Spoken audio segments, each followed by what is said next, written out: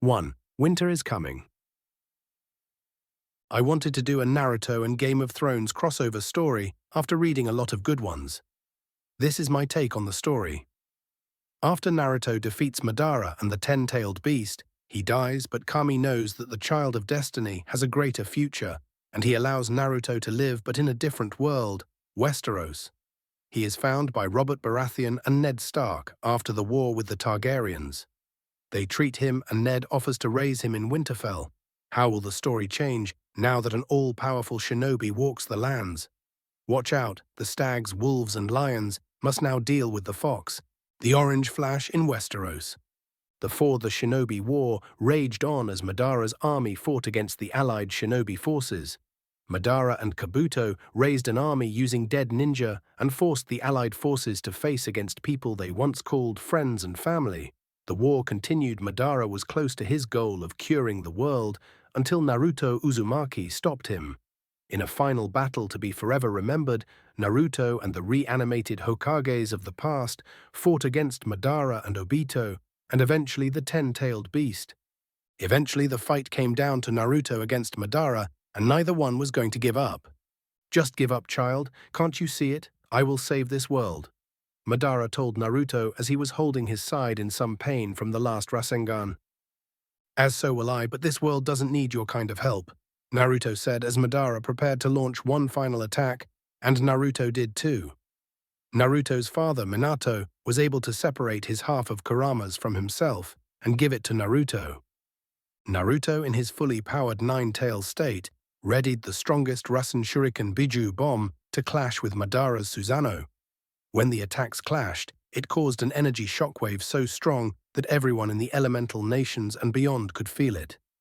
Madara's Susanoo couldn't stand against the power, and he was killed by the sheer force of the blast and disintegrated. Naruto smiled as his handiwork, but then felt something odd. He then felt his heart beat erratically, and he started to cough up blood. He fell to his knees in pain as blood dripped from his mouth and his vision blurred.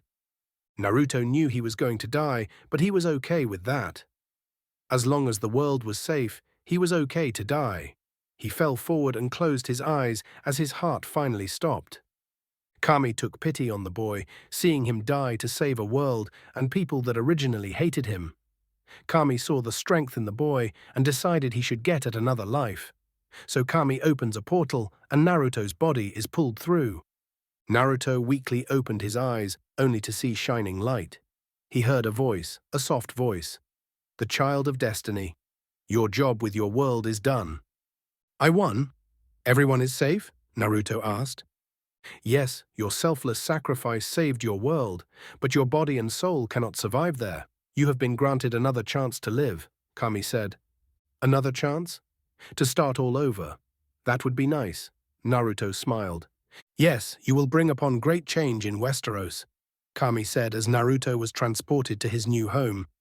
Robert Baratheon and Ned Stark were riding back after the war against the Targaryens. They were both tired and wanted to go home. Then a bright flash of light startled them and their horses as they went crazy. They calmed their horses down to see what they didn't think was possible. A portal formed from the light and a body fell out and hit the ground. The portal instantly closed, but not before it sent a bright flash of light into the sky, and the second it did that, a sword fell from the sky and landed next to the boy. Ned and Robert got off their horses and ran to the boy to find him unconscious and bloody.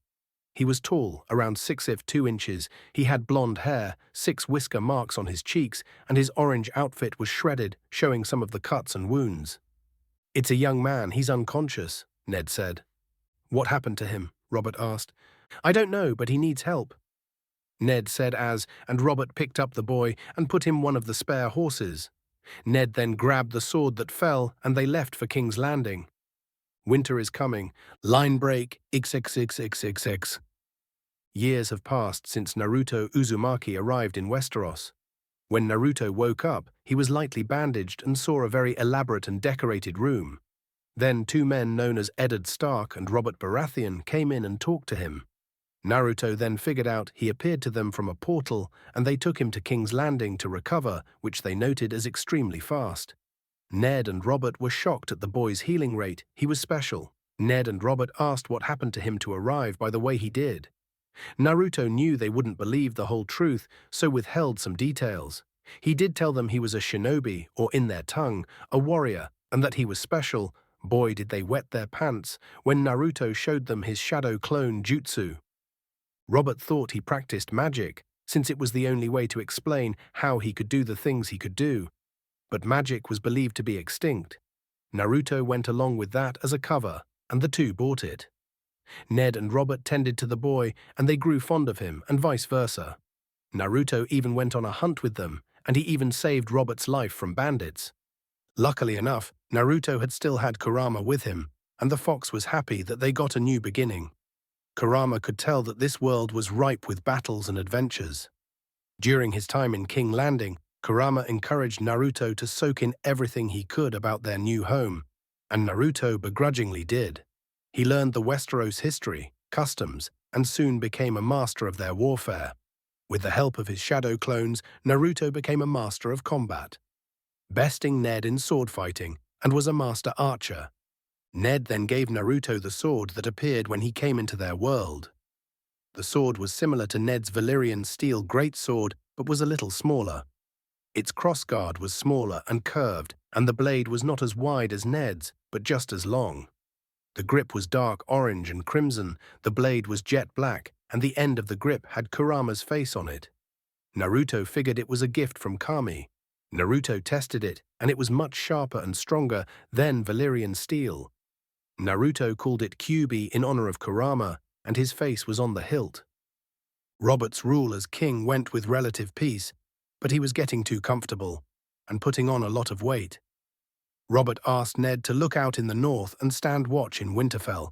Naruto volunteered to go with him to help Ned watch over the north as repayment for taking care of him. Line break, X6X, start of the TV show Canon. In one of the training courtyards in Winterfell, Bran was practicing his archery skills with the help of Jon and Robb, while Ned and Kat watched. Bran's first attempt, he missed and hits a barrel on the side. Bran was frustrated at this, and everyone could see it. Jon then pat him on the shoulder. "Go on, father's watching, and your mother," Jon said as Bran looked to see Ned and Kat smiling at him. Bran then pulled another arrow back, but his bow arm was unsteady, and when he released the arrow, it flew over the target and hit the trees. Jon and Robb laughed as Bran was getting more frustrated. "And which one of you was a marksman at 10? Ned asked, as the others stopped laughing but still smiled. "Keep practicing, Bran. Go on." "Don't think too much, Bran," Jon said as Bran pulled back an arrow. "Relax your bow arm," Robb said as Bran tried. Before Bran could fire, another arrow zoomed past them and hit the dead center of the target. They turned to see Arya with a bow. She smiled and gave a curtsy, but before Bran could act, a knife flew through the air and sliced her arrow in half. "Not bad, Arya. Not bad," Naruto said, hanging upside down with his legs hooked on the ceiling. He then flipped and landed next to her and pat her on the head as she smiled. "For the record, Ned, I was a marksman at 10. Naruto said as he walked out to join Bran and the others, as Ned and Kat smiled. "Bran, you're thinking too much. Relax your mind, it must come to you like reading or walking. Think of it as an extension of your will," Naruto told Bran. Naruto then grabbed his bow and fired an arrow at the second target, hitting the dead center. He then drew a second arrow and hit the same spot, splitting that arrow in half. "See?" Bran smiled as Naruto helped him, and Robb and Jon smiled as well. But the smile on Ned's face was the most notable. Years have passed since he and Robert found Naruto, and he has grown. He has become quiet, the strapping young man, but hasn't aged as much as the others. Naruto told him his magic makes his age slower. Despite that, Naruto is family to Ned, and the others think so as well. All of the Starks are very fond of Naruto. Kat sees him as a son, and the others see his as family. He is like a big brother to Arya and Bran, mentoring them, looking out for them, and making sure they stay safe. Naruto had helps raised the Starks, and they all admired him, especially Jon, Robb, and Sansa. He and Sansa were particularly close, and they suspected that they had feelings for one another. Naruto was a Stark in all but blood, and he vowed he would do whatever to protect them. Sir Roderick then appeared to deliver some sour news. "Lord Stark, milady, A guardsman just came in from the hills. They've captured a deserter from the Night's Watch, Roderick said as Ned became serious. Get the lads to saddle their horses. Ned told Greyjoy, who nodded and left. Do you have to? Cat asked, not wanting them to go through with it. He swore an oath, Cat, Ned told her. Law is law, milady, Roderick said as she just shook her head. Tell Bran he's coming too, Ned said as Cat was against the idea. Ned, 10 is too young to see such things, Cat told him. He won't be a boy forever, and winter is coming, Ned said as he went back over to Naruto and the others. Naruto, let's go, Ned said as Naruto nodded and left to get his things.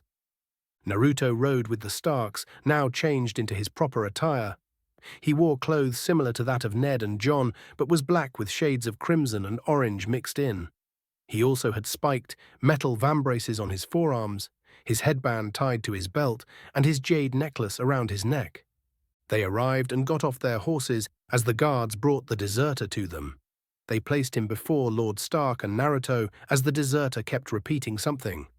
I know I broke my oath, and I know I'm a deserter. I should have gone back to the wall to warn them, but I saw what I saw. I saw White Walkers. People need to know. If you can get word to my family, tell them I'm a coward. Tell them I'm sorry, the man said as Ned motioned the guards to place his head on the execution log. Ned then grabbed his sword and stabbed into the ground and spoke as Jon told Bran not to look away. Ned spoke his title and the sentence of death and executed the deserter. Ned then went over to Bran to talk to him as Naruto thought about what the deserter said. Kurama told Naruto that the deserter was not lying. Not that it alone is not enough to prove the deserter's points, but it does raise an issue. If the White Walkers were back, why now? They have been gone for thousands of years. Naruto would need to look into this, or it would come back to hurt them. He would send a shadow clone to the wall to see if he could find evidence. One lucky gift of shadow clones is that they make the perfect spy network, and Naruto followed in the same path as Pervy Sage and had his own spy network in Westeros and Essos. If knowledge was power, he would be the most powerful man in the land. They all rode back to Winterfell, but along the way they spotted a dead and eviscerated stag corpse. Naruto got off his horse first and inspected it as Ned soon followed. What is it? Jon asked. Mountain lion, Theon guessed. No mountain lions in these woods, Ned said. Must have happened recently, real recently. Naruto said, referring to the stench and how long the body decayed. Naruto then saw a trail leading from the woods to the river, and he followed it. Ned and the others followed. They walked along the path, and what they saw shocked them. The corpse of a dead direwolf mother. She was killed by a stag, but she gave birth as she had 5 pups near her body. Naruto got close and checked on the pups, and they were healthy. The pups took a liking to him, and they moved near him as he gave them some water from his pouch. Ned was shocked to see this as he got closer, thinking it was an illusion. It's a freak, Greyjoy said. It's a direwolf, soulful beast, Ned said as he pulled out the stag antlers pierced into the corpse. There are no direwolves south of the wall, Rob said. Now there are 5, Naruto said as he picked one up and handed him to Bran. Want to hold it? Where will they go? Their mother's dead, Bran asked as the pup got comfortable in his arms. They don't belong down here, Roderick said. Ned said to have them killed as Bran protested. Jon then raised the point that the pups could be a sign. The direwolf was the symbol of their house, and there were 5 pups for each of the Stark children. Ned thought about this. He looked at Naruto, who nodded, and Ned agreed, but the children would have to look after them. Rob and Theon grabbed the remaining 4 pups as they left, but Naruto found one more, much smaller than the rest. He decided to give him to Jon, who smiled and thanked him. Naruto smiled as they got back to their horses, but wondered if the direwolf was really a sign that something big was going to happen to Westeros and to the Starks. Line break XXXXX. In King's Landing, bells from the tower could be heard throughout the city as they were mourning the death of Jon Arryn, the hand of the king who had passed. Cersei Lannister watched in the chamber as priests were conducting death rites for Jon. Jaime Lannister, her brother, walked up beside her. As your brother, I feel that it's my duty to warn you. You worry too much. It's starting to show, Jaime said, and you never worry about anything. When we were 7, we jumped off the cliffs at Casterly Rock. 100-foot drop into the water. You were never afraid, Cersei said. There was nothing to be afraid of until you told father. Lannisters don't act like fools. Jaime said, mimicking his father. What if Jon Arryn told someone? Cersei asked. But who would he tell? Jaime asked. My husband, Cersei said. If he told the king, both our heads would be skewered on the city gates by now. Whatever Jon Arryn knew or didn't know died with him. Then Robert will hire a new hand, someone to do his job while he's out fucking boars and hunting whores. Or is it the other way around? And life will go on, Jaime said. You should be the hand of the king, Cersei said. That's an honor I could do without. The days are too long, their lives are too short, Jaime said as they looked at Jon's body, unaware that a cloaked figure in the shadows heard them. The figure didn't know what secret Arryn knew, but the Lannisters were behind it. Line break X66X. Back in Winterfell, a raven flew overhead and landed in the city with a parchment attached to its leg. Kat was walking through the city to find her husband while Naruto was busy training. He was in the courtyard set up with 9 training targets. He was blindfolded as children came over to watch him. They were excited to wonder what Naruto, the orange flash of Westeros, would do. How he got his name, you'll find out. Naruto relaxed his body as he moved his hands to grab his remaining kunai off his belt. He then threw one at the target in front of him, then threw 2 to his right and left, threw 2 more at each pair as they flew through the air. The kunai ricocheted off each other and each hit the dead center of the target, except one which bounced and heading straight for his head. Naruto then disappeared in an orange flash, and the kunai sailed through the air and hit the last remaining target. The flash appeared again, and Naruto was back in the training ground. He took off his blindfold and smiled as his aim was perfect as ever, and his Hirashin was flawless. Naruto whistled to himself as he plucked the kunai out of the targets and then flashed to the tool shed to grab his Hirashin. Kunai he placed there and teleported back. The children clapped and cheered as Naruto reappeared, amazed at the magic he could do. Naruto chuckled as he prepared his bow for archery training when he heard a voice. Naruto, there you are. Naruto turned to see Sansa. Sansa, you were looking for me? Naruto asked as she joined him. Yes, I was looking for you. Mother told me a raven from King's Landing came in. The king is coming, Sansa said. Robert? Must be something important, Naruto said as he fired an arrow in the dead center of the target. Mother wants everyone to prepare for his arrival, Sansa said. Of course, but Robert has some time before he arrives, and if needed my clones can make sure everything is ready. Naruto said with a smile as Sansa blushed. Come, you try. Naruto said, holding out his bow. Oh, Naruto, I don't know. I never fired one before, Sansa said. Then try. I would have you defend yourself should the time come when I'm not by your side, Naruto said as Sansa agreed and held the bow. Now hold the bow steady, draw the arrow back and release, Naruto told her as she did. She struggled to pull the arrow back, and when she released it, flew way off course. Well, we have more work to do, Naruto said as he gave her another arrow. Now try again, but relax, breathe. Everything you do, breathe, Naruto said as Sansa calmed down and slowed her breathing and pulled the arrow back. When she released it, it hit the target but was still way off from the center. Better, Naruto said as Sansa smiled. Kat came into the courtyard and saw Naruto and Sansa together and smiled, but they needed to get ready. Naruto, Sansa, it's time for dinner, Kat said as they both agreed. Naruto put his bow back and they went to eat. For the next few weeks, Winterfell was busy with workers and cooks, getting ready for King Robert's arrival. Kat had the workers prepare the rooms for the royal family to be perfect. The boys had to be shaven and groomed before they were presented to the king, except for Naruto, who would handle his own grooming. Naruto shortened his hair so it was back to the length he had it when he was back in his world. Think his hair length in Shippuden. The castle was very serious today as Robert would arrive.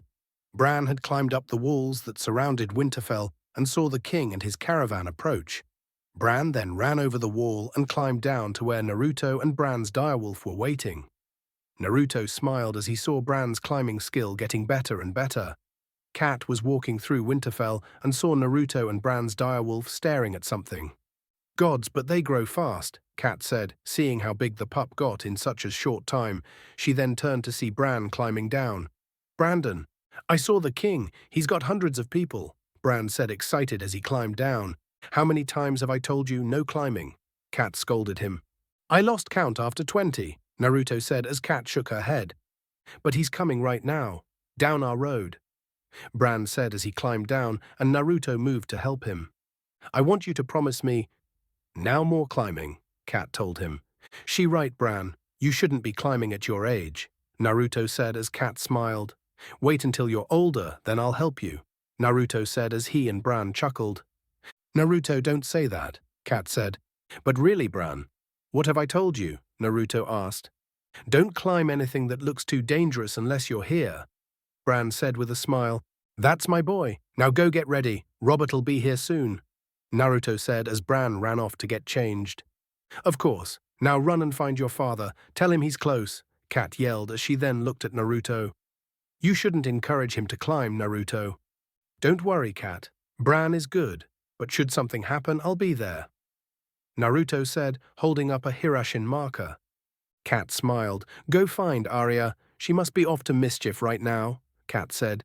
Got it, Naruto said as he disappeared in a flash. The king and his caravan galloped through the gates of Winterfell as everyone was trying to catch a glimpse of the king. Arya, who was wearing a steel guardsman helmet, squeezed through the crowd and climbed up a wagon to get a better look.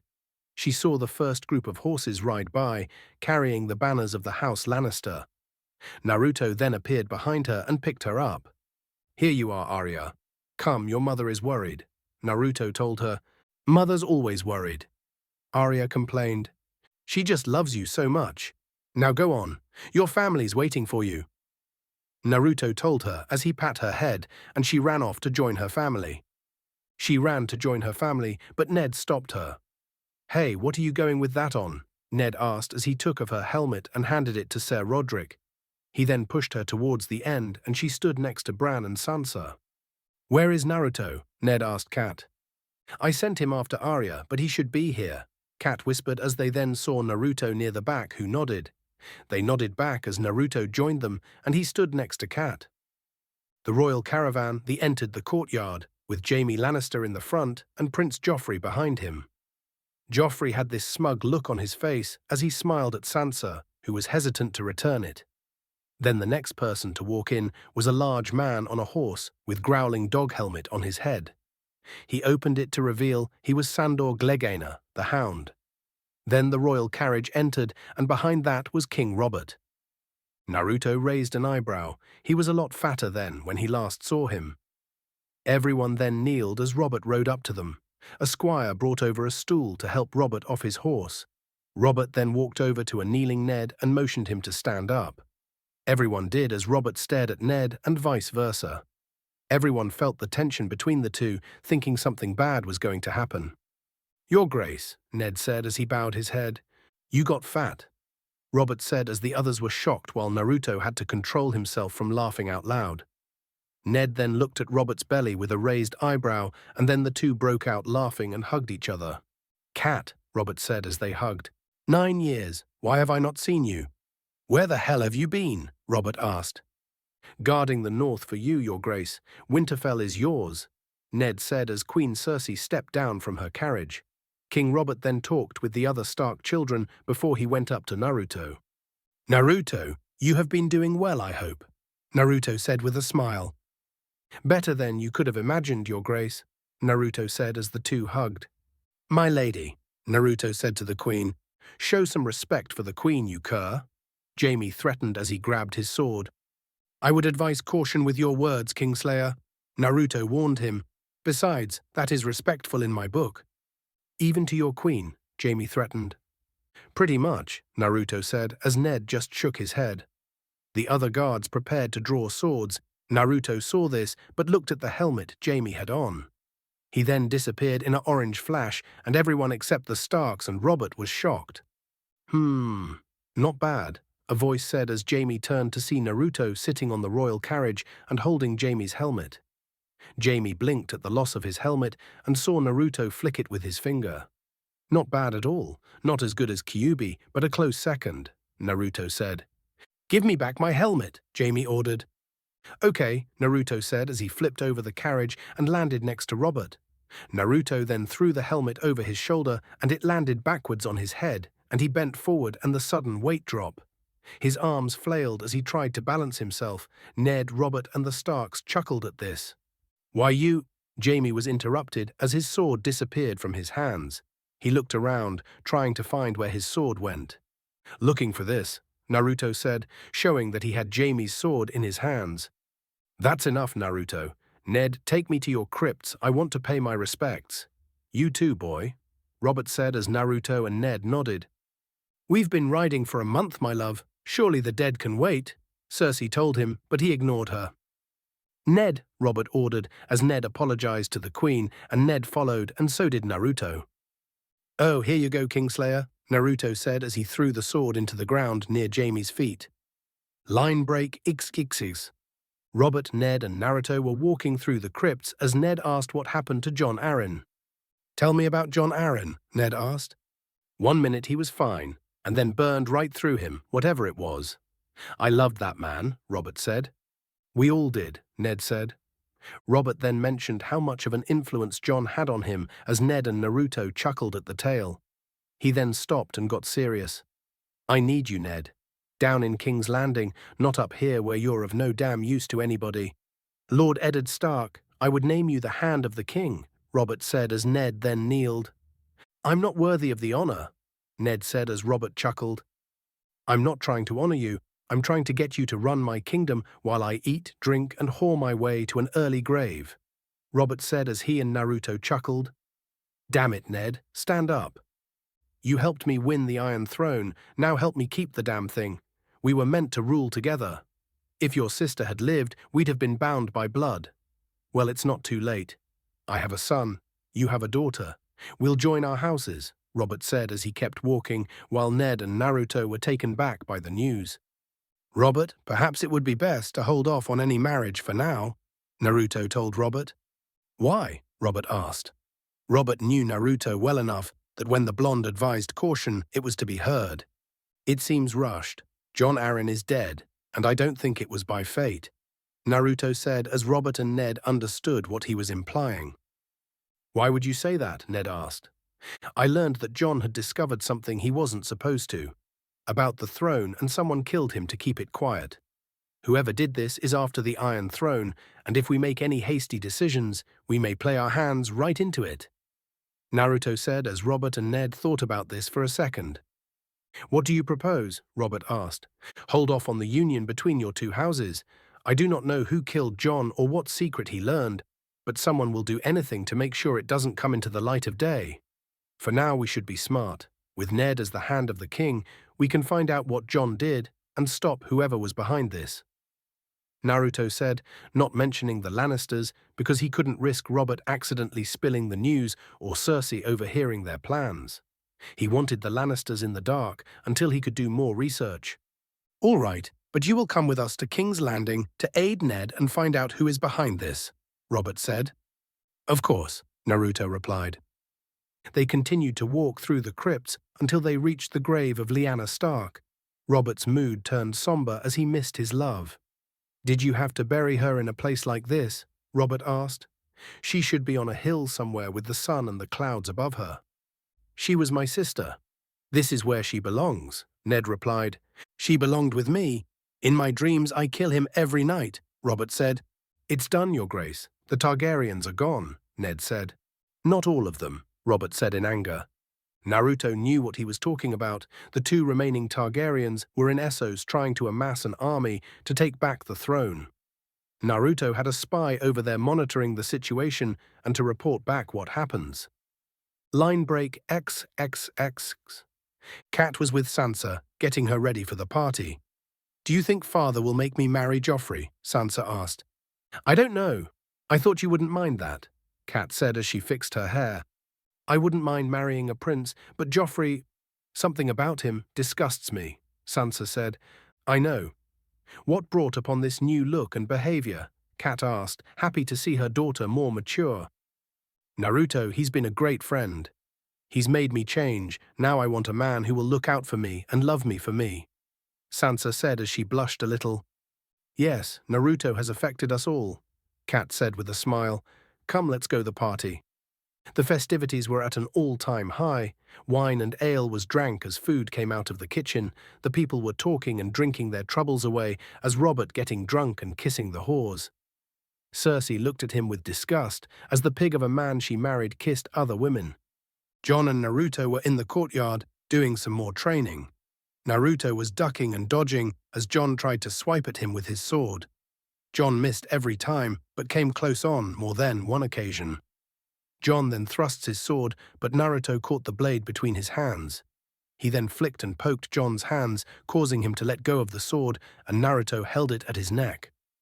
Not bad, Jon, Naruto said with a smile as he handed Jon his sword back. I still haven't cut you, Jon said. I doubt anyone in this land could cut me, but keep training and maybe one day you might, Naruto said as he pat Jon on the shoulder. You're Ned Stark's bastard, aren't you? A voice said as they turned to see a small man leaning against a wall and walk up to them. Who wants to know? Jon asked. Tyrion Lannister, the small man said, introducing himself. Tywin Lannister's son, Naruto said. Not how people usually know me, but yes, Tyrion said. An honor to me, you. The one Lannister I believe I cannot hate. Naruto joked as he shook Tyrion's hand. Ah, you must be that Naruto fellow my brother complained about. He wouldn't shut up at how a boy took his helmet and sword without him looking. Tyrion joked. My bad, but I'm called the Orange Flash for a reason, and you should tell that brother of yours to pull the stick out of his ass, Naruto said as Tyrion and Jon laughed. I will do so, but that is harder than you might think, Tyrion said. Well, if you excuse me, I must eat, Naruto said as he left and waved goodbye. Naruto entered the dining hall to see the festivities in full swing. Everyone was having a merry time, including Robert, who was getting too frisky with the maids. Naruto just shook his head. He then grabbed a cup of water and an apple and walked past the Queen and Cat. Cat, Your Grace, Naruto said as he bowed and then threw his apple up and then caught it and took a bit. Cat just chuckled as Cersei looked at her. That boy, Naruto, he's an interesting one, Cersei said as they saw Naruto sit next to Sansa, who smiled and moved closer to him. Yes, he is. He's the most caring young man you can ever meet, and yet be as strong and ruthless as possible if the ones he cares for are in trouble, Kat said with a smile as she saw Sansa giggle as Naruto talked to her. She leaned next to him, her head on his shoulder as Arya laughed as well. Arya then flicked some food over at Sansa, but Naruto used a plate to block it. He gave her a look as she chuckled. Naruto then nodded at Rob, who understood and took Arya to bed. The festivities had ended, as many of the drunks had fallen asleep, and Ned and Kat retired to their bed. Kat was complaining that she didn't want him to go to King's Landing. Then they heard a knock on the door, and it was Naruto. Ned told Naruto to come in, as Naruto seemed to have a look on his face. Forgive me, Ned, Kat, but a rider came in the night from your sister. He had this, Naruto said, giving Kat the note. Kat read the note and then threw it in the fire. What news? Ned asked. She's fled the capital. She says Jon Arryn was murdered. By the Lannisters. She says the king is in danger, Kat said as Ned didn't know what to think, while Naruto figured he was right. Cersei and Jaime are behind this, if not Tywin was. Naruto, is this what you spoke of? Ned asked. Yes, I found out the Lannisters were involved in the Arryn's death, but I could not risk letting them find out, which is why I kept that part to myself, Naruto said. If this news is true, and the Lannisters conspire against the throne, who but you can protect the king? They murdered the last hand. Now you want Ned to take the job, Kat said. If they Lannisters want the throne, Ned and I are the only ones who can protect Robert and expose their treachery. If we stand idle and do nothing, I fear for Westeros, Naruto said as Ned was deep in thought. Line break, xxx. The next morning, the king, Ned, and everyone else were preparing for a hunt. Naruto was fixing his saddle as he saw Ned still deep in thought. The revelation over what the Lannisters had done struck him hard, but he knew he and Naruto were the only ones who could protect the king. Naruto then joined Ned as the two were on their horses and Robert rode over. You as good with a spear as you used to be? Robert asked. No, But I'm still better than you, Ned said as they chuckled. I know what I'm putting you through. Thank you for saying yes. I only asked because I need you. You're a loyal friend, you hear me? A loyal friend. One of the last I've got, Robert said as he looked at Naruto, who smiled back. I hope I serve you well, Ned said. You will, and I'll make sure you don't look so fucking grim all the time, Robert said as he chuckled. Good luck with that, Naruto joked. They left on their hunting trip as Bran got back to climbing. He climbed up the old lookout tower with great skill, and as he reached the top, he heard a woman moaning. He climbed over to the window and was shocked to see what he saw. Jaime Lannister and Cersei Lannister were together with him, thrusting into her from behind, and she was taking it like a dog in heat. Jaime pulled his sister into his chest as he kissed her neck, but Cersei saw Bran in the window as he tried to climb down, but Jaime grabbed him.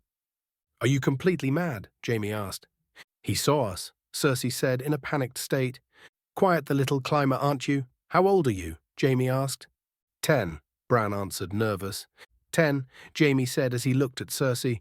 The things I do for love, Jaime said as he pushed Bran out the window, causing him to fall.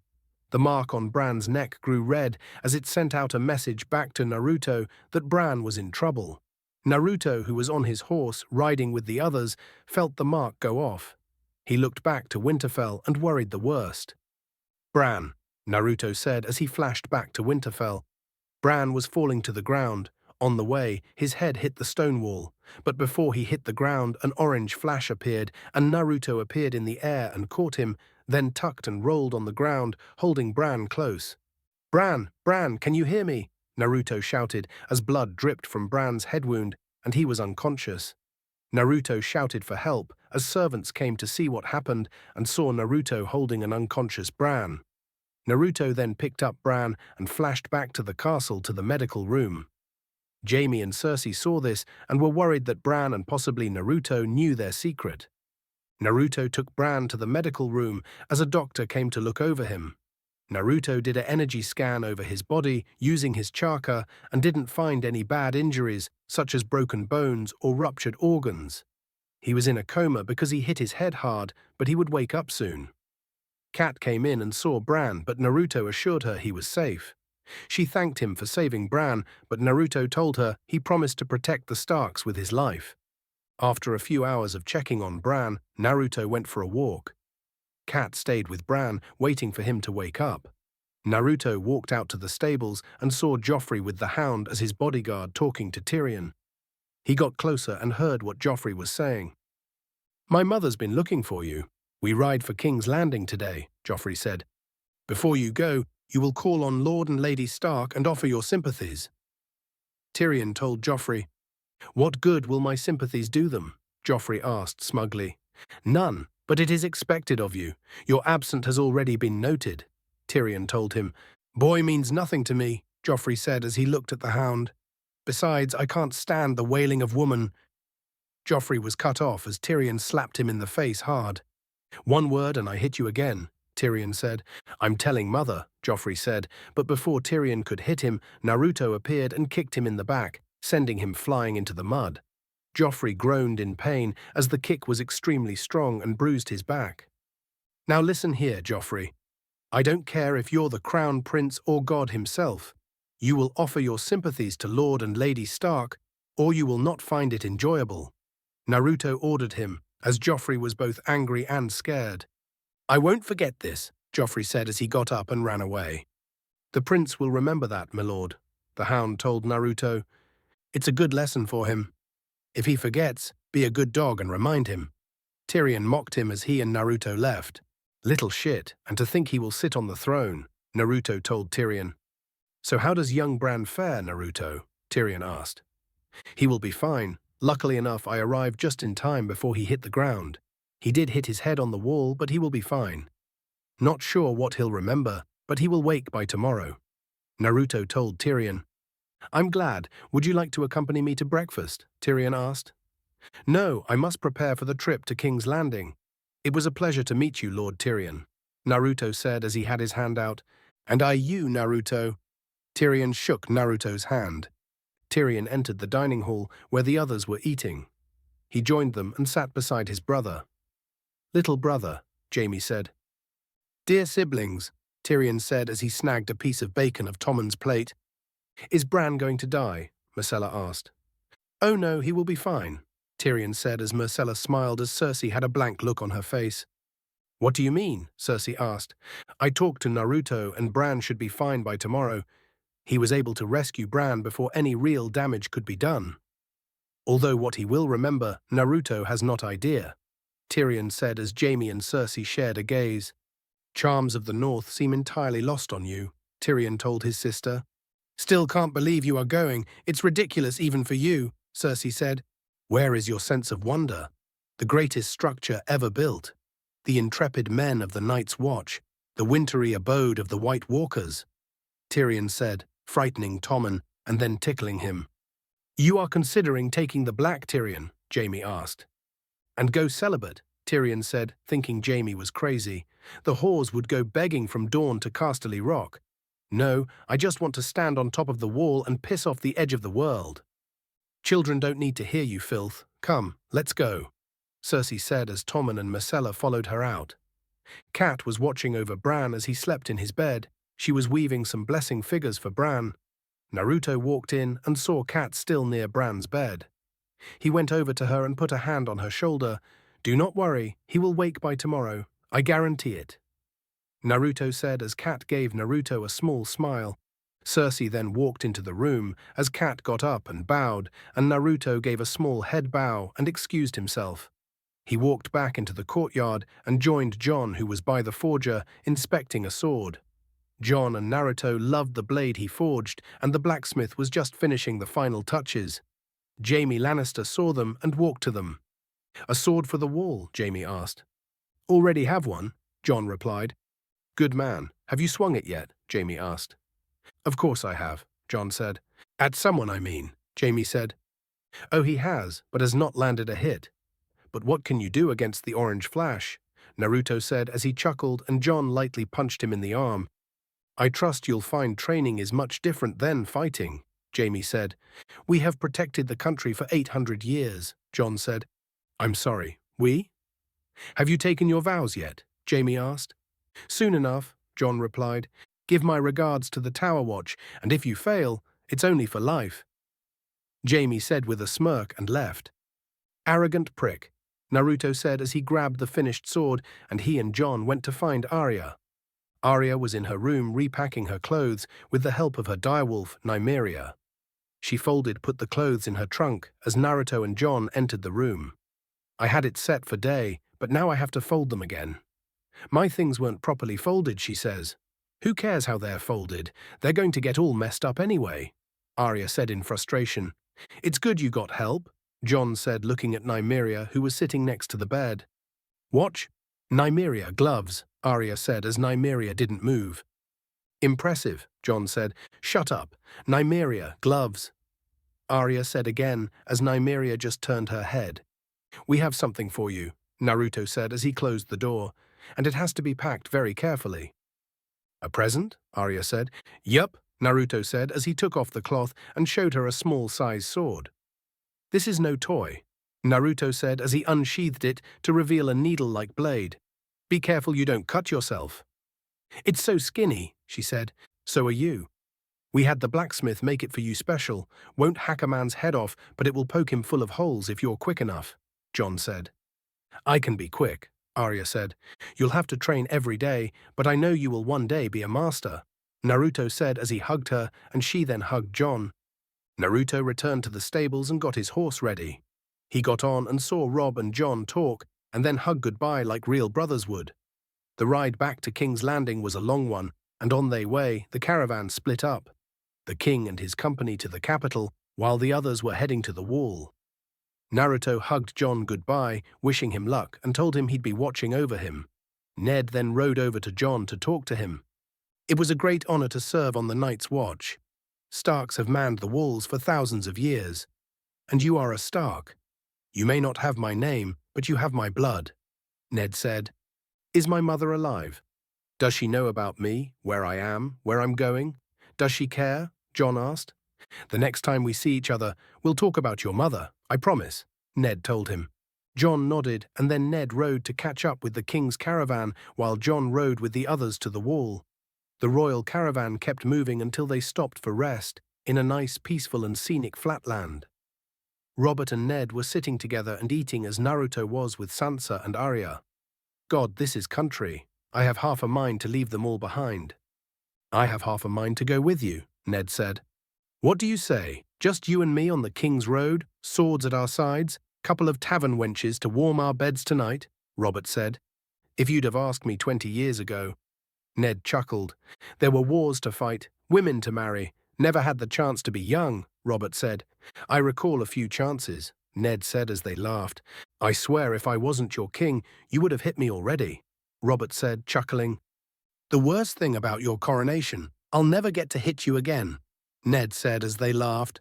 Trust me, that's not the worst thing, Robert said as he handed Ned a note. There was a rider in the night. Ned read the note. Daenerys Targaryen has wed some Dothraki horse lord. What of it? Should we send her a wedding gift? Ned asked. A knife, perhaps, a good sharp one, and a bold man to wield it, Robert said. She's little more than a child, Ned said. Soon enough, that child will start spreading her legs and start breeding, Robert said. Please tell me we're not speaking of this, Ned said. Oh, it's unspeakable to you. What her father did to your family, that was unspeakable.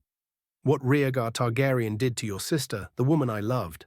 I'll kill every Targaryen I get my hands on, Robert said in anger. You can't get your hands on this one, can you? Ned asked. This Khal Drogo. It said he has 100,000 men in his horde, Robert said. Even 1,000,000 Dothraki are no threat to the realm, as long as they remain on the other side of the narrow sea. They have no ships, Robert, Ned told Robert. There are still those in the 7 kingdoms who call me usurper. The Targaryen boy crosses with a Dothraki horde at his back. The scum will join him, Robert said. He will not cross, and if by chance he does, we'll throw him back into the sea, Ned said as Robert's anger didn't disappear. There's a war coming, Ned. I don't know when, I don't know who will be fighting, but it's coming, Robert told him. Line break XXXX. Night had settled over Westeros as Cat was tending to Bran. She hadn't moved from her spot as she wove more good luck charms for him. Robb even stopped by to get her to rest, but she wouldn't move from her spot. Naruto told her he would wake up soon and she would be by his side when he did. Robb opened the window and they hear the direwolves moaning and howling in the night. Robb then realized there was a fire and ran to check on it. Then a man snuck into the room where Bran was, and Cat saw that he was here to kill Bran. He grabbed a knife and moved to kill Bran, but Cat tried to stop him. She struggled as he choked her and tried to slit her throat, but then she disappeared. The man looked around and then saw a fist coming right for his head. The fist connected, and he heard his nose crunch and he flew into the wall. The man saw the new threat. It was Naruto, with Cat behind him. The man then charged with his knife, but Naruto just kicked him into the wall again and then grabbed his arm and threw him over his shoulder and onto the ground. Then Bran's direwolf ran into the room and pounced on the man. The direwolf chewed and gnawed and ripped the man's throat out. The direwolf then jumped onto Bran's bed and protected him. Good boy, Naruto said as he pet the direwolf. He then checked on Cat. Are you hurt? Naruto asked. I'm fine, I thought you left, Cat asked. I did, but I had a clone stay behind to look after you guys, Naruto said with a smile as he then moved over to the assassin. Naruto checked the body for any note or identifiable mark, but there was nothing except for the knife. Naruto inspected it, and it was very high-end, and it belonged to the person who wanted Bran dead. After the attempted assassination, Cat decided to do some detective work. She went to the tower and the spot that Naruto told her Bran fell from. She looked around the area and noticed that there was a clean spot on the floor, but only in a small area. The rest of the floor was covered in leaves and dead twigs, but this spot was a complete circle. She then saw that there was a lock of long blonde hair on the ground and came to a startling discovery. She then gathered Robb, Theon, Roderick, and Naruto at the lake to tell them, "What I am about to tell you must remain between us. I don't think Bran fell from that tower. I think he was thrown." "The boy was always short-footed before," Roderick said. "Someone tried to kill him twice. Why murder an innocent child unless he saw something he wasn't meant to see? Cat said. Saw what, milady? Theon asked. I don't know, but I would stake my life the Lannisters are involved. They already have reason to suspect our loyalty to the crown, Cat said. The blade was too well made for a lowly assassin. The blade is Valyrian steel and the hilt is dragon bone.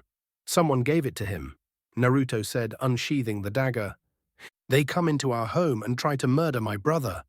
If it's war they want, if it comes to that, you'll know I stand beside you, Theon said as Robb nodded.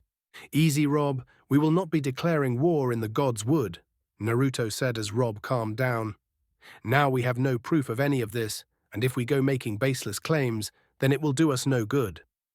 But Ned should be told, Naruto said. I do not trust a rave to carry these words, Cat said. I will go to King's Landing, Robb said. No, there must always be a Stark in Winterfell, Cat said. She's right. Right now we must act as if nothing has changed, or we will tip the Lannisters off. I will send a message back to myself with Ned, but it would be best to come from you, Cat.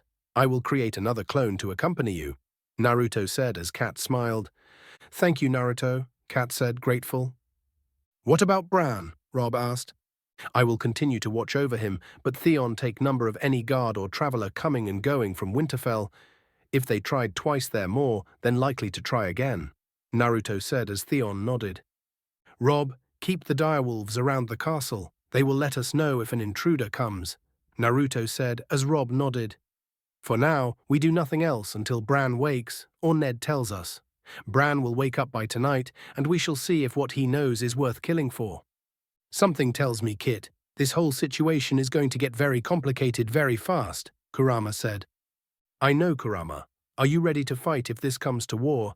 Naruto asked. Born that way, Kurama said with a smile. Line break, XXXX. The king's caravan reached the Crossroads Inn on the way down to the capital. It was a bustle with activity as the knights and guards set up tents and were discussing matters, while workers quickly got to work helping the king and the family settle in. Ned entrusted Naruto to look after Sansa and Arya as he talked with Robert, and Naruto agreed. Naruto changed his outfit, so he now wore a lighter version of his heavy Winterfell clothing since the heat was becoming an issue. He wore a crimson long-sleeve jacket as an orange shirt and a pair of dark blue pants.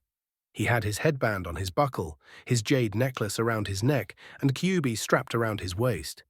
He found Sansa, and the two were walking through the area as Sansa was walking her direwolf lady. They walked through the encampment, watching the guards move back and forth, carrying supplies, as several of Cersei's maidens spotted Naruto and giggled. Naruto just shook his head as he and Sansa kept walking. An old man stepped in front of them. Pardon me, sir, Sansa said to the man. The man just creepily stared at her, wide-eyed. The hound then walked up behind Naruto and Sansa. Do I frighten you so much, girl, or is it him that's making you shake? Sandor asked. He frightens me too. Look at that face. I'm sorry if I offended you, sir, Sansa told the man who just walked away. Creepy, Naruto said. Why won't he speak to me? Sansa asked.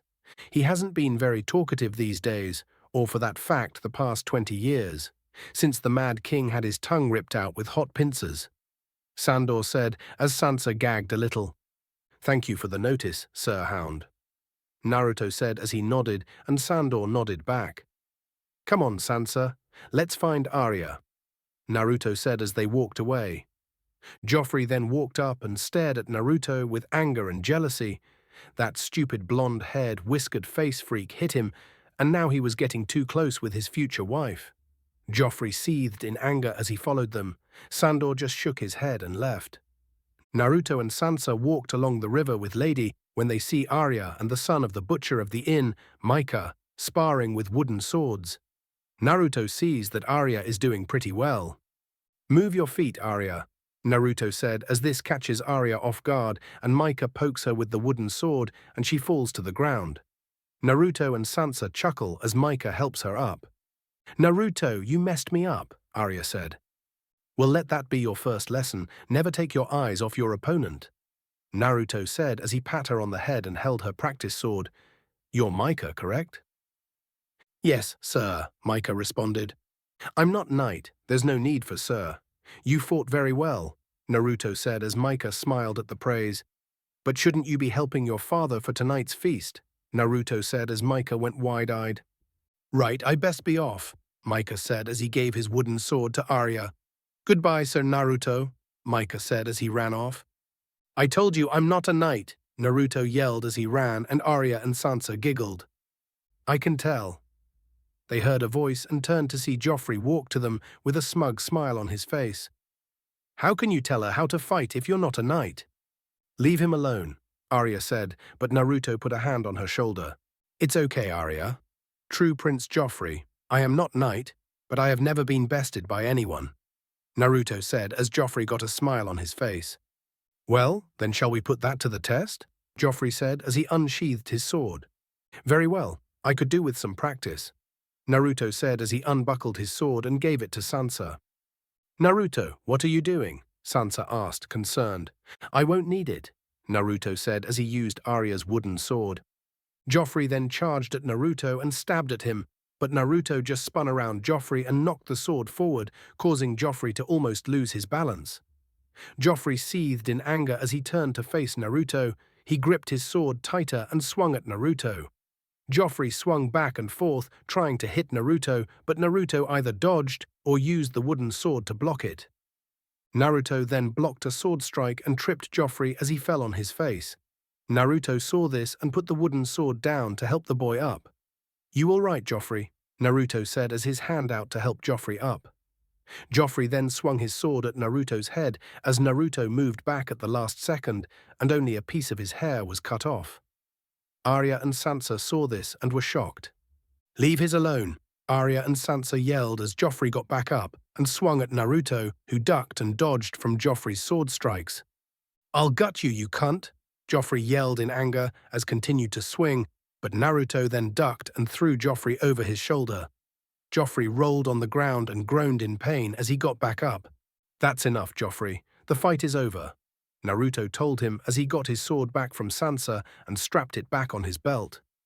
The three then left, but Joffrey got so angry he grabbed his sword and charged at Naruto.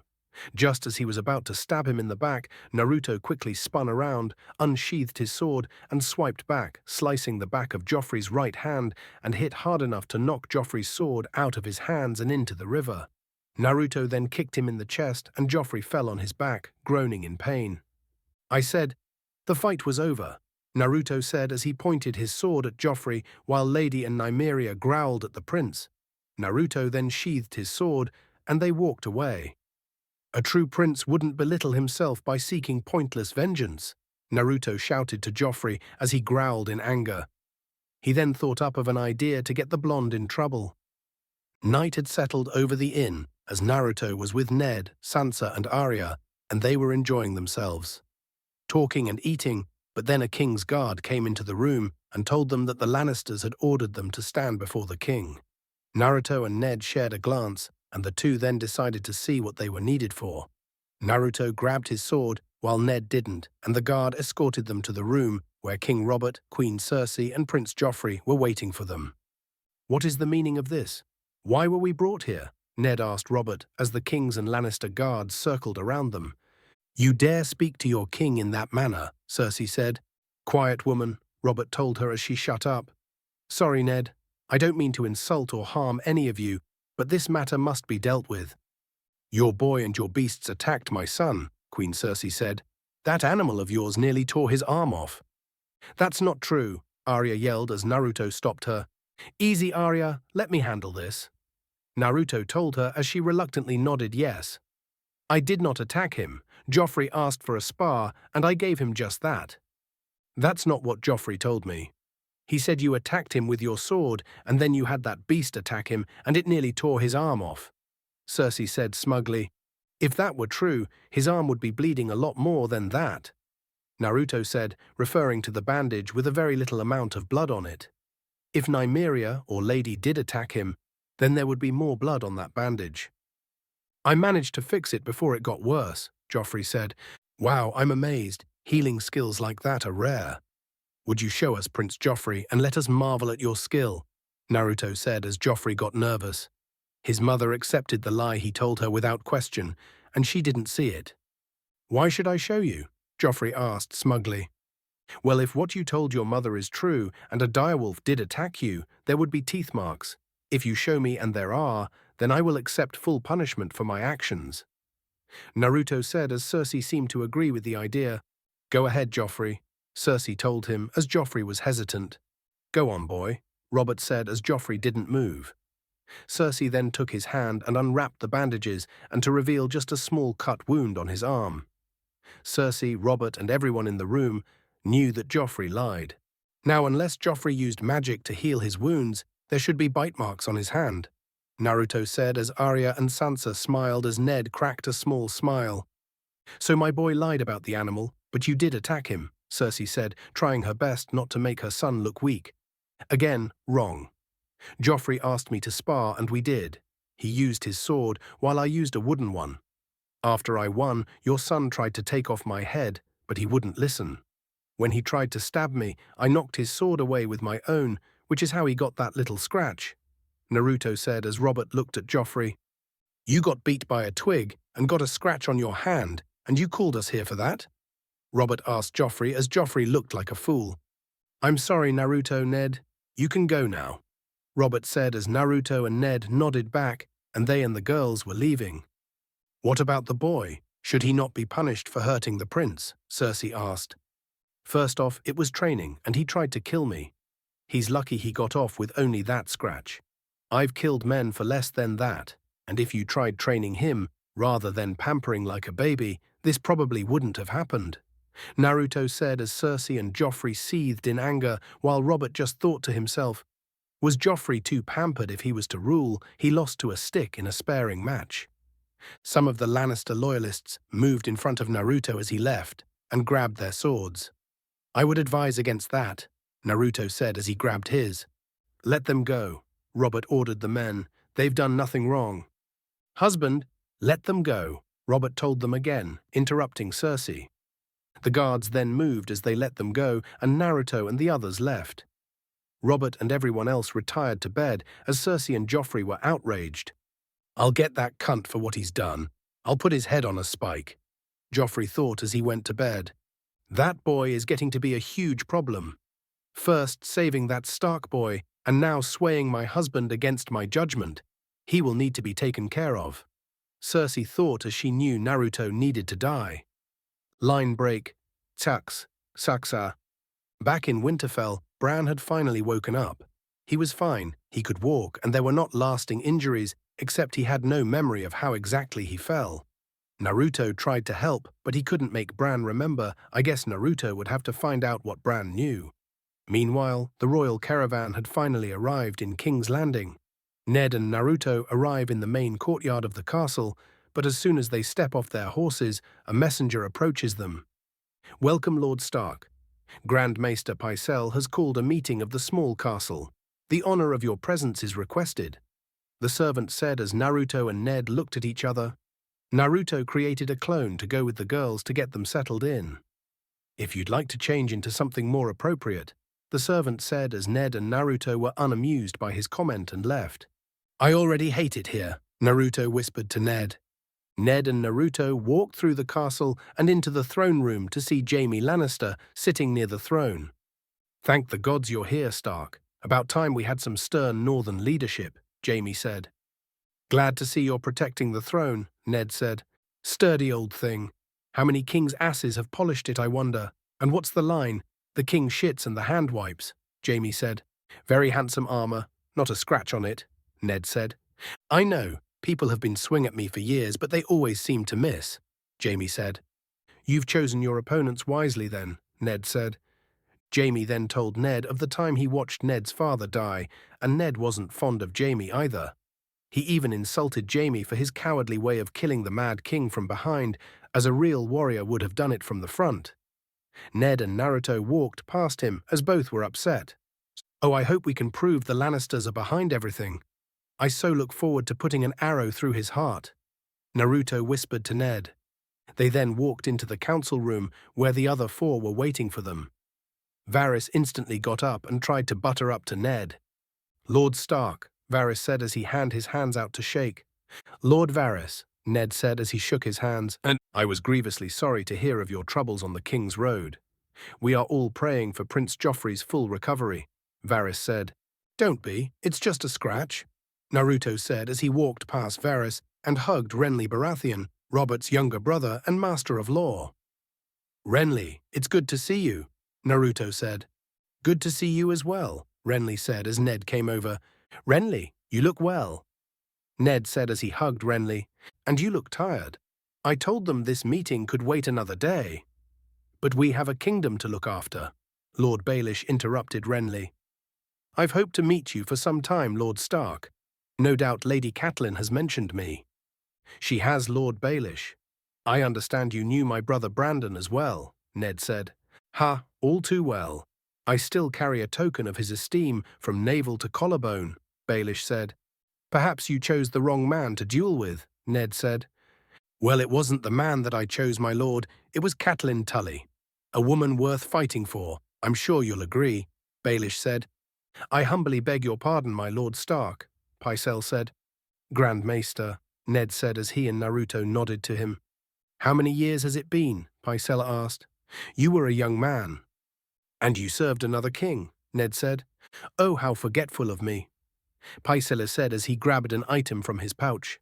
This belongs to you now, he said as he handed the hand button to Ned. Shall we begin? Without the king, Ned asked. Winter may be coming, but I'm afraid the same cannot be said for my brother. He has told us that Naruto will be allowed to attend the meetings as his job to aid Lord Stark, Renly said as the others nodded.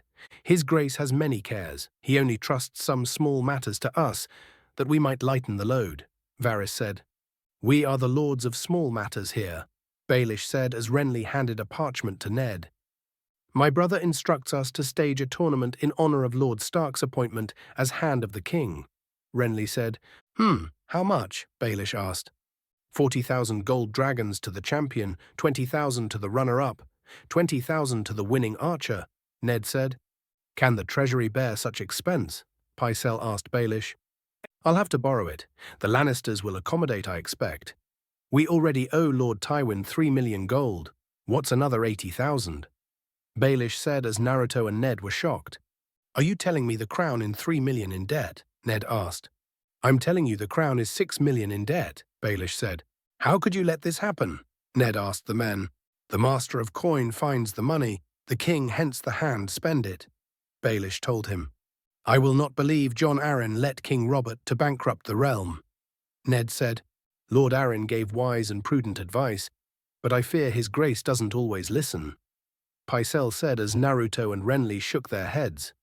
Counting coppers, he calls it, Renly said. I'll speak to him tomorrow. This tournament is an extravagance we cannot afford, Ned told them.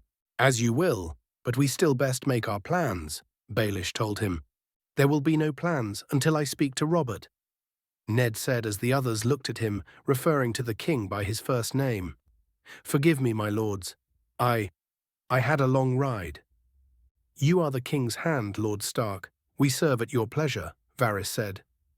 Lord Baelish, Naruto said as he tossed a scroll to him, and Baelish looked at it weird. That should cover the crown's debt, 7 million gold dragons. Naruto, are you sure? Ned asked. Yes, I am. Take that to wipe away the king's debt. I would not have Ned's first week here in King's Landing be troubled by an unsettling needed payment. Naruto said as Ned nodded, Thank you. As you wish, Lord Naruto, but how did you come to acquire 7 million gold dragons? Baelish asked. I have my methods, Naruto said as Baelish just nodded yes. In another part of the castle, Cersei was with Joffrey tending to the slice on his hand. Even though it was small, Joffrey still was a baby, and Cersei pampered him as such. Ow, Joffrey said as Cersei applied some cream to his already healed wound. Please, it's nearly healed, Cersei told him. It's ugly, Joffrey complained. A king should have scars. You fought off a trained warrior. You should be proud. You're a warrior like your father, Cersei said. I'm nothing like him. I didn't fight off anything. He kept dodging, and when he cut me, I screamed. And the two Stark girls, they saw it. Both of them. Joffrey told her. That's not true. You held your own against a man who has years of experience. Despite what you say or what is told, one day you will sit on the throne, and the truth will be whatever you make it, Cersei told him. Do I have to marry her? Joffrey asked. I don't know. Your father originally wanted the two of you to get married, but now he's not sure. Probably influenced by that whisker-faced idiot, Cersei said in anger. But if you want to marry her, then you will. If you want to fuck whores, then you can. You are my darling boy, and the world will be exactly as you want it to be. Do something nice for the Stark girl, Cersei told him. I don't want to, Joffrey replied. But you will. The occasional kindness will spare you lots of trouble down the road and help you win her heart, Cersei said. She doesn't want me, she wants that blonde idiot that protects her. We allow the Northerners too much power. They consider themselves our equals. And that whisker-faced brute considers himself better than us, Joffrey told her. How would you handle them? Cersei asked. I double their taxes and command them to supply 10,000 men to the royal army, Joffrey told her. The royal army? Cersei asked. Why should every lord command his own men? It's primitive. No better than the hill tribes, we should have a standing army of men loyal to the crown, trained by experienced soldiers instead of a mob of peasants who have never held pikes in their lives, Joffrey said. And if the Northerners rebel, she asked, I'd crush them, seize Winterfell and install someone loyal to the crown as Warden of the North. Uncle Kevin, maybe, Joffrey told her. And these 10,000 northern troops, would they fight for you or their lord? Cersei said. For me, I'm their king, Joffrey told her. You just invaded their homeland. Ask them to kill their brothers, Cersei said. I'm not asking. And that whiskered-faced peasant will fall where he belongs, with his head on a pike, Joffrey said. The North cannot be held. Not by an outsider. It's too big and too wild. And when the winter comes, the 7 gods couldn't come together to save you or your army. A good king knows when to save his strength, and when to destroy his enemies, Cersei said. So you agree, the Starks are enemies, Joffrey said. Everyone who isn't us is an enemy, Cersei said. Line break X, checks X. Sansa and Arya were eating lunch, but both weren't in great moods. Arya was still mad at Joffrey for calling them liars, and especially for saying that Naruto was a liar and that Nymeria was a rapid beast. She was stabbing her knife into the food as Sansa understood her anger, but it was getting annoying. Enough of that, young lady. Eat your food, the maid told her. I'm practicing, Arya said. Practicing for what? Sansa asked. The prince, Arya said. Arya Stark, the maid said. He's a liar and a coward. And he tried to get us in trouble, and more importantly, blame Naruto for the whole thing when it was his fault, Arya said as she stuck her knife in the table. Enough, the maid said as she had Arya get up. Ned and Naruto then entered the room. What's happening here? Ned asked. Arya would rather act like a beast than a lady. The maid said, Go to your room. We'll speak later. Ned said as Arya looked at Naruto, who nodded for her to do what her father said as she left. Ned then handed Sansa a present. That's for you, Wolf, Ned said as he sat down, and Sansa opened it to reveal a very nice doll. The same doll maker makes all of Princess Myrcella's toy. Don't you like it? I do, but I haven't played with dolls since I was 8, Sansa said as Ned looked a little disappointed. Naruto then smirked and took out another present. Luckily your father was smart enough to get you another gift, Naruto said as he got out another gift while Ned looked at him. Naruto opened it to reveal a beautiful jeweled headband. Sansa's smile lit up her face as she saw this beautiful piece of jewelry. It was a silver headband stubbed with rubies and sapphires and a crimson outline. Your father knew that moving here would be a big change, so he got you this to ease you in, Naruto said as he put the headband on Sansa's head. Sansa smiled as Naruto put it on her. Thank you, father, Sansa said as she hugged him and he hugged her back. You're welcome. I'm glad you like it, Ned said. I love it, Sansa said as she touched it.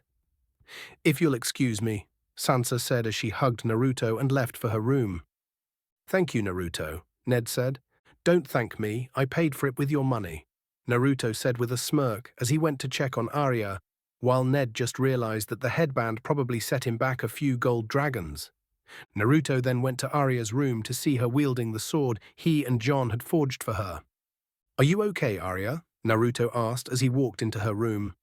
No, Joffrey should be punished. He's a liar and a coward. He tired to get you into trouble and thinks he is better than you, Arya said in anger. Arya, listen to me. I know this is hard for you, but things are different now. Now that your father is the hand of the king, he needs to be careful. He is put under a harsher strain than he has before, and any kind of unliked behavior or outburst from any of us would put us in danger, Naruto said as Arya seemed to understand, but was still angry at Joffrey. How can you be so calm? Joffrey, he's a coward and blamed you for his own actions, Arya said as Naruto chuckled and pat her head. I have lived long and have heard much worse. At some point you learn that while their words may hurt, but the person saying them is less because they choose to do so, Naruto said in a sage-like wisdom as Arya smiled. Not bad, kid, Kurama told him as Naruto smiled. Now I believe your father will want to speak with you, and I have matters to attend to. But if he should allow it, I might know someone who could teach you how to use your new sword, Naruto said as Arya smiled. Naruto then got up and left as Ned walked in. Naruto told Ned that he needed to attend to some matters in the city and left. He then flashed away to his clone who disappeared, and the real Naruto took his place. Kat saw this and smiled that the real Naruto was with her. It made her feel safer. They rode into the city. As people came and went, merchants were selling their items and guards were monitoring everything. Are you sure about this, Kat? Naruto asked. It's been 9 years since I stepped foot in the capital, and no one knew who I was the last time I came either. Kat told Naruto as they rode through the entrance and 2 guards rode up to them. Kat, Naruto said. Welcome to King's Landing, Lady Stark. Would you mind following us? The guard asked. I would. We've done nothing wrong, Kat told them. We've been instructed to escort you into the city, the guard said. Instructed? I don't know who's providing your instructions, but follow me, Lady Stark.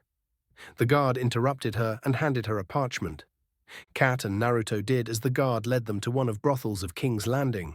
Naruto didn't like this, who ordered for Kat to be brought here, and Kat wasn't pleased with this either. The guard led them through the brothel to the top floor and a private room where Lord Baelish was waiting for them. Kat, go on, Baelish told the prostitutes. You little worm, Kat yelled as she threw the parchment at him. You take me for some back alley, Sally. You can drag into a... She was cut off as 2 more prostitutes entered but were quickly sent away by Lord Baelish. I meant no disrespect. To you, of all people, Lord Baelish said. How dare you bring me here? Have you lost your mind? Kat asked. No one will come looking for you here. Isn't that what you wanted? I'm truly sorry about the locale, Baelish said.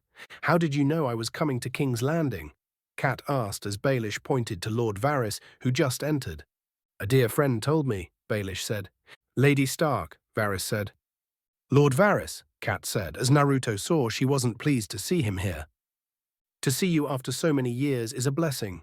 Your poor hands, Varys said as he moved to touch her, but before he could, Naruto grabbed his hand and squeezed hard as Lord Varys groaned in pain. Mind your touch, Naruto warned him as he let go, but Varys rubbed his hands in pain. How did you know I was coming? Kat asked. Knowledge is my trade, my lady.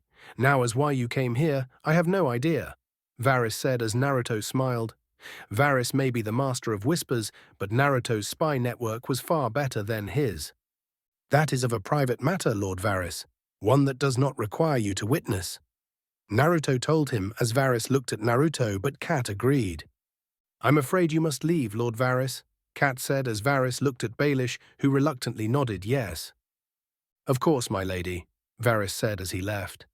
When he did, Kat told Naruto to show Lord Baelish the dagger. Naruto unwrapped it and tossed it to him. Do you know whose dagger this is? Kat asked. There is only one dagger like this in all of the 7 kingdoms. It's mine, Baelish said, which shocked Naruto and Kat. Yours? Naruto asked. At least it was until the tournament on Prince Joffrey's last name day. I bet on Sir Jaime on the jousting as any man would, when the Knight of the Flowers unseated him. I lost this dagger, Baelish said. To whom? Kat asked. Tyrion Lannister, the imp. Baelish told her. Line break. X. Later in the day, Ned received a message raven from Winterfell telling that Cat was here. He figured that was the business Naruto needed to attend to. As to where she was, Lord Baelish told him he had her at the whorehouse to keep her safe. After a small fracas, the four discusses what to do now that they knew the knife belonged to a Lannister. The mere suggestion of the Queen's brother trying to kill your boy is treason, Baelish told them. We have proof, we have the blade, Cat said.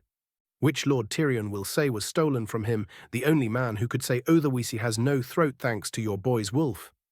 Lord Baelish said, Petyr has promised to help us find the truth. He's like a little brother to me, Ned. He would never betray my trust. Cat told Ned, I'll try to keep you alive for her sake. A fool's task, admittedly, but I've never been able to refuse your wife anything, Baelish said. I won't forget this. You're a true friend, Cat said. Don't tell anyone. I have a reputation to maintain, Baelish said. Even though Lord Baelish agreed to help, Naruto didn't trust him. He was far too fond of Cat to not hold any kind of resentment to Ned. He was also a very trickster-ish kind of man, seeking power, and Naruto needed to keep an eye on him. Back in the castle, Jaime entered Cersei's room as the two argued. How could you be so stupid? Cersei asked in frustration. Calm down, Jaime told her. He's a child, 10 years old. What were you thinking? Cersei asked. I was thinking of us. You're a bit late to start complaining about it now. What has the boy told them? He asked. Nothing, he said nothing. He remembers nothing, Cersei said. Then what are you raving about? Jaime asked. What if it comes back to him? He tells his father what he saw, Cersei said. We'll say he's lying. He was dreaming. We'll say whatever we like. I think we can outfox a 10-year-old, Jaime said. And my husband? Cersei asked. I'll go to war with him if I have to. They can write a ballad about us. The war for Cersei's cunt. Jaime joked as Cersei slapped him hard across the face. She tried to slap him again, but he caught her arm and spun her around and hugged her close. Let me go, she told him. The boy won't talk, and if he does, I'll kill him. Him, Ned Stark, the king, that whiskered face idiot. I'll kill the lot of them until you and I are the only people left in this world. Jaime told her. Unknown to them, one of Naruto's clones heard the whole thing and was even able to record it on a new voice recording seal he made. Naruto smirked as soon as he was able to show Ned and Robert this. The Lannisters were going down. End of Chapter 1. The Orange Flash in Westeros. Hoped you guys liked it. This one was a tough one to write because I wasn't exactly sure where I was going with this, but now I have a pretty good idea. This will be primarily based off the TV show, so sorry for fans of the books. For fans of Jon Snow or Daenerys, if the chapter didn't seem to focus on them, just wait for the next one. I didn't include them too much yet because I'm going to wait until later in the season when things pick up and Naruto's spies will have to watch over them more. In terms of romance, I do like Sansa Naruto, and I do like Margaery Naruto, so it will most likely be a double romantic pairing. There will be some big changes since Naruto is involved and his presence has shifted the game, so look forward to that. I will try to stay as central to the plot as I can, but Naruto will have some major effects. Please leave a review if you liked it, or with some advice, and if you hated it, I'm sorry and don't hate me. No flamers. Disclaimer, I don't own Naruto or Game of Thrones, both belong to their respective owners. I'm just a fan. 2. The game has changed. Here is the second chapter of The Orange Flash in Westeros. The trip to King's Landing has changed Ned and Naruto as the two work to find out who killed Jon Arryn, and to find evidence of the Lannisters' betrayal and grab for power. The Orange Flash in Westeros. The game has changed. In the training courtyard of Winterfell, Bran was practicing his archery. He then saw a raven fly right by him and land on a hay barrel. Bran saw that there was something unusual with the raven and walked closer. The raven flew to the gates and Bran followed. As Bran drew closer, he saw that the raven had 3 eyes. Bran's eyes opened as he saw the ceiling of his room. Bran awoke from his dream and sat up to see his direwolf next to him. The little lord's been dreaming again, the maid said as the door to Bran's room opened to reveal Theon Greyjoy. Bran's direwolf growled, but Theon walked in. We have visitors, Theon said. I don't want to see anyone, Bran said, just wanting to be alone to think what that dream meant. Really, if I was cooped up all day with no one but this old bat for company, I'd go mad, Theon joked. Anyway, you don't have a choice. Rob's waiting. I don't want to go, Bran said. Neither do I, but Rob's Lord of Winterfell, which means I do what he says, and you do what I say, Theon said as Bran reluctantly agreed and got out of bed. In the main hall of the castle, Tyrion was called before Robb on his way back to King's Landing. I must say I received a much warmer welcome on my last visit, Tyrion said. Anyone from the Night's Watch is welcome at Winterfell, Robb said to the guard who came with Tyrion. Any man of the Night's Watch, but not I, boy, Tyrion said. I'm not your boy, Lannister. I'm Lord of Winterfell while my father's away, Robb said. You might learn a lord courtesy, Tyrion said as Bran walked into the room. So Naruto was right. Hello, Bran. Do you remember anything of what happened? He has no memory of that day, the Maester said. Well, I'm glad you're all right. Naruto told me you're Quiet the Climber, so I have a gift for you, Tyrion said, handing Bran a parchment with a schematic. This is a special harness your saddler can construct.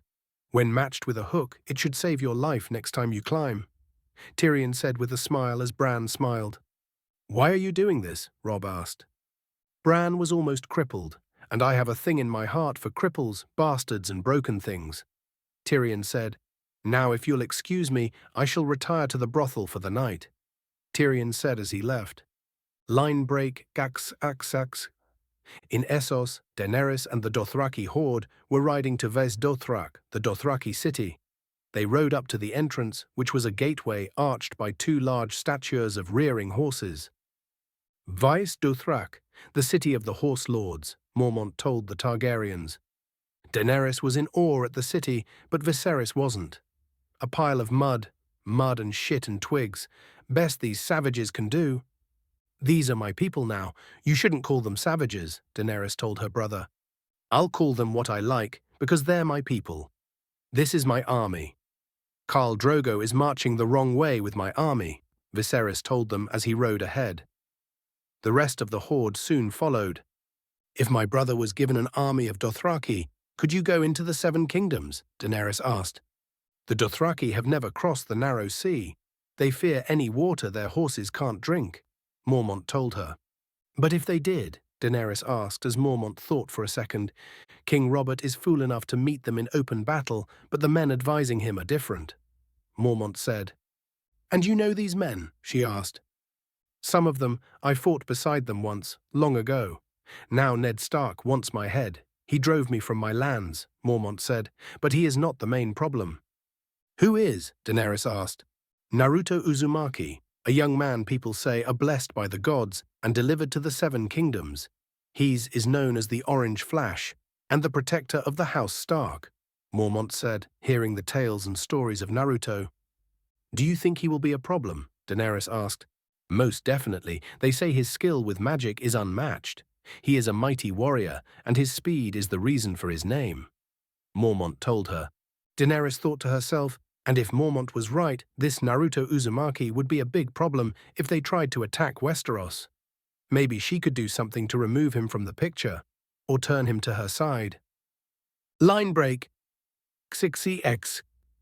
Sansa and Lady Mordain walked through the throne room of the castle as Lady Mordain continued to educate Sansa should the time come when Lord Stark decides to marry her to Joffrey. Someday your husband will sit there, and you will sit by his side, and one day before too long, you will present your son to the court. All the lords of Westeros will gather here to see the little prince. Mordain told Sansa, but Sansa didn't want to marry Joffrey. What if I have a girl? Sansa asked. Gods be good, you'll have boys and girls, and plenty of them, Mordain said.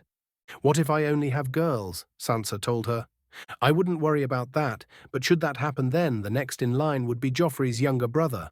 But I wouldn't worry, Joffrey would love you regardless, Mordain said. I don't want to marry Joffrey, Sansa said as Mordain just shook her head. Sansa, if this is about that business with that Naruto, I have told you countless times, he is a bad influence on you, Mordain said. Naruto does what he does because he loves me and my family. Just shut up about things you don't understand, Sansa told her as she left, not wanting to hear Mordain disrespect Naruto. In the council room of the castle, Ned and Naruto were with the other lords as a captain of the Kingsguard came to them to express the need for more help. It's the hands tournament that's causing all this trouble, my lord, the captain said as Ned rubbed his head in annoyance. The King's tournament. I assure you the hand wants no part of it. Ned told the captain, call it what you will, Lord Stark, sir, but city is packed with people with more flooding in every day. Last night we had a tavern riot, a brothel fire, 3 stabbings, and a drunken horse race down the streets of Sisters, the captain said. Dreadful, Varys said. If you can't keep the king's peace, perhaps the city watch should be commanded by someone who can, Renly said. I need more men. The captain said. You'll get 50, Lord Baelish will see it paid for, Ned said. Of course, Lord Baelish said. I'll also give you 20 of my household guard until the crowds have left, Ned said. Thank you, my Lord Hand, sir. They will be put to good use, the captain said as he bowed and then left. The sooner this is over, the better, Ned said. The realm prospers from such events, my lord. They give the greater a chance at glory and the lowly a respite from their woes, Varys said. Every inn in the city is full, and the whores are walking bow-legged, Baelish said. I'm sure that they're putting many a coin in your pocket. Now, if there's nothing else, my lords, Ned told them as he got up and they left. This heat. On days like this, I envy you northerners and your summer snow. Till tomorrow, my lord, Pycelle said, but Ned stopped him. I was hoping to talk to you about Jon Arryn, Ned said. Lord Arryn. Well, his death was a great sadness to all of us. I took personal charge of his care, but I could not save him. His sickness struck him. Very hard and very fast. I saw him in my chambers just the night before he passed. Lord Jon often came to me for counsel. Pycelle told Ned and Naruto. Why? Naruto asked. I have been Grand Maester for many years. Kings and hands have come to me for advice. What did Jon want the night before he died? Ned interrupted Pycelle. Oh, he came inquiring a book, Pycelle said. A book? What book? Naruto asked. I fear it would be of little interest to you, my lords. A ponderous tome, Pycelle said. No, I'd like to read it, Ned said. Pycelle then led Naruto and Ned to his office, and he got the book that Jon wanted. The lineages and history of the great houses of the 7 kingdoms, with descriptions of many high lords and noble ladies and their children, Pycelle told them as he showed them a very large book. Ned then opened the book and read over a few pages of previous rulers and lords of the land. Why would Jon Arryn want a history book? Naruto asked. As I said, my lord, a ponderous read, Pycelle told them. Did Jon Arryn tell you what he wanted with it? Ned asked. He did not, my lord. I did not presume to ask, Pycelle said. Well, Jon's death, did he say anything to you in his final hours? Ned asked. Nothing of import, my lord.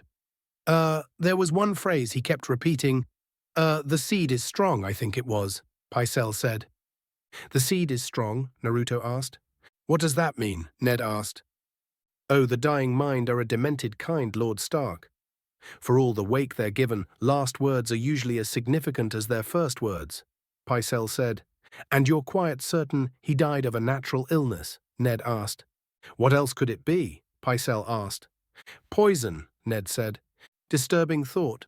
No. I don't think it likely.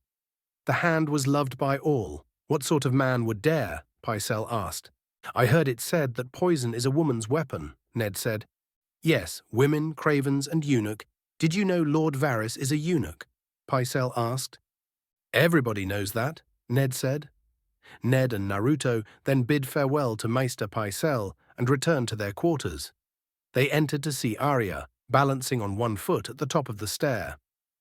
Syrio knows a water dancer who can stand on one toe for hours, Arya told them. It's a hard fall down these steps, Ned told her. Syrio says every hurt is a lesson, and every lesson makes you better, Arya said with a smile. Tomorrow I'm going to be chasing cats. Cats? Ned asked. Syrio says. He says every swordsman should study cats. They're as quiet as shadows and as light as feathers. You have to be quick to catch them, Arya said. Oh, you do, and when you do, you'll find yourself faster than you were before. Just steer clear of the claws, Naruto said as he shivered at the memories of Tora. Now that Bran's awake, will he come live with us? Arya asked. Well, that's up to him, but I don't think he'll want to leave Rob all by himself, Naruto said. Now get back to your training. Naruto told her as she did. Line break XXXX. Days passed as Ned and Naruto's investigation continued on. Apparently, his clone was able to find out that Cersei and Jaime were behind the attack on Bran, but as to why he figured from what he heard, Jaime loved Cersei more than a brother should, and Bran figured it out. Naruto didn't want to show Ned and Robert just yet until they knew how they killed Jon Arryn, and when they did, then they would get them tried for the murder of Jon and the attempted murder of Bran. Naruto risked that, just by presenting a recording, the Lannisters could easily dispute the legitimacy of it. The Lannisters have the resources and the backing to refute any kind of statement, especially if it came from Naruto's magic without proper proof. Naruto just needed to wait a few more days. The city was filled with ears and he couldn't risk any information getting out. But when he got the chance, he would tell Ned. Ned and Naruto were walking with Lord Baelish through one of the courtyards of the palace. I hear you're reading a boring book, Lord Baelish said as Ned and Naruto knew how he found out. Pycelle talks too much, Ned said. Oh, he never stops. Do you know Sir Hugh of the Vale? Baelish asked as Ned and Naruto shook their heads no. Not surprising. Until recently he was only a squire, Jon Arryn's squire. He was knighted almost immediately after his master's untimely death. Knighted for what? Ned asked. But Baelish didn't answer. Why are you telling me this? I'd promised Cat that I would help you, Lord Baelish said. Where is Sir Hugh? Naruto asked. I would advise against that. You see that little bird? Baelish said as they looked at a small boy who was playing in the dirt. One of Varys' little spies. The spider has taken a great interest in your comings and goings. Now look there, that hand, that one belongs to the Queen. And do you see that scepter, pretending to read her book? She's one of mine, Lord Baelish said as Naruto unsheathed a dagger and pressed it to his back. I would advise caution with that little finger. Naruto warned him as Ned signaled him to lower his weapon. I think we're done, Lord Baelish, Ned said. As you wish, Lord Stark, Lord Baelish said as he left. I do not trust that man. Say the word and I kill him, Naruto whispered to Ned. Peace, Naruto. Lord Baelish is still a lord of King's Landing and must be approached with extreme caution. Ned warned him. I don't care, my only concern is the safety of you and your family. Naruto told him as they continued walking. Is that why you gave Lord Baelish all your money? Ned asked. I didn't give that to him, but to you. Robert may be my friend, but I would not have his foolish decisions as king ruin your life. Naruto told him as Ned smiled. You sure about that? With that money, you could have been a lord yourself, Ned told him. I no longer seek such things anymore. Back in my world, I sought the position of my village's ruler for acceptance and admiration, but after coming here, I no longer crave for such things, Naruto said. And what do you crave, Naruto? Ned asked. Peace, Naruto said, but there is much work to do here if one is to achieve that. Yes, a lot of work, Ned said as they continued to walk on. Line break XXX. Naruto told Ned that he was able to sneak some information about what Jon Arryn did before he died. Apparently he went to a blacksmith in town, but as to why he didn't know. Ned and Jory went to the blacksmith to see what he could find and why Jon went there. Ned told Naruto to look out for the girls at the joust while he did some business. Naruto agreed but had a clone watch over them, just in case. Naruto sat with Sansa and Arya in the stands for the joust. They were excited for the joust to begin, and Arya couldn't wait. Naruto saw Lord Baelish walk by, and they both nodded to each other out of respect. But that's about it. King Robert then stood up. We've been sitting here for day. Start the damn joust before I piss myself. Robert yelled, drunk from wine as Cersei left in disgust. The jousters then made their way to the field. One was a very tall man, wearing black armor, and he stood out because he was the largest. Who is that? Sansa asked. Sir Gregor Clegane. They call him the Mountain, the Hound's older brother, Lord Baelish told him. And his opponent? Sansa asked.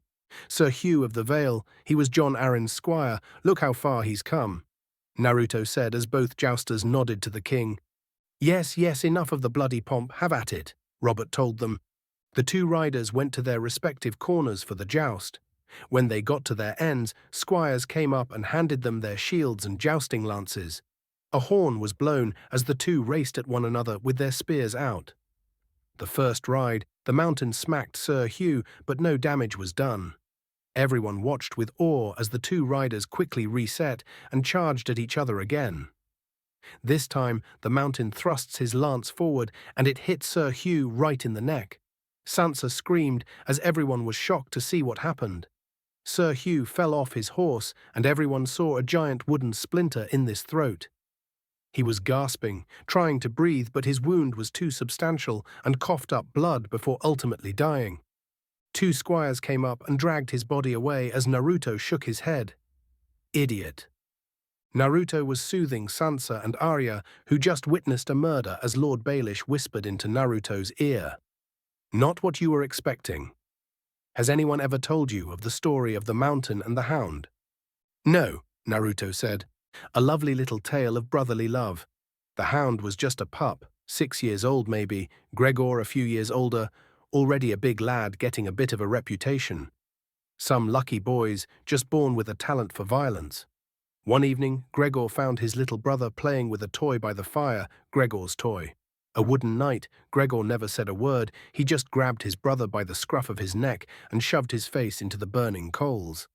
Held him there while the boy screamed, while his face melted. Lord Baelish told him. Why are you telling me this? Naruto asked.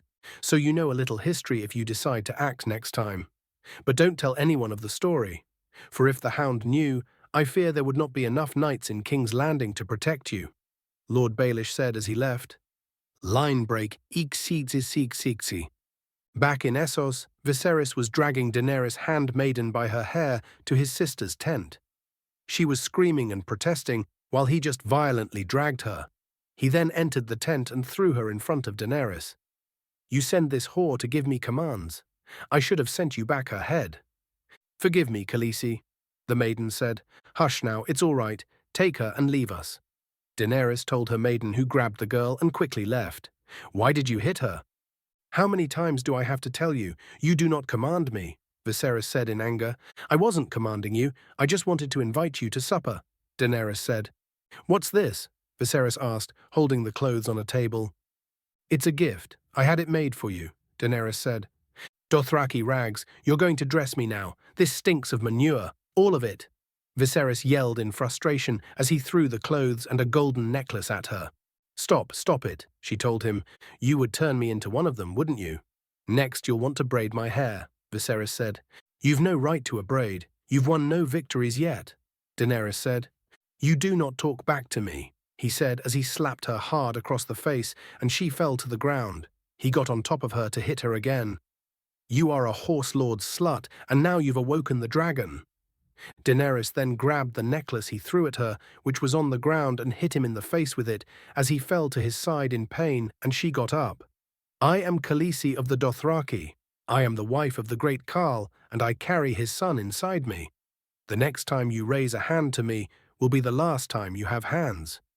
She threatened him as he left. Night had come and Viserys hadn't been seen since the incident. Daenerys was with Mormont in her tent, discussing what happened hours ago. I hit him. I hit the dragon. Your brother Rhaegar was the last dragon. Viserys is less than the shadow of the same, Mormont said. He is still the true king, Daenerys said. Truth now, do you want to see your brother sitting on the Iron Throne? Mormont asked. No, but the common people are awaiting for him.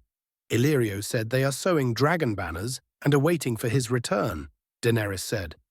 The common people pray for rain, health, and a summer that never ends.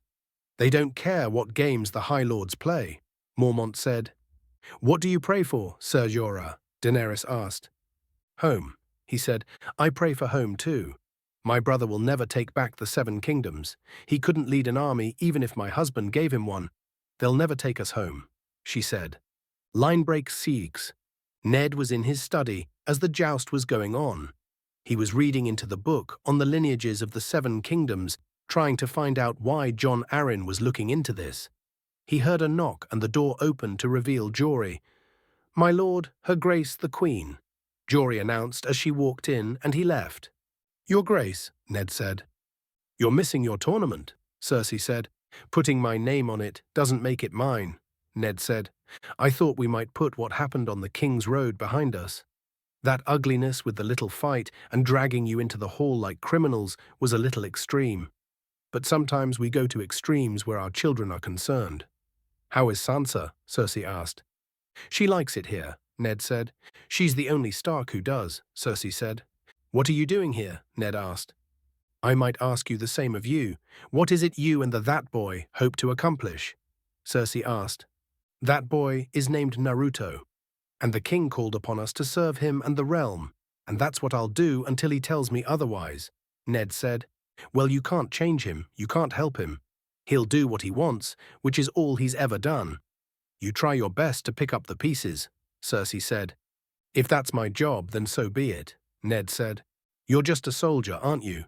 Take your orders and you carry on. Suppose it makes sense. Your older brother was trained to lead and you were trained to follow," she said. "I was also trained to kill my enemies, Your Grace," Ned said. "As was I," she said as she was about to leave, but stopped as she got to the door. "By the way, my Joffrey has expressed desire to marry your daughter, Sansa." "I see.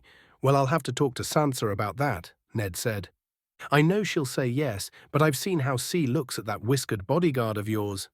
I would advise you to tell him not to get too attached. There's nothing my son wants that he doesn't get," Cersei said as she left. Line break, cax. Along the King's Road, between King's Landing and Winterfell, Catelyn and Naruto's clone met with Sir Rodrik and were resting at an inn before they continued on to Winterfell. Cat and Rodrik were inside, sitting at a table and eating some food. While Naruto meditated outside, he needed to relax. Cat and Rodrik were talking as a musician was walking through the inn, playing some music for guests in exchange for a few coins. "Afternoon, folks," he said as he sat down next to Cat and Rodrik. "And to you," Cat said. "A song while we wait," the man said. "I'd rather throw myself down a well," Rodrik said as Cat chuckled. "Well then, grandfather, this is your last chance if you're heading up north. The only music the Northerners know is the howling of wolves." The man joked as Rodrik saw Tyrion Lannister and his company walk in. Cat looked at Rodrik as she saw the person who Baelish said owned the dagger that tried to kill her son. "I'm sorry, my lord. We're full up," the innkeeper said. "My men can sleep in the stable. As for myself, I don't require a large room," Tyrion told her. "Surely, my lord, we have nothing," she said. "Is there nothing I can do to remedy this?" Tyrion asked, as he had some gold dragons in his hands. "You can have my room," a man said. "Now there's a clever man," Tyrion said as he handed the man the coin. "You can handle food, I trust. Jorian dine with me." "Aye, my lord," Jorian said. "Lord of Lannister, may I entertain you while you eat? In honor of your father's victory in King's Landing," the musician said. "Nothing will more ruin my supper," Tyrion said. "Lady Stark, what an unexpected pleasure. I was sorry to miss you at Winterfell." Cat then got up to talk. "I was still Catelyn Tully the last time I stayed here." "You, sir, is that the black bat of Harrenhal I see embedded on your coat?" Cat asked a man. "It is my lady," the man said. "And is Lady Went a true and honest friend to my father, Lord Hoster Tully of Riverrun?" Cat asked. "She is," the man said. "The red stallion was always a welcome sight at Riverrun. My father counts Jonos Bracken amongst his oldest and most trusted bannermen." Cat said to another man, "My lord is honored by his trust." The man replied, "I envy your father and all his fine friends, Lady Stark, but I don't quite see the purpose of this," Tyrion said as Cat looked at another man. "I know your sigil as well, the twin towers of Frey. How fares your lord, sir?" Cat asked. "Lord Walder is well, my lady. He has asked you, father, the honor of his presence on his 90th name day. Plans to take another wife," the man said. "Huh?" Tyrion commented. Cat then went up to Tyrion. "This man came into my house as a guest and there conspired to murder my son, a boy of 10. In the name of King Robert and those good lords you serve, I call upon you to seize him and help me return him to Winterfell to await the king's justice," she said as the knights drew their swords and pointed them at Tyrion, who was confused and shocked. They then heard the door to the inn open and they saw Naruto enter. Naruto was shocked to see this, knights pointing their swords at Tyrion and Kat in the center. She must have acted. Naruto needed to defuse the situation quickly. "Stop, lower your swords," Naruto said as he walked up Tyrion. "I said lower your swords." "We don't take orders from you," one of the knights said. "Kat, stop this." Naruto told her and he went up to her. "Naruto, he murdered Bran. It was his dagger," Kat said. "Just because it was his dagger doesn't mean he did it. He has no motive behind trying to kill Bran. I received new information that may show us who the killer is, but I need Tyrion to help us, and taking him prisoner is not helping," Naruto said, not wanting to tell her about Cersei and Jaime to prevent her from declaring war against the Lannisters. "Who then?" Kat asked. "I don't know, but I will find out. But you need to trust me, please," Naruto said, not wanting Kat to know, in fear that if she knew she would do something rash. Kat didn't like the idea. "I have been with you and Ned for years, and I have never steered you wrong. I am asking you to trust me here and have some faith," Naruto begged as Kat thought for a second. "All right, we'll do this your way," Kat said. "You heard him. Lower your weapons." She ordered as they did, and Tyrion exhaled in relief. "Thank you for that, Naruto," Tyrion said. "My pleasure, but I would ask the extension of your stay in the north for a while to clear up some matters." Naruto's clone said, "Line break, XXXX." Naruto was with Sansa still in the stands as Ned joined to watch the next two jousters after dissuaded Robert from riding, part because he was the king and no one would dare hurt him, and the other because he was too fat for his armor. Naruto had to admit Robert really let himself go. Naruto was lucky that not only he was in good shape from his training, but thanks to Kurama and Kami, when he was sent to Westeros, he didn't really age that much. He pretty much looked the same as when he first came here, maybe a few years older and more defined and mature facial features, but that's about it. He got more mature, but he was still an idiot. At least that's what Kurama tells him. The crowd cheered as the mountain rode down the jousting court to the center stage to bow to the king. Ned looked around and noticed Arya missing. "Where is Arya?" "At her lessons," Sansa said. She then saw the next joust rider.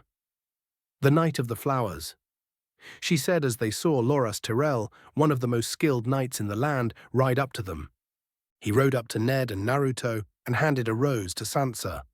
"Thank you, Sir Loras," she said as Loras nodded to her, then looked up at Renly, who nodded him to get into position. Loras then rode up to the king and bowed, but the mountain's horse began to act erratically. The horse was neighing and moving rather erratically, as Loras smiled while the mountain got control over his horse and rode to his corner. Both knights grabbed their shields and lances as they readied to joust. "Don't let Sir Gregor hurt him," Sansa said as she grabbed her father's arm. "I can't watch." 100 gold dragons on the mountain," Baelish said to Renly. "I'll take that bet," Renly replied. "Now what will I buy with 100 gold dragons? A dozen barrels of Dornish wine, or a girl from the pleasure house of Lees?" Baelish said. "You can even buy a friend," Renly said. "He's going to die," Sansa said to her father, not wanting to see another murder. "Sir Loras rides well," Ned said. The horn sounded as the two riders rode toward one another. The mountain's horse was still acting strange, and this gave Sir Loras the advantage, and he was able to spear and knock the mountain off his horse. "Such a same, little finger. Would have been so nice for you to have a friend," Renly told him. "And tell me, Lord Renly, when will you be having your friend?" Lord Baelish asked, as he pointed to Sir Loras. The crowd cheered as Sir Loras rode to the king to soak in the adulation. Naruto noticed his demeanor before, when he bowed to the king, and Kurama noticed a certain smell from the horse. Loras knew his mare was in heat. Quite crafty, really, Naruto said as Sansa, Ned, and Lord Baelish heard him. "Sir Loras would never do that. There's no honor in tricks," Sansa said. "No honor, but quite a bit of gold," Lord Baelish said. "I guess honor is dead," Naruto said. The mountain got back onto his feet and yanked off his helmet in Angier. "Sword," he yelled as Sir Loras rode to the king, waving. A squire ran to the mountain and handed him his sword, which he used to semi-decapitate and kill his horse to the crowd's shock. He then walks up to Loras and uses his sword to smack him off of his horse and onto the ground. The crowd was shocked to see the mountain attack him, but before the mountain could strike again or the hound could intervene, Naruto jumped from his seat and double spin kicked the mountain in the face, pushing him back. The crowd was in awe as they saw the skill at which Naruto protected Sir Loras. "Leave him be and stand down," Naruto ordered, but the mountain was undeterred. "Rah!" the mountain yelled as he charged at Naruto. Naruto ducked under the swipe to his head and stepped to the side as the mountain swung down.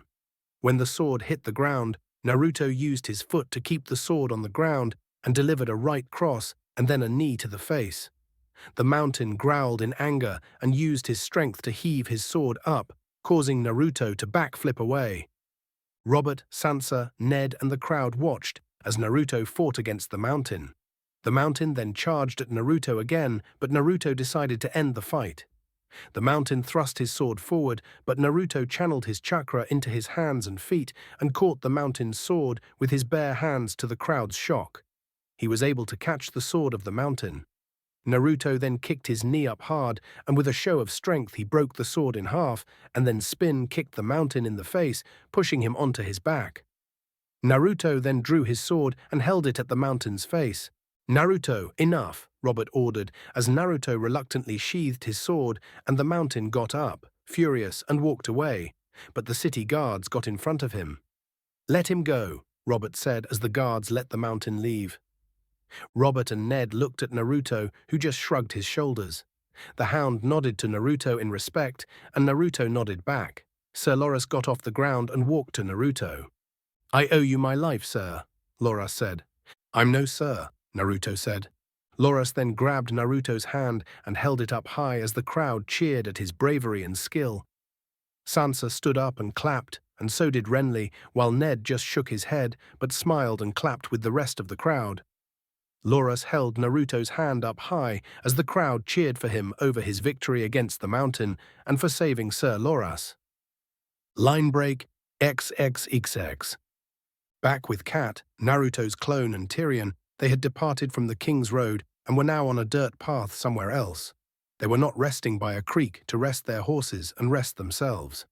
Along with Tyrion was the man back at the inn who gave Tyrion his room, now known as Bran.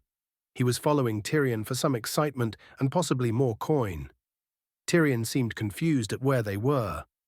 "Why are we here? I thought we were riding for Winterfell," Tyrion said to Naruto as they sat down to rest. "A slight change of plans. We now ride for the Vale of Arryn. There are some matters that need to be cleared up, and I believe now that Winterfell is not so secret as I would like. Plus, everyone would assume we would ride for Winterfell, but we won't," Naruto said as he handed Tyrion a pouch of wine. "Ah, very clever," Tyrion said.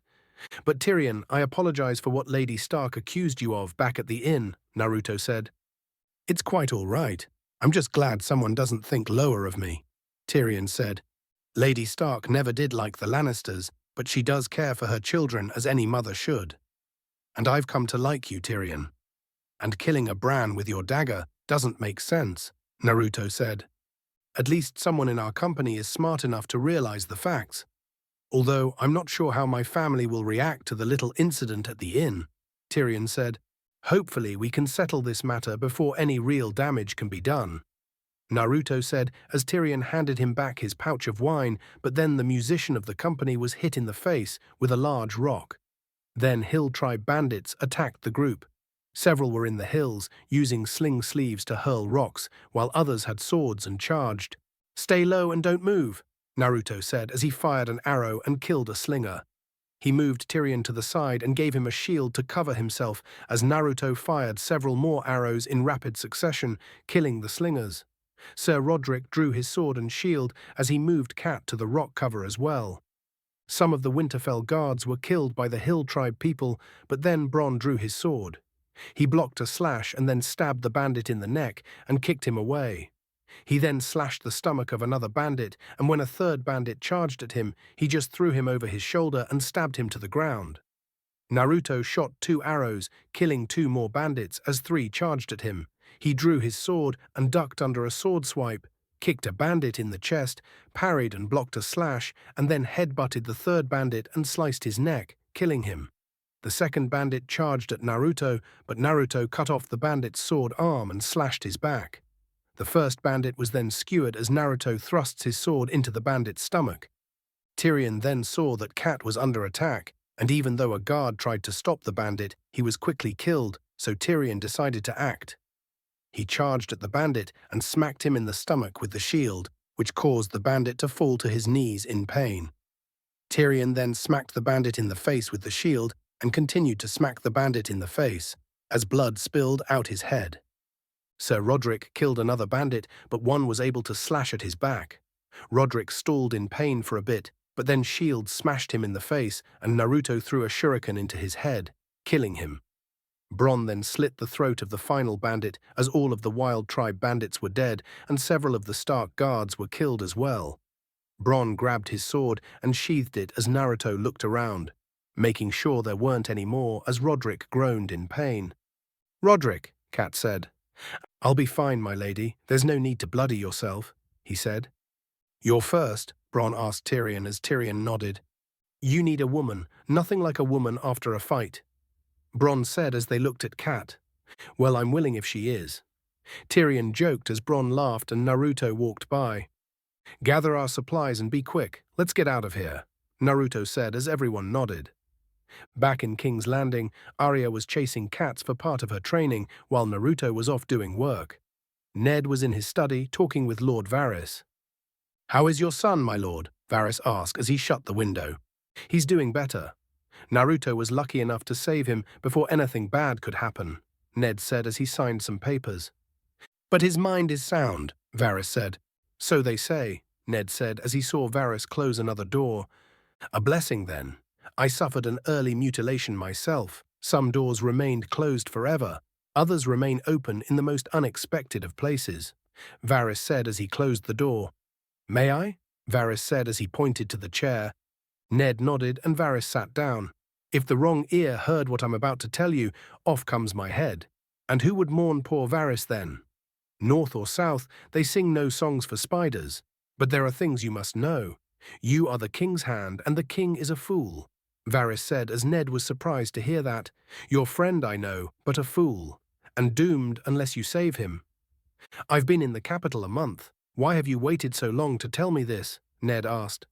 "I didn't trust you," Varys said. "Why do you trust me now?" Ned asked. "The Queen isn't the only one who has been watching you closely. There are few men of honor in the capital. You are one of them, and I would like to consider myself one of them, strange as it may seem," Varys said. "What sort of doom does the king face?" Ned asked. "The same sort as Jon Arryn. The tears of lies, they call it. A rare and costly thing.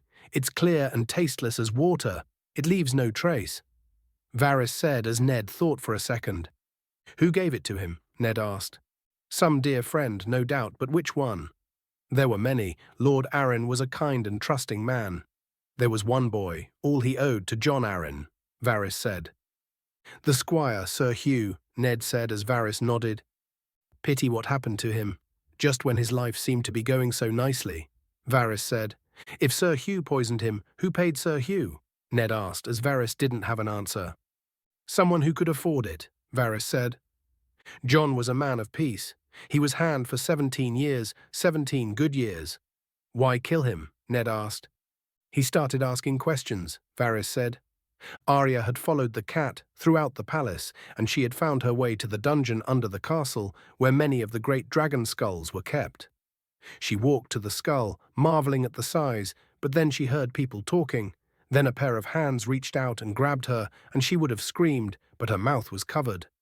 She looked to see it was Naruto who grabbed her, and he was motioning her to remain quiet, and she nodded. Naruto then let her go and placed a recording seal on a dragon tooth and put some blood on it to activate it. "We will be at war soon, my friend," Varys said. "What good is war now? We're not ready. If one hand can die, why not the second?" Magister Illyrio said. "This hand is not the other. He is more resilient, not to mention that blonde-haired bodyguard of his will become a great nuisance in the future."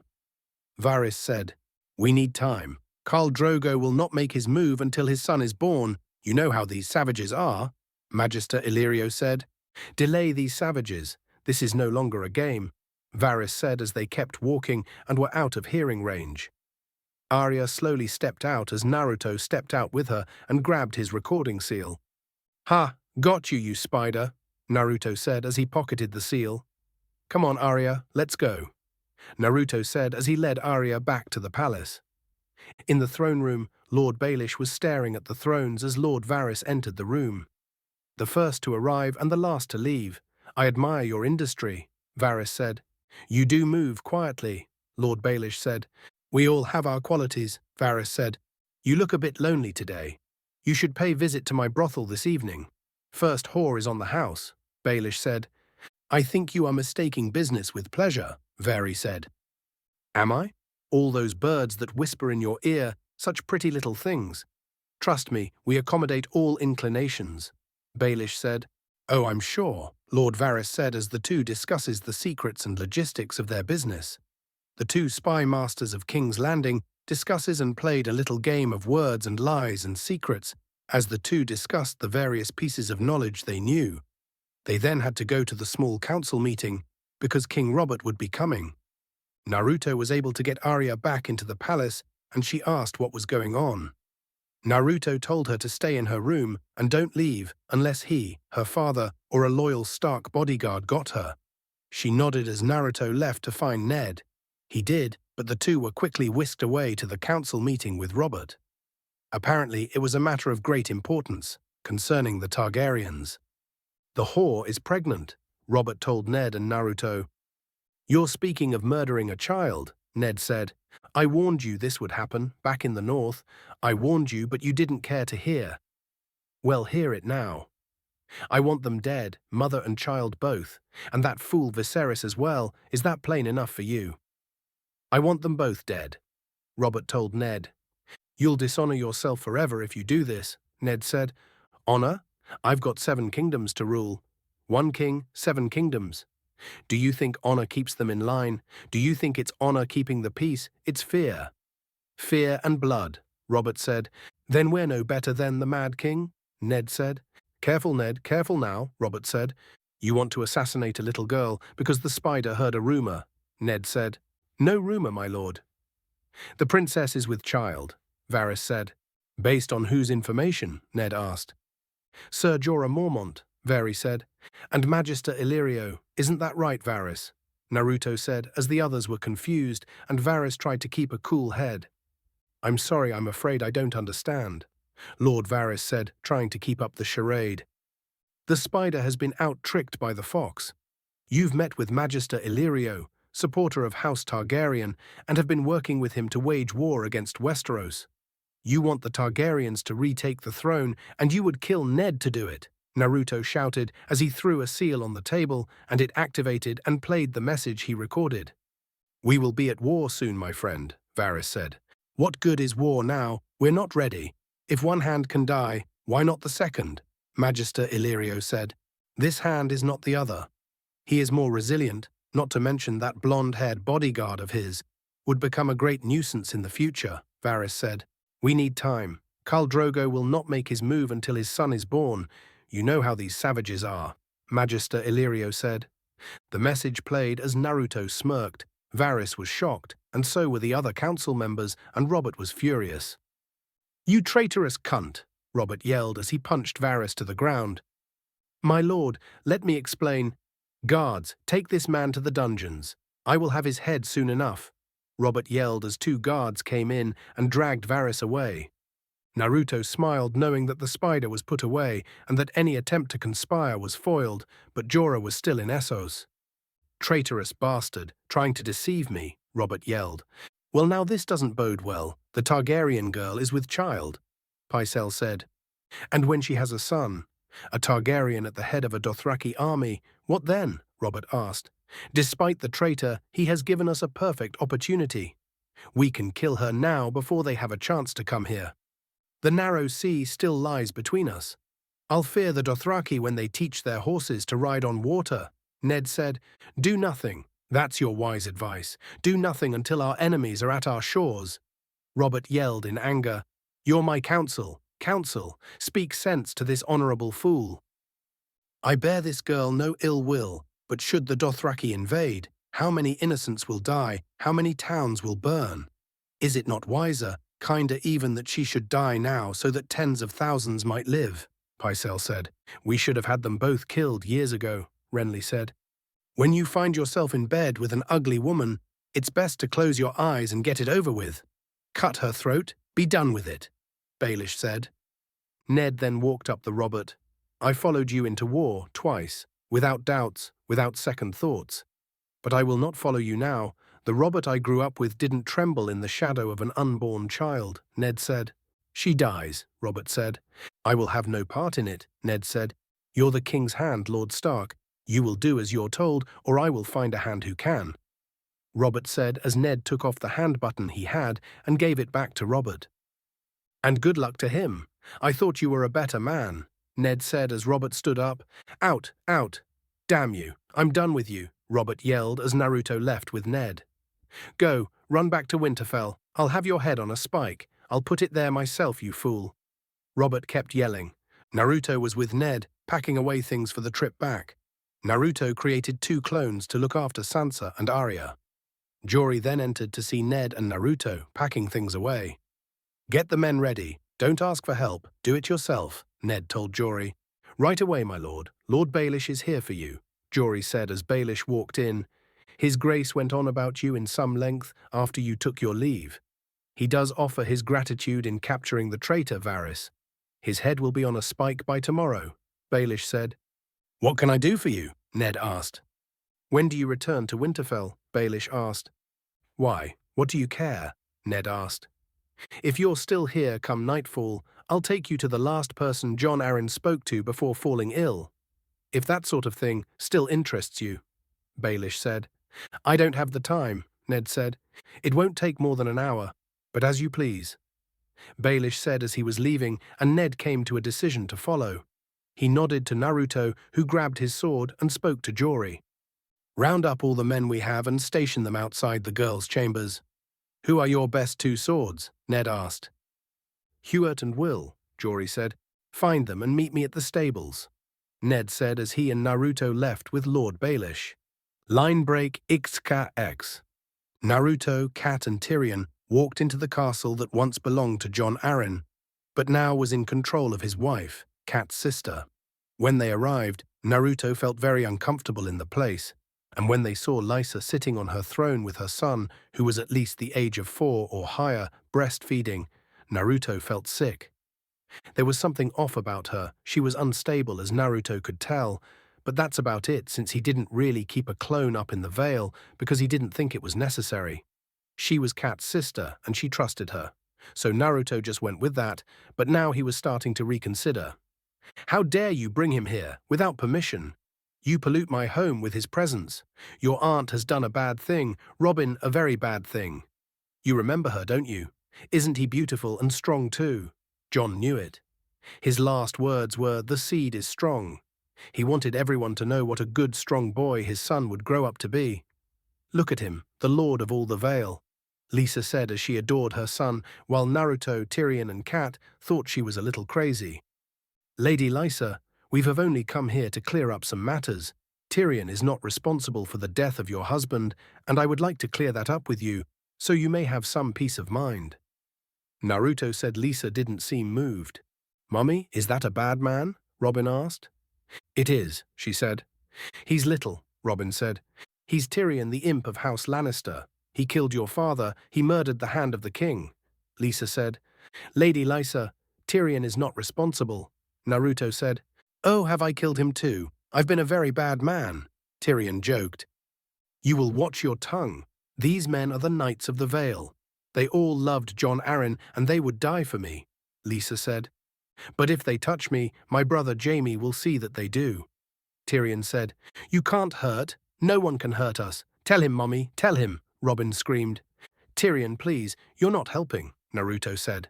"She doesn't seem to want to listen," Tyrion said. "Sir Vardis, my sister's guess is weary. Take him down below so he can rest.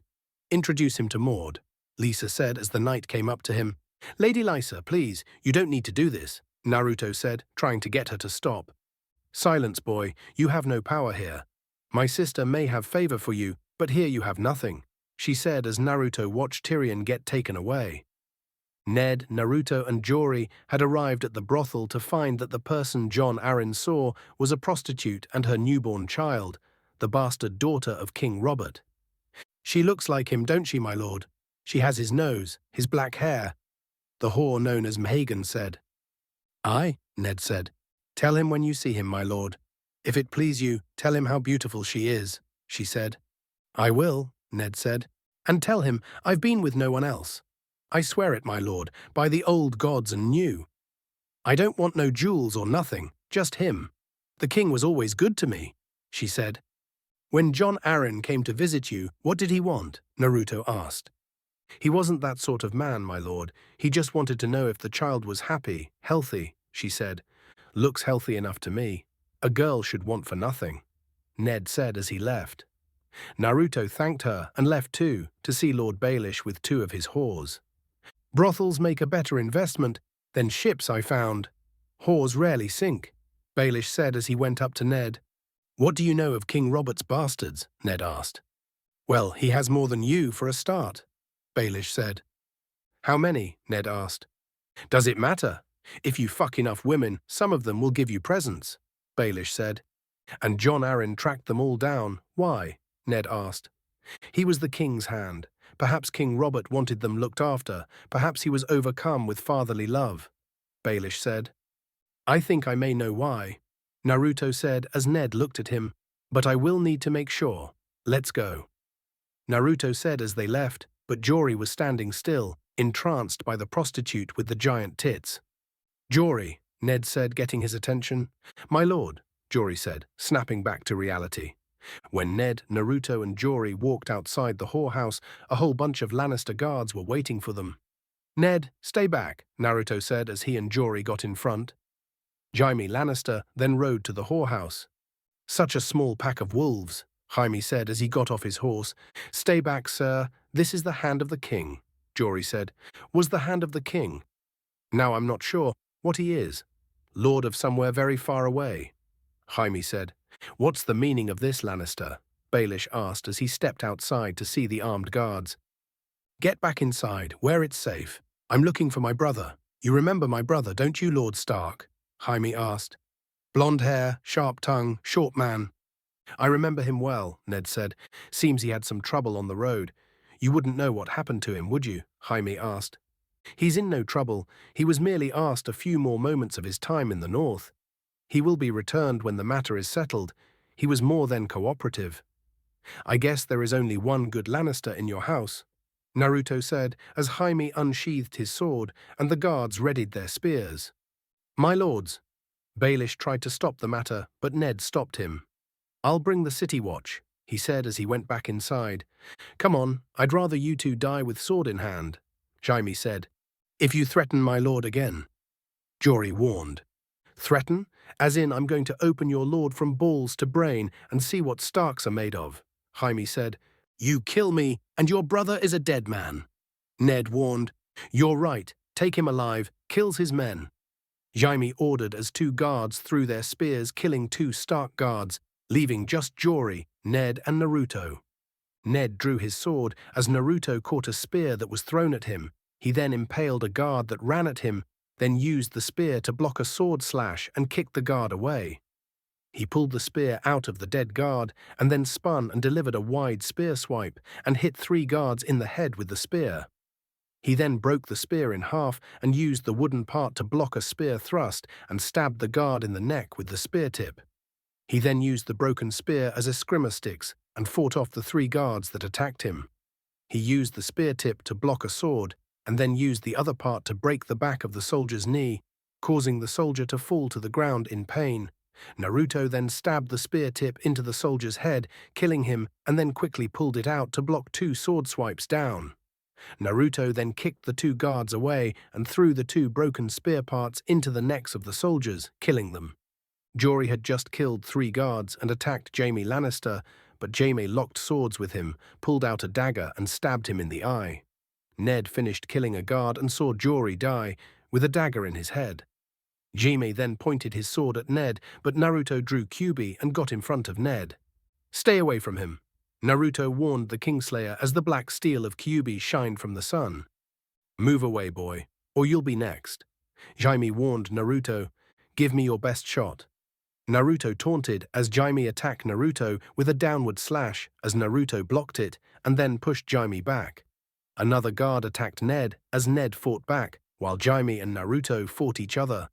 Jaime thrusts his sword at Naruto, who deflected it, and then swung at Jaime's head, but Jaime blocked it and spun around Naruto as a guard ran at Naruto with a spear. Naruto blocked the spear and sliced the neck of the guard, killing him, and when he turned around, Jaime came at him with a wide swing, but Naruto ducked and elbowed Jaime in the back, pushing him forward. "What's wrong, Kingslayer? Is it harder to kill someone when the person doesn't have their back turned?" Naruto taunted as Jaime got back up and charged at Naruto.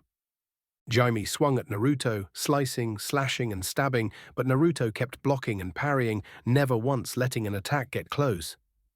Jaime was beginning to get frustrated as the boy kept blocking, and it was taking too long.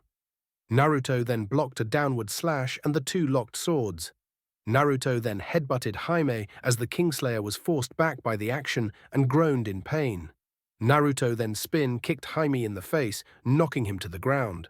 Naruto turned to see Ned fighting off the last 3 Lannister guards. He holds his own, but the third guard was able to stab him in the knee. Ned falls down in pain, but before another strike could be done, Naruto flashes over to Ned via the Hiroshin seal on Ned's shirt and kills the 3 remaining guards. Naruto moved to Ned and pulls the spear out as Ned groaned in pain. Jaime gets up to see that Naruto has his back turned. He grabs his sword and charges at Naruto. Just before the sword could stab through, Naruto spins around and with a chakra-infused swing, he swung up, breaking Jaime's sword and slashing a small part of his chest and cheek. Naruto then punches Jaime to the ground and punched him repeatedly, 5 or 6 times. Naruto then stopped, seeing the guards dead and Ned wounded. He looks at Jaime and saw that the wounds he received are small and non-lethal, but they hurt. He then grabbed Jaime's collar and pulled him close. "Do not think this a kindness. I spare you today not out of fear of what your family will do, but out of pity. You are not a knight, and your family will get what they deserve: dishonor and ruin. You, your sister, and your son Joffrey." Naruto said to Jaime, shocking the Kingslayer that the boy knew that Joffrey was not Robert's child. Naruto let go of Jaime and went over to help Ned.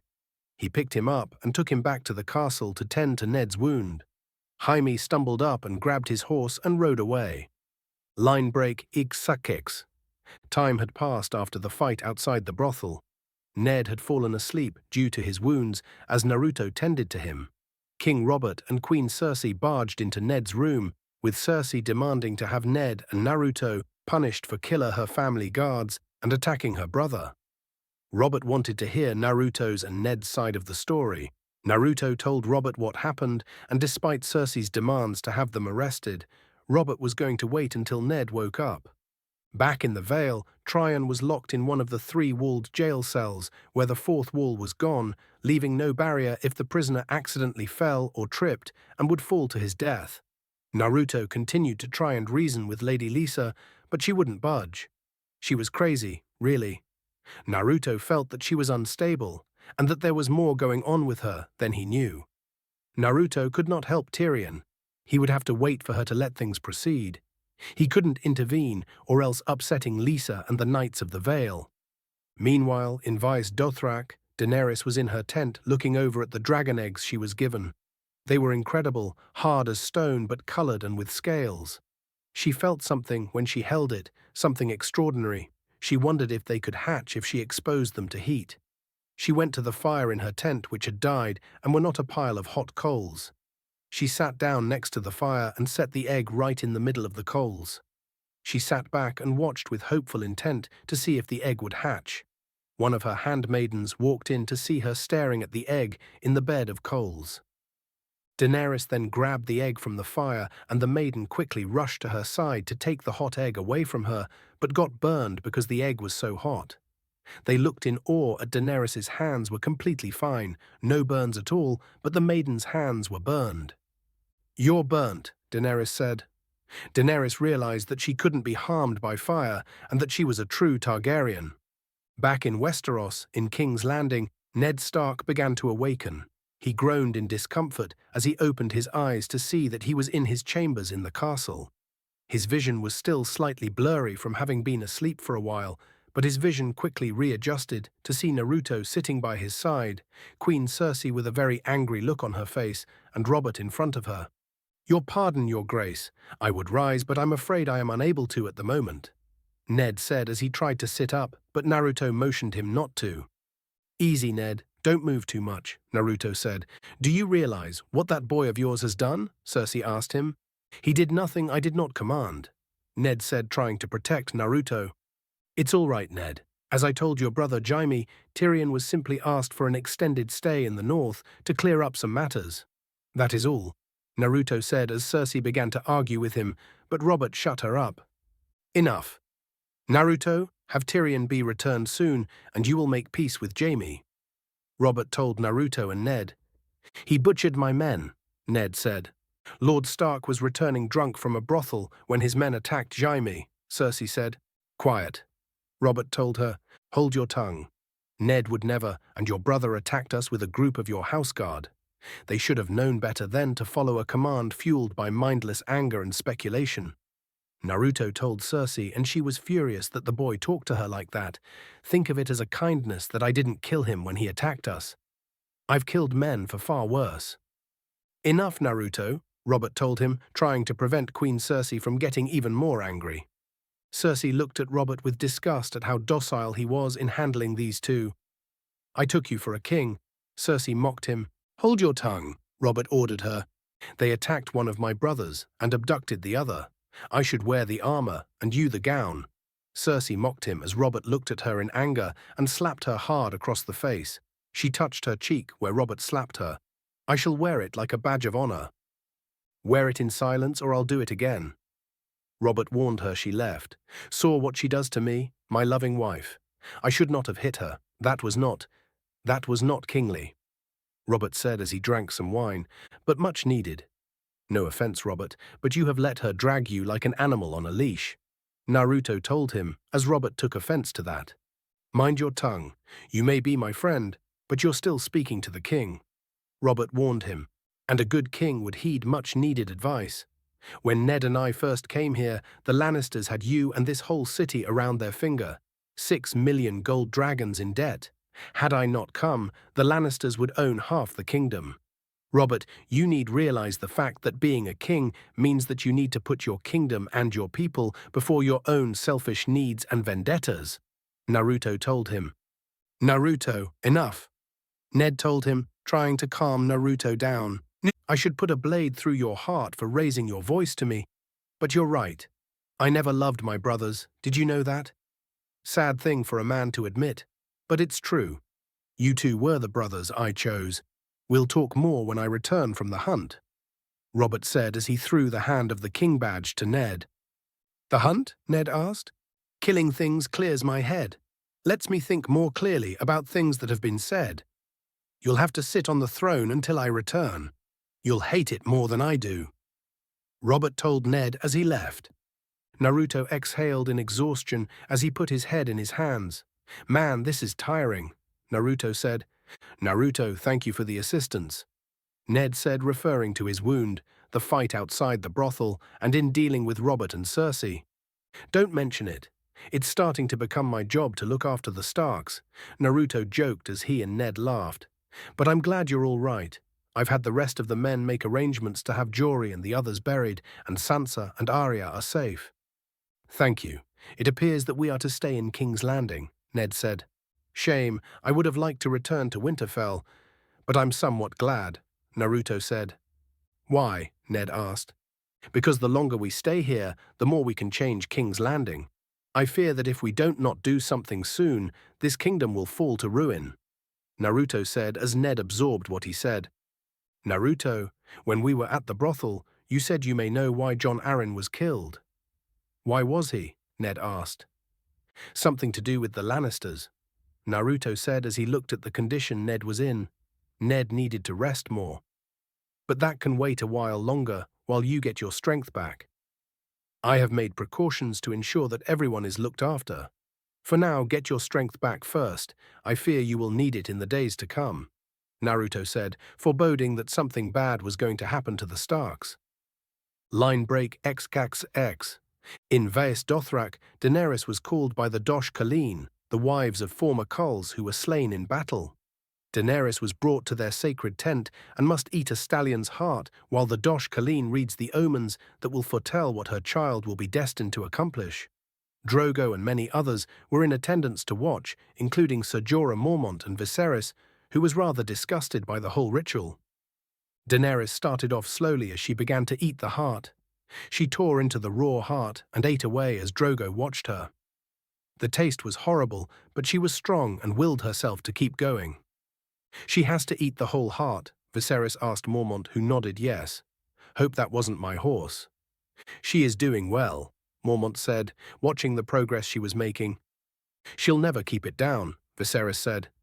Daenerys kept going, determined not to stop as the rest of the Dothraki chanted along. The head Dosh Khaleen was saying something that Viserys didn't understand. "Tell me what she's saying."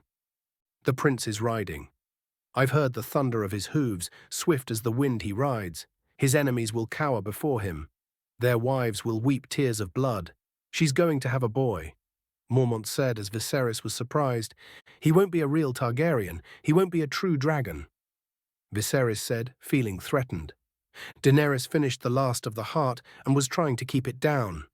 She then bent forward, gagging as everyone was silent to see if she couldn't keep the heart down, but she did. She willed herself, and she regained her composure and stood up. Khal Drogo smiled, seeing his wife strong and that she was able to successfully complete the ritual. The head Dosh Khaleen then spoke as Mormont translated again. "The stallion that mounts the world. The stallion is the Khal of Khals. He shall unite the people into a single Khalasar. All the people of the world shall be his herd," Mormont said. Daenerys then stood up and spoke Dothraki to her people, declaring that her son would be named Rhaego, in honor of her brother Rhaegar, who was slain by Robert Baratheon. The Dothraki then began to chant the prince's name as Drogo and walked up to her. Viserys saw that everyone looked up to her and were chanting for her. "They love her," Viserys said as Drogo lifted her up and the people's chanting continued. "She truly has become a queen today," Mormont said as he looked to Viserys, but Viserys had left. Viserys ran back to his tent and grabbed his sword and a bag. He then went to Daenerys' tent and opened the chest that held the 3 dragon eggs. He marveled at the eggs and then put them in his bag. After he put the first egg in, he heard the tent flap open and quickly got to his feet and was prepared to pull his sword out, but saw it was only Mormont. "Don't let them see you carry a sword in Vaes Dothrak. You know the law," Mormont told Viserys. "It's not my law," Viserys said as he put the rest of the eggs into his bag. "They don't belong to you," Mormont said. "Whatever is hers is also mine," Viserys said. "Once, perhaps," Mormont said. "If I sell 1 egg, I'll have enough to buy a ship." 2 eggs, a ship, and an army," Viserys said. "And you have all 3, Mormont commented. "I need a large army. I'm the last hope for a dynasty, Mormont. The greatest dynasty this world has ever seen on my shoulders since I was 5 years old. And no one has ever given me what they gave her in that tent. Never, not a piece of it. How can I carry what I need to carry without it, Who can rule without wealth or fear or love? Ha, you stand there all nobility and honor. You don't think I see you looking at my little sister, Don't think I know what you want. I don't care, you can have her. She can be queen of the savages and dine on the finest horse hearts, and you can dine on whatever parts of her you like. But let me go," Viserys said as he tried to leave, but Mormont got in front of him. "You can go. You can't have the eggs," Mormont told him. "You swore an oath to me. Does loyalty mean nothing to you?" Viserys asked. "It means everything to me," Mormont said. "And yet here you stand," Viserys said. "And yet here I stand," Mormont said. Viserys got frustrated until he finally left the eggs. He then stomped out of the tent like a spoiled child. Line break XXXX. In the Vale, Tyrion was banging on the door to his sky cell in an effort to get the jailer, Maud, to let him out. Tyrion kept banging on the door, wanting to get to a room where at least there were 4 walls and no chance of falling to his death. He then heard a pair of footsteps and then heard someone get knocked against the wall and collapse. He heard the door unlock to see Naruto open it with the keys. "Naruto, what are you doing?" Tyrion asked. "Coming to get you. I was able to convince Kat to let Lady Lysa plead your case before her and get you a chance at leaving," Naruto told him. "Thank you." Tyrion thanked Naruto, but then saw Maud on the ground. What happened to him? "He tripped," Naruto said as Tyrion looked at him. "What? He was an idiot, and he got in my way." Naruto joked as he led Tyrion to the main room where he was going to speak to Lady Lysa. Naruto and Tryon walked into the main room of the Vale Castle where Lady Lysa was sitting on the high chair. Kat was standing next to her, and many of the other nobles were in the room, as well as many knights and Bran. Tyrion began to recount all of his various crimes, but not the kind that people were expecting to hear. He told tales of his various lies, sexual escapades, and the practical jokes he has played. Naruto and Bran were chuckling as he told the tales, while this disgusted the nobles. "Silence! What do you think you are doing?" Lysa asked in anger. "Confessing my crimes," Tyrion said. "Lord Tryon, you are accused of conspiring to kill my sister's husband, Lord Jon Arryn, the Hand of the King." Kat told him. "Oh, I'm very sorry. I don't know anything about all that," Tryon said. "You've had your little joke. I trust you enjoyed it." "Maud, take him back to the dungeon. This time find him a smaller cell, with a steeper floor," Lysa ordered. Maud walked up to him, but then Naruto walked forward and Maud froze in his tracks as he saw the death and anger in Naruto's eyes. Maud was frozen in fear as Tryon saw this and used this to his advantage. "Is this how justice is done in the Vale? You accuse me of a crime, I deny them, so you throw me into a cell to freeze and starve. Where is the king's justice? I am accused and demand a trial," Tyrion said as everyone in the chamber started to agree with him. Tryon had the right to a trial. Naruto saw this and smiled. He had to admit, Tyrion was crafty. "If you're tried and found guilty, then by the king's own law you will pay with your life," Lysa said. "I understand the law," Tyrion said. "We have no executioner in the Vale. Life is more elegant here. Open the moon door." Lysa ordered as a servant turned a wheel, and the metal gate in the center of the room opened up to reveal his execution if he should be found guilty. A one-way ticket to the ground. "You want a trial, Lord Lannister? Very well. My son will listen to whatever you had to say, and you will hear his judgment. Then you will leave, by one door or the other," Lysa said. "No need to bother, Lord Robin. I demand a trial by combat," Tyrion said as the knights in the room chuckled. Lysa was confused, but she couldn't do anything. "You have that right," Lysa said. Soon, one after another, every knight in the room wanted the honor to kill the imp. Robin was growing impatient as he wanted to see someone fly. "Make the bad man fly," Robin yelled. Spoiled brat, Naruto thought. If there was one thing he didn't like about Westeros, it was the overinflated sense of superiority that these people seemed to have.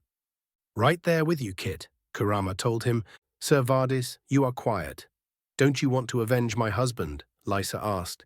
"With all my heart, my lady, but the imp is half my size. Shameful to slaughter such a man and call it justice," Vardis said. "Agreed," Tyrion commented. "You demanded a trail by combat," Lysa said. "Now I demand a champion. I have that right, same as you," Tyrion said. "My lady, I would gladly fight the imp's champion for you," Vardis said. "I wouldn't be too glad, sir. I name my brother Jaime Lannister," Tyrion said as everyone was shocked to hear him say the name of the Kingslayer. "The Kingslayer is hundreds of miles from here," Lysa said. "Send a raven for him. I'm happy to wait," Tyrion said. "The trial will be today," Lysa said with a smile, diffusing Tyrion's plan to wait for his trial. "Do I have a volunteer?" Tyrion asked as everyone laughed. No one would volunteer against Ser Vardis. "I volunteer," Naruto said as he stepped forward and everyone talked amongst themselves, wondering why this man would fight for the imp. "Naruto, please." Kat begged him not to do it. "It's all right, Kat. I must do this to make amends for my mistake," Naruto told her. Lord Tyrion, I volunteer to be your champion, Naruto said as Tyrion smiled. Naruto then looked at Bronn, who was about to volunteer before Naruto beat him to the punch. Next time, he's yours, Naruto joked as Bronn chuckled. All right then, I have my champion. Let the trial commence, Tyrion said as Lysa nodded and everyone moved away from the center as the two warriors stood in the center. Lord Vardis had several men come to give him his armor, sword and shield. Naruto had Sir Roderick take his bow and quiver, leaving him with just his sword. A squire came up to Naruto and handed him a shield, but Naruto didn't want it. Are you sure you can do this? Tyrion asked Naruto. More than likely, Naruto joked as Tryon looked at him. If I die, we'll see each other soon enough, Naruto said as he stepped forward as Lord Vardis was ready. Lord Vardis put down the face guard of his helmet and strapped on his shield as he stood ready. Naruto drew Kyuubi from its sheath as Tyrion marveled at the black shine of the steel. Everyone else backed away as the two men were the only ones in the center. Lord Robin then stood up, excited, and yelled, "Fight!" Sir Vardis walked forward, his armor creaking and the sound of his metal footsteps filled the hall as he charged at Naruto. He swung down as Naruto blocked the strike and pushed the sword away.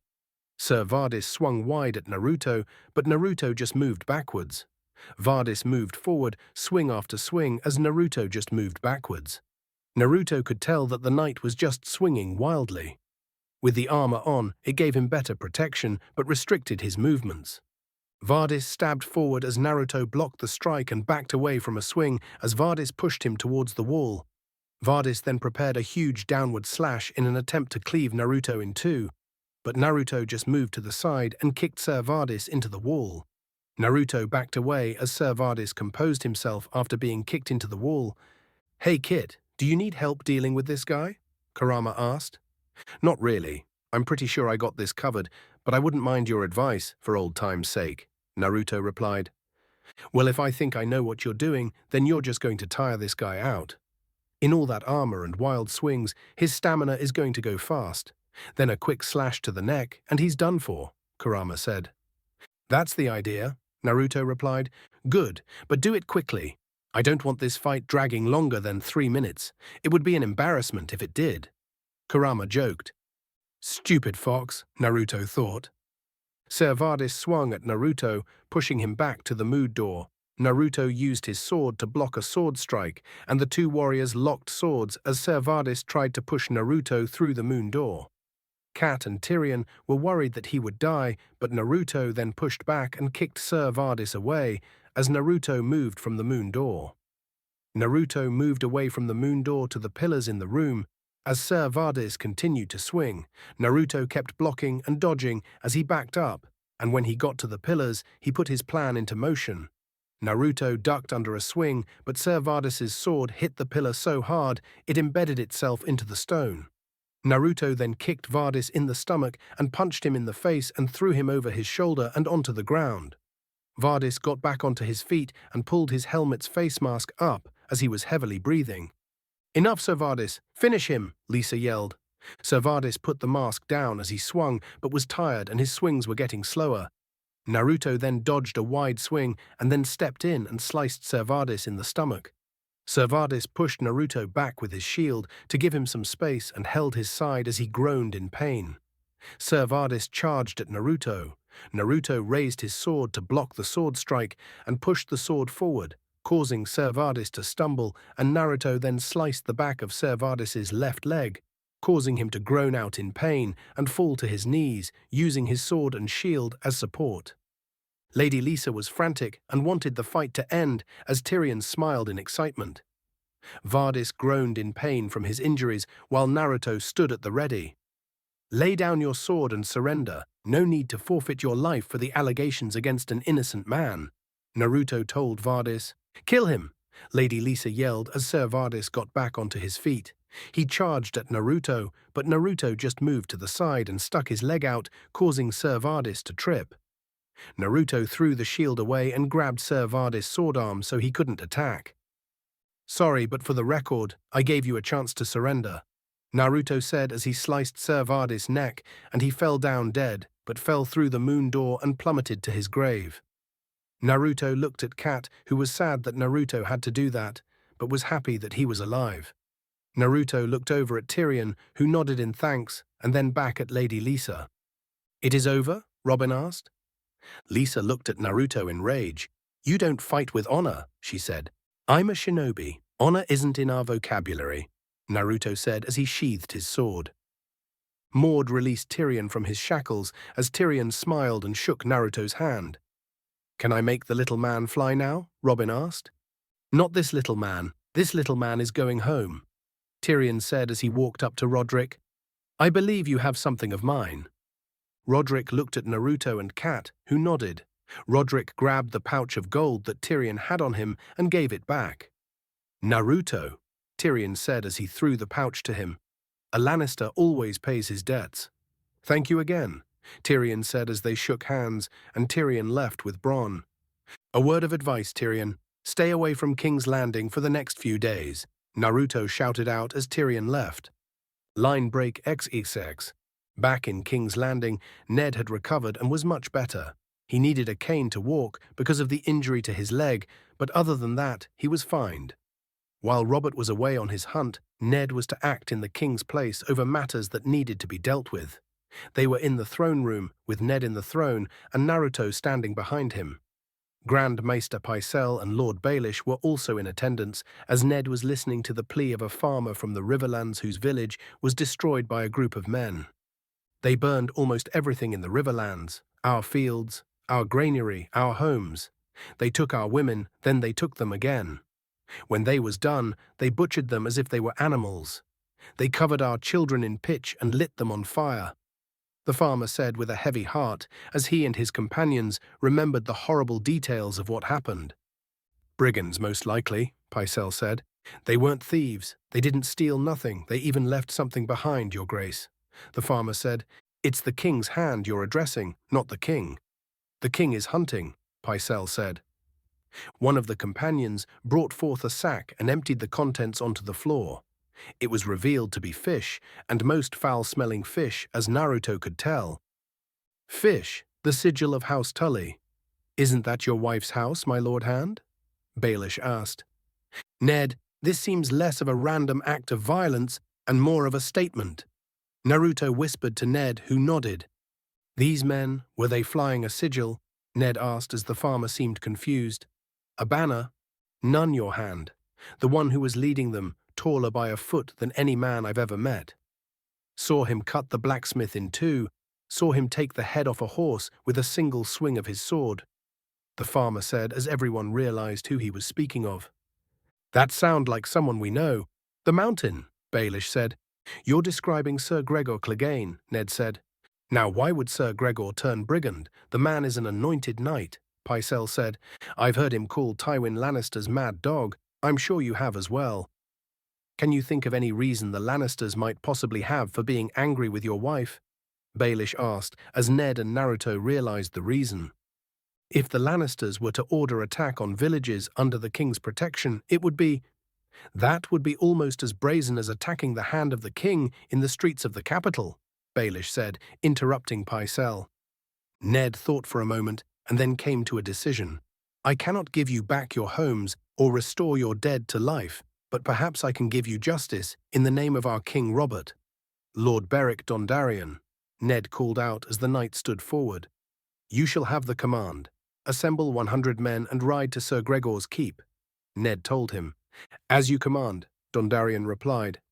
Ned then stood up with the help of Naruto to address the rest of the room. "In the name of Robert of the House Baratheon, the first of his name, King of the Andals and First Men, Lord of the Seven Kingdoms and Protector of the Realm, I charge you to bring the king's justice to the false knight Gregor Clegane and all those who shared in his crimes. I denounce him and detaint him.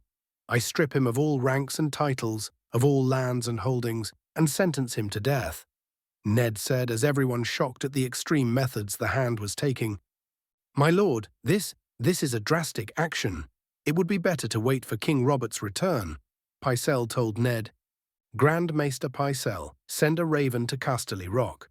Inform Tywin Lannister that he has been summoned to court to answer for the crimes of his bannerman. He will arrive within the fortnight or be branded an enemy of the crown and a traitor to the realm. Ned said, as everyone was shocked. No drastic actions have ever been done before, and to threaten the Lannisters was inconceivable. Ned nodded to Lord Dondarrion to get to work, and he did. The farmer and his men bowed in respect and thanks to the hand as everyone else left the throne room. Naruto helped Ned down the stairs of the throne as Lord Baelish walked up to them. "A bold move, my lord, and admirable," Baelish said.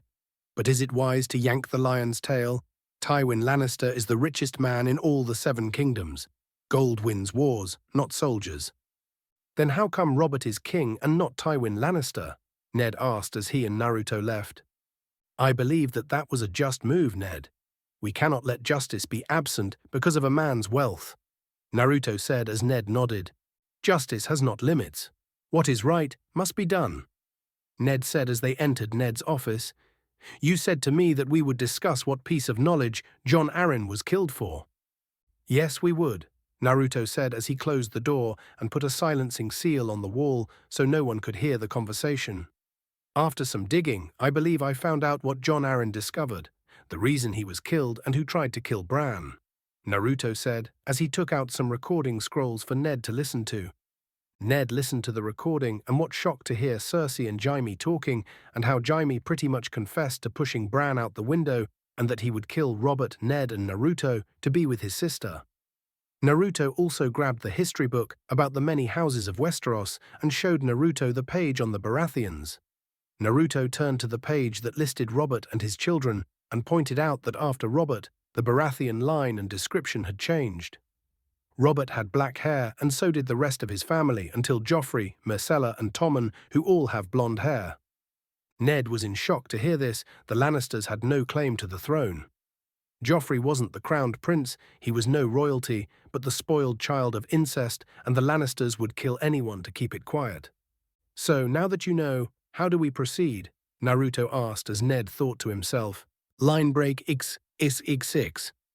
Back in Vice Dothrak, the Dothraki were in the middle of a feast for Daenerys and Drogo. People were drinking and eating as dancers moved throughout the tent. Daenerys sat with Jorah and enjoyed the company, but then saw her older brother stumble into the tent, most likely drunk. "Daenerys, where's my sister?" Viserys shouted out in his drunken stupor. "Stop him," Daenerys told Jorah as he got up.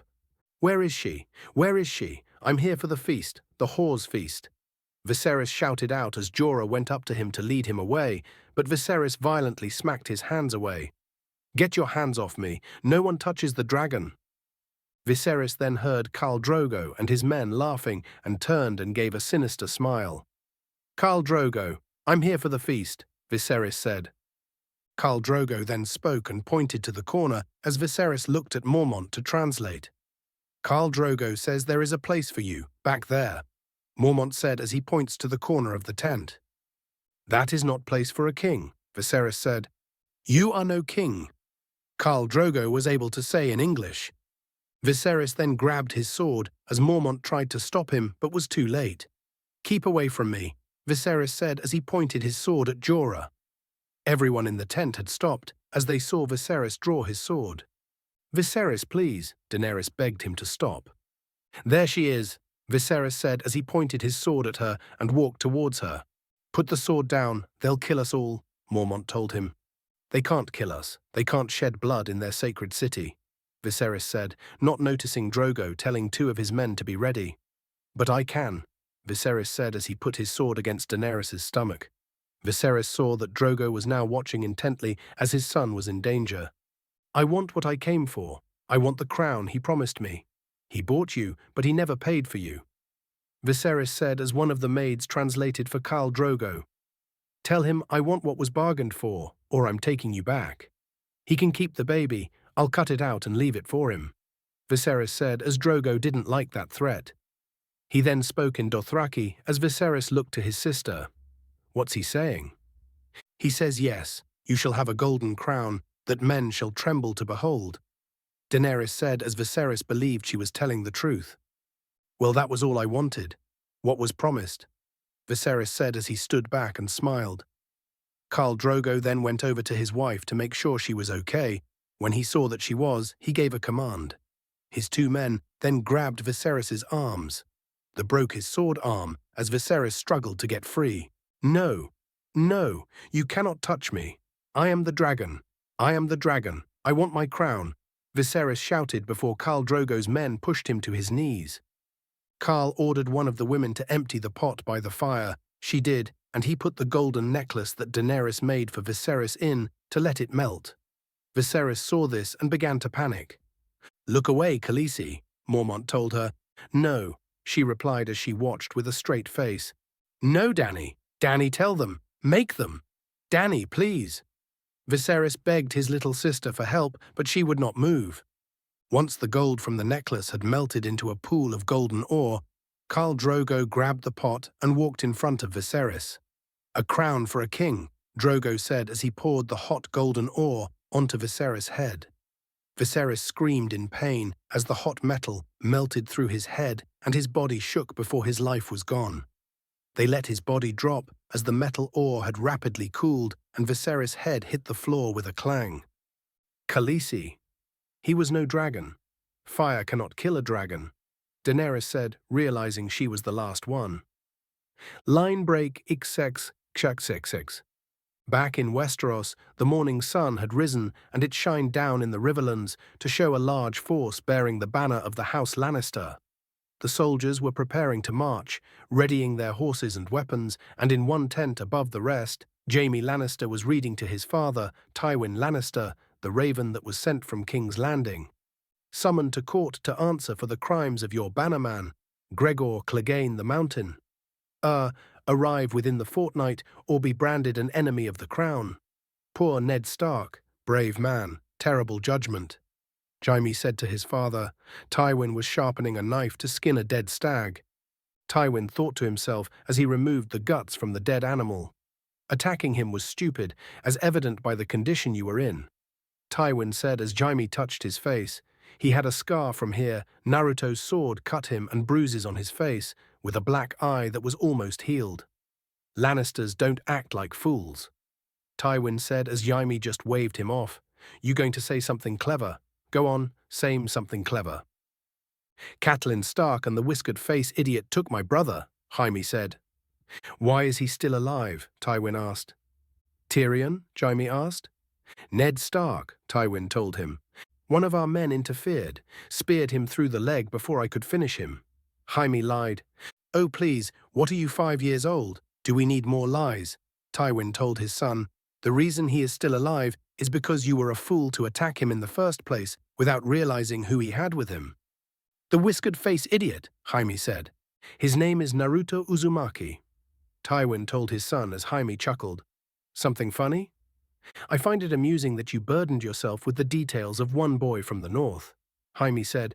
"If you realized how skilled this boy was, you wouldn't have attacked the man he considers a father," Tywin told his son. "And it is not a burden to know your enemy. If you had the brains to realize that, you wouldn't look at horrid as you do now." "The boy got lucky," Jaime said. "That boy is one of the fastest and most skilled warriors in the north. He is a valued friend of King Robert and holds both respect and position in the north." Tywin shouted, annoyed by his son's arrogance. "You're lucky he chose to spare your life, rather than take it." "That boy was afraid of how you would react," Jaime said. "That boy is many things, but from what I've heard, afraid isn't one of them. He spared your life because he took pity on you," Tywin said as Jaime felt undermined. "But we will return the favor in kind. I'm giving you half of our forces, 30,000 men. You will bring them to Catelyn Stark's girlhood home and remind her and the Starks that Lannisters pay their debts." "I didn't realize that you placed such high value on my brother's life," Jaime said. "He's a Lannister, might be the lowest of the Lannisters, but he's one of us. And every day that he remains under their keep, the less our name demands respect," Tywin said. "So the Lion does concern himself with the opinions." "No, that's not an opinion, it's a fact," Tywin told Jaime. "If another house seize one of our own and hold him captive and make one of our best soldiers look like a child, then we are no longer a house to be feared." Tywin told Jaime, "Your mother's dead. Before long, I'll be dead. And you, and your brother, and your sister, and all of her children. All of us dead. All of us rotting in the ground. It's the family name that lives on. It's all that lives on, not your personal glory, not your honor, but family. Do you understand? Tywin asked as Jaime nodded. You're blessed with abilities that few men possess. You're blessed to belong to the most powerful family in the kingdom, and you're still blessed with youth. And what have you done with these blessings? Served as a glorified bodyguard for two kings. One a madman, and the other a drunk.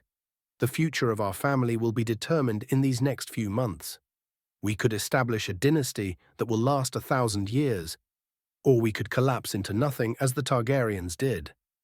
I need you to become the man you were always meant to be. Not next year, not tomorrow now, Tywin told Jaime. What of the boy? Jaime asked. He will be dealt with. He is too big of a sword for the Starks, and like all swords, can be broken, Tywin said. Back in King's Landing, after Naruto showed Ned the piece of information that Jon Arryn was killed for, they needed to figure out how to proceed. Naruto referred to Ned's judgment on this matter. The Lannisters tried to kill Bran, and they would pay for that. But Tommen and Myrcella were innocent, and killing their mother in public would be inexcusable. Ned decided to speak with Cersei. He sent a message to her, telling her that he wanted to speak to her in private at the gardens. Naruto wanted to attend, but Ned told him not to. Cersei walked into the courtyard to see Ned sitting on a bench. You're in pain, she said. I've had worse, my lady, Ned said as he used his cane to stand up. Perhaps it's time to go home. The South doesn't seem to agree with you. Cersei said. I know the truth Jon Arryn died for, Ned said as Cersei tensed up a bit. Do you, Lord Stark? Is that why you called me here, to pose me riddles? She asked. Has he done this before? Ned asked, referring to the bruise on her cheek. Jaime would have killed him, Cersei said. My brother's worth 1,000 of your friend or boy. Your brother, or your lover? Ned asked. Targaryens wed brothers and sisters for 300 years to keep bloodlines pure. Jaime and I are more than brother and sister. We shared a womb, came into this world together, we belong together, Cersei said. My son saw you with him, Ned said as Cersei did feel somewhat bad for trying to kill a young boy. Do you love your children? She asked. With all my heart, Ned said. No more than I love mine, she said. And they're all Jaime's, Ned said as she laughed. Thank the gods, in the rare event that Robert leaves his whores for long enough to stumble drunk into my bed, I finish him off in other ways. In the morning he doesn't remember, she said. You've always hated him, Ned said. Hated him. I worshipped him. Every girl in the 7 kingdoms dreamed of him, but it was mine by oath.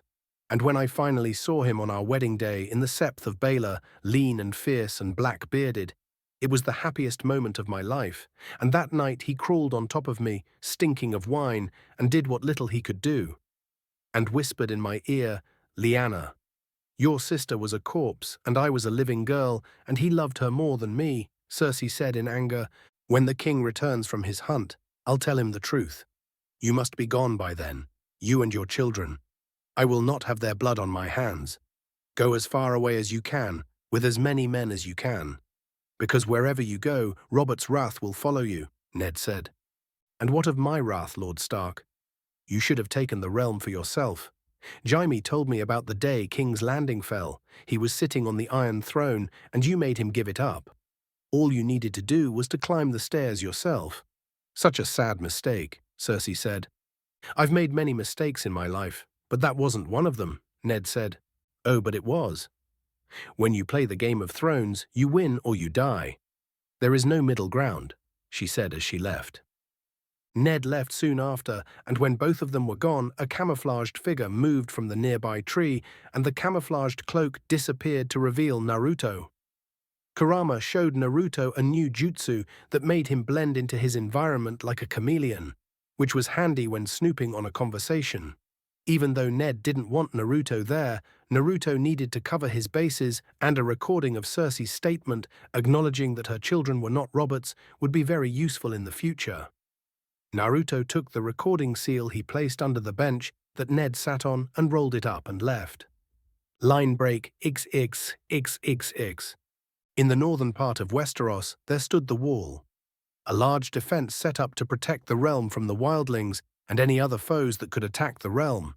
Jon's time at the wall was met with hard times from others who thought him a lesser because he was a bastard, but he had quickly proven himself to be the best fighter and rider on the wall due to his training with Naruto.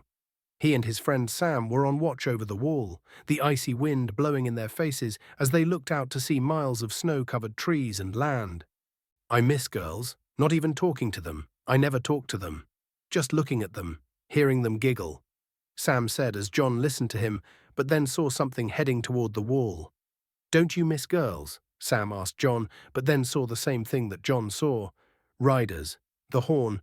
We have to blow the horn. Why is he alone? Jon asked, seeing only one horse.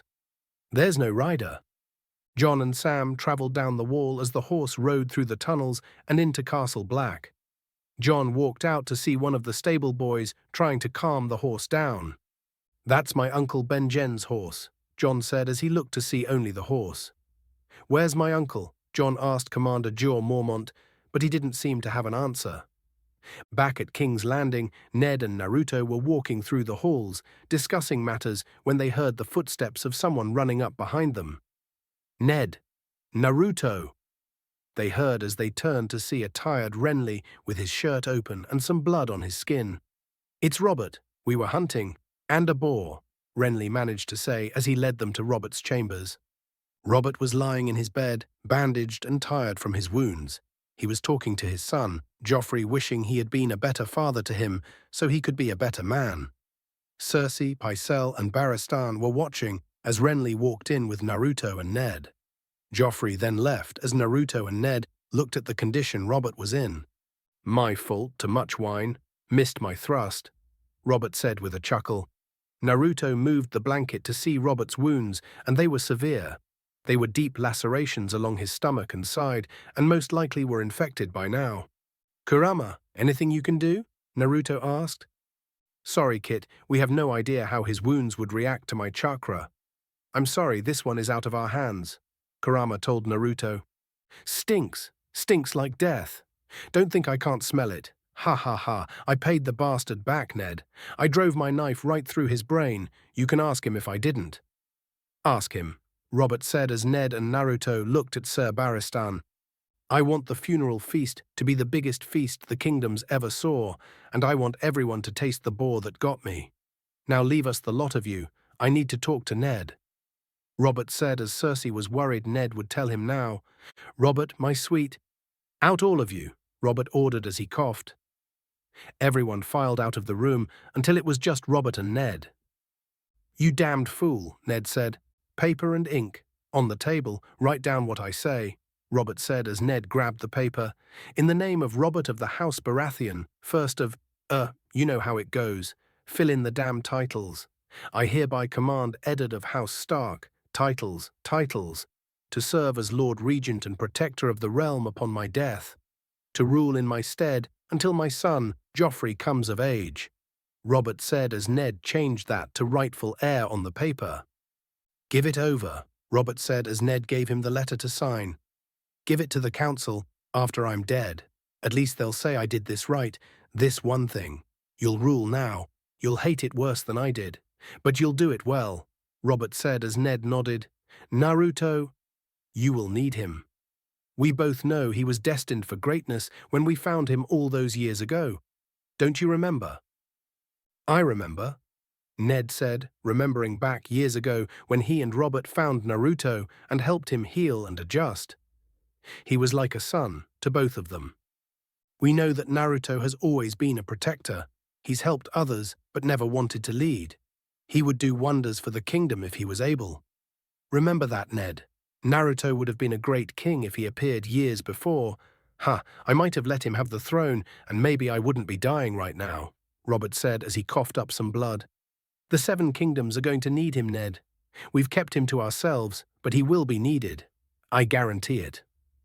Robert told Ned to try and stop the attempt on Daenerys Targaryen and told Ned to help Joffrey before wanted something to dull his pain so he could die. Ned walked out of the room to see Naruto, Barristan, Renly, Pycelle and Baelish waiting for him. Give him milk of the poppy, Ned told Pycelle as Pycelle and Renly walked in. He was reeling from the wine. He commanded us to step aside, but I failed him. Barristan said. No man could have protected him from himself, Naruto said.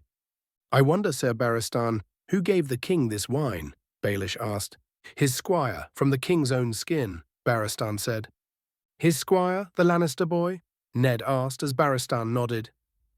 Such a dutiful boy, to make sure his grace did not lack refreshment. I do hope the poor lad does not blame himself, Baelish said. His grace has had a change of heart concerning Daenerys Targaryen. Whatever arrangements that were made, unmake them, at once. Ned told Baelish. I'm afraid those birds have flown. The girl is likely dead already, Baelish said as Ned and Naruto left. Naruto left to give himself some peace. He needed to withdraw himself from the situation for a while to keep his mind sane and to allow his mind to recharge. He may be a shinobi, but even he needed some R&R. Naruto asked Ned if it was all right if he took a little stroll, and Ned was fine with it. Ned kept 2 of his personal guard with him since Naruto left. Ned was walking to his study when he saw Renly waiting for him in the hall. Lord Stark, a moment. Alone, if you will, Renly said. Ned nodded, and his 2 men left him in private. He named you Protector of the Realm. He did, Ned said. She won't care. Give me an hour and I could put 100 swords at your command, Renly said. And what should I do with 100 swords? Ned asked. Strike. Tonight while the castle sleeps, we must get Joffrey away from his mother and into our custody. Protector of the realm or no, he who holds the king holds the kingdom. Every moment you delay gives Cersei another moment to prepare. By the time Robert dies, it will be too late. For the both of us, Renly said. What about Stannis? Ned asked. Saving the 7 kingdoms from Cersei and delivering them to Stannis. You had odd notions about protecting the realm, Renly said. Stannis is your older brother, Ned said. This isn't about the bloody line of succession. That didn't matter when you rebelled against the Mad King. It shouldn't matter now. What's best for the kingdoms? What's best for the kingdoms we rule? We all know what Stannis is. He inspires no love or loyalty. He's not a king. I am, Renly said as Ned was shocked. Stannis is a commander. He's led men into war twice. He destroyed the Greyjoy fleet. Ned said. Yes, he's a good soldier. Everyone knows that. So was Robert. Tell me something. Do you still believe that good soldiers make good kings? Renly asked, as Ned didn't seem to have an answer. I will not dishonor Robert's last hours by shedding blood in his halls and dragging frightened children from their beds, Ned said as he left. Ned returned to his study and wrote a letter to Stannis Baratheon, Robert's younger brother, who was now the one true heir to the throne. He wrote down his findings and had a courier send his letter to Dragonstone, Stannis's island fortress. When the courier leaves, Ned thinks to himself for a moment about what was happening. He also remembers what Robert said about Naruto, and he was right. Was Ned selfish in keeping Naruto in Winterfell for years? With Naruto up in Winterfell, they have had years of prosper and safety. The people were happy and looked up to him as a protector. Yet Naruto never wanted to be in the spotlight. He wanted peace and didn't want to lead, but Ned believed that with the moves he was making, that would need to change. He then grabbed another sheet of paper and began to write. Line break XXX. Back in the north, Jon and Sam were prepared to swear their oath to the Night's Watch. Since Jon observed the old gods, he was able to swear his oath of fealty in front of a heart tree. Sam was coming with him and a group of Night's Watchmen to lead them. They arrived at the heart tree, a tree with the god's face carved in and blood coming from its eyes. Sam and Jon take a knee as they speak their oath. Hear my words and bear witness to my vow. Night gathers, and now my watch begins. It shall not end until my death. I shall take no wife, hold no land, father no children. I shall wear no crowns and win no glories. I shall live and die at my post. I am the sword in the darkness. I am the watcher on the walls. I am the shield that guards the realm of men. I pledge my life and honor to Night's Watch, for this night and all the nights to come. Jon and Sam recited their oaths. You knelt as boys, rise now as men of the Night's Watch. One the watchman said as Sam and Jon stood up. They hugged each other and were congratulated. Jon then saw Ghost walked out of the forest with something in his mouth. What's he got there? Sam asked. To me, Ghost, bring it here. Jon said as Ghost walked up to Jon and dropped a severed hand onto the ground. Gods be good, Sam said, shocked and disgusted. Back at King's Landing, Naruto was walking through the city to one of the gates. He wanted to meditate in some nature, and the forests outside the city was perfect. The courtyards were decent, but he wanted a peaceful meditation. He walked past the gate as he saw green trees and felt the wind blow in his face. He took a deep breath in and relaxed, feeling at one with nature. He walked a little more until he came to a nice clearing. He sat in the middle and slowed his breathing as he meditated. He channeled some of his chakra around his body as he meditated, and his surrounding began to react. The trees seemed to have a better shine and feel as plants and flowers blossomed. The grass blew as the wind picked up into a nice gentle breeze. Naruto hadn't felt at peace for a long time, but then got a smirk on his face as he felt several presences. You can come out now. There's not point in trying to hide. I felt you follow me since I left the castle. Naruto shouted out with his eyes still closed. 6 Lannister guards came out into the clearing with their weapons ready. Naruto smirked as he stood up and saw the guards. Something I can help you with, gentlemen? Naruto asked. Tywin Lannister sends his regards, said the lead guard as he fired a crossbow bolt at Naruto, aiming for his head. The bolt flew through the air, but Naruto just reached his hand up and caught it. The old lion exacts his revenge. But did you really think it would be that easy? Naruto said as he held the bolt in his hands. No, we didn't, the guard said as he motioned for the other 14 guard to come out. Naruto was surrounded by 20 Lannister guards. Not bad, Naruto said. Honestly, I was expecting more, but hey, whatever, Naruto joked. Joke all you want, boy, but you're outnumbered, the captain said as his men prepared their spears. Oh well, I guess I get a workout, Naruto said. Hey kid, I've got an idea. Why don't you let me take them out? Kurama asked Naruto. Really, you want to? Naruto asked. Yeah, I could do with a fight, even if it's such a small one. Besides, I need to stretch my legs, Kurama said. All right, let's go tailed beast mode, but not too big.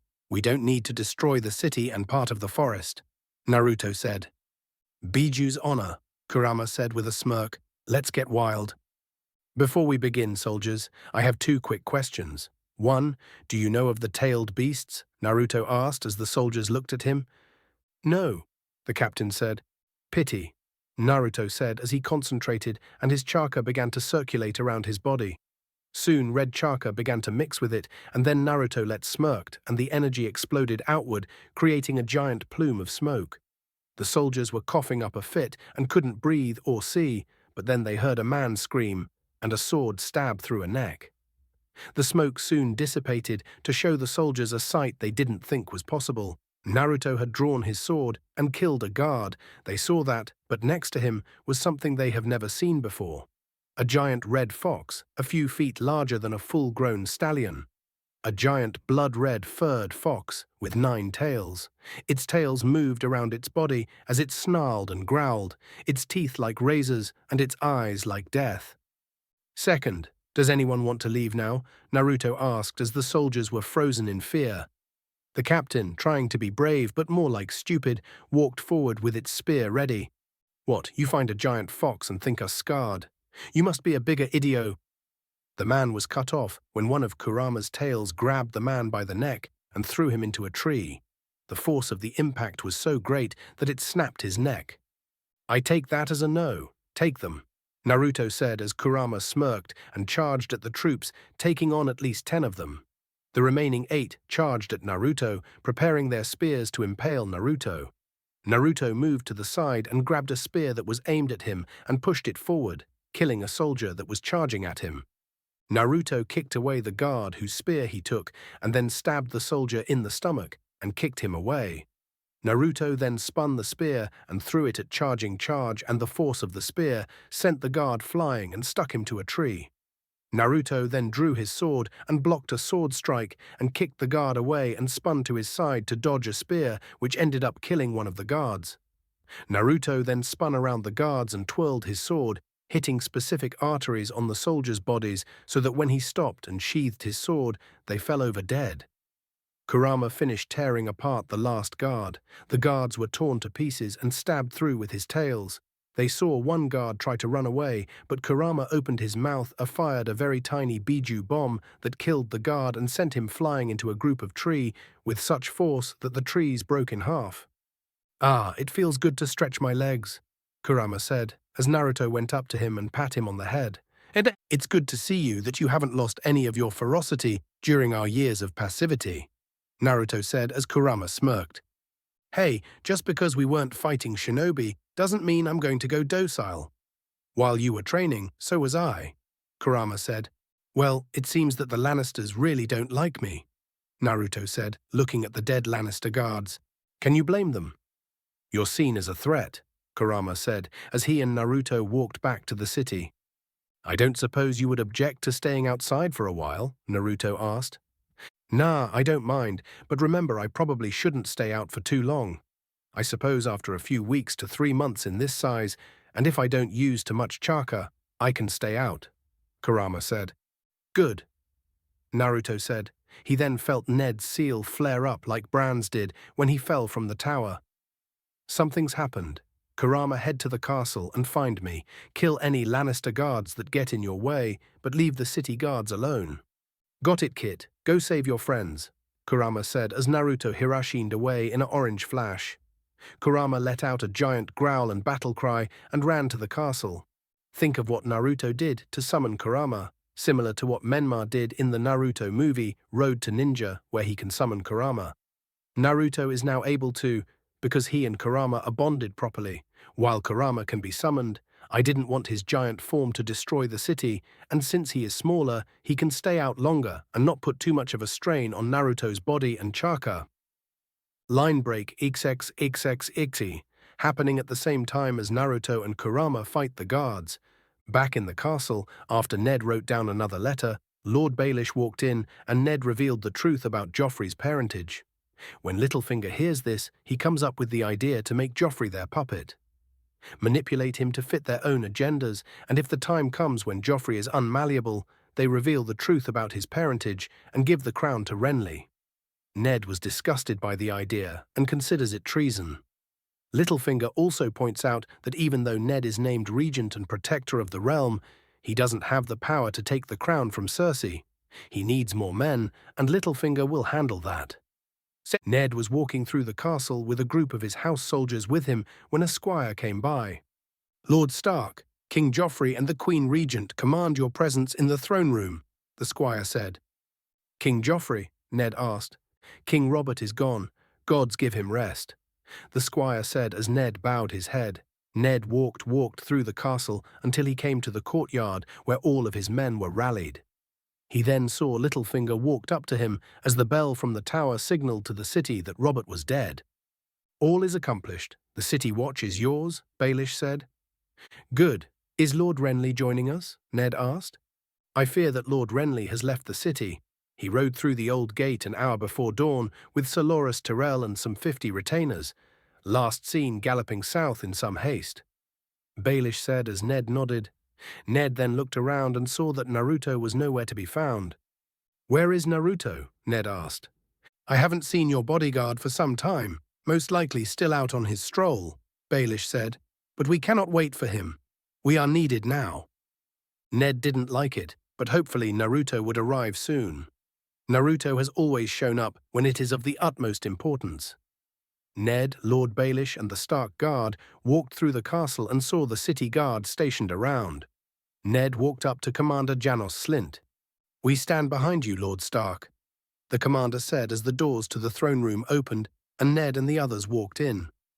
"All hail His Grace, Joffrey of Houses Baratheon and Lannister, the first of his name, King of the Andals and the First Men, Lord of the Seven Kingdoms and Protector of the Realm," the squire said as Ned and Lord Baelish walked in. The city watch were stationed in the room, and so was Sir Barristan and the King's Guard. Joffrey sat on the throne, all smug with his mother sitting beside him. "I command the council to make all necessary arrangements for my coronation. I wish to be crowned within the fortnight. Today I shall accept oaths of fealty from my loyal councillors," Joffrey said. "Sir Barristan, I believe no man here can question your honor, Ned said as he held out a scroll and Barristan took it. King Robert's seal, unbroken. Barristan said as he opened the letter and read, Lord Eddard Stark is here in named protector of the realm, to rule as regent until the heir come of age. Barristan said as Joffrey was confused. May I see that letter, Sir Barristan? Cersei said as she walked down the steps and took the letter. Protector of the realm. Is this meant to be your shield, Lord Stark? She said as she ripped the paper much to Barristan's shock. A piece of paper. Those are the king's words, Barristan said. We have a new king now. Lord Eddard, when we last spoke, you offered me some counsel. Allow me to return the courtesy. Bend the knee, my lord. Bend the knee and swear loyalty to my son. And we shall allow you live out your days in the grey waste you call a home, Cersei told him. Your son has no claim to the throne, Ned said. Liar, Joffrey shouted. You condemn yourself with your own mouth, Lord Stark. Sir Barristan seized this traitor, Cersei said as Barristan moved, but Ned's guard moved in front of him. Sir Barristan is a loyal man, a good man. Do him no harm, Ned said. You think he stands alone, Cersei said as the hound drew his sword. Kill him! Kill all of them! I command it! Joffrey yelled as the Lannister guards drew their weapons. Commander, take the Queen and her children into custody. Escort her back to the royal apartments and keep them there under guard, Ned ordered. Men of the watch, the commander ordered, as his men readied their spears. I want no bloodshed. Tell your men to lay down your swords. No one needs to die, Ned said. Cersei smirked as she looked at the commander. Now! The commander yelled as his men killed Ned's soldiers. Ned was shocked as he watched his men die. He drew his sword, but Lord Baelish drew a knife and put it against Ned's throat. I did warn you not to trust me, Baelish told Ned. Baelish then saw a mark on Ned's shirt glow red, and soon Ned vanished, and Lord Baelish saw him disappear. He then felt immense pain as blood came out of his mouth. He saw a sword pierce his stomach and Naruto behind him. We never did. Die knowing that the one woman you loved will know what you are, a spineless snake, Naruto said as he pulled his sword out and beheaded Lord Baelish. Everyone in the room was shocked to see Naruto appear in the blink of an eye and kill Lord Baelish. Naruto saw the dead Stark soldiers on the ground and tightened his grip on his sword. He then saw Cersei and Joffrey on the throne, and Joffrey had a smug look on his face. Kill him, Joffrey yelled as two stupid city watch guards attacked him, but Naruto blocked their spears and with one swipe took their heads off. The rest of the city watch were now a little afraid to fight him. It seems your little power grab started sooner than expected, Naruto told Cersei. Sir Barristan, arrest that boy, Cersei commanded as Sir Barristan seemed somewhat hesitant. I gave you an order. An order from a woman whose son has no claim to the throne, Naruto said as he sheathed his sword to talk to the men in the room. Sir Barristan, you are a noble and honorable man. Ned and Robert told me tales of your triumphs, and to honor what you fight for, I give you and the men in this room a chance. Men of the City Watch, lay down your arms. You took an oath to fight and protect the crown, to fight for justice and honor, an oath that seems lost to you now. Do not be swayed by the wealth that the Lannisters have promised you. They have no right to the throne, Naruto told them as some seemed to listen. I know that you have served a king whose rule was somewhat unrefined, but you fight for more than one man. You fight to serve the realm, to keep watch over a city and install order and justice. The so-called king you follow now has no right to the throne. He is no Baratheon, but a child born of incest from his mother and the Kingslayer, Naruto stated, as many were shocked and Joffrey was furious. Liar, kill him now, I command it. Joffrey yelled as they prepared to attack, but Naruto smirked. Your lies and deceits may have fooled everyone in this room, Cersei, but you know this to be true. And what better way to show these men the truth then, by your own words? Naruto said as he threw a scroll on the ground and it played a recording. I know the truth Jon Arryn died for, Ned said as Cersei tensed up a bit. Do you, Lord Stark? Is that why you called me here, to pose me riddles? She asked. Has he done this before? Ned asked, referring to the bruise on her cheek. Jaime would have killed him, Cersei said. My brother's worth 1,000 of your friend or boy. Your brother or your lover? Ned asked. Targaryens wed brothers and sisters for 300 years to keep bloodlines pure. Jaime and I are more than brother and sister. We shared a womb, came into this world together, we belong together, Cersei said. My son saw you with him, Ned said, as Cersei did feel somewhat bad for trying to kill a young boy. Do you love your children? She asked. With all my heart, Ned said. No more than I love mine, she said.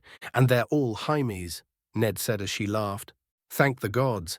In the rare event that Robert leaves his whores for long enough to stumble drunk into my bed, I finish him off in other ways. In the morning, he doesn't remember, she said. You've always hated him, Ned said. Hated him? I worshipped him. Every girl in the Seven Kingdoms dreamed of him, but it was mine by oath. And when I finally saw him on our wedding day in the Septh of Baelor, lean and fierce and black-bearded, it was the happiest moment of my life. And that night he crawled on top of me, stinking of wine, and did what little he could do, and whispered in my ear, Lyanna. Your sister was a corpse, and I was a living girl, and he loved her more than me, Cersei said in anger. When the king returns from his hunt, I'll tell him the truth. You must be gone by then, you and your children. I will not have their blood on my hands. Go as far away as you can, with as many men as you can. Because wherever you go, Robert's wrath will follow you, Ned said. And what of my wrath, Lord Stark? You should have taken the realm for yourself. Jaime told me about the day King's Landing fell. He was sitting on the Iron Throne, and you made him give it up. All you needed to do was to climb the stairs yourself. Such a sad mistake, Cersei said. I've made many mistakes in my life, but that wasn't one of them, Ned said. Oh, but it was. When you play the Game of Thrones, you win or you die. There is no middle ground, she said as she left. The recording stopped, and everyone in the room was shocked, especially Cersei and Joffrey. Naruto smirked as he had the proof that put their whole power grab for the throne in danger. Jon Arryn died when he found out the truth, and you tried to kill Bran Stark to keep your secret safe. But it's over. Lay down your arms and step down from the throne, and you may keep your lives, Naruto told them. Lies, all of it. Kill him, Joffrey ordered, not believing the recording, as his men prepared their spears, and Naruto drew his sword. One of the guards charged at Naruto, but Ser Barristan got in front and sliced the guard's throat. He smiled at Naruto and stood beside him.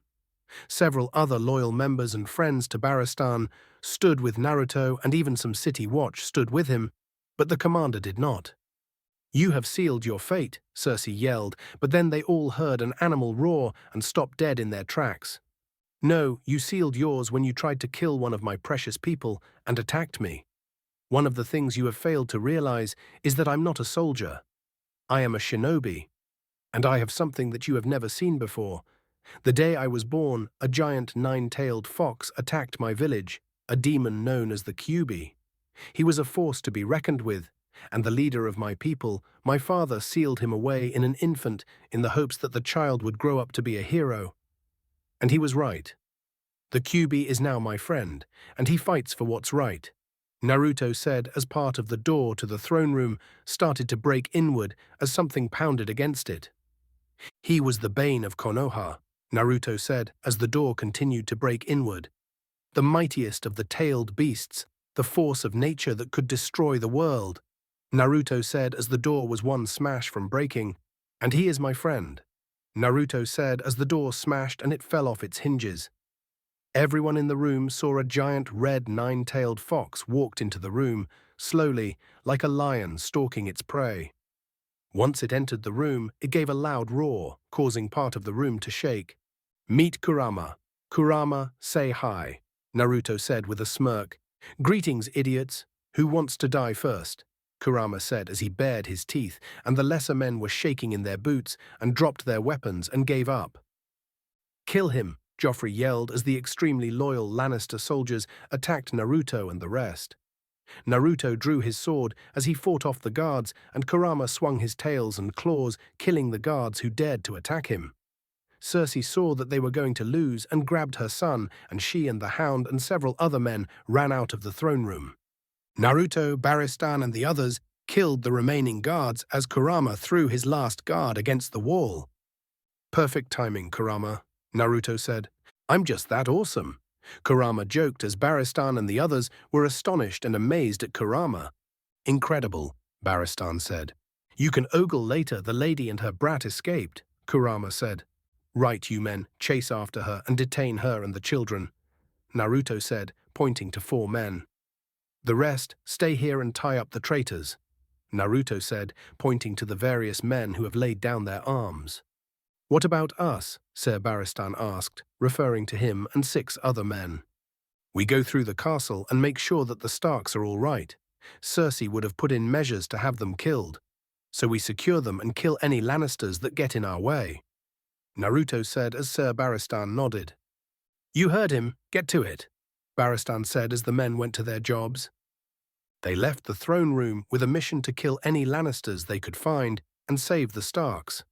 Naruto and Barristan saw the Lannisters attack what remained of the Stark guards and hurried to save them. Naruto and Barristan swung their sword, slicing off flesh and spilling blood as the Lannister guards were quickly killed and the Starks were saved. You men, head to Ned Stark's chambers. I put him there. Secure him until I return, Naruto told them, and they nodded and ran off. In one courtyard, the Stark servants were busy putting a wagon ready for when they left. Then they saw the Lannister guards charged them and were frightened, but saw a shadow jump from castle and kill the guards. It was a giant red fox with 9 tails. Stay inside and don't move, Kurama told them as he ran off to kill more Lannisters. Sansa and Lady Mordain were walking through the halls, wondering where Arya was. You sister knew perfectly well that we were to leave today. How could she forget? Mordain said. She didn't forget. She's with her dancing master. She's with him every morning. She always comes back with scrapes and bruises, Sansa said as Lady Mordain heard fighting. Shh. Mordain shushed her and they heard fighting from the hall.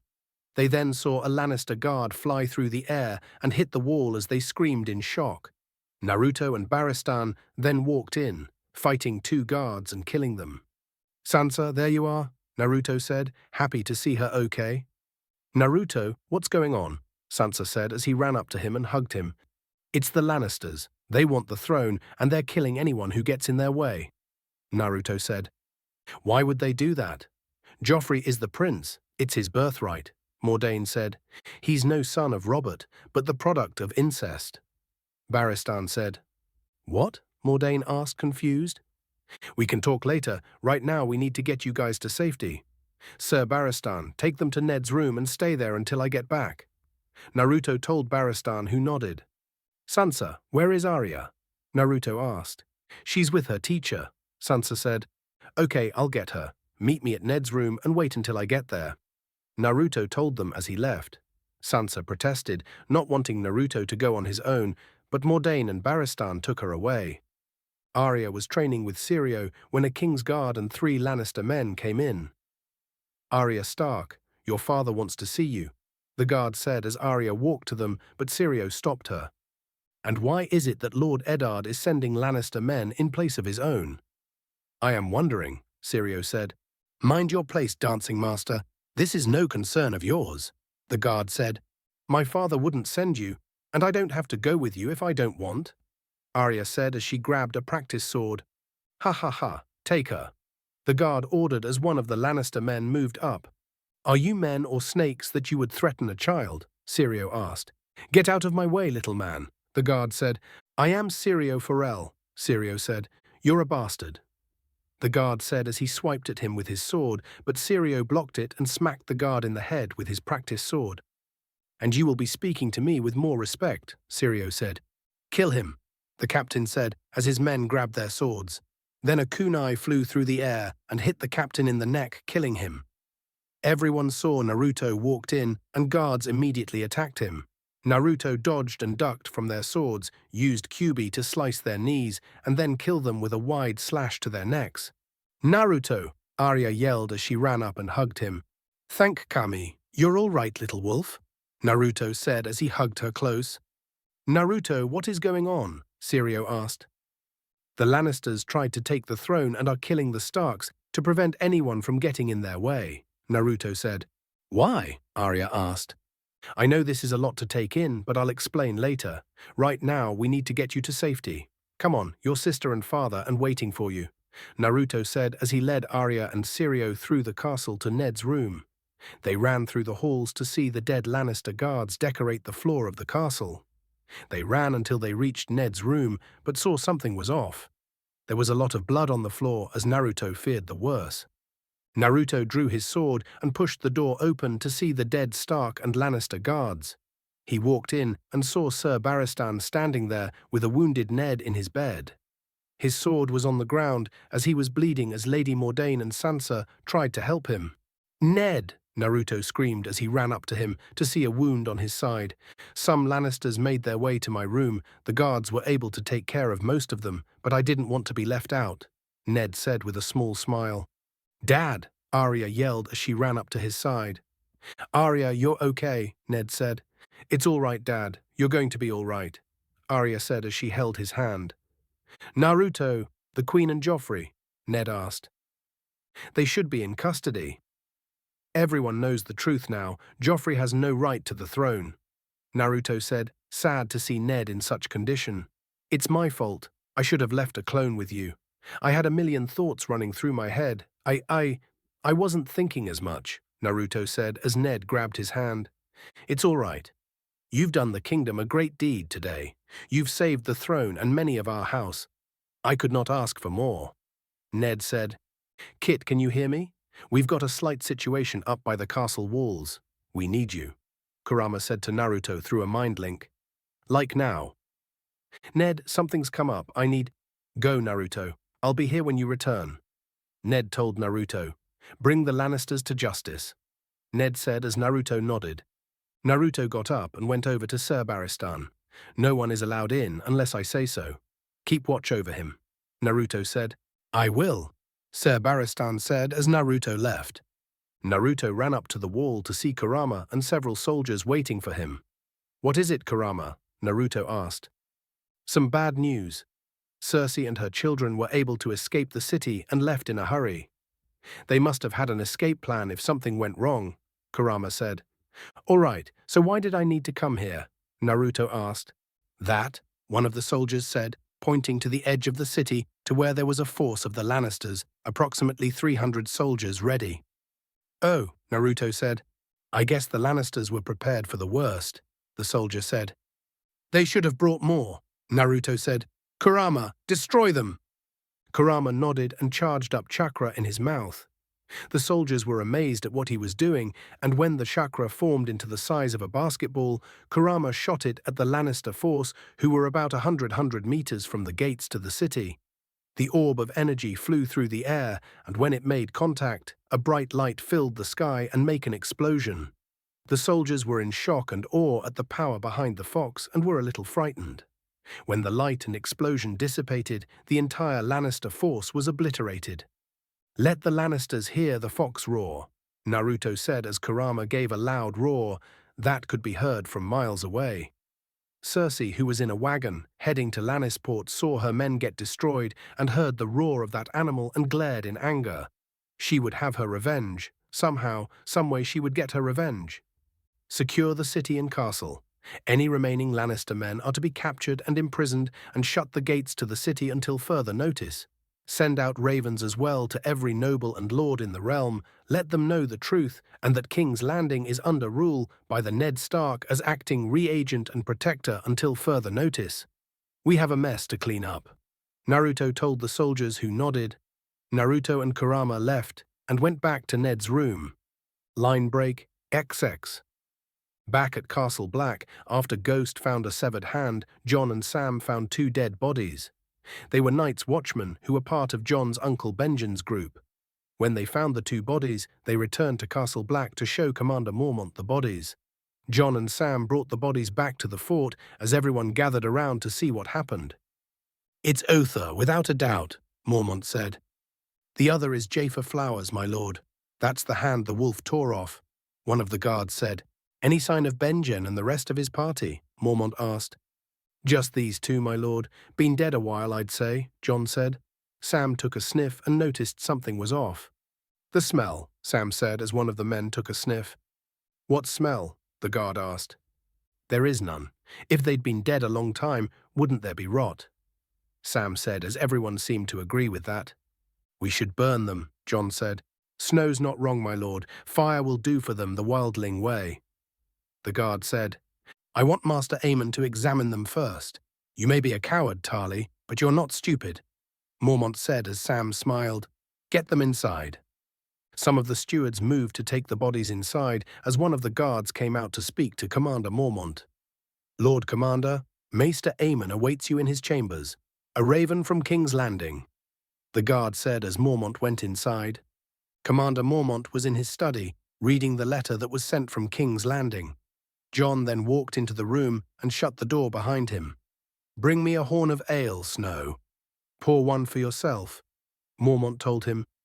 The king is dead, Mormont told Jon as he was handed a cup of ale. Any word about my father? Jon asked. It seems he is acting reagent and protector of the realm. Apparently a boy named Naruto found the truth that Robert has no true heir. Mormont said as Jon was surprised. Naruto, he found out? Jon asked. You know him? Mormont asked. He's a Stark in all but blood. He helped raise me and my siblings. He's like family, Jon said. Well, apparently the queen wasn't too happy about her secret getting out and tried to take the castle by force. She left the capital as this Naruto regained control and killed all of the Lannister forces she had placed. Eddard was injured during the attack. Mormont said as Jon got up. I hope you're not thinking of doing anything stupid. The next part of the message is for you, Mormont said as he handed the letter to Jon. Jon took the letter and read the message to him. Jon, your father was injured during the Lannisters' attempt to regain control over the capital. The Lannisters were booted out of the castle and have retreated, and Ned is now ruling, but his injuries are severe. If you're thinking of doing anything rash and breaking your oath to come see him, don't. He wouldn't want you to throw away your life. He's proud of you. You are your own man, and I am proud to have trained you. I will keep you informed of his condition, but know that whatever you do, we are both proud of the man you have become. Naruto. Jon smiled at the letter and was proud to know that his father and Naruto were proud of him. Back in Winterfell, Maester Luwin gave Robb the letter that was sent from King's Landing, telling Robb of Ned's condition and the Lannisters' attempt to grab the crown and how they killed many Stark soldiers. Naruto left some instructions to Robb, saying not to do anything that Ned wouldn't do. A most shocking discovery. The prince born by incest of the Lannisters, eh? Disgusting, Maester Luwin said. Those bastards. They try to kill my brother and father. This can't go unpunished. Call the banners, Robb told Maester Luwin. All of them, my lord? Luwin asked. They've all sworn an oath to my father, have they not? Now let's see what their words are worth, Robb said. My lord, Naruto did say not to do anything rash, Luwin said. Naruto said not to do anything that my father wouldn't do, and my father wouldn't let this crime go unpunished. Robb said as Luwin nodded. You afraid? Theon asked Robb. Robb saw his hand was shaking. I must be, Robb said. Good, Theon said. Why is that good? Robb asked. Means you're not stupid. Theon said as several dozen ravens were sent out from Winterfell all over the north. Meanwhile, back at King's Landing, the city was abustle with rumors, and the people were wondering what the hell was going on. There was a giant fox that obliterated an army, like a demon, and many were scared. Many witnessed the fights between the Lannister guards and the King's Guard and the blonde-haired man, known as the Orange Flash. Everyone was wondering what the hell was going on. Naruto had what remained of the City Watch try and keep the peace, by urging calm. Their answers would be given soon after the regent regained some strength, but that wasn't happening. Ned was dying, his wounds had festered and were fatal. There wasn't anything they could do, even Kurama could see he was going to die. He couldn't heal Ned, because if tried using his chakra, it would kill him. Catelyn and Ser Roderick immediately rode from the Vale back to King's Landing, and Naruto let them in to see Ned, but shut the gates after that. Right now, Cat was sitting by Ned's bed, holding his hand as Ned rested on his bed. Sansa and Arya were with their mother, tending to their father and crying as they watched their father dying in front of them. Naruto and Kurama were in the room as well. Everyone was sad to see Ned in such condition.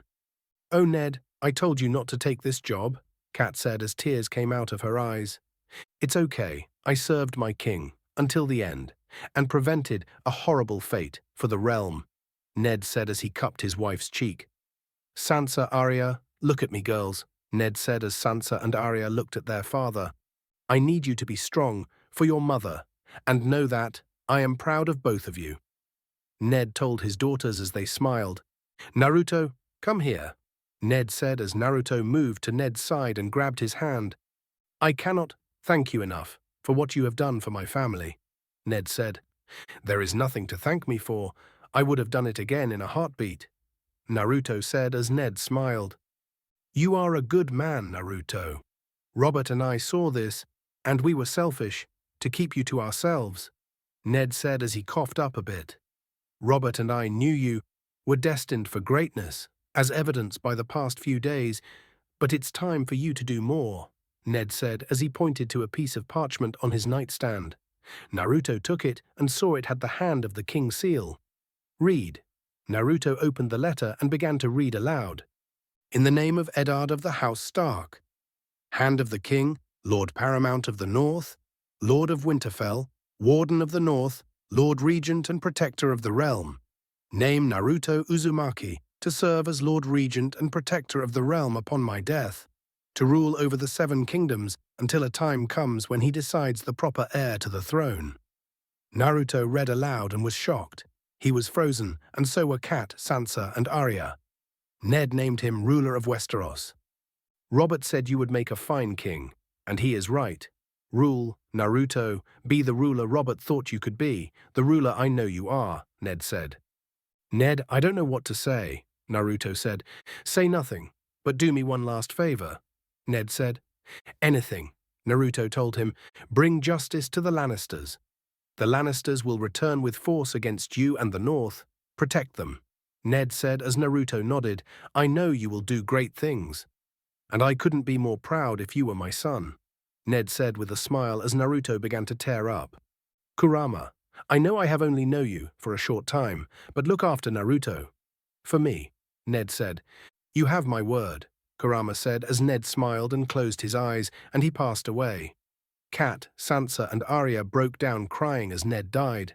Naruto watched the man he considered a father figure die with a smile on his face. Naruto put Ned's hand back onto his chest and stood up. Sansa got up and hugged Naruto tightly as she cried, and Naruto comforted her. Naruto and Kurama left the room to let Kat, Sansa, and Arya have some peace. Sir Barristan and Maester Pycelle were outside waiting for him. Naruto handed Pycelle the letter and read it in shock. Sir Barristan read the letter and smiled. So what now, Lord Regent? Barristan asked. Prepare a funeral cart to have Ned and the rest of the dead Starks move back to Winterfell. They should be buried with their families. Naruto told Barristan, who nodded. Of course, Lord Naruto, Barristan said as he nodded. Grand Maester Pycelle, send a raven to every noble and lord in the realm. Let them know what happened. Naruto said as Pycelle nodded, and add that the Lannisters are now enemies of the realm, and that any house or noble that sides with them will share the fate that awaits them of treason and murder. Naruto said in anger. At once, Lord Regent, Pycelle said as he and Barristan walked away. Well, Kit, how do you want to proceed? Kurama asked as he and Naruto walked down the hall. First we put Ned into his family's crypt to be buried in peace. Then we reform King's Landing, Naruto said. And after? Kurama asked. We bring down the Lannisters and show them what happens when they cross an Uzumaki, Naruto said in anger. Line break 6-6. Days had pasted after Ned's passing, and the whole North was in mourning. Robb was furious and now declared war on the Lannisters, to which Naruto agreed.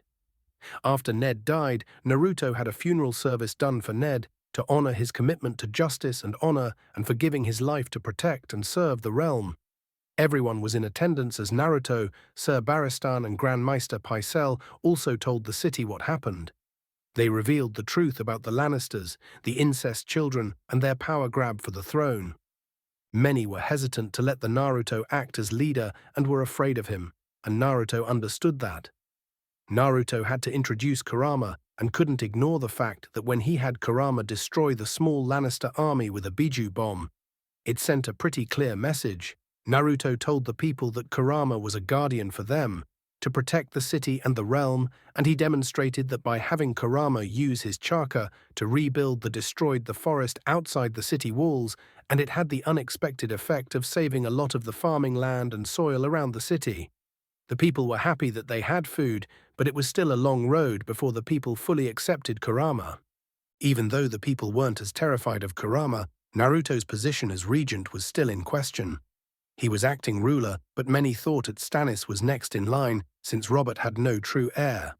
But the letter that Ned wrote made it clear that Naruto would choose the next heir for the throne, but still, Naruto had a long way to prove himself as a ruler. After the memorial service, Naruto was seeing off Kat, Sansa, and Arya. They were riding back north with Ned's body. "Naruto, talk to my mother, let me stay with you." Sansa begged him, not wanting to leave him here by himself. "Sansa, you belong with your family. You will need each other in the time to come, but you will always be with me," Naruto told her as he hugged her. He then looked to Arya. "Arya, be brave for me and protect your family. They will need you and Needle, now more than ever," Naruto told her as she smiled. Naruto hugged her tightly as he kissed her head. "Kat, I'm sending 5 clones with you up north.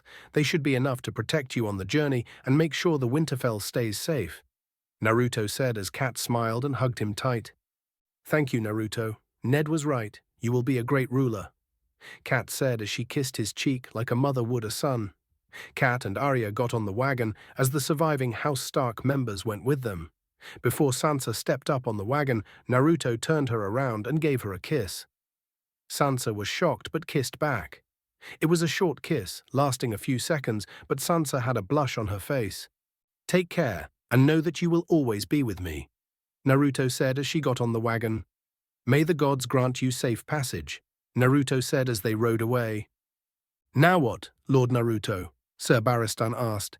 "King's Landing needs to be healed first before the Lannisters will pay.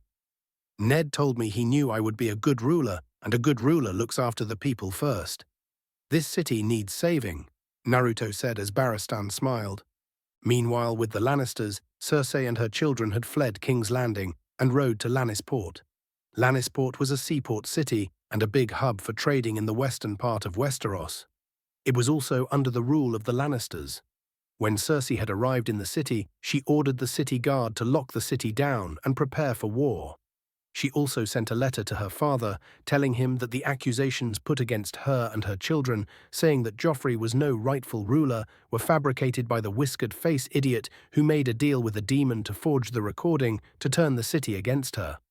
She hoped that her father would accept the lie, he wasn't there to hear the recording, and putting in the part about the demon would help with the deception. Cersei was bolstering her forces and resources to prepare for war against the Starks and to retake King's Landing. She and her children deserved the throne, and now they would take it by force. King's Landing was most likely in disarray because of the fight between the Her Houseguard and the City Watch. She would exact her revenge on Naruto, she would humiliate him and kill the Starks, the people he considered a family. When she retook the throne, he would suffer a fate that even the gods would fear. Joffrey was especially angry at Naruto. He deserved the throne. It was his birthright. Naruto was a liar and cheat, using magic to make that fake recording so he could have the throne. When he retook the throne, Naruto's head would be put on a spike. With the one non-hated member of the Lannisters, Tyrion and Bronn were heading to the western part of the Vale, where Tywin had his army set up. Tyrion and Bronn were bringing company with them as they met members of the Hill tribes, and Tyrion was able to convince them to join a possible alliance. "From here, it might be best if Bronn and I continue alone," Tyrion said. "Best for Tyrion, son of Tywin, but not best for me. If the half-man betrays us, Shagga, son of Dolph, will cut off his manhood. And feed it to the goats, yes," Tyrion said, finishing Shagga's sentence. "All right then, time to meet my father," Tyrion said as they walked into the camp. The Lannister soldiers were shocked to see Tyrion walk through the camp with a group of Hill tribesmen. Tyrion walked in to see his father discussing strategy with his brother, Kevan Lannister. "Tyrion," Kevan said. "Uncle, father," Tyrion said as he walked in with Bronn and the 3 leaders of the Hill tribes. "The rumor of your demise were unfounded," Tywin said. "Sorry to disappoint you," Tyrion said. "And who are these companions of yours?" Tywin asked. "This is Shagga, son of Dolf, chieftain of the Stone Crows, Timet, son of Timet, ruler of the Burned Men. This fair maid is Chella, daughter of Chaik, leader of the Black Ears, and here we have Bronn, son of—" Tyrion said as Bronn didn't seem to answer. "You wouldn't know him," Bronn said as Sir Kevan chuckled. "May I present my lord father, Tywin, son of Tytos of House Lannister, lord of Casterly Rock, warden of the West. Kind of you to go to war for me," Tyrion said as he sat down and reached for a jug of wine, but his father took it away from him. "You left us no choice. The honor of the house was at stake. Your brother would never have submitted to capture so meekly," Tywin said. "We have our differences, Jaime and I. He's braver, and I'm better looking. Besides, I agreed to go," Tyrion said. "He's been covering himself in glory," Tywin said. "Jaime smashed the River Lords of the Golden Tooth, and now lays siege to River Run, Catelyn Stark's homeland," Kevan told Tyrion. "And the Stark's Lord Eddard?" Tryon asked. "He's passed, gone from this world, from wounds suffered in the taking of the throne," Tywin said in anger. "I wonder how the king felt when his best friend betrayed him," Tyrion asked. "Robert Baratheon is dead. There is no king that sits on the throne, only a boy who knows nothing of how to rule," Tywin said as he showed Tryon the recent letter they received from King's Landing. "Naruto rules as regent and protector of the realm?" Tyrion asked in shock. "Given to him by Ned Stark after the two of them took the throne from Joffrey, making deals with demons to sway opinion on Joffrey's right to rule, claiming him to be no son of Robert. The ball's on the Starks," Tywin said in anger, believing the lie his daughter told him, because he believed in his family's right to rule, and he now labels us as enemies of the realm. "That boy is no king, he has no right to rule. If I know Naruto as well, I know him from our brief time together. I say that the throne is out of our reach," Tyrion said. "Not entirely. Your sister fled to Lannisport and rallied what remained of the soldiers there to prepare an army to take back the throne. King's Landing is in disarray from the recent fighting, making it easy to take it back," Tywin said. "Not as easy as you might think," Tyrion said, not doubting Naruto's fierce abilities and knowledge of combat. "We have other matters to attend to. The Stark's son has called his bannermen. He's moved south with a strong host," Kevan said. "Green boy, one taste of battle and he'll run back to Winterfell with his tail between his legs," Tywin said. "Maybe, though the boy does have a certain belligerence. You'd like him," Tyrion said. "While we're on the subject of war, I made promises to my friends here, and a Lannister always pays his debt. We shall require 3,000 helms and shields, plus swords, pikes." Tyrion was cut off when a squire ran into the room and knelt before Tywin. "If it please my lord, Sir Adam gives me report that the Northmen have crossed the neck," the squire said as Tywin was surprised. "The wolf rushes into the lion's jaws, so be it. Kevan, command the assembly," Tywin ordered. "Send word to Jaime that I'm moving against Robb Stark." "At once, my lord," Kevan said. Tywin then walks up to Shagga to discuss their alliance, and he welcomes it, especially after hearing that Tyrion will have to fight with them, while Tyrion wasn't as happy. Line break. A few weeks or so had passed since the Starks had left, and King's Landing was undergoing some changes.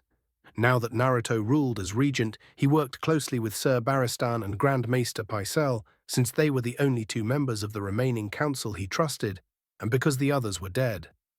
Naruto had Sir Barristan recruit any volunteers from the city who would be willing to serve on the city watch, since their numbers were low. Sir Barristan was now in charge of the King's Guard and the city watch until they appointed a new commander.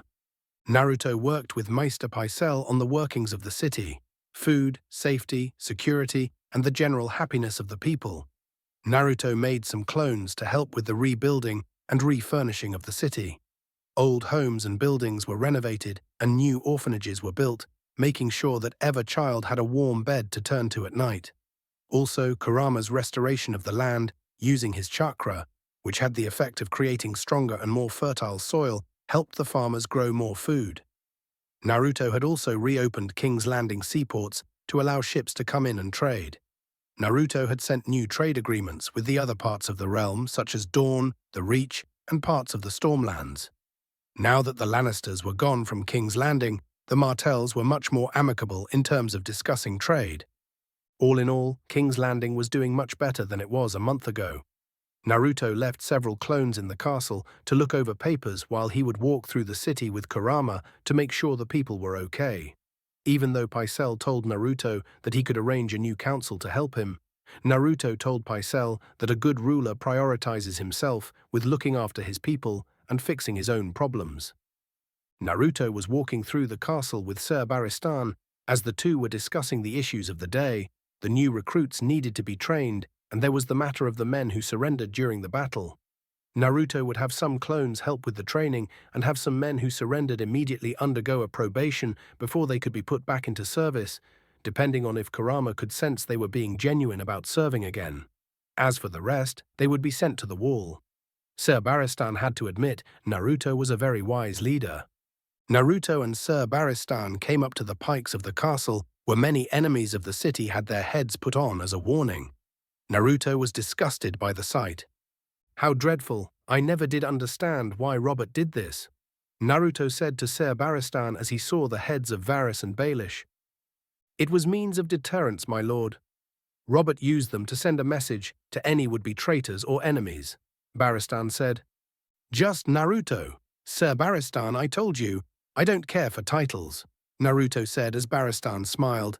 "Of course, Naruto," Barristan said as he smiled at Naruto, proud of the boy's humility. "In any case, I think it's best to take them down for now. We're trying to rebuild King's Landing and to make it stronger. Sending a message to the people such as this doesn't make them any more comfortable with us," Naruto said as Sir Barristan nodded. "All right, where should we put them?" Barristan asked. "Bury them. They may be traitors, but all men deserve a burial," Naruto said as Barristan nodded. "You can do what you want with the rest of your day, Sir Barristan. I'm going to take a walk through the city, make sure everything is all right," Naruto said as he walked away. "Are you sure, Naruto?" "Perhaps I should go with you to make sure you stay safe," Barristan said. "I'll be fine. Besides, Kurama will be coming with me," Naruto said as Kurama jumped down from the roof and landed next to Naruto. "Enjoy your day as you see fit. We've done a lot for King's Landing. We all deserve a small break," Naruto said as he and Kurama left. Kurama and Naruto left the castle and took a stroll. Many of the people gave nods of respect towards Naruto, smiling, bowing their heads, and addressing him as Sir or Lord Naruto as Naruto smiled and walked by. During Robert's rule, he never walked through the city unless he was in a royal carriage. He distanced himself from his people, while Naruto didn't. Naruto mingled among the people, talking with several merchants asking how business was and if there were any problems, buying some fruit and handing some to children who walked up to him. Some of the children even went up to Kurama as Kurama played with them using his tails. As Naruto walked through the city, people gave him looks of respect and even some of happiness. There was no doubt that the city was in better shape and he was responsible for it. Naruto had a nice smile on his face as Kurama saw. "I'm proud of you, kid," Kurama said. "What for?" Naruto asked. "You've done a lot for the city. They respect you. You've looked after them 10 times more than any previous king," Kurama said. "True, but they weren't shinobi," Naruto joked as Kurama chuckled. "That is true, but nonetheless, your parents would be proud," Kurama said. "Thanks, Kurama. That means a lot." Naruto was cut off when he felt something outside the walls. Kurama felt it too. It was heading towards the city. Naruto jumped on Kurama like he would a horse, and the two ran towards the wall. Kurama climbed the wall as many of the city guards stationed there gathered around to see Kurama and Naruto on the wall. "Sir, it's the Lannisters. Our scouts say they are marching towards the city," the captain said. "How many men do they have?" Kurama asked. "A few thousand," one of the soldiers said. "They must have come from Lannisport. Tywin is busy fighting against Robb. I didn't think he would come here as well," Naruto said. "Lord Tywin isn't leading this army, sir. Our scouts say it's most likely a force sent out by his daughter," the captain said, "in an attempt to retake the city because she thinks it weak and vulnerable now. Smart but misguided." Naruto said as the soldier nodded. "What should we do, sir?" The captain said. "Nothing. The Lannisters don't seem to understand who they face. Let's remind them." Naruto said as the captain smirked. Naruto stood on the wall with Kurama next to him. Naruto went through a flurry of hand signs as Kurama began to charge his chakra. Kurama then opened his mouth and let loose a huge stream of fire, like a dragon, but much more powerful, and Naruto took in a deep breath and released, wind style, great breakthrough. Jutsu! Naruto yelled as he let loose a massive and powerful gust of wind which made the fire even stronger, and a huge wall of blazing inferno was launched at the soldiers. The Lannister forces screamed in pain as the fire spread and engulfed more than half of their forces as they all burned and died. The remaining forces ran away with their tails between their legs. "Now maybe the Lannisters will think twice before they come here again," the captain said. "I wouldn't count on that," Kurama said as Naruto chuckled. "Captain, forgive me, but what is your name?" Naruto asked. "Travan Kleber, sir," the captain said. "Well, Sir Kleber, congratulations, you are now the commander of the City Watch," Naruto said. "Thank you, Lord Naruto." Travan Kleber bowed his head. "You will have more responsibilities now, but I have confidence you can do it. Ensure that any surviving Lannister soldiers are captured. Put several guards on the walls as lookouts. No doubt the Lannisters won't give up. And when you can, see Sir Barristan, he will help you with the training and recruitment of more men," Naruto said as Sir Kleber nodded. Naruto got on Kurama as he looked to the soldiers around him. "Hold strong, men, we've made a better capital than ever before. Let's keep it that way," Naruto shouted as they cheered. Naruto and Kurama jumped from the wall and headed back to the castle. "You know something, Kurama?" Naruto asked. "What, kid?" Kurama replied. "You make a comfortable horse." Naruto joked as Kurama used a tail and knocked him off. "Ow, hey. Don't get in over your head, kid. I'm still a Biju," Kurama said as he walked away.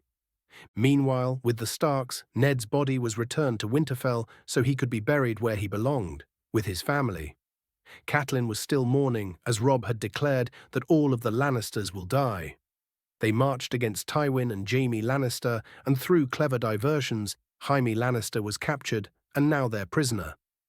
Cat sent a raven to Winterfell telling Naruto that they captured Jaime, and Naruto replied saying that if they wanted to kill him, that was fine. But if they wanted to send him to King's Landing, where he would be humiliated in front of the city and then killed, that would be even better. The Starks were moving south to meet the Lannisters in battle. Naruto controlled King's Landing, and so the Starks were going to meet the Lannisters near River Run. After the defeat and Jaime's capture, Tywin had his force pull back to a few leagues away from Casterly Rock and Lannisport. Robb held a meeting with his banners about what to do in the coming war that was likely to expand. They were going to fight the Lannisters, but now that Naruto ruled as regent, ravens were sent out from Renly and Stannis claiming that they had a right to the throne. The banners wanted to discuss if they should follow Naruto as regent or follow one of the true heirs to the throne. "The course is clear. Join with Renly and move south to join our force with his," one of the banners said, still believing in the line of succession that a Baratheon should rule now. "Renly is not the king," Robb said. "You cannot mean to hold to Naruto, my lord. He may be regent, but he has no right to rule. Renly has the larger force and by blood is in line to the throne," the lord said, believing in the line of succession. "That doesn't make him king. He's Robert's youngest brother. If Bran can't be Lord of Winterfell before me, then Renly can't be king before Stannis," Robb said as everyone seemed to agree with that logic. "Do you mean to declare us for Stannis?" the man asked as everyone seemed to argue. "We should declare for Naruto," Kat said as everyone looked at her. "Ned gave him the title as regent because he had faith that Naruto could be a good ruler, and from what we've heard from King's Landing, he is. The people love him. The city is bustling now more than ever, and he has stopped 2 Lannister attacks against the city. We should declare for him and make him king," Kat said as everyone considered it. "My lords, here is what I say to these 2 Baratheons," Lord Umber said as he spat on the ground, and they laughed. "Renly Baratheon is nothing to me, nor Stannis neither. Why should they rule over mine from some flowery seat in the south?" Lord Umber said. "Why shouldn't we rule ourselves again?" Naruto Uzumaki is a friend of the North, that I believe, and he can rule the South for all he wants to. But in the North, there is only one king I mean to bend my knee to. With him there we can work out a treaty with our one true king, Umber said as he pulled out his sword, knelt down. The king in the North. I'll have peace on those terms. They can keep their red castle and their iron chair too, one of the lords said as he bent the knee. The king in the North. Am I your brother, now and always? Theon asked Rob. Now and always, Rob said. My sword is yours, in victory and defeat.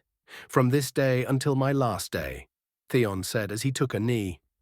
The king in the North, the king in the North, the king in the North. Everyone chanted as Rob looked at his mother with slight apprehension. They needed to talk to Naruto about this. Meanwhile, with the Lannisters, Tywin was holding a strategy meeting over the recent loss in battle, Jaime captured and the attack on King's Landing a complete failure. They have my son, Tywin said. The Stark boy seems to be less green than we'd hoped, Tyrion said. I heard his wolf killed a dozen men and as many horses. One of the lords said, Is it true about Stannis and Renly? One of the lords asked. Both Baratheon brothers have taken up against us. Jaime captured, his army scattered, Cersei's folly attempt to retake King's Landing killed more men we could have used. It's a catastrophe. Perhaps we should sue for peace, Kevin said as Tyrion threw a cup on the floor and it broke. There's your peace. We saw to that when our forces attacked Naruto and killed Ned Stark. You'll have a better chance at drinking from that cup than you will getting Naruto and Rob to sit at the table. They're winning, in case you hadn't noticed, Tyrion said. First order of business is ransoming Ser Jaime. One of the lords said, No truces, we can't afford to look weak. Another replied, We should march on them at once. First, we must return to Casterly Rock to— They have my son, Tywin yelled, getting them to stop talking. Get out, all of you, Tywin ordered. Not you, he said to Tyrion. Tyrion sat down as Tywin poured him a glass of wine. You were right about Naruto. If we didn't attack, maybe we could have brokered a peace with Winterfell at River Run, which would have given us more time to deal with Robert's brothers. But now madness and stupidity. And now we have a boy who has control over the capital. Which, if I'm not mistaken, you've met him, Tywin said. An ambitious boy, from what I can tell, and smart, very clever. You'd like him, Tyrion said as Tywin chuckled. He's a fierce warrior, with the mind of Baelish, yet always protects his friends. Something I think you would find admirable, Tryon said. A noble quality. Perhaps we should have tried to broker peace with him sooner, but Jaime's stupid attack at King's Landing and Cersei's attempt to retake the capital, I fear we will not broker peace with him, Tywin said. Not with you, Jaime or Cersei, but with me, maybe. Tyrion said as Tywin looked at him. What do you mean? Tywin asked. Naruto is a dear friend of mine. He asked for my presence in the Vale, and when Lady Lisa went crazy, he fought for my freedom. I am, as he calls it, the one Lannister he cannot hate, Tyrion said jokingly. Perhaps you can be of use. We will regroup to Casterly Rock and consolidate our forces. Sir Gregor will burn the Riverlands, and you will go to Lannisport, Tywin said. And do what? Tyrion asked. Rule, you will serve as ruler and lord of Lannisport over Cersei. You will bring Joffrey and your sister to heel, and you will try and broker a peace with Naruto, and if need be, prepare us for war, Tywin said. Why me? Tyrion asked. Because you're my son, and you're the only hope we can have at gaining peace. Tywin told him as he left. Line break XXXXXX. Time had passed since Cersei's attempt to retake the throne, and after the last one, she hadn't made another. Naruto figured Tywin most likely didn't want her to waste any more men. That worked for him, since he was busy trying to get his forces ready. More men had been recruited into the City Watch and were being trained by Sir Barristan and Sir Kleber. The people were happy, they had food, the city was completely refurbished and no one was going hungry. If someone had compared it to now against 20 years ago, it would be two different cities. Naruto smiled. He helped the city grow and thrive. Now he needed to deal with war. Naruto had gathered a meeting with him, Pycelle, Barristan, and Kleber. There were in the council room as Kurama was lying on the floor. They were going over letters that were sent from all over Westeros about the coming war. It seems that the Starks were able to defeat the Lannisters. Tywin has pulled his forces back to Casterly Rock, Pycelle said. Well done, Rob, Naruto said. Not all news is as sweet, my lord. It seems as though the Northerners have declared themselves as a separate people, with Robb Stark as the Northern King, Pycelle said as he handed the letter that Cat wrote to Naruto. Ugh, Rob, why do you want to give me a headache? Naruto said as he rubbed his head, and Kurama chuckled. Also, Stannis and Renly Baratheon have now claimed a right to the throne, Barristan said as he handed the letter to Naruto. Two Baratheons that want the crown. Renly seems eager, but tell me about Stannis, Naruto said. Stannis is a fierce warrior. No one doubts his prowess in combat, but he encourages less loyalty from his men outside of war, Barristan said. Ned did send Stannis the letter about the Lannisters because he felt that Stannis was next in line. But with 3 men declaring themselves king and the Lannisters still free, I would find it best to wait until the Lannisters are brought to justice before I name a new king, Naruto said as Kurama nodded. Good plan, Kit, Kurama said. My lord Naruto, Stannis is next in line to the throne, Pycelle said. I'm not doubting his right to the crown, but with Renly and Robb declaring themselves king, if I make Stannis king, we will find ourselves in the wrath of both Robb and Renly, Naruto said as Pycelle nodded in understanding. A wise plan, my lord, Kleber said. I want to meet with them first, Robb, Stannis and Renly, to negotiate who should take the throne, and I feel it would be best to wait until the Lannisters are dealt with, Naruto said. Of course, Barristan said. Now, if there's nothing else, you can retire for the night, Naruto said as they all left. Well, it looks like things are going to get exciting around here, Kurama said. Well, I knew that things weren't going to be simple, Naruto said as he looked out the window and saw a full moon. Something tells me that the Lannisters and the crown are going to be the least of our problems, Naruto said as the 3 remaining dragons were born in Essos and the White Walkers had risen. End of Chapter 2. The Orange Flash in Westeros. Hoped you guys likes it. I didn't plan on it being this long, but I just kept writing because I liked it, and part because I wanted to get Season 1 out of the way. Season 2 will pick up with Naruto having to deal with Renly and Stannis and ruling as regent until he decides who should take the throne or if he should rule instead. The war with the Lannisters continues as the game has changed.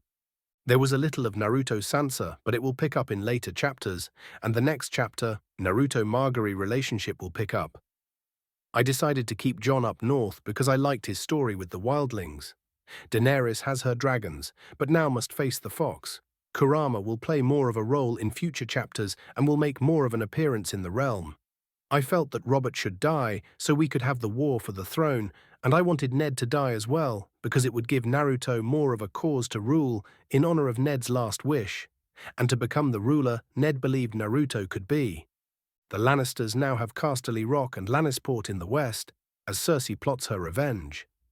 Tyrion will attempt some peace, but who knows what will happen.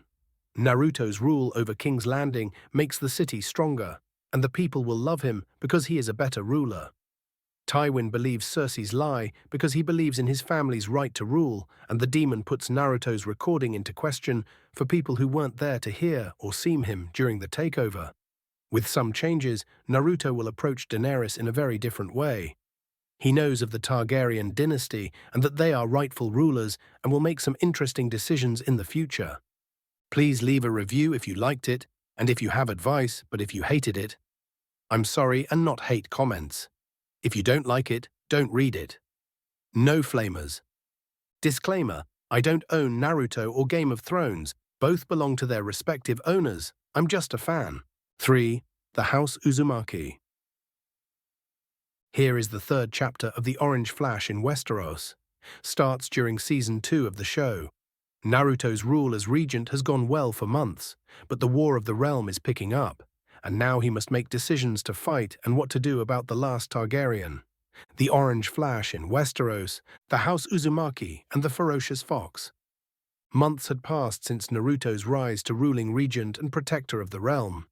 The capital was growing more by the day as refugees fled to the city because of the war with the Starks and Lannisters.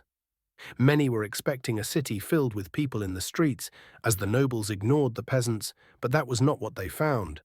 They saw a beautifully refurbished city as new halls and buildings were created.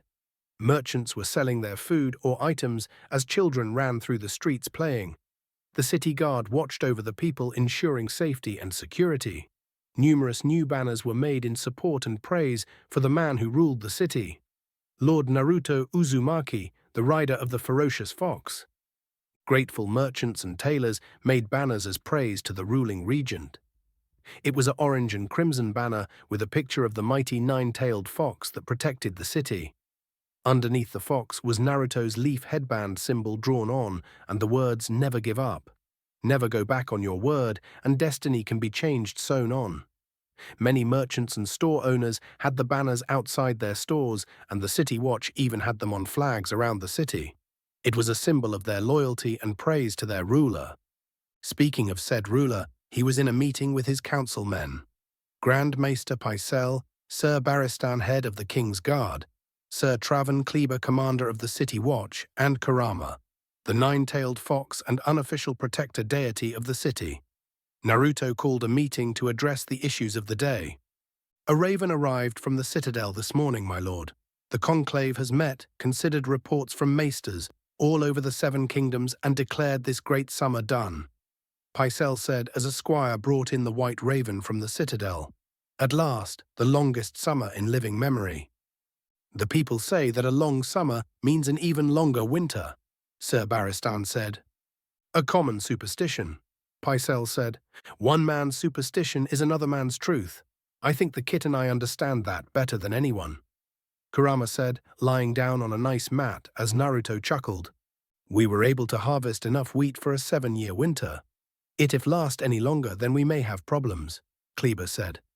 "The city is attracting more and more refugees, my lord.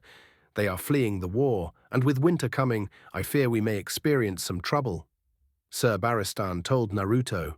Naruto thought to himself for a moment. "We cannot deny entrance into the city. People have fled their homes to escape the war and to be safe, and as the capital of the realm, we must provide them that," Naruto said as everyone nodded with his mindset.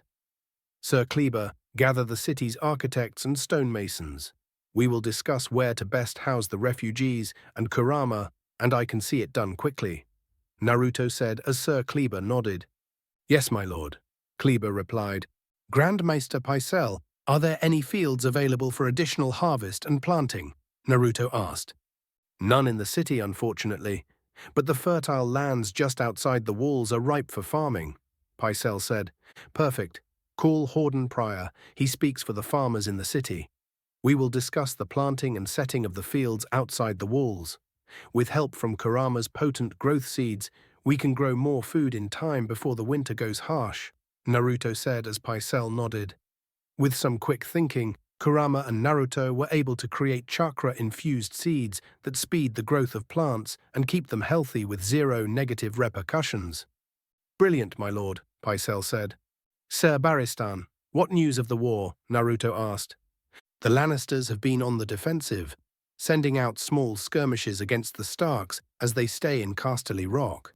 They've been using their port city of Lannisport to try and gain an edge and seek possible alliances with other houses.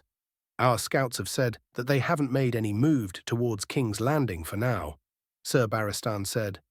"Renly has wed Margaery of House Tyrell and has an army of loyal subjects backing his right as true king." "What of Stannis?" Naruto asked. "Some concerns there, my lord. Rumors have spread that Stannis allies himself with someone known as the Red Woman," Sir Barristan said. "Melisandre of Ashai?" Naruto said. "Yes, my lord, the Red Priestess of the Lord of Light. She has become an advisor to him," Sir Barristan said as Naruto was a little concerned. Religious fanatics were often the worse. Take Haydn, for example. "I wouldn't worry, my lord. Hokum religion and all that," Pycelle said. "It is not the religion that has me concerned, but why Stannis has her as his advisor. Stannis is supposed to be a man of war. I've never heard of his turn to religion," Naruto said. "What concerns you, my lord?" Kleber asked. "In my experience, religious fanatics often make for the most worrisome of foe," Naruto said. "How do we proceed, my lord?" Sir Barristan asked. For now, leave them be. We must focus on the issues at hand, Naruto said as everyone nodded. Now, if that will be all, Naruto said as everyone got up. Sir Barristan, another moment if you wouldn't mind, Naruto said as Barristan stayed in the room. What concerns you, my lord?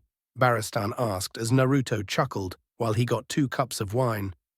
There is no need for formalities, not that they are gone, Naruto said as Sir Barristan nodded and drank from the cup of wine. How are our forces? Naruto asked. 200 King's Guard, 5,000 City Watch trained and in the city with more recruits coming by the day, Barristan said. So by numbers, we wouldn't stop an attack on the city, Naruto asked. Not that that would matter. Not when we have the ferocious fox with us, Sir Barristan said, as they looked at one of the banners they hung in the room. I like it. It showcases all of my best qualities, Kurama said as Naruto and Sir Barristan chuckled. What worries you, Naruto? Barristan asked. The war continues and gets worse by the day. We have the Lannisters to worry about, but with Renly and Stannis. I feel that an attack to King's Landing is coming, and if I'm not sure if I should fight back against the rightful rulers of the kingdom, Naruto said, as Sir Barristan seemed to understand. Naruto, if you would have told me that last year you would be ruling the kingdom, and that the city would be thriving, I would have thought you crazy, Barristan said as Naruto and Kurama chuckled. But if the past few months have shown me anything, it is that destiny can be changed, Barristan said as Naruto smiled as him using one of Naruto's beliefs. Naruto, the people of King's Landing adore you. Your rule as regent has given them more food than they have had for hundreds of years, and you've changed the city, Barristan said as he pointed to Banner. The people made that to honor you, in honor and respect for what you have done for them. No Baratheon or Lannister could have done what you have done for them. Perhaps it's time you think as ruling as king instead of regent. In my years in the King's Guard, I have protected a madman and an old drunk soldier. For the past few months, I have served a man of honor, and I will continue to do so until death comes for me, Sir Barristan said as Naruto smiled. He's right, kid. You've done wonders here. And besides, the house of Uzumaki has a nice ring to it, Kurama said as Naruto and Barristan chuckled. Easy there, Kurama. Let's end this war first, Naruto said. Anything else, Naruto? Barristan asked. Yes, tell me what you remember from your time protecting the Targaryens, Naruto asked. Line break XXXX. Back at Lannisport, the port city under control of House Lannister, Joffrey the still-crowned prince was having his name day celebration. Even though ravens were sent out telling the people that he was born of incest, Cersei had her guards silence any people who challenged his right to rule and even believed that he was born of incest. Her family deserved the throne. She had set up a small tournament to honor Joffrey's name day and to help keep his mind occupied while she had to deal with some of the problems that she was facing. She met with some of her extended family to discuss the matters of the city and how here forces were doing and if they were ready to march against King's Landing and take the throne back. How is the city, my lords? Cersei asked her council of relatives that watched over the city. There is in unrest, my lady. We have enough wheat for a 5-year winter, but should it last longer, we will have fewer peasants. One of her council men said, The city is drowning in refugees, your grace. People fleeing the war, we have nowhere to house them, and with winter coming, it will only get worse. Her city guard captain said, Well, do your job. Shut the gate to the peasants. They belong in the fields, not our city. The more we don't let in, the more go to the capital, Cersei said as her captain nodded reluctantly. Yes, your grace, he replied. Now, how are our forces? Cersei asked. We were able to amass a force of 1,500 soldiers, ready to march. One of her councilmen said, 1,500 soldiers. I expected more, she said in frustration. Your grace, the rest of our men are with your father at Casterly Rock, fighting against the Starks. We have no more men here to fight. Her captain said, What about the city guard? She asked. If we add them, we would have a total of 4,000 men ready to fight. The captain said, It is not enough. Conscript every able-bodied man in the city. I need an army to take back King's Landing, she said as they heard the door open. No, you won't, she heard as they saw Tyrion walk in. Don't get up. More ravishing than ever, big sister, Tyrion said as he kissed his sister on the cheek and sat down at the table. War agrees with you. Forgive the interruption. Carry on. What are you doing here? Cersei asked. It's been a remarkable journey. I pissed off the edge of the wall, I slept in a sky cell, I fought with the hill tribes, so many adventures. So much to be thankful for. Tyrion said. What are you doing here? This is the small council, she said. Yes, well, the lord and ruler of Lannisport must attend small council meetings, Tyrion said. Our father is lord and ruler of Lannisport, Cersei said. Yes, but in his absence, Tyrion said as he handed a letter to one of the councilmen. Your father has named Lord Tyrion to serve as ruler in his stead, while he fights. Out, all of you, out, Cersei yelled as the councilmen left. I would like to know how you tricked father into this, she said. If I were capable of tricking father, I would be emperor of the world by now. You brought this on yourself. Tyrion told her. I've done nothing, Cersei said. We know that's a lie, Tyrion said. Your attempt to take the throne from Ned Stark when he was left, its regent. Your attempted coup, which cost the lives of dozens of our men, and your march against the capital, killed men we could have used to fight the war. I tried to take back the throne for my son, Cersei said. Really, from what I've heard, he has no right to the throne. Tyrion said as Cersei got anger.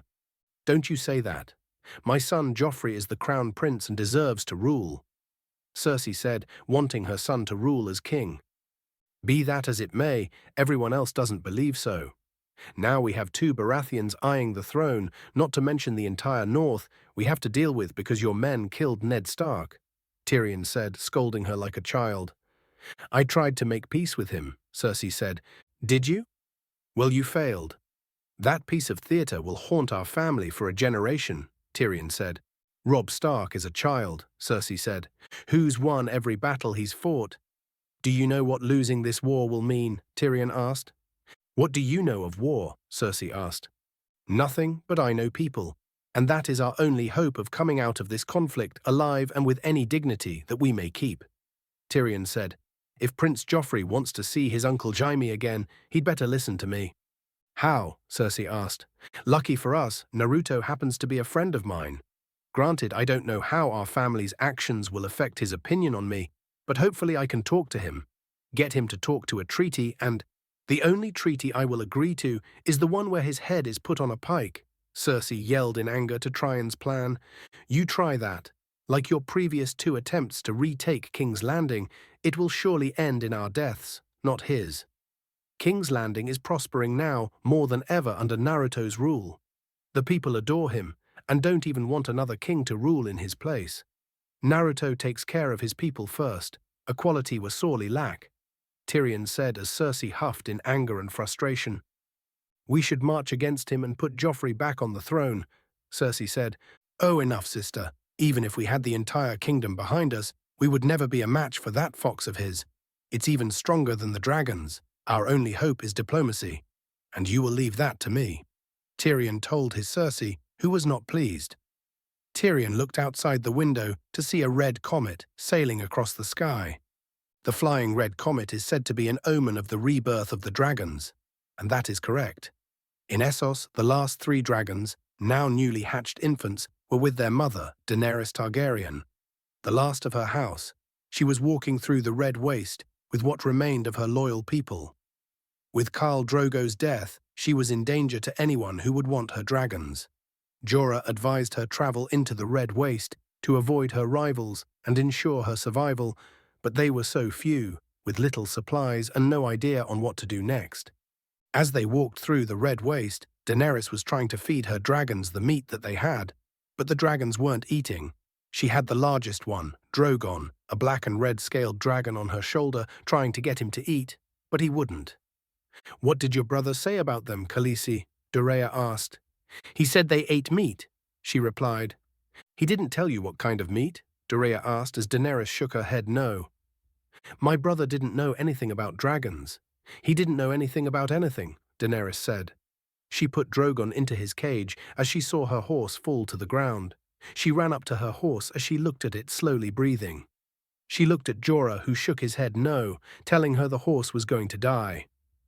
She was Drogo's first gift to me, Daenerys said. I remember, Jorah said. I promised to protect them. I promised their enemies would die screaming. How do I make starvation scream? Daenerys asked, frustrated. A trick I never learned, I'm afraid, Jorah told her as she looked out into the vast land of desert they had to walk. Does it ever end? She asked. This is further east than I've ever been, but yes, Khaleesi. Everything ends, even the Red Waste, Jorah said. And you're sure there's no other way? She asked. If we go south to the land of Lazarene, the men will kill us and take your dragons. If we go west to the Dothraki Sea, the first Khalasar we meet will kill us and take your dragons. Jorah said. No one will take my dragons, Daenerys said. They are too weak to fight. As are your people. You must be their strength, Jorah told her. As you are mine, she said to him. Daenerys then called on 3 of her men to head out in 3 different directions to find food and refuge. She hoped that they would return quick and with good news. Line break X6666. Back in Westeros, night had come as the red comet shined in the sky, blanketing the stars with its light. On the island of Dragonstone, head of the Stormlands, home to one Stannis Baratheon, older brother to Renly and Robert's younger brother, Stannis was committing something that many considered insane. His advisor, Melisandre, was performing a ritual in the name of her god, the Lord of Light. She had assembled Lord Stannis and his men, other advisors and generals, and other people for the ceremony. Maester Cresson of Dragonstone was running with a torch along the beach to find the ceremony as he followed the voice of the Red Woman. Lord of Light, come to us in our darkness. We offer you these false gods. Take them and cast your light upon us, Melisandre said as they burned 7 wooden statues of the 7 gods of Westeros. For the night is dark and full of terrors. For the light is dark and full of terrors. The people shouted out together. After the long summer, darkness will fall heavy on the world. Stars will bleed, the cold breath of winter will freeze the seas, and the dead shall rise in the north. She said out loud as Maester Cresson joined next to Sir Davos Seaworth, a knight and advisor to Stannis. We must stop her, Maester Cresson whispered to Davos, who looked over to see Stannis, very observant in the ritual. Not now, Davos said, as Maester Cresson couldn't take the sacrilegious things she was saying and went up in front of the crowd. All you men were named in the light of the 7. Is this how you treat the gods of your fathers? Are you so eager to spit on your ancestors? Maester Cresson shouted to the crowd, with the last question aimed at Stannis.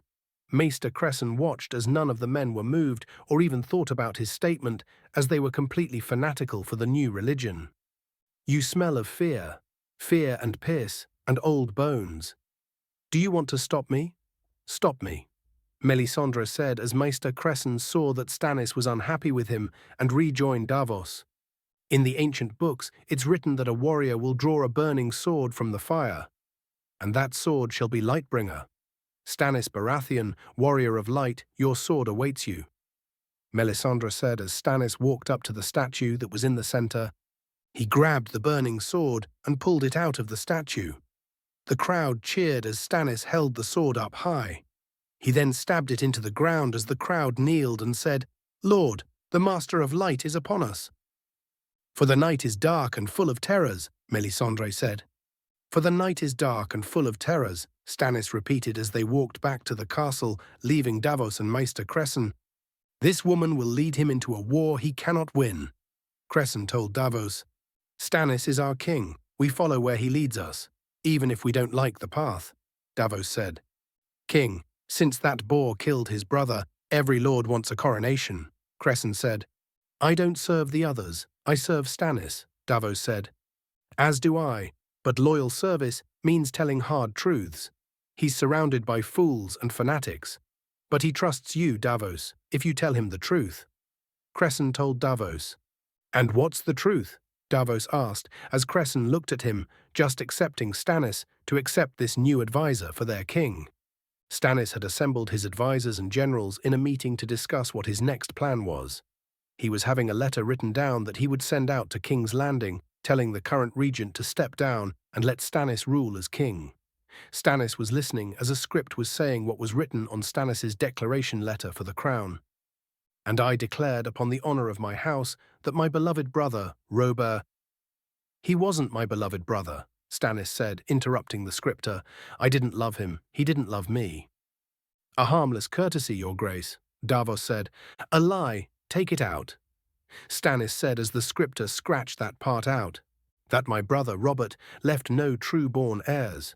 The boy Joffrey, the boy Tommen, and the girl Myrcella being born of incest between Cersei Lannister and her brother Jaime Lannister. By right of birth, Jaime Lannister, the Kingslayer. Call him what he is, Stannis said as the scripter made a change, and her brother, Jaime Lannister, the Kingslayer.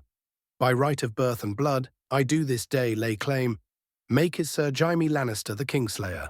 Whatever else he is, the man is still a knight, Stannis said as the scripter made a change, Sir Jaime Lannister the Kingslayer. By right of birth and blood, I do this day lay claim to the Iron Throne of Westeros. The ruling regent and protector of the realm, Sir Naruto Uzumaki. I wasn't aware he was a knight, Stannis said. I don't believe he is, Your Grace, Davos said. Then he is no sir, just some boy who made the right friends. Take that out, Stannis said as the scripter made another change. The ruling regent and protector of the realm, Naruto Uzumaki, step down from the throne and let the true king rule. Let all true men declare their loyalty, the scripter said as Stannis nodded. When Eddard Stark learned the truth, he told only me. I won't make the same mistake. Send copies of that letter to every corner of the realm, from the harbour to the wall. Stannis told the scripter, time has come to choose. Let no man claim ignorance as an excuse. Your Grace, the Lannisters are the major concern for the time being. Their war with the Starks is hurting the kingdom, not to mention their attacks against the capital. Perhaps for the time being you can make peace with your brother, Davos said. I will not make peace with Renly while he calls himself king, Stannis said. Well, many have already declared for him. Mace Tyrell, Randall Tarly, Davos said. Stannis does not need to beg this lord or that lord for support. The Lord of Light stands behind him, Melisandre said. And how many men and ships does the Lord of Light got at his disposal? Davos asked. He has no need for such things, Melisandre said. I'm sure he doesn't, but we do if we're going to war. If not Renly, your Lord Grace, join with Robb Stark, Davos said. Who'd steal the northern half of my kingdom? They're thieves, that's what they are. Joffrey, Renly, Robb Stark. They're all thieves. They'll bend the knee or I'll destroy them, Stannis said. And if Naruto Uzumaki should decide to take over as king, Davos asked, then I'll kill him too and take the throne like Robert did years ago. If one Baratheon can take the throne, so can another, Stannis said. But this boy is different. His powers of magic are unlike anything we've seen before, not to mention the ferocious fox was able to repel 2 attacks against the city. Davos said, this boy is nothing to the Lord of Light. He is a follower of our one true enemy. The Lord of Nothing and the Warrior of Light shall kill him and his animal pet, as the Lord of Light commands it. Melisandre said as Stannis smiled. Back with Naruto, he was having a training session with some of the new recruits to the city watch in the courtyard of the castle. He was blindfolded, with his shirt off as he stood in the center of the courtyard, armed with a practice sword. He was surrounded by 5 new recruits as the others were watching. The recruits were nervous to attack, but this was training. One of the recruits charged at Naruto, but Naruto just ducked, stuck his leg out and spun, causing the recruit to fall on his face. 2 more recruits charged at Naruto, while Naruto ducked and dodged and used his sword to block the strikes. He then grabbed the arm of one of the recruits, spun around and used him as a human shield to block strikes. Naruto then pushed the 2 recruits into each other and delivered a sword sweep, causing them to fall to the ground. The 4th recruit swung widely at Naruto, while Naruto just blocked the strikes, then hit the recruit in the stomach with his sword, then hit the back of his leg, causing the recruit to fall to the floor, and Naruto delivered a hit to the back, pushing the man to the floor. The final recruit charged at Naruto, thrusts his sword forward, but Naruto just blocked it, smacked the sword out of the recruit's hands, and held his sword against the recruit's throat, and the match was over. Naruto then took off his blindfold and smiled. Not bad today. Better than before, Naruto said as he shook the recruits' hands and got them back on their feet. Better, you've beat us faster than 2 days ago, one of the recruits said. True, but you've adapted and started to think differently today, Naruto said as the recruits gathered around. Men, no one man can truly ever win every fight he is expected to come across, but a smart man takes his defeats and turns them into lessons. Lessons that you must all be aware of. Just as one man is as strong as the other, working together makes you stronger than your opponent. Yet how well you work together determines the outcome of the battle, Naruto said as his recruits listened in. A group of men, a group of friends working and fighting together can breach even the toughest of armors, and that is one lesson I want you to remember. Never turn your back on your friends or your allies. Those that abandon the mission are trash, but those that abandon their friends are worse than trash, Naruto said as the men listened and nodded their heads. I won't lie to you men. I fear that King's Landing may come under attack and we will need to defend it. But I have the utmost confidence in you. We will defend King's Landing with all we've got, Naruto yelled as his men cheered. Naruto then saw Sir Barristan and Kurama walk in and knew he wanted to talk. Now go, get some food, and remember what you've learned today, Naruto said as the recruits left, and Naruto put his shirt back on, grabbed Kyuubi and strapped it on, and walked up to Barristan and Kurama. Sir Barristan, what can I help you with? Some matters that need your attention, my lord, Barristan said. Of course, Naruto said. Sir Kleber has organized the architects and stonemasons, and the construction of the new housing for the refugees should be constructed within the week or so. Grand Meister Pycelle has also had the farmers tend the land outside the walls, and the food should be ready to harvest with a few months, Barristan said as the three walked through the courtyard. Excellent. Anything else? Naruto asked. Yes, a note came down from Castle Black. The commander has asked that we send more men to man the wall. Apparently, something of men rising from the dead, Barristan said as Naruto was interested in this claim.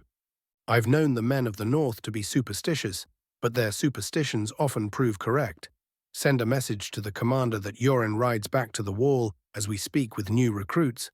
But should he need more men, I will see what I can do, Naruto said as Sir Barristan nodded. Of course, Your Grace, Barristan said. I'll take the rest of the letters in my room. Good day, Sir Barristan, Naruto said as he and Kurama said goodbye. Naruto got himself bathed and fed and returned to his room to see some new letters. Some were simple city things, such as some incidents and accidents in the city and asking permission for the expansion of the taverns. He had to settle some merchant disputes and return some letters to the ports the city traded with. He then found the two recent letters he received. One was from Stannis Baratheon, claiming him rightful ruler, and he wanted Naruto to step down immediately. Naruto wanted to meet with Stannis first, and hopefully with Renly too, to get the two brothers in an understanding of dealing with the Lannisters first, and then the new king can be decided. Naruto then opened the other letter, which was, surprisingly, from Kat. Kat wrote to Naruto, telling him that Robb needed ships to take Casterly Rock and Lannisport, and even though she told him Naruto would be willing to help, Robb didn't want it. Something along the lines of the fact that Naruto looked out for him his whole life. Robb wants to be his own man and make his own decisions and not look to Naruto for guidance or for help. Naruto respected that, but then he read that he asked Theon to go to the Iron Islands and request his father for ships. Naruto didn't like that. Naruto didn't trust the Greyjoys, and he especially didn't trust Theon's father. That man wanted the North to suffer and to rule it. Naruto wrote a letter back to Robb's camp, saying that if Theon was gone for longer than a few weeks, then consider Theon a traitor. Naruto didn't have anything bad against Theon. Hell, he helped raise him along with Robb. He was considered family, but it was a precaution. Naruto also created 3 more clones and had them Hiroshin to Winterfell to look over in case something happened, which was more than likely. Kat also wrote that Robb sent her on a trip to talk to Renly and discuss a possible alliance that would help bring down the Lannisters even faster. Renly was much more amicable than Stannis was and had more men, which made sense, and Naruto saw this as a perfect time to talk to Kat about Robb's plan to rule in the north and to talk to Renly. Naruto got up and had a meeting with his advisors in his room. What brings our attention, Your Grace? Pycelle asked. I must take a leave of absence, and while I'm gone, I'm leaving a clone to take care of the city, but I would like to ask the 3 of you to step up while I'm gone, Naruto said as they thought it was a bad idea. Sir, I don't think it would be a good idea for you to leave. King's Landing needs you. Sir Kleber said. I know. But I must attend to some matters. Catelyn Stark rides to negotiate an alliance with Renly Baratheon against the Lannisters. I will ride to the meeting as well to discuss some matters with Renly and Cat, Naruto said. Sir, why don't I go in your place? This city needs you here, Barristan said. This is a meeting better done in person. I understand your worries, but I shall be fine, and so shall the city in my absence. I've left some clones to look out for possible attacks, and I shall not be going alone. Kurama shall accompany me, Naruto said. Your Grace, are you sure this is the best action? Pycelle asked. It is. If I can talk with Renly, it will make our future much more simpler, Naruto said, hoping he wasn't jinxing himself. Line break. I decided to speed it up a little bit, so Naruto meets Margaery sooner. Everything that happens with Daenerys and Jon is happening as it happens on the TV show, but I want to focus a little more on Naruto and how he's working on the problems with Stannis and the Lannisters. The next day, Naruto got dressed in some nicer clothes. He had a nice black and crimson jacket-charred cloak on, with a dark orange shirt, and a black vest on, and spiked black steel vambraces. He had his headband tied to his belt, which also held his pouches for kunai and shuriken, and had Kyuubi strapped to his belt. Naruto wore black boots with black pants, with a crimson fire design on the bottom. On the back of Naruto's jacket was the leaf symbol, sewn on by a grateful tailor, and Naruto had Tsuande's jade necklace around his neck. Kurama, who was acting as Naruto's horse, much to his displeasure, but Naruto said it would make him look badass walking into camp on the back of a giant fox, and Kurama reluctantly agreed. Naruto had Kurama fitted with a simple and comfortable saddle which held some food, supplies, and Naruto's bow and quiver of arrows. Naruto rode to the Stormlands where Renly's army was assembled. Naruto rode to camp and saw the 100 Uzinta men. Renly had camped and training. Naruto also saw that Cat had arrived and ran up to her. Cat, Naruto shouted in excitement as he hugged her tight and she hugged him. Naruto, it's so good to see you again, Cat said as she hugged him tight and kissed his head like she would her own son. She then saw how he looked and the clothes he was wearing. Naruto, oh look at you. You look like a man who has changed into something better than he was before, Cat said as Naruto smiled. Thank you, Cat. I'm glad you're all right. And I'm glad you came. This gives me the change to talk to you and Renly both. Naruto said as Cat smiled. Oh, look at you, acting like a leader. Cat teased as Naruto chuckled. Cat then saw the large fox, and Naruto smiled. Cat, this is Kurama. Kurama, this is Catelyn Stark. Naruto said as Kurama reached one of his tails out like a hand. It's nice to meet you, Lady Stark.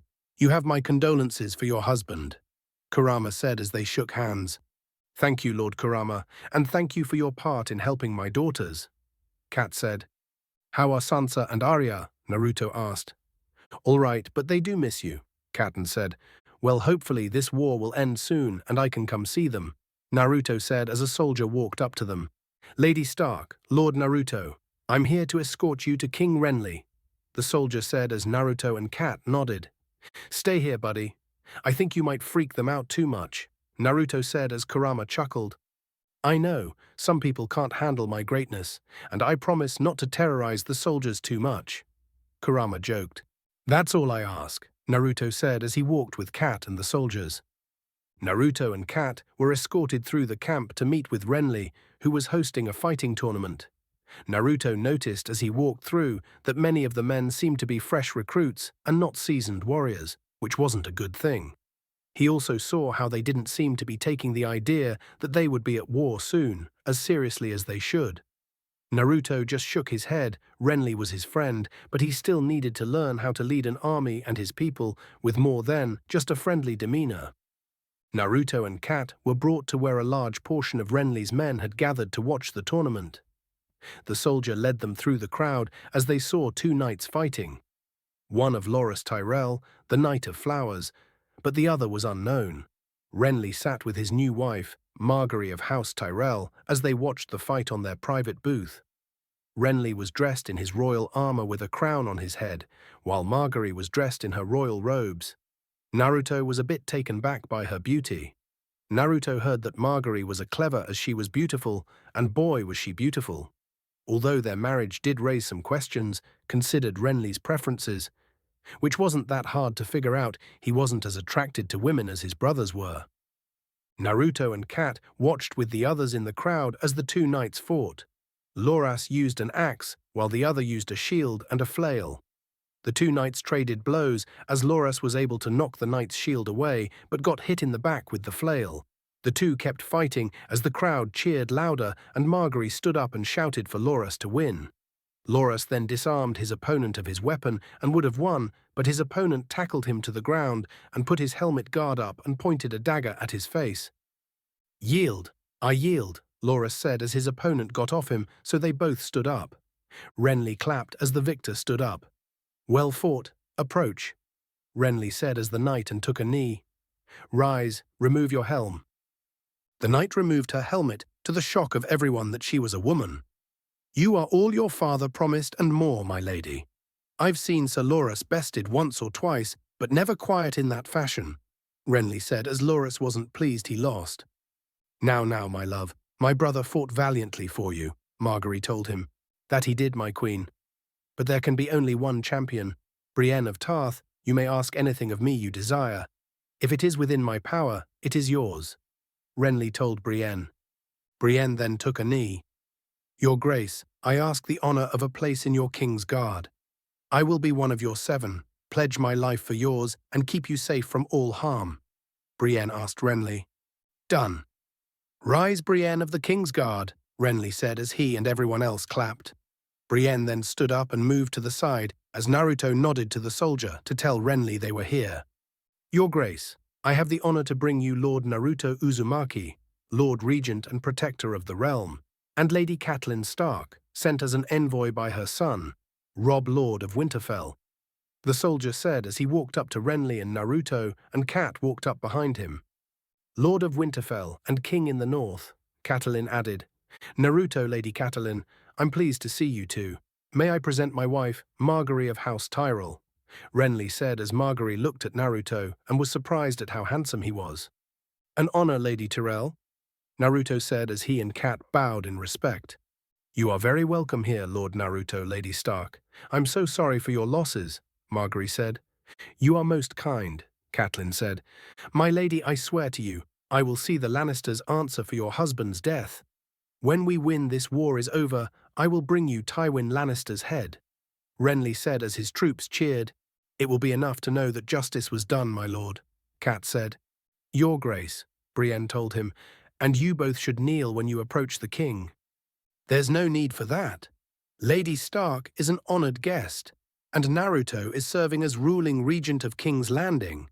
He has no need to kneel," Renly said as Naruto nodded. "Has your son marched against Tywin Lannister yet?" Loras asked Catelyn. "I do not sit on my husband's war councils, and if I did, I would not share his strategies with you," Kat said. "If Robb Stark wants a pact with us, he should come himself. Not hide behind his mother's skirts," Loras said. "My son is fighting a war, not playing at one," Kat said as Naruto chuckled. Renly then got up and walked down to the two of them. "Don't worry, my lady, our war is just beginning," Renly said as he and Naruto quickly shared a hug and the three left, with Margaery taking one more glance at Naruto before they departed.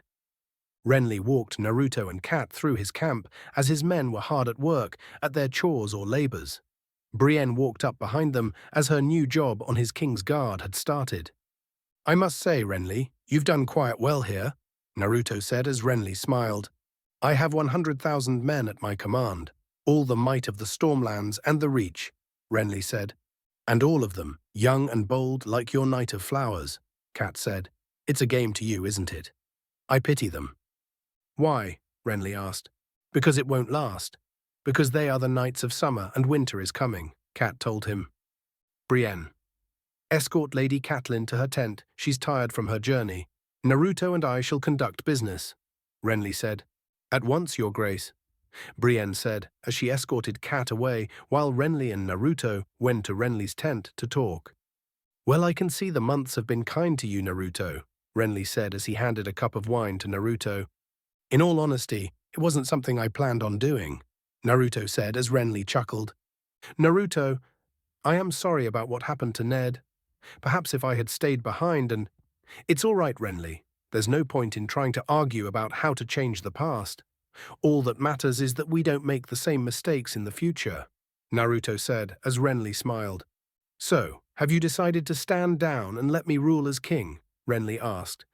No, actually that was something I wanted to talk to you about.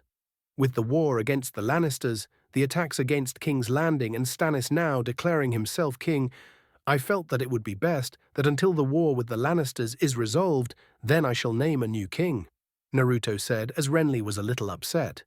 Why not name me now? We can resolve this whole matter right now. You know what I'm like. I will be a great king, and Stannis is, well, Stannis. But he isn't king material, we both know this, and Ned knew this, but was dead set on the bloody line of succession. Enough, Naruto said, getting Renly to stop whining like a brat. The reason why I am waiting is that if I name you king now, Stannis will have a complete reason to attack King's Landing and kill any person that gets in his way until he gets what he wants, Naruto said as Renly calmed down and began to understand. I have to try diplomacy first. I still have to talk to Stannis and Robb and resolve this whole situation, or the kingdom will be put in a war with dire consequences. Renly was reluctant, but Naruto did seem to make sense. All right, we'll do it your way, Renly said. Line break XXX. Deep in the castle of the Iron Islands, Theon had taken a ship back to his home after years in the north.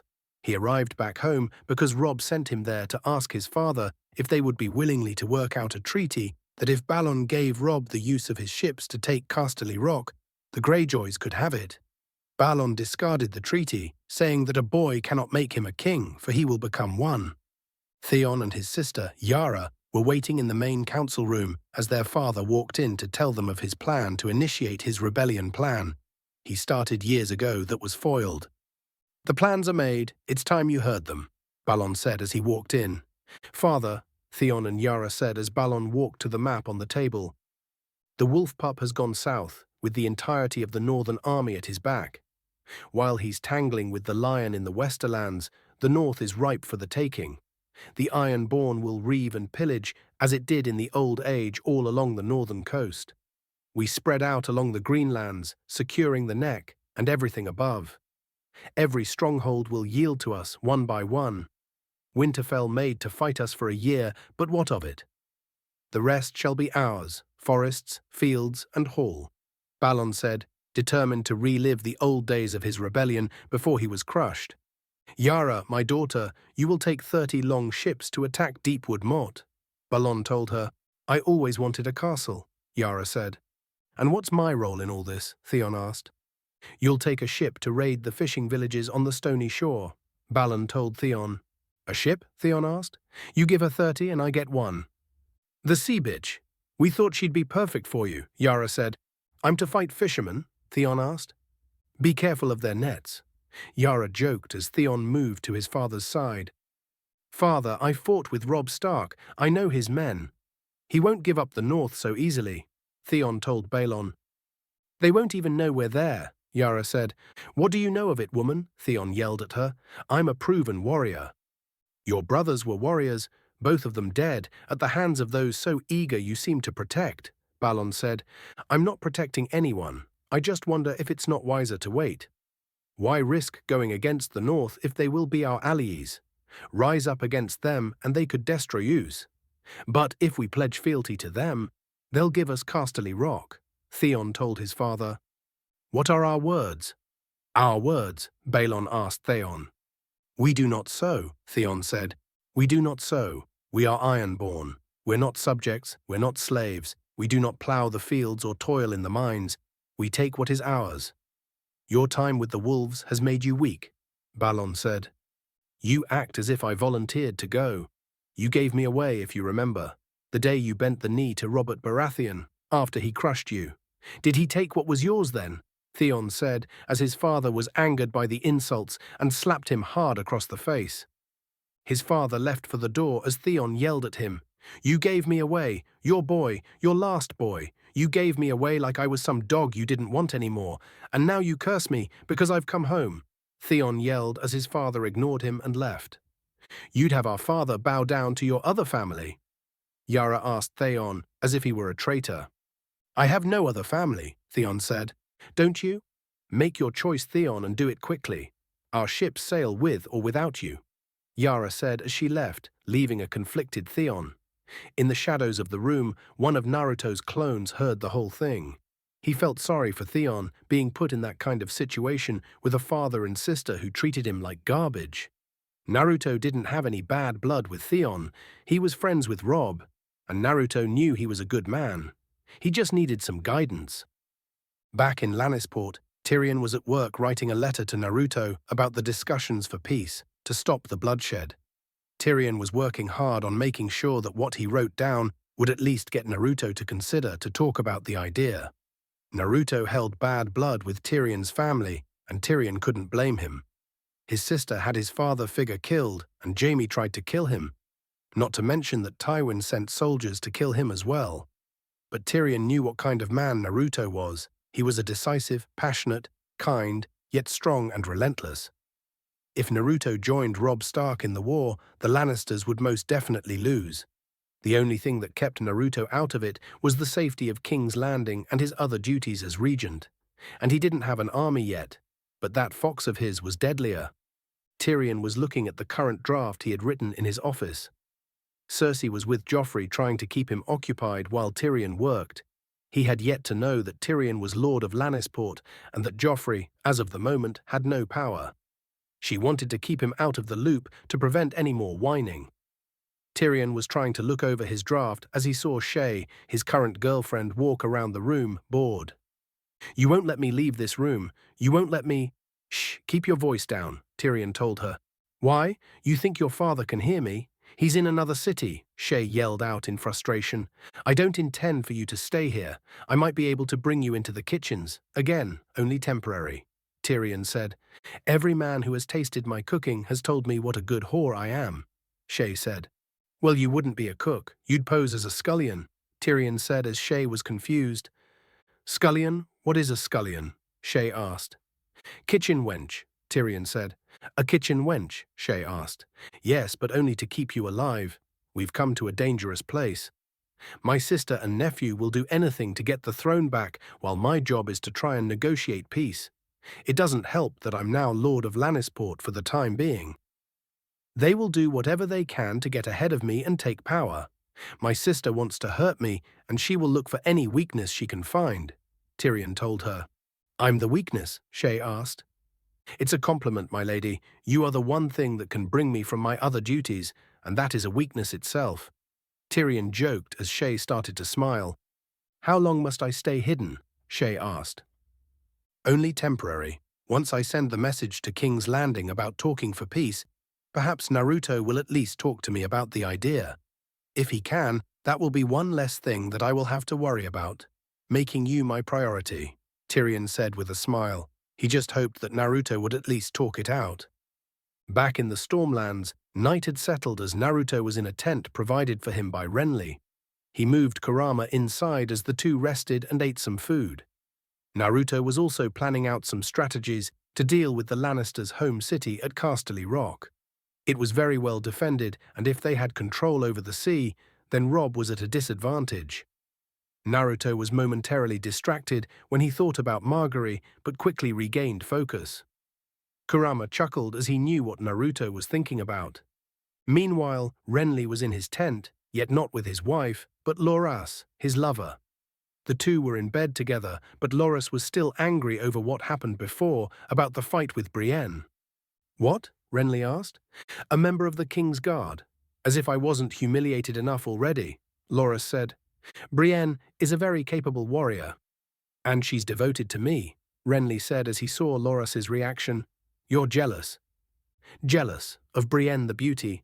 Don't make me laugh," Loras said. "I'll make it up to you," Renly said. "Your Grace, not tonight. There's another Tyrell that requires your attention. You didn't win my father's support or army on charm alone," Loras said as he grabbed his clothes. Renly tried to kiss him, but Loras stopped him. Your vassals are starting to snigger behind your back.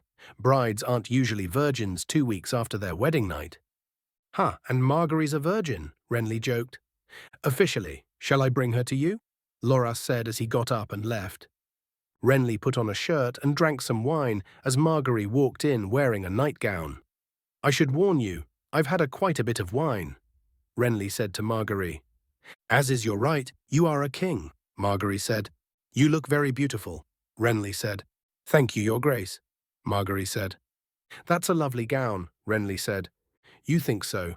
I can't decide it how I like it better, this way or, Margaery said as she removed the top part to reveal her breasts. This way. You certainly don't need it, Renly said, trying to get aroused by her. Margaery walked up to Renly and kissed him, undoing the strings on his shirt as Renly tried to kiss back, but was unaroused and unattracted to her. Renly separated from her, having felt no reaction from her, and sighed his head. Do you want my brother to come in and help? Margaery asked, shocking Renly. What? Renly asked. Or he could get you started. I know he wouldn't mind. Or I could turn over and you could pretend I'm him, Margaery said. I don't know what you're talking about, Renly said. There's no need for us to play games. Save your lies for court. You're going to need a lot of them, Margaery said as she sat on the bed next to him. Your enemies are not happy about us. They want to tear us apart, and the best way to stop them is to put your baby in my belly. You can try again later. You decide how you want to do it. With me and Loras, or whoever else you like, whatever you need to do. You are a king, Margaery said as she kissed his head, grabbed her top and left. She put on a coat as she walked back to her tent. She walked by soldiers who were on guard and men walking to their tents. She then saw a figure by himself, staring at the moon. She walked towards the figure to see it was Naruto, the ruling regent and, as of the moment, ruler of Westeros. He seemed to have a peaceful look on his face, and she blushed as she saw the moonlight shine on him, like it would a hero from an old tale. Naruto then felt he was being watched and turned to see Margaery. Lady Margaery, apologies. I didn't know you were there, Naruto said as he bowed. The fault is mine. You seemed busy, and I didn't mean to interrupt you, Margaery said. Oh no, I'm not busy, just clearing my head. Naruto said, Oh, is your tent not comfortable? If you want, I could have some men find a better tent. It's not that, but thank you, Lady Margaery, Naruto said, stopping her. Just Margaery, please, she said.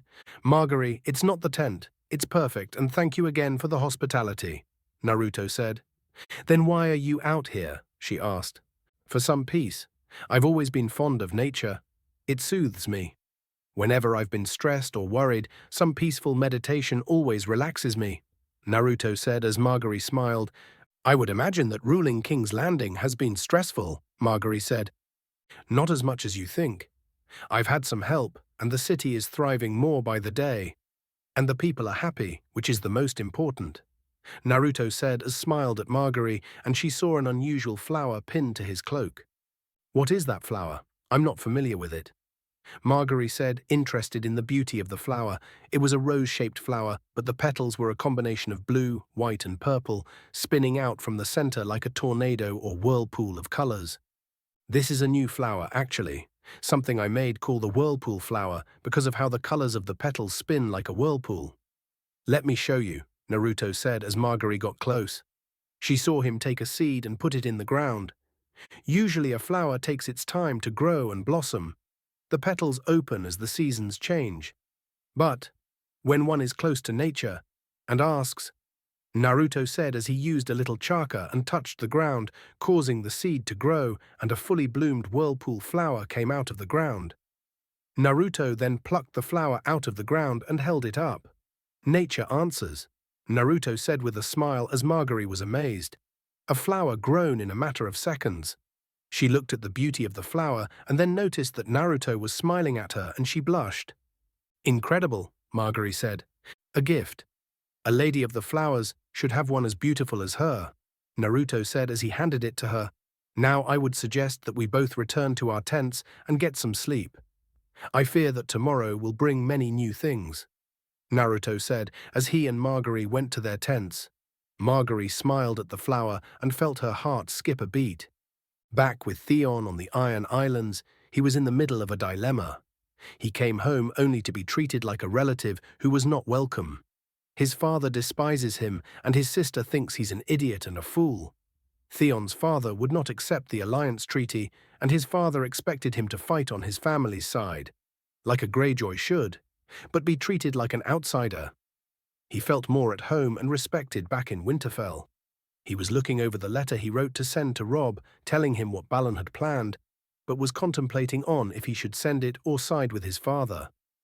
Theon decided to go with the side that he felt more at home, and that was with the Starks. He sealed the letter and packed his things. "Well done, Theon." Theon heard and saw Naruto come out from the shadows. "Naruto? But you're supposed to be in King's Landing," Theon said. "I'm a clone. I had one made to watch over your family should they try and double-cross Robb, and I was right. I was also right about you. You made the right decision," Naruto said with a smile. "There is no decision when it comes to family," Theon said as Naruto smiled. "Good. We need to get back and tell Robb." "Are you packed?" Naruto asked. "Yes, everything is ready, but how are we going to get back?" "We'll surely be spotted," Theon said. "No, we won't. Hold your breath and bend your knees," Naruto said as he touched Theon's shoulder, and the two Hiroshined back to Winterfell.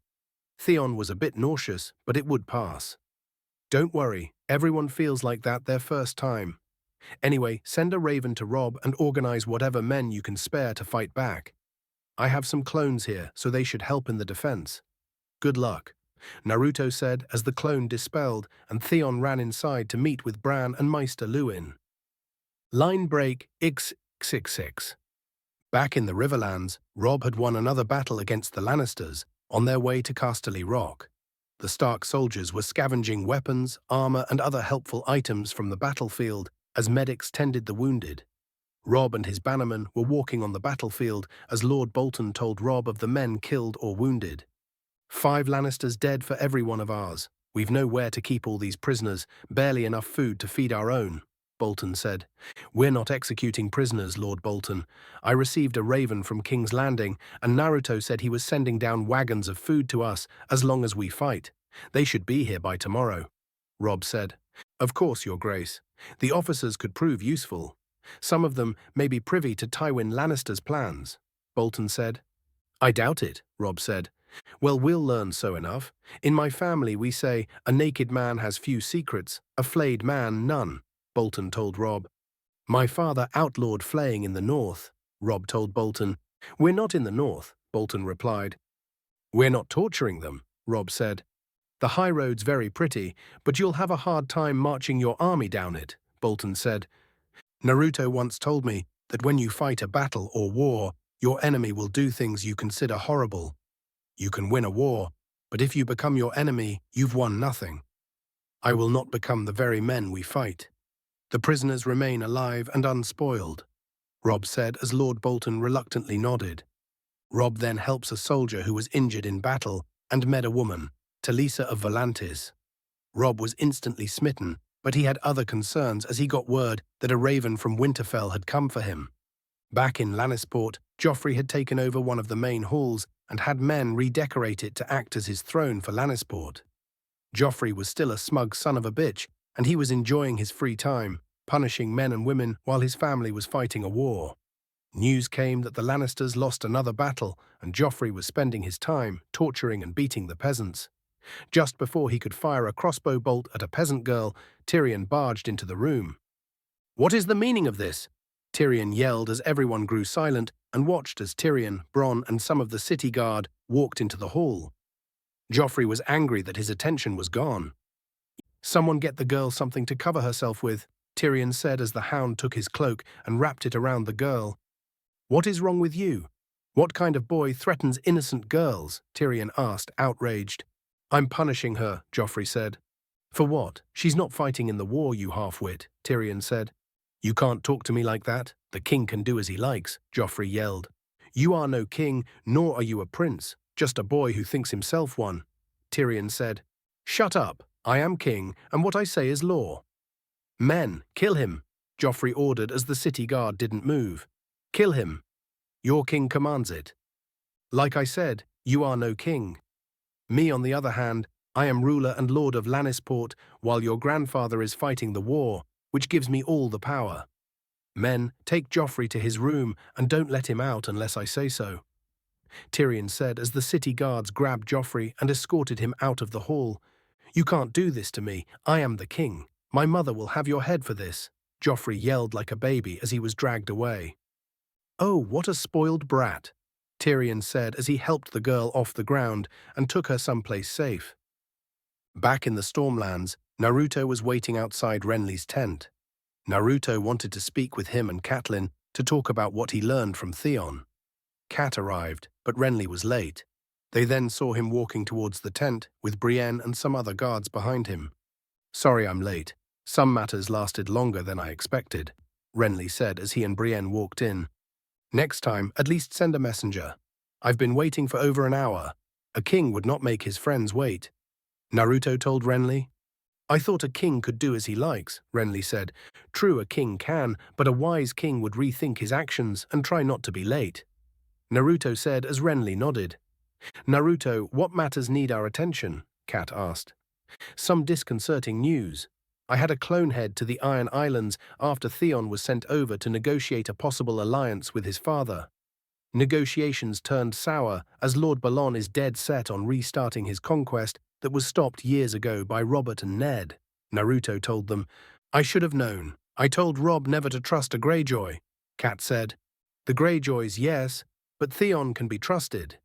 He holds no more love for the father and family that casted him out. I have Theon working with Rob and what remains of the men at Winterfell to prepare against the attacks on Deepwood Motte," Naruto said as he showed them on the map, "and the Stony Shore. The Greyjoys have always been a problem since my brother stopped them years ago. Now they're using the war to restart their rebellion," Renly said, "and it would have worked. Rob is busy fighting the Lannisters near the Riverlands and is continuing to push to Casterly Rock and Lannisport. This leaves the north vulnerable and weak for an attack. Lucky enough, the Greyjoys don't know what I'm capable of," Naruto said as Cat and Renly smiled. "It's a good thing that you did find out. Now we can stop the Greyjoys from advancing north," Cat said. "We will stop them, but they won't give up. As long as the war continues, Balon Greyjoy will not stop. He sees this as the perfect opportunity to take over. Everyone would be focuses on the war, and he could slip right through and take what he wants," Naruto said. "Traitorous Greyjoys," Renly said. "Robert should have killed them years ago." "Well, now that we know what they're planning, we can prepare. We can stop them from getting a solid foot on land. We keep them away. They can't move north. But they still have the superior fleet and numbers with Rob fighting. Which brings up another issue. The Greyjoys will know that Theon is not on their side, and now that their plans are known, they will find new allies," Naruto said, pointing to Casterly Rock. "Do you think that the Greyjoys would go the Lannisters for aid? They're stubborn, think themselves rulers and conquerors. They don't work well with others," Cat said. "War has the tendency to bring enemies together.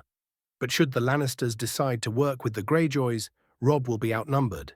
They will tighten their hold on the eastern coast, and since the north don't really have ships, Rob will be at a disadvantage. I haven't amassed a large enough force to aid Rob yet, and the ships I have would take months to get into position," Naruto said as Renly received a letter from a messenger. "It seems we will have more issues. My brother Stannis is coming tomorrow to discuss terms of our fealty to him." "As if," Renly said. "Ugh, I can feel the migraines coming," Naruto said as Renly chuckled. "Naruto, you know I've always been fond of you. We've been friends for a long time, and I have cherished that, which is why I agreed on your decision to wait until the war is over for a king to be crowned. But my brother is less amicable. He will demand that you immediately give up your position of protector of the realm and make him king. We both know Stannis isn't right for the kingdom," Renly said as Cat looked at Naruto, who was thinking. "Believe me, I know. I just hope I am able to convince him to at least work with us to fight the war. If not," Naruto said. "If not what?" Cat asked. "Then the war has only just begun," Naruto said. "Well, we have time to prepare. Stannis arrived tomorrow, so tonight we relax," Renly said as he left for his tent. Naruto just shrugged his shoulders and took Kat back to her tent. Naruto was walking through the camp, looking at the soldiers who nodded to him as he passed, and Naruto did the same. As he was walking through the camp, Margaery was talking with her brother as the two departed. Margaery saw Naruto walking and walked up to him. "Naruto," Margaery said. "Margaery, hello. How can I help you?" Naruto asked. "I would just like to thank you for the flower. It is most exquisite," Margaery said. "You are very welcome," Naruto said. "If it's not too much to ask, perhaps we could arrange a trade for more of your seeds to Highgarden." Margaery asked him. "An agreement can be met. Your family has been most generous during my time at King's Landing, and I would be happy to return the favor," Naruto said as Margaery smiled. "Thank you," Margaery said. "My pleasure," Naruto said as he decided to ask her a question. "Margaery, if I may, might I ask you a question?" "I believe you already did," Margaery joked. "But yes, what would you like to know?" "If my question offends, then by all means, feel no need to answer it. But Renly is my friend, and I am happy for you too. But given Renly and his preferences towards others, I find it interesting of your marriage," Naruto said as Margaery looked at him. "Again, I mean no offense. I wish you both happiness. But in my experience, a relationship where the love of one is set on someone else, the relationship does not last, or even start in my case," Naruto said. "Speaking from experience, Naruto, have you fallen in love with someone who did not feel the same?" Margaery asked. "Yes, twice, I'm afraid. One girl I was madly in love with when I was a child and tried to gain her affections, but her heart was set on someone else," Naruto said, remembering his childhood attempts to get Sakura to notice him. "And the other?" Margaery asked. "She was in love with me, yet too shy to admit it. As time went on, she did tell me how she felt," Naruto said, remembering Hinata and the time she confessed she loved him. "And what happened?" Margaery asked as she saw Naruto was trying to figure out what to say. "Circumstances prevented me from expressing how I felt about her. Unfortunately, I will never get to tell her now," Naruto said. "Is she dead?" Margaery asked. "No, not dead. Just far away," Naruto said. "Well, Naruto, I am sorry for you, but for me it is quite simple. My husband is my king, and my king is my husband," Margaery said as Naruto nodded and the two parted ways.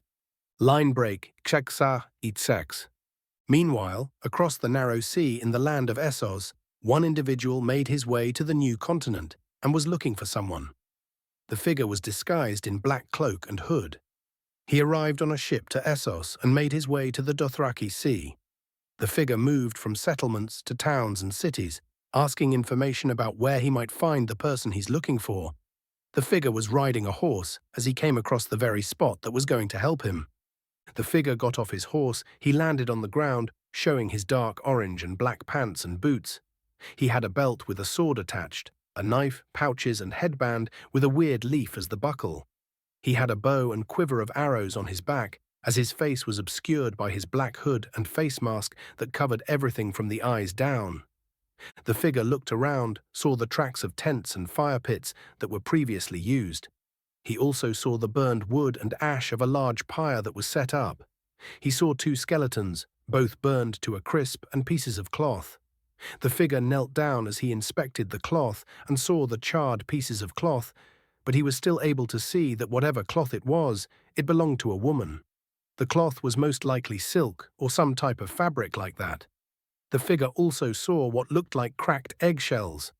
The figure pulled his hood off and lowered his mask to reveal it was Naruto. Well, one of Naruto's clones. Naruto sent a chakra-infused clone to Essos to do some recon on the last Targaryens. Viserys was dead, which meant that Daenerys was the only one remaining. When Naruto arrived, he asked around and followed the Dothraki trail of Khal Drogo until his death. Now he was tracking Daenerys, who he was most likely sure was still alive. He then saw footprints walking towards the Red Waste. Naruto took a drink of water as he looked to the vast desert that was before him.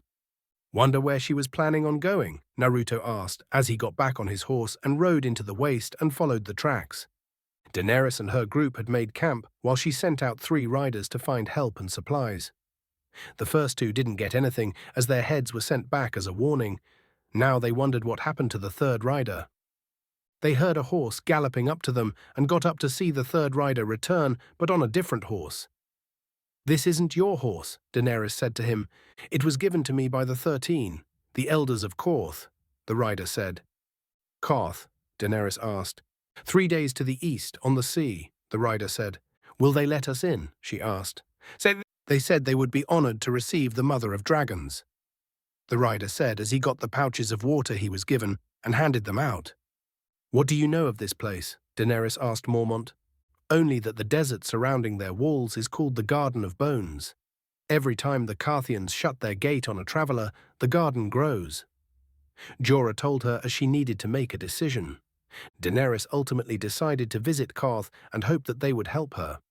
She and her group traveled the Red Waste until they came upon the city of Qarth and saw the mighty walls that kept it safe. The gates of Qarth opened as soldiers walked out in front with the nobles behind. Daenerys turned to Jorah. "I thought we were welcome," Daenerys said.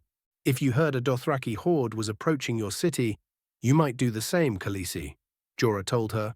"Horde?" she said, looking at the few dozen people she had with her. The soldiers stopped as the 13 of Qarth walked out with the most powerful and wealthiest ahead. "My name is Daenerys Stormborn of the House Targaryen," said one of the fat nobles. "You know me, my lord?" Daenerys asked. "Only by reputation, Khaleesi, and I'm no lord, merely a humble merchant. They call you the Mother of Dragons," the merchant said. "And what should I call you?" Daenerys asked. "Oh, my name is quite long and impossible for foreigners to pronounce. I am simply a trader of spices. But we are the 13, charged with the protection and governance of Qarth, the greatest city that ever was, or will be," the Spice King said. "Might we see the dragons?" Daenerys looked at the cages she had and knew they were too small. "My friend, we have traveled very far. We have no food, no water. Once I see my people fed, I would be honored. Forgive me, Mother of Dragons. But no man alive has seen a living dragon. Some of my more skeptical friends refuse to believe your children even exist. All we ask is the chance to see for ourselves." The Spice King said. "I am not a liar," Daenerys said. "Oh, I don't think you are. But as I have never met you before, my opinion on the matter is of limited value," the Spice King said. "Where I come from, guests are treated with respect and not insulted at the gates," Daenerys told him. "Then perhaps you should return to where you come from. We wish you well," the Spice King said as he walked back as Daenerys walked forward. "What are you doing?" she asked. "You promised to receive me." "We have received you. Here we are, and here you are," the Spice King said. Daenerys was outraged at the disrespect, and as she and the Spice King traded words, a hooded Naruto was watching from afar on a nearby sand dune. He used a scope to see Daenerys arguing with the 13 of Qarth to be let in. Then one man came forward and vouched for her. Naruto wanted to hear what they were saying and focused chakra to his senses, mainly his ears, to see if he could pick up what they were saying. He only got a few words, but the man Zaro Shoan Daxos, a merchant, vouched for her and committed a blood oath so that she and her followers could be let in. Naruto saw the gates to the city open and watched as Daenerys walked in. Naruto quickly put his scope away, shot a Hiroshin arrow over the wall and into the city and flashed to it. He needed to watch over her. She wasn't a threat, just a girl who wanted to go home. Back in the Stormlands, a new day had come as Renly, with Kat and Naruto, rode off to meet Stannis on neutral ground, near where Stannis had his ships anchored. Naruto decided to bring Kurama with him, which would be helpful if something went wrong. He even had one of the banners made for him attached to Kurama's saddle to symbolize Naruto's rule as regent. Renly, Kat, and the King's Guard were on horses as they saw Naruto ride up with them, on the back of the ferocious fox, the animal that was the guardian of King's Landing. "Wow," Renly said. "I know, he's just that awesome," Naruto said as he pat Kurama on the head. "Well, let's not keep your brother waiting." They rode to the meeting where they saw Stannis, Melisandre, and his personal guard there waiting for them. They had his banners, which was a crowned stag in a red heart on fire.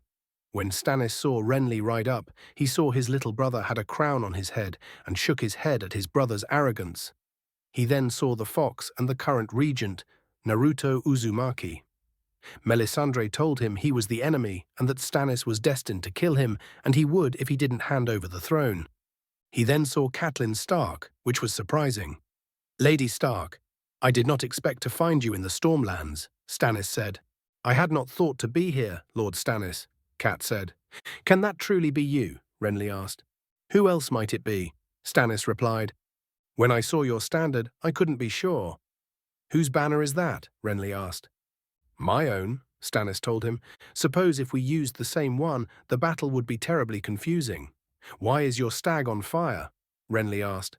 "The king has taken for his sigil the fiery heart of the Lord of Light," Melisandre said. "Ah, you must be this fire priestess we hear so much about." Brother, now I understand why you found religion in your old age," Renly said. "Watch yourself, Renly," Stannis said. No, I'm relieved." "Never really believed you were a fanatic. Charmless, rigid, a bore, yes, but not a godly man," Renly joked. "Enough, Renly," Naruto told him as Stannis looked at Naruto. "You must be Naruto Uzumaki," Stannis said. "An honor to meet you in person, Lord Stannis," Naruto said with a nod as Stannis just looked at him. "I hope you're here to hand over the throne to me, so this can all be done with now," Stannis said. "Apologies, Lord Stannis, but that is not why I'm here. I have decided not to name a king until the war with the Lannisters is resolved, and I can speak with Robb Stark of his desire for northern separation." Naruto told him, "That's good and all, but the throne is mine by right. As regent, you rule over until an heir is ready, and I am," Stannis said. "Your friend Ned Stark knew I was next in line, yet you would dishonor his wish." "I am not dishonoring Ned," Naruto told Stannis, insulted that he would say that. "Ned also left me as regent with the control to decide the rightful heir when I say so, and I decided to wait." "He is the king. The Lord of Light commands it," Melisandre said. "He is no king. He has not been crowned, and he is not sitting on the throne just yet," Naruto said. "Of course, you would say that. You are the pawn of the Lord of Nothing and will keep Stannis from throne because you are the enemy," Melisandre said as Naruto narrowed her eyes at her. "Hand over the crown, boy. You've had your fun, now let a true man rule," Stannis said, insulting Naruto. "I would advise you to watch your tone and speak to me with respect," Naruto warned Stannis. "Why, because you're a lord of a made-up house. You are not fit to be regent. You're just a boy who made friends with the right people." Stannis insulted Naruto as Kurama roared, causing everyone's horses to back away frightened, as well as the men. Even Stannis and Melisandre were a little taken back. "Watch who you talk to like that," Kurama warned him with a growl, showing his sharp teeth. A king would consider it idiotic to insult the current ruler of King's Landing. Insanity to insult him in front of the ferocious fox. "I guess you are not a king after all," Naruto told Stannis. "The crown is mine by right. All those who deny it to me are my enemies," Stannis said, putting up the brave disguise. "The whole realm denies it from dawn to the wall. Old men deny it with their death rattle, and unborn children deny it in their mothers' wombs. No one wants you for their king. You've never had any friends, brother. But a man without friends is a man without power," Renly said. "As an act of kindness, I'll give you this night to reconsider. Surrender yourselves and crown me king, and I shall let you live. If you don't, I'll destroy you," Stannis said. "Good luck with that," Naruto told him as Stannis and his group left. "Look to your sins, you two. For the night is dark and full of terrors," Melisandre said to Renly and Naruto. Kurama growled at her as they left. Back in Lannisport, Tyrion was in his study, looking over some papers that he was given on the various issues he needed to consider and work on as acting Lord of Lannisport. Various complaints and issues of the lack of food the refugees were getting, and more were protesting in anger. Some even have left Lannisport to travel to King's Landing and side with Naruto, then be with the Lannisters. And Tyrion couldn't fault them for that. He then heard a knock on his door and opened it to reveal his cousin, Lancel Lannister, now an anointed knight. "Your visits are too few, cousin," Tyrion said. "Her Grace, Cersei, demands you to release Joffrey at once," Lancel told him. "Very well, will you share a cup with me?" "I find that mulled wine helps me sleep," Tyrion said. "I'm here at Her Grace's behest, not here to share a drink with you, imp," Lancel said as he was going to leave, but Tyrion spoke. If my sister was so concerned with Joffrey, I thought she would come herself. Instead, she sends you. What am I to make of that? Tyrion asked. I don't care what you make of it, so long as you release your nephew immediately, Lancel said. And you received these instructions directly from Cersei? Tyrion asked. As I said several times, Lancel told him as he walked into his study. And you waited this long to deliver this information? Tyrion asked as Lancel was confused. When Her Grace gives me a command, I follow it without delay, Lancel said. Cersei must have great trust in you, allowing you into her chamber during the hour of the wolf, Tyrion said, as he knew the connection between Lancel and Cersei. Her Grace has a great many responsibilities. She often works from dusk till dawn, Lancel said. She must be very glad to have you helping her. From dusk till dawn. Ah, lavender oil. She always loved lavender oil even as a girl, Tyrion said. I am a knight, Lancel said. An anointed knight, yes. Tell me, did Cersei have you knighted before or after she took you into her bed? Tyrion asked as Lancel tried to say something. What? Nothing to say. No more warnings for me, sir. You would draw these filthy accusations. Have you given any thought to what Joffrey would have to say when he finds out you are bedding his mother? Tyrion asked. It wasn't my fault, Lancel asked. And should Naruto listen to my treaty I sent him, and should he get Jaime a brief reprieve to come home to stand trial, how do you think my brother would react? Tyrion said as Lancel became frantic. Do you want me to prevent that? Yes, my lord. I will do anything. I will leave the city if I have to, Lancel said. No, you won't. I want you to stay close to my sister. Listen to her, find out where she goes, who she sees, what they talk of, everything. And you will tell me. Tyrion told him. Yes, my lord. I swear it, as you command, Lancel said. Oh, rise, rise. Let us have a drink. Oh, right. You should be heading back. Tell my sister, I will release Joffrey in the morning. I can tell her that I didn't harm a hair on his head. But strictly speaking, that wouldn't be true, Tyrion told him as Lancel left. Back in King's Landing, Naruto's clone was busy at work, going through the papers and monitoring the kingdom. He received a letter from the Martells. Now that the Lannisters were not in King's Landing, they would like to meet. Naruto replied and told them he would welcome them during a time that was more appropriate. With the war going on, it wasn't the best idea. He also received a letter from Tyrion. Naruto was glad he was alive. Tyrion was a good man, much more so than the rest of his family. Tyrion's letter wished Naruto the best of luck as ruling regent, but then got to the main point. Naruto, I wish you the best of luck in ruling King's Landing. I will never forget how you won me my freedom back in the Vale, and for that I can never thank you enough. But unfortunately, this letter comes with an ulterior motive. I wish to express the desire to speak out terms of peace for you and my family. I know that my brother and my sister have done wrongs by you and the Starks, and I cannot excuse those actions, but I wish to stop the bloodshed and the deaths of innocent men, women and children. I know you cannot speak for the Starks, but my family would like to discuss terms of peace to prevent any more lives being lost. I know you have bad feelings towards my family, and I understand that. But I only wish to talk to you about at least discussing the idea. Please send a raven with your response. Your friend, Tyrion. Tyrion was right in his thinking. The Lannisters did have to answer for their crimes, but Myrcella and Tommen and the other innocent people did not need to die. As a gesture of good faith, he would meet with Tyrion, but he also wanted to meet with Lord Tywin to discuss the terms. Naruto summoned another clone and dispelled, so that the real Naruto got the information. Back with Stannis, he was standing on his ship as he looked out into the night and looked at the cliffs of Storm's End. Ser Davos walked onto the ship to see Stannis looking out to the cliffs. Your Grace, Davos said as Stannis looked at him. Do your knuckle bones bring you luck? Stannis asked as Stannis looked at them.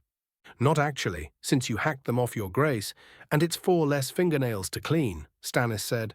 Fewer, Stannis said. Pardon, Davos replied. 4 fewer fingernails to clean. I never understood why you had to wear them, Stannis said. It reminds me of where I've come from, to where I am now. It reminds me of your justice. It was an honest punishment, and you were good with a cleaver. Davos said. You were a hero and a smuggler. The good act does not wash out the bad, nor the bad the good, Stannis said. A lesson I'll try to teach my son, Davos said. Does he listen? Stannis asked. To me, gods no, but if your red woman told him to leap from the crow's nest. She has a name, Stannis told him. I trust you've not forgotten your smuggler's tricks. I want you to be a smuggler this time. Stannis told him, any shore, any night. What am I bringing ashore? Davos asked. The red woman. No one must know what you do, and will not speak of this again. Stannis told him, I will always serve you, always.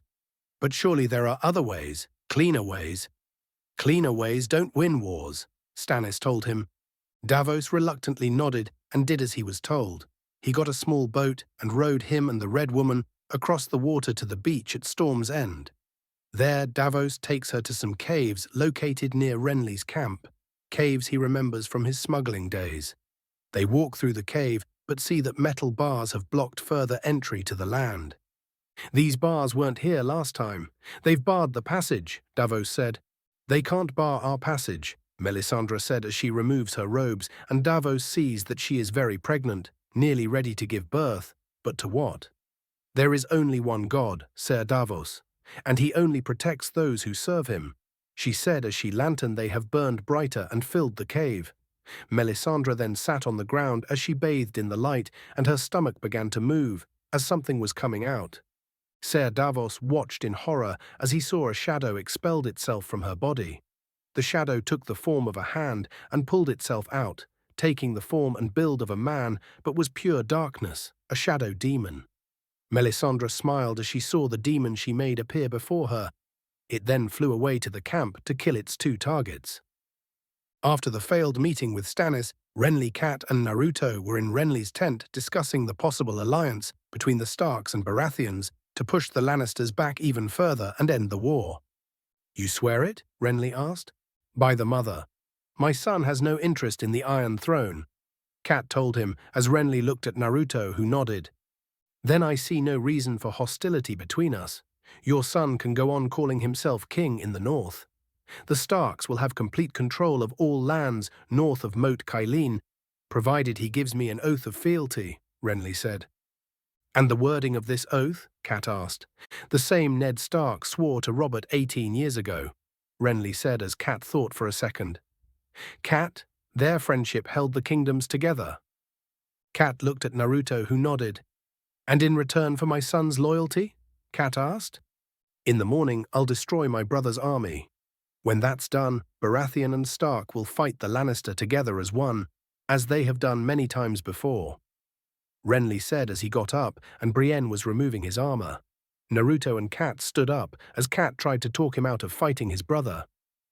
Our two houses have always been close, which is why I am begging you to reconsider this battle. Negotiate a peace with your brother. Negotiate with Stannis? Renly asked as he chuckled. You heard him out there. I'd have better luck debating the wind. Please bring my terms to your son. I believe we are naturally allies.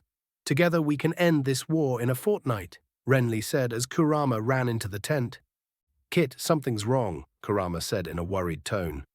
Then a gust of wind came into the tent as Cat and Naruto were confused. They then saw a shadow figure appear behind Renly. Renly! Naruto shouted as the shadow demon stabbed him in the chest. Brienne and Cat saw a shadow come out of the ground as it killed Renly. No! Brienne yelled as Kurama roared, sending out a chakra shockwave which caused the shadow figure to solidify so they could see it more clearly, and it couldn't smoke out. The other guards heard the roar and walked in to see the demon kill their king. The demon let Renly's body fall as Naruto drew his sword at charged, but his sword went right through it, like air.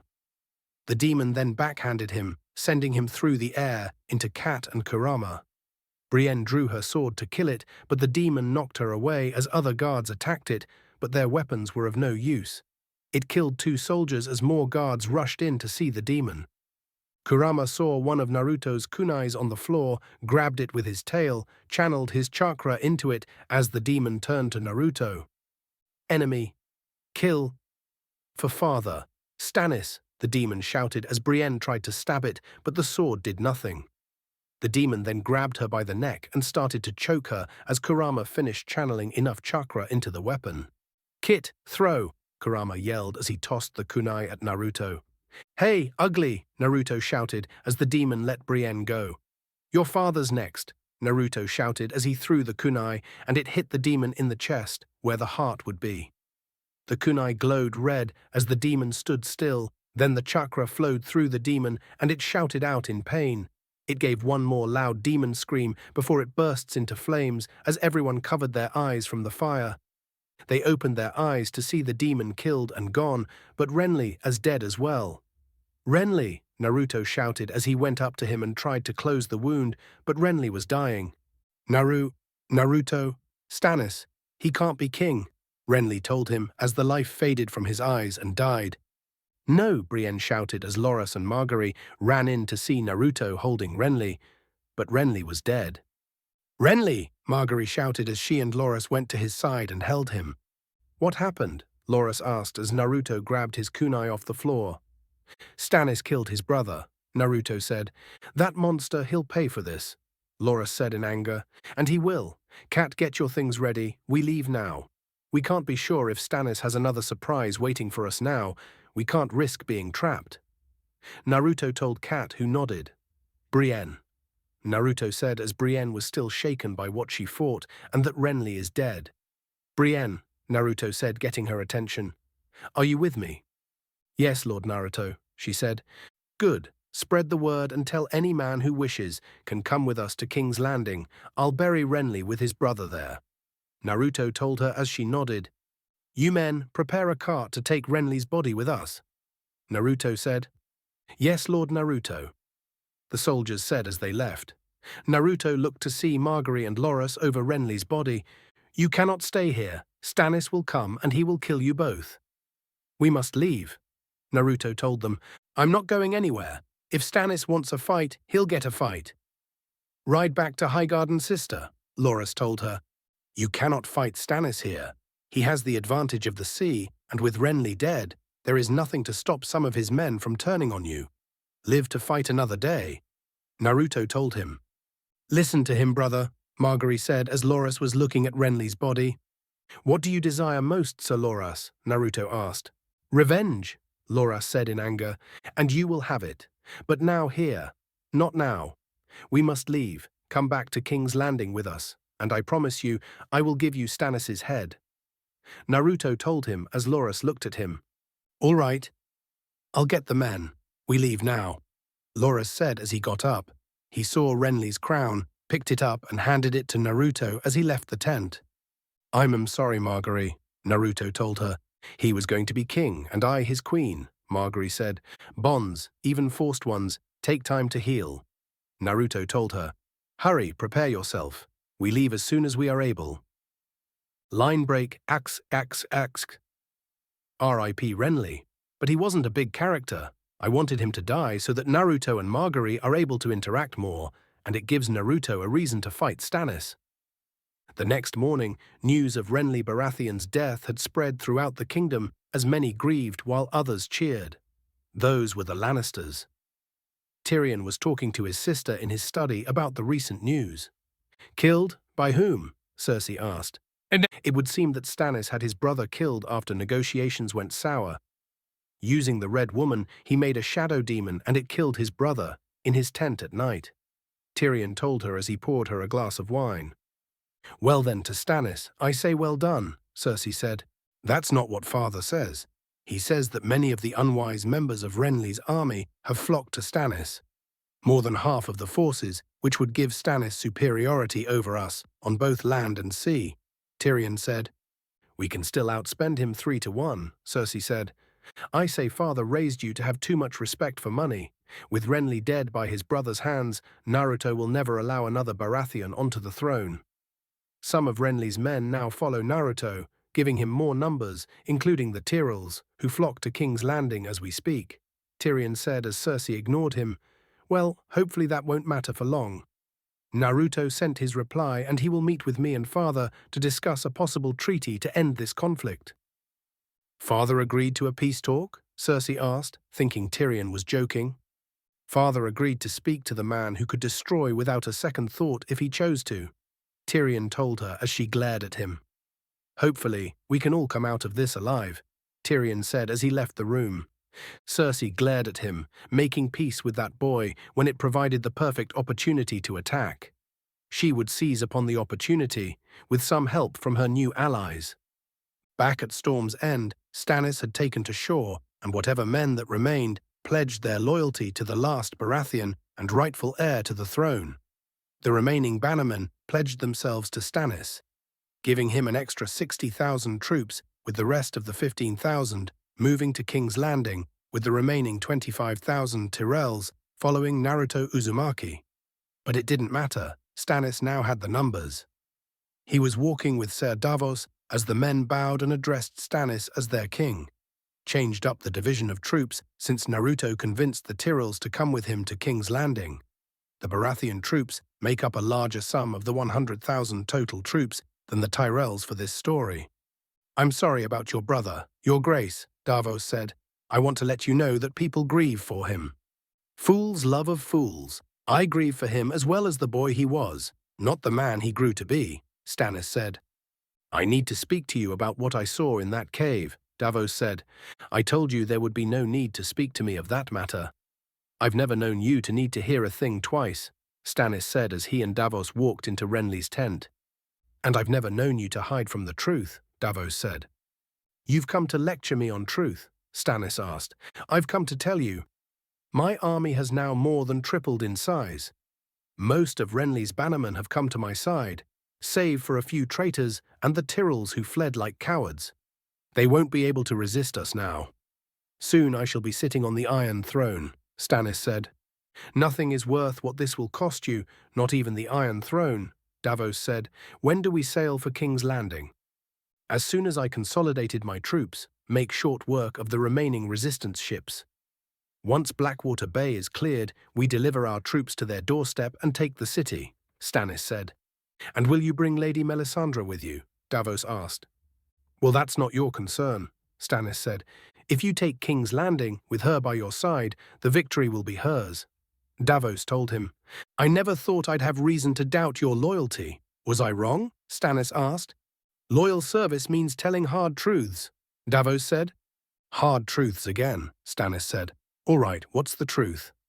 "She's a foreigner, preaching her foreign religion. Some say she whispers orders in your ears and you obey," Davos said. "What do you believe?" Stannis asked. "You won those bannermen from Renly, don't lost them to her," Davos told him. "We set out for King's Landing without Lady Melisandre, and you lead the fleet into Blackwater Bay," Stannis said.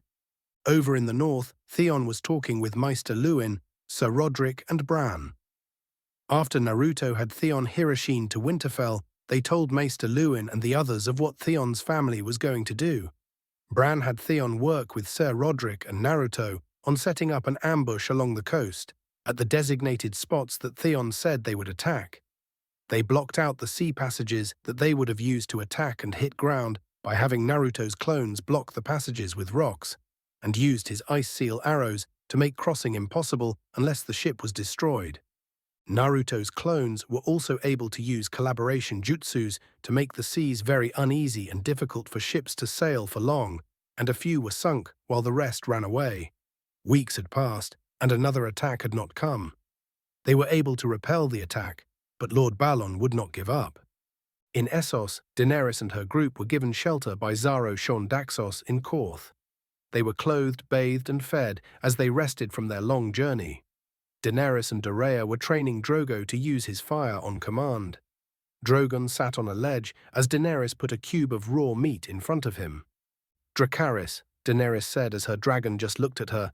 "Dracarys," she said again, slower as Drogon spit a few puffs of smoke, but then let loose a weak stream of fire that was able to cook the meat. Daenerys and Doreah smiled as Drogon then picked up the meat and ate it.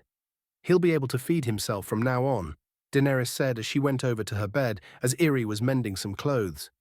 Doreah reached over for another chunk of meat. "Let him sleep, Doreah," Daenerys told her.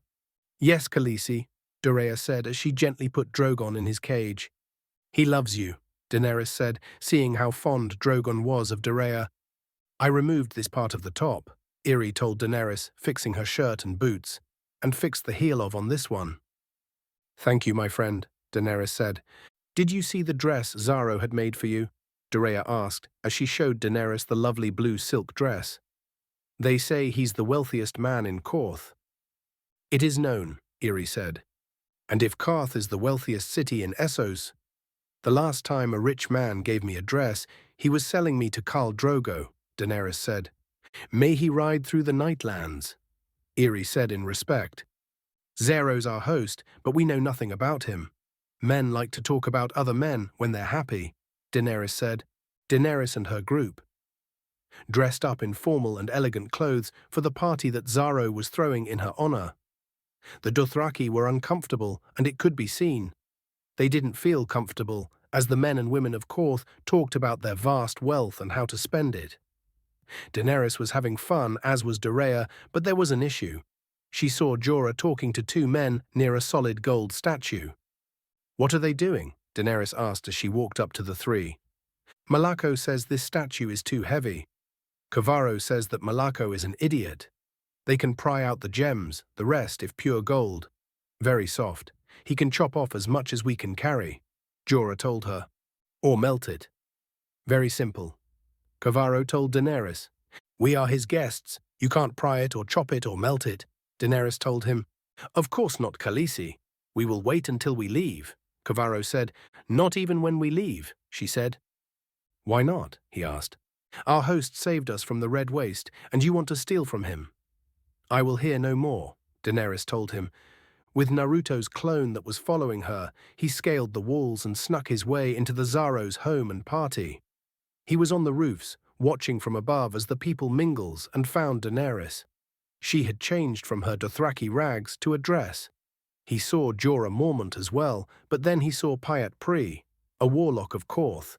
Naruto heard tales of the warlocks, with magic that many didn't understand and believed was real, but it was yet nothing compared to Naruto. But he heard Pyat talk to Daenerys and heard his fascination with her dragons, which was something he needed to keep an eye on. If the warlocks got control over Daenerys and her dragons, they both could be used to horrible effect. Daenerys smiled as she talked to Xaro, but saw someone on the roof.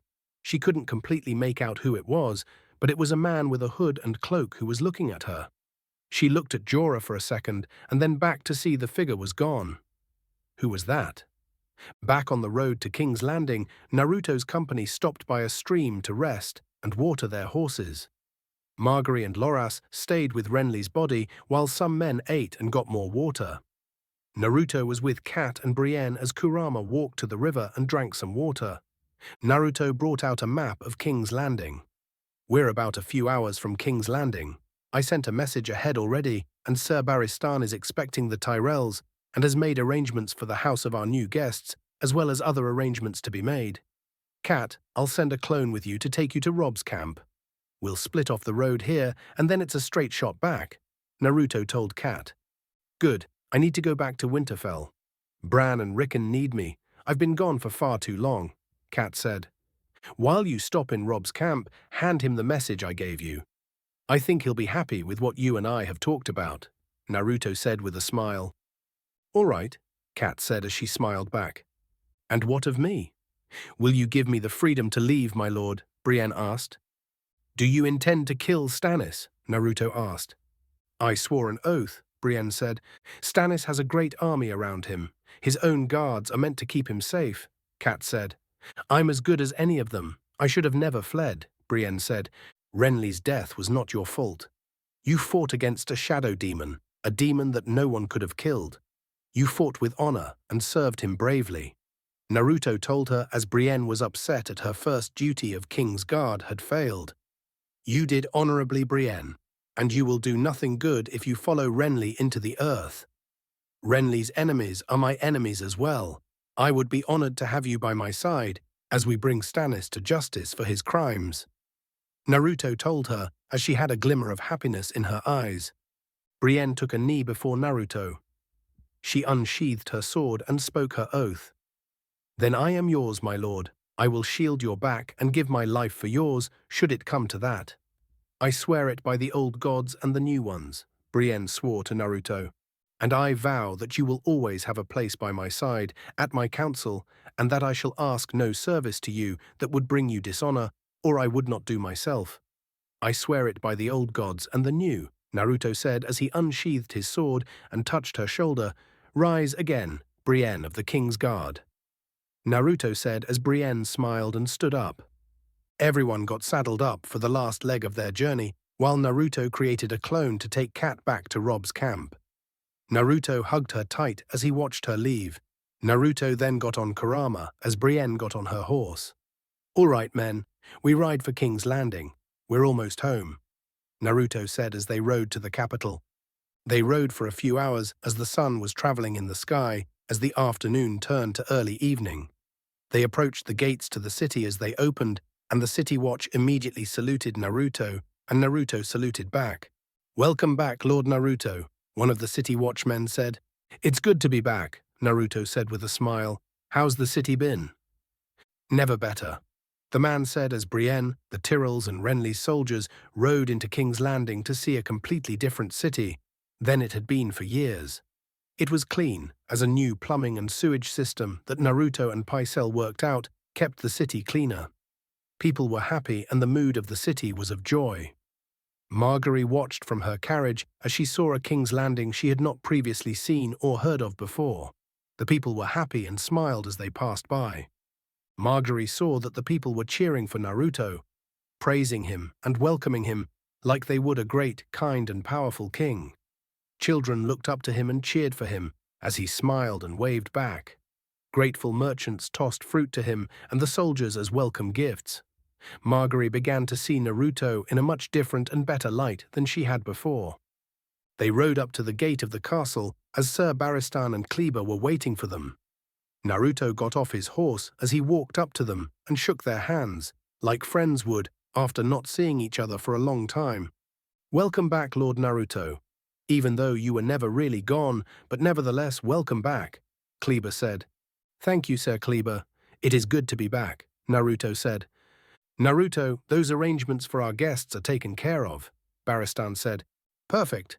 Sir Kleber, if you would have some men take our new guests to their quarters, Naruto said.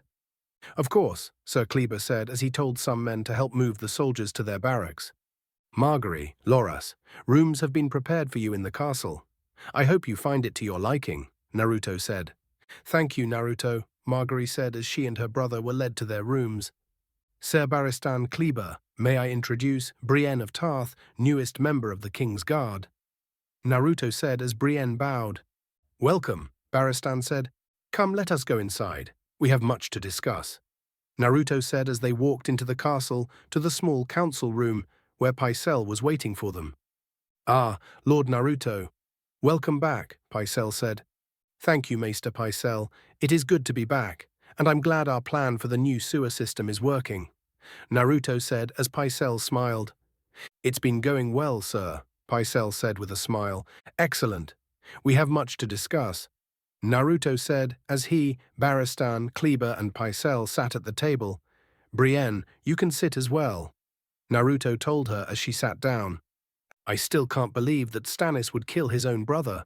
Dreadful, Pycelle said. It was him. The shadow demon called out his name and called him father, Naruto said. How could Stannis make a shadow demon? Kleber asked. The Red Woman, Brienne said.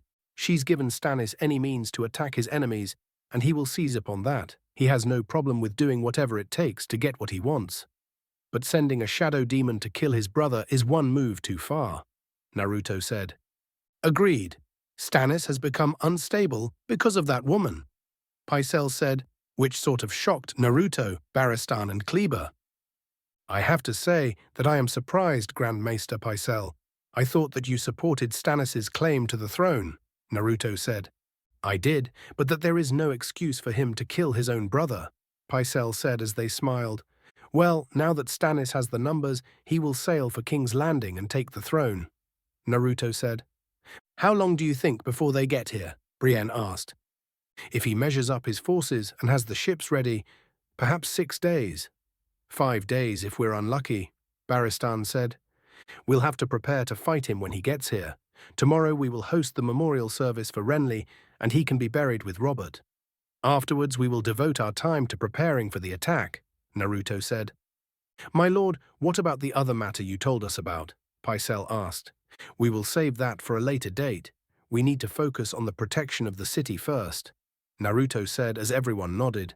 Understood, but should you decide to have a small ceremony, I have already gone to the Sept of Baelor, and they said when you are ready, they will be ready as well, and the ceremony will be done, Pycelle said as Naruto smiled. Thank you, my friend, Naruto told him. End of Chapter 3. The Orange Flash in Westeros. Hope you guys liked it. I did change the story from the canon, but used it as a basis to spring my story and ideas from. With Renly dead, Naruto has more men to defend King's Landing. His and Margaery's romance can start. Coming up, Stannis' attack on Blackwater Bay. If this chapter didn't seem exciting or take your suggestions into account, or the topics I asked your opinions on, it's because those are later story elements. Thanks to everyone who responded and gave me some advice. With the story, I've got elements that I'm working on, but there is one point of contention for me, and it's Stannis and the Red Woman. Leave me a review about suggestions about what to do with him, and any more suggestions about possible story elements. Please leave a review if you liked it, and if you hated it, I'm sorry and no hate comments. If you don't like it, don't read it. Also, if you guys have ideas about Naruto crossovers I should do, please send me a message or leave me a review about the idea. Disclaimer, I don't own Naruto or Game of Thrones, both belong to their respective owners, I'm just a fan. 4. Blackwater Bay. Here is the 4th chapter of The Orange Flash in Westeros. Naruto has now made new allies and will use them to defend King's Landing from Stannis. Naruto must make decisions about how to deal with the Lannisters and his future in the Seven Kingdoms. The Orange Flash in Westeros. Blackwater and at the beginning of the end of the war. Back in Essos, Daenerys was talking to Xaro as the party had come to an end. So tell me, how long has your manservant been in love with you? Xaro asked. He's not my manservant, and he's not in love with me, Daenerys said. He's my advisor and my friend.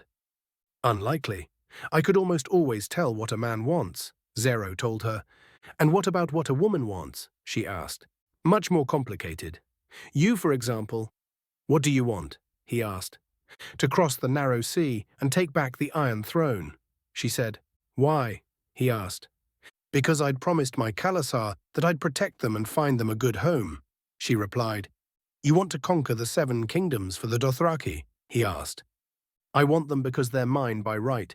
The Iron Throne is mine, and I will take it, she said. Ah, a conqueror, he said. And how did you get this? Did someone give it to you? She asked. No, I come from nothing. I hit the docks like a piece of cargo, except someone normally cares what happens to cargo, Xaro said. So you wanted more than you had, and you took it. You're a conqueror too, just less ambitious, she said as he laughed. What do you want? The gates of the city you bled for me. Why? I will show you why, he said as he led her to his vault. He unsheathed his sword and began to strike the vault door, but the metal was not showing any signs of weakening. The metal on the vault is made of Valyrian stone. The hardest steel does not make a mark. I offered the greatest locksmith in Korth their weight in gold if they could break into it. I made the same offer to the greatest thieves. They all went home empty-handed.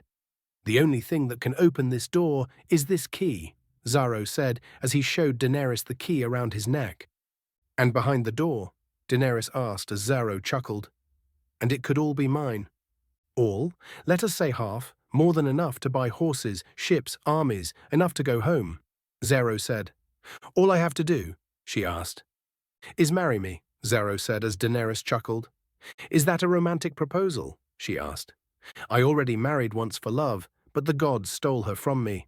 I come from nothing. My mother and father never owned a pair of shoes, but marry me, and I will give you the Seven Kingdoms, and our children will be princes and princesses. See, I have more ambition than you thought. The time is right, Daenerys Targaryen, first of your name. Robert Baratheon is dead, he told her as she smiled. She went back to her room to feed her dragons and get them ready for bed as she and Jorah talked about what Xaro told her and what he offered her to take the Iron Throne. You want to cross the narrow sea with an army you bought, The 7 kingdoms are at war with one another. 4 false kings and a ruling regent destroying the country. Daenerys told him. To win Westeros, you need support from Westeros, Jorah told her. The usurper is dead. The Starks fight the Lannisters. The Baratheons fight each other, she said. According to your new friend who earned your trust by cutting his hand, he asked, the time to strike is now. We need to find ships and an army, or we'll spend the rest of our lives rotting away at the edge of the world, she said. Rich men do not get rich by giving more than they get. They'll give you ships and soldiers, and they'll own you forever. Moving carefully is the hard way, but the right way, he said. I listened to that advice outside the gates of Korth. We'd all be dead by now, she said. I know the opportunity before you seems like that last one you'll ever have, but you must. Do not speak to me like I'm a child, she told him. I only want— What do you want? Tell me, she said to him. To see you on the Iron Throne, he replied. Why? She asked. You have a good claim, a title, a birthright. But you have something more than that. You may cover it up and deny it, but you have a gentle heart. You would not only be respected and feared, but you would be loved. Someone who can rule and should rule. Centuries come and go without a person like that coming into the world. There are times when I look at you and I still can't believe you're real, Jorah said as Daenerys understood his feelings towards her, but she didn't feel the same. There was a brief moment of awkward silence as Daenerys tried to get him out so she could think. So what would you have me do as my advisor? She asked. Make your own way. Find your own ship. You'll only need one. The allies we need are in Westeros, not Qarth, he told her. And how do I get this ship? She asked. I'll find it for you. Sound ship with a good captain, Jorah said as Daenerys turned to him. I look forward to meeting him, she said. Khaleesi, he said as he left. The next day had come as Cat arrived back in Rob's camp. Rob was walking through his camp as his soldiers smiled at him. Rob then sees Talisa sitting on a stump and walks over to talk to her. Lady Talisa, Rob said. Your Grace, Talisa said, I'm not sure I'm a lady. Westeros customs are still a bit foreign to me. It's hard to keep all the rules straight, but if I remember my lessons, a woman of noble birth is always called a lady, unless she's a queen or princess. I could find someone who knows. Rob joked. Why are you so sure that I'm of noble birth? She asked. Because it's obvious, Rob said. What if I told you that my father sold lace on the Long Bridge, and that my mother, brother and I lived with him above our shop? Talisa said. I'd call you a liar, Rob replied. Not very noble to accuse a lady of dishonesty, Talisa said as Rob pointed out she confirmed she was a lady. I always thought I was a brilliant liar. Better at amputations, I'm afraid, Rob said as the two enjoyed each other's company. They spoke about the future movement of Rob's forces, and Rob even asked for her company at dinner, but that was when his mother arrived. Rob, Cat said. Mother, Rob said, happy to see her again. He hugged her close as he introduced her to Talisa. Mother, this is Lady Talisa. She's been helping with the wounded and has been very helpful. Lady Talisa, Cat greeted her. Lady Stark, Talisa replied. Talisa then left as Cat looked at her son and smiled. I've missed you, Rob said. Yes, you look positively worried, Cat joked. You surprised me, that's all, Rob said. Didn't think I'd see you today. I wish that you were free to follow your heart, Cat said. You have inherited your father's responsibilities, and I'm afraid they come at a cost. You are promised to another, a debt that must be paid. I know, Rob said. Well, I also have some good news. Naruto is returning to King's Landing with a force of the Tyrells and some Baratheons. He now has the means to aid us in this war once he deals with Stannis, Cat told him. Good, Rob said. How was the defense of the North? Cat asked. Good. Theon is remaining up north with Sir Roderick and Bran to keep a watch over the North. They were able to repel the attacks by the Greyjoys, but something tells me that they will try again, Rob said. Well, hopefully they've given up. Now I have another message straight from Naruto, and Jaime Lannister is to remain unharmed while he is our prisoner. Naruto has plans for him, Cat said as she handed him the note Naruto gave her. Rob read the note and a smile began to appear on his face. Dear Rob, Well done on your progress and victories against the Lannisters. Your father would be proud. Even though hearing the news of your declaration to become King of the North has caused some more problems, I'm proud of how far you've come. But even though you want to be king in the North and have the North under a separate rule, you have to understand that will cause a lot more problems in the future. Now that you have declared yourself a separate kingdom, the other 6 will flock to do so as well, and I can't govern a nation that is completely divided. I need to maintain a sense of order and hierarchy. Believe me, I understand why the Northerners would want to separate themselves, but there are ways for you to achieve what you want and to remove the possible problems we could face in the future. A treaty and alliance between the King of the North and the King of Westeros could solve that. But until there is a time that it seems peaceful enough for me to leave King's Landing and come to see you in person and not as a clone, that will have to wait. I have to deal with Stannis' attempt to take the throne for himself, but he will never be king. I also have plans for the Lannisters, and for my plans to work, unfortunately for us, Jaime Lannister must stay alive. Believe me, there is nothing that I would like more than to see him dead, but that will have to wait. Keep him alive, for now, and don't let anyone near him.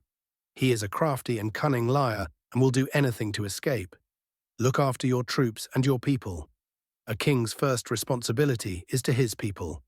Do not engage Casterly Rock or Lannisport. Keep the Lannisters on the defensive, but do not take the offensive. Something tells me that if you do, the tide of the war will turn against us. Also keep an eye on the Greyjoy fleet. They will not stop until they take the north. Stay safe, Naruto. Rob smiled as he read the letter and looked to his mother. Do you think Naruto will really do it? Take that kind of responsibility? Rob asked. He's already has experience ruling, it's just to make it official, Kat said. All right, we'll adjust our plans, and Jaime Lannister will be kept alive for now, Rob said. Line break, XXTX.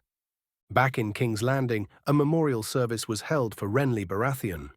His body was moved to the Sept of Baelor as the Silent Sisters performs funeral rites, and the priests of the Sept was reciting prayers for Renly's spirit.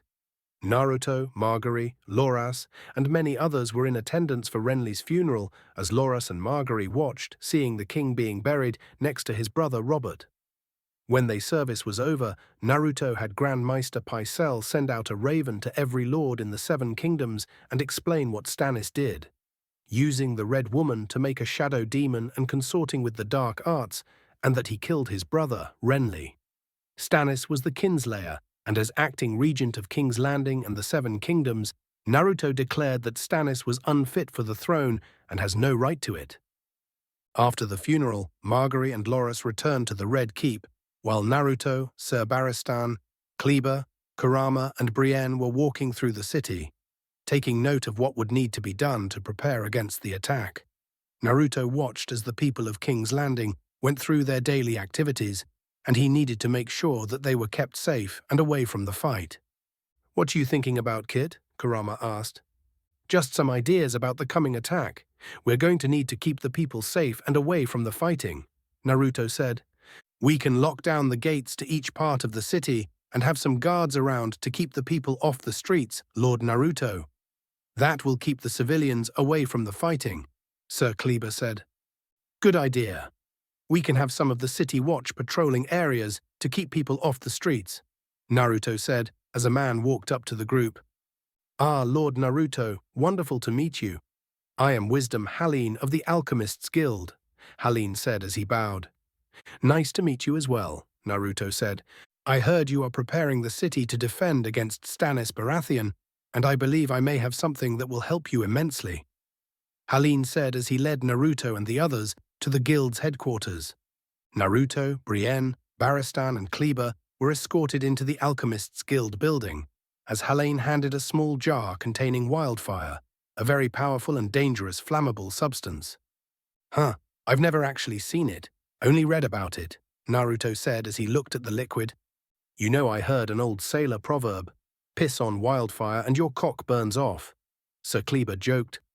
Well, I have never conducted such an experiment, but it may be true. The substance burns so hot, it melts wood, stone, even steel, and of course flesh. The substance burns so hot, it burns flesh in minutes. Helene said as Naruto handed the wildfire back to him. After the dragons died, wildfire was the key to the Targaryen power. So how do we use it? Sir Barristan asked. The jars are placed in catapults and flung at the enemy, Helene said. If we can get soldiers to man the catapults, then we might the target 1 time out of 10, but in a battle things can get a bit messy. We fling them at him, Stannis flings it back and causes chaos, and with wildfire we run the risk of burning the men who are trying to protect the city. Sir Kleber said, He's right.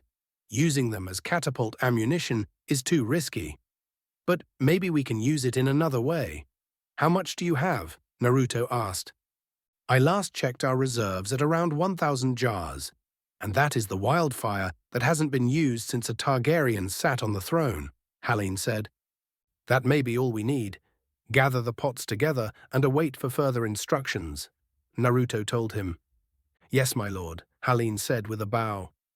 Naruto, Barristan, Kleber, Brienne and Kurama left the Alchemists' Guild and walked through the city and up to the docks. What are you thinking, Your Grace? Brienne asked. Stannis knows King's Landing. He knows the city, he knows where the walls are strongest and where the gates are weakest. He'll know exactly where and how hard to hit us, and he won't stop until he kills us all, Naruto said. So how do we stop him? Sir Barristan asked as Naruto looked out Blackwater Bay and the small parts of beach leading up to the wall. We keep his ships from entering Blackwater Bay. We force him outside the walls and we don't let him inside. We use the wildfire to decimate his fleet and force him to come ashore, Naruto said as he pointed out where they would set up the attack. We can have the archers set up along the walls to thin out his numbers. But the beach is still quite large, Sir Kleber said. Obstructions and obstacles would be able to funnel Stannis' troops exactly where we want them. Stannis knows that the sea is the best option to take King's Landing, and we use that to our advantage. Get soldiers geared to reinforce the walls and create spiked obstacles along the beach line. They'll funnel his soldiers exactly where we want them, Naruto said as they nodded. Yes, Your Grace, Sir Kleber said, but we'll have to prepare to fight on 2 fronts. Stannis will most likely keep us occupied by the sea so he can divert his troops to the Mudgate. It's the weakest of the gates, and a good ram could have it down soon, Naruto said. We set up an ambush, destroy his troops and the ram at the same time, Sir Barristan said. Exactly. Come, we've got work to do, Naruto said as they walked back to the Red Keep to discuss strategy. Naruto had Ser Loras accompany them since he would speak for his troops. Grand Maester Pycelle gathered all of the gate and tunnel maps of the city, as well as architectural information for the walls. Ser Loras, we've come up with a plan to fight Stannis when he arrives. Since you represent your troops, you will need to know the plan, Naruto said as Loras nodded. So what do we do? Loras asked. Stannis has a fleet of 200 sailing here. He'll want to use the sea advantage to take the city.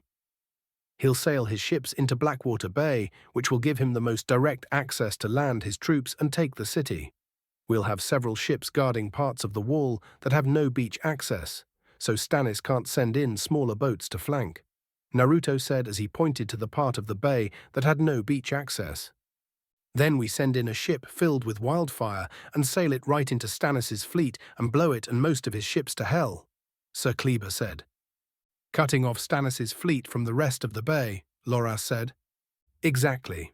Stannis cannot risk to send in more ships with the wildfire spreading, so he'll want to send his troops ashore, here, Naruto said, pointing to the closest part of the beach in Blackwater Bay. He'll have his troops march up to the wall and try to secure the beach. We'll have traps spread along the beach line to thin his troops and funnel them where we want them, Barristan said. With the failed beach attack, Stannis will need to try and take a gate to let his troops into the city. The Mud Gate would be the best target. It's the smallest and weakest out of the others. He'll have his troops move there to bring it down, Naruto said as he pointed to the gate on the map. Fortunately, the gate also provides the perfect flanking opportunity. There are some secret tunnels that Maester Pycelle found that haven't been in use since the Targaryens rule the city. We can have our archers set up there and Stannis won't even know, Brienne said. Then all we have to do is keep Stannis from breaking the Mudgate. We push him back enough, his troops won't want to fight anymore, Naruto said. Nice, Loras commented. Loras, have your best archers manned on the walls near the beach here, Naruto said, pointing on the map. And have a group by the mud gate as well. Right, Loras said. The city watch will man the walls as well, and the rest of our forces will deploy along the wall, providing more support, and when the time comes, I'll lead the charge against Stannis' forces, Naruto said. Your Grace, perhaps it would be best if you stayed by the wall and oversaw the fight, Brienne suggested. She has a point, my lord. If you fall in battle, we'll most definitely lose this fight, Sir Kleber said. I appreciate your concern, but I'm not sending soldiers into a battle that I am not fighting in. I ask that no man does anything that I am not willing to do. Naruto said as they smiled, Spoken like a true king, your grace. Sir Barristan said as Naruto smiled, All right, Loras, talk to your troops and have them reinforce and stock the walls with ammunition. Naruto said as Loras nodded. Got it, Loras said. Kleber, work with Grand Maester Pycelle and have the city watch organized on what they will do. Also have food and supplies stocked in the shelters and spread the word to the populace that those who want can wait out the battle in the shelters, Naruto said. Yes, my lord, Kleber said. Brienne, Barristan, get men to begin the construction of the traps along the beach and mudgate. Naruto said. Yes, your grace, Brienne said. That will be all. You all have your duties, Naruto said as they all left, save for Sir Barristan. Something I can help you with, Sir Barristan? Naruto asked. Now, do you still intend to go to the meeting with the Lannisters tomorrow? Sir Barristan asked. Yes, I do. Despite what the Lannister family has done, there are still innocent people at risk. Tommen and Myrcella are innocent children and cannot be held responsible for their family's actions.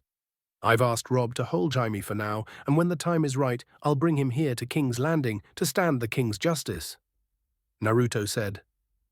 Better done by a king, Sir Barristan said. I decided that it is best to wait, Naruto said. Well, I believe that the opposite is better. King's Landing needs a king, and with Renly's death, there is no better person to sit on the throne. Sir Barristan said, If you take the crown, your troops will flock to fight for a just king, and the other kingdoms will come to your side to fight with a ruler who knows what he is doing. Sir Barristan said as Naruto thought for a second.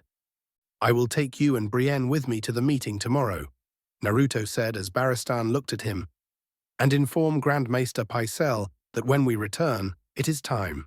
Naruto said as Barristan smiled. Yes, your grace, Barristan said with a smile. Sir Barristan opened the door to leave and saw Margaery there about to knock. Oh, forgive me, Sir Barristan, Margaery said. It's quite all right. I was just leaving. Sir Barristan said with a smile as he left, and Naruto saw her walk in. Margaery, how are you? Naruto asked. Fine, thank you, and thank you for the service for Renly, Margaery said. It was my pleasure.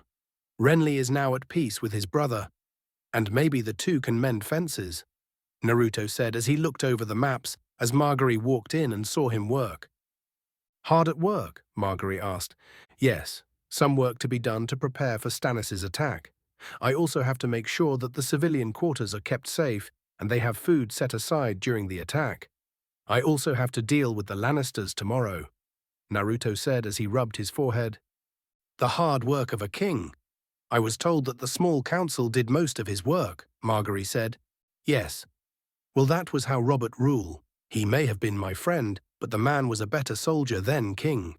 He nearly had half the kingdom in debt to the Lannisters, and their coup would have worked if I was not here, Naruto said as Margaery smiled. Quite admirable of you, Naruto, looking over a city yourself when you could have men do it for you, Margaery said with a smile as Naruto smiled back. Well, a king's first responsibility is to his people, and when a king treats his people with respect, they return the favor in kind, Naruto said.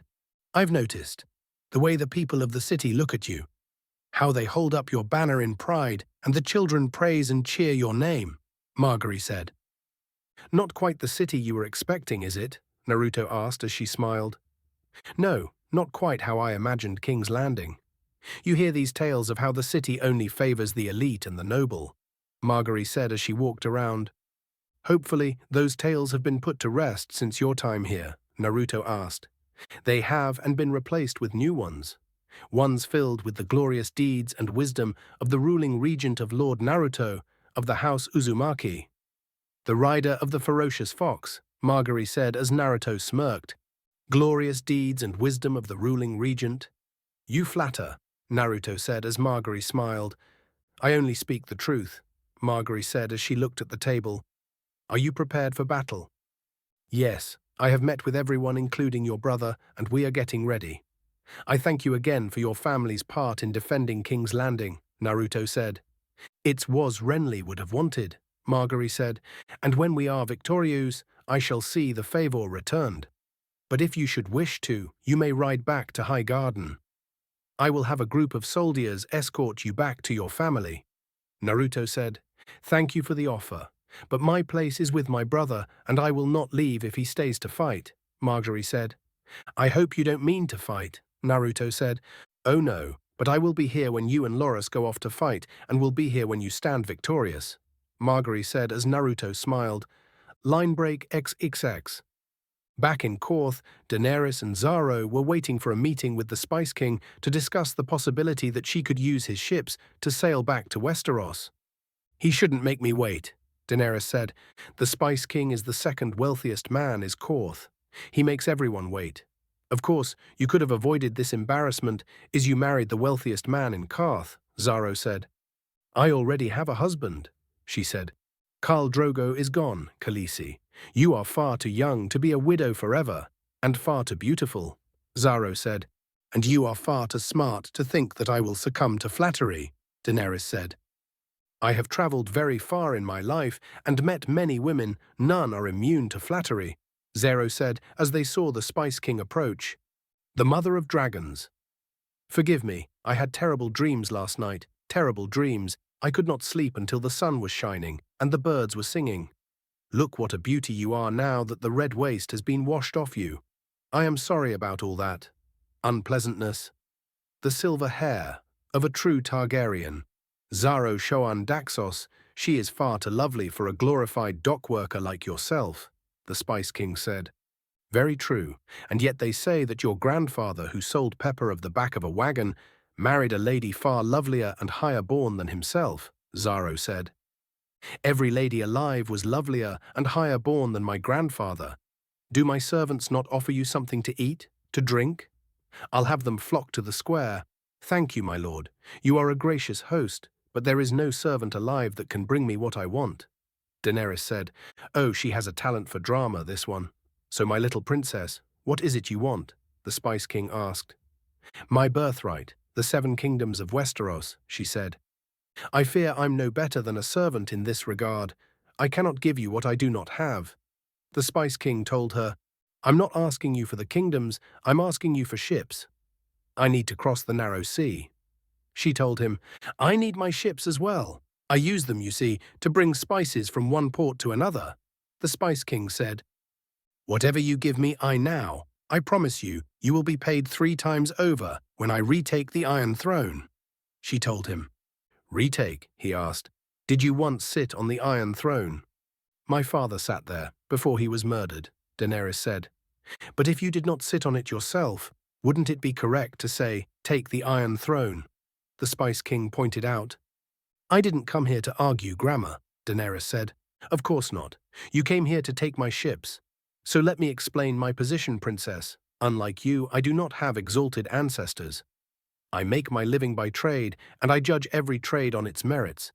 You ask for my ships, you say that I shall be repaid triple. I do not doubt your honesty or your intentions, but before you repay your debts, you must seize the 7 kingdoms. Do you have an army? The Spice King asked. Not yet, she replied. You do not have an army. Do you have powerful allies in Westeros? He asked. There are many there that support my claim, Daenerys said. When were you there last? He asked. I left when I was a baby, she said. So in truth you have no allies, he pointed out. The people will flock to me when they hear of my return, she said. Ah, forgive me, little princess, but I cannot make an investment based on wishes and dreams. Now, if you'll pardon me, the Spice King said as he left. Do you know the Magister of Pentos? She asked, getting him to stop.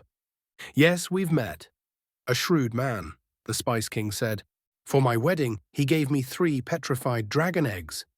He believed The world believed the ages had turned them to stone. How many centuries has it been since dragons roamed the skies? But I dreamt that if I carried those eggs into a great fire, they would hatch. Let me stop you right there. I admire your passion, but in business, I trust in logic, not passion. I'm sorry, little princess, he said as he left. I am not your little princess. I am Daenerys Stormborn of the blood of old Valyria, and I will take what is mine. With fire and blood I will take it, she shouted. Yes, my lady, but not with my ships, the Spice King said. Back with Jorah, he was at the docks trying to find a ship that would accept him and Daenerys and take them where they needed to go. He was also thinking about how she was becoming more trusting with her new friends, and he didn't like it. Do not trust Xaro Shoan Daxos, Jorah heard someone say as he turned to find the person as people walked past him. He has plans for Daenerys Targaryen, and none of them are good. Jorah heard as he turned around, unsheathed his sword, to see a cloaked figure leaning against a tree. Who are you? Jorah asked as he pointed his sword at the figure. Someone who wants to help Daenerys Targaryen, and you get what you want. A way home. The figure said as Jorah didn't trust him. What do you mean don't trust Xaro Shoan Daxos? Jorah asked. He's a merchant and a man who is fueled by wealth and power. Daenerys Targaryen and her dragons are the ultimate power prize, and he wants that. He will keep her here in Korth, weaken her forces to the point where he can take her right from under you, the figure said as he got off the tree. Do not let that happen. Watch over her, protect her, do not leave her side, she will need you. The pieces are falling into place, the figure said as the bell went off in the city and the soldiers moved to the gates. What's going on? Jorah asked. It's already started. Go to her, Jorah Mormont, and if you should need me, I'll be there, the figure said as some soldiers ran by in front of Jorah, obscuring his view.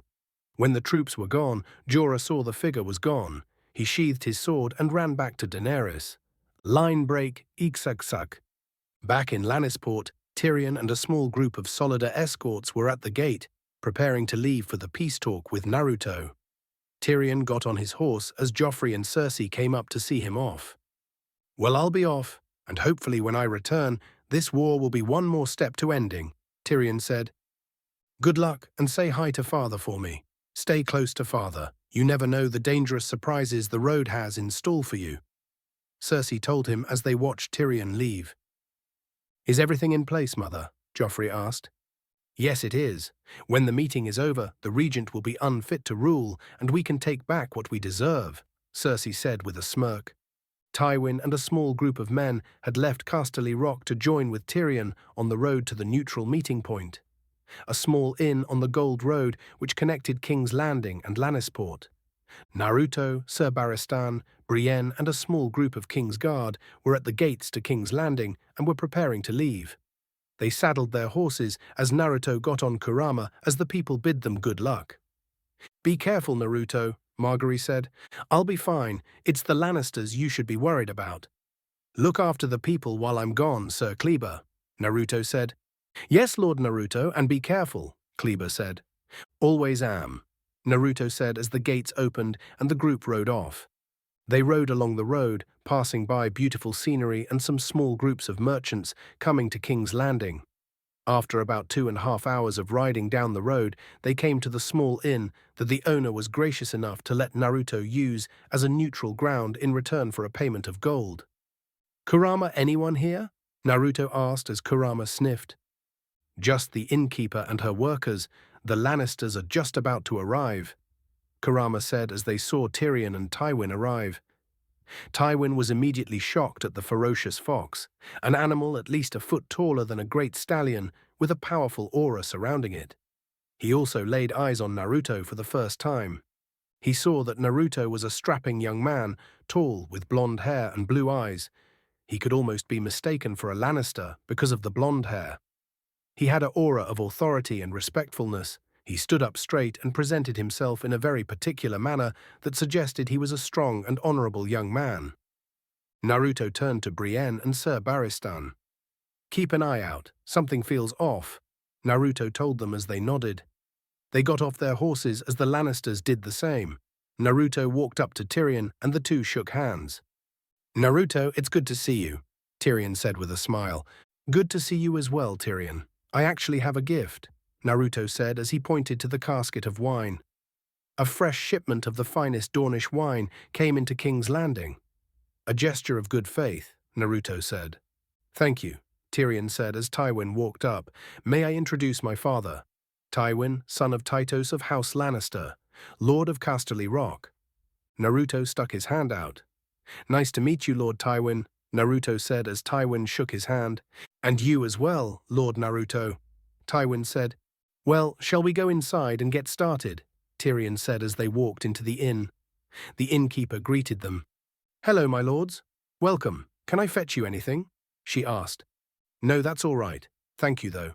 Some privacy is all we require," Naruto said as the innkeeper nodded and left.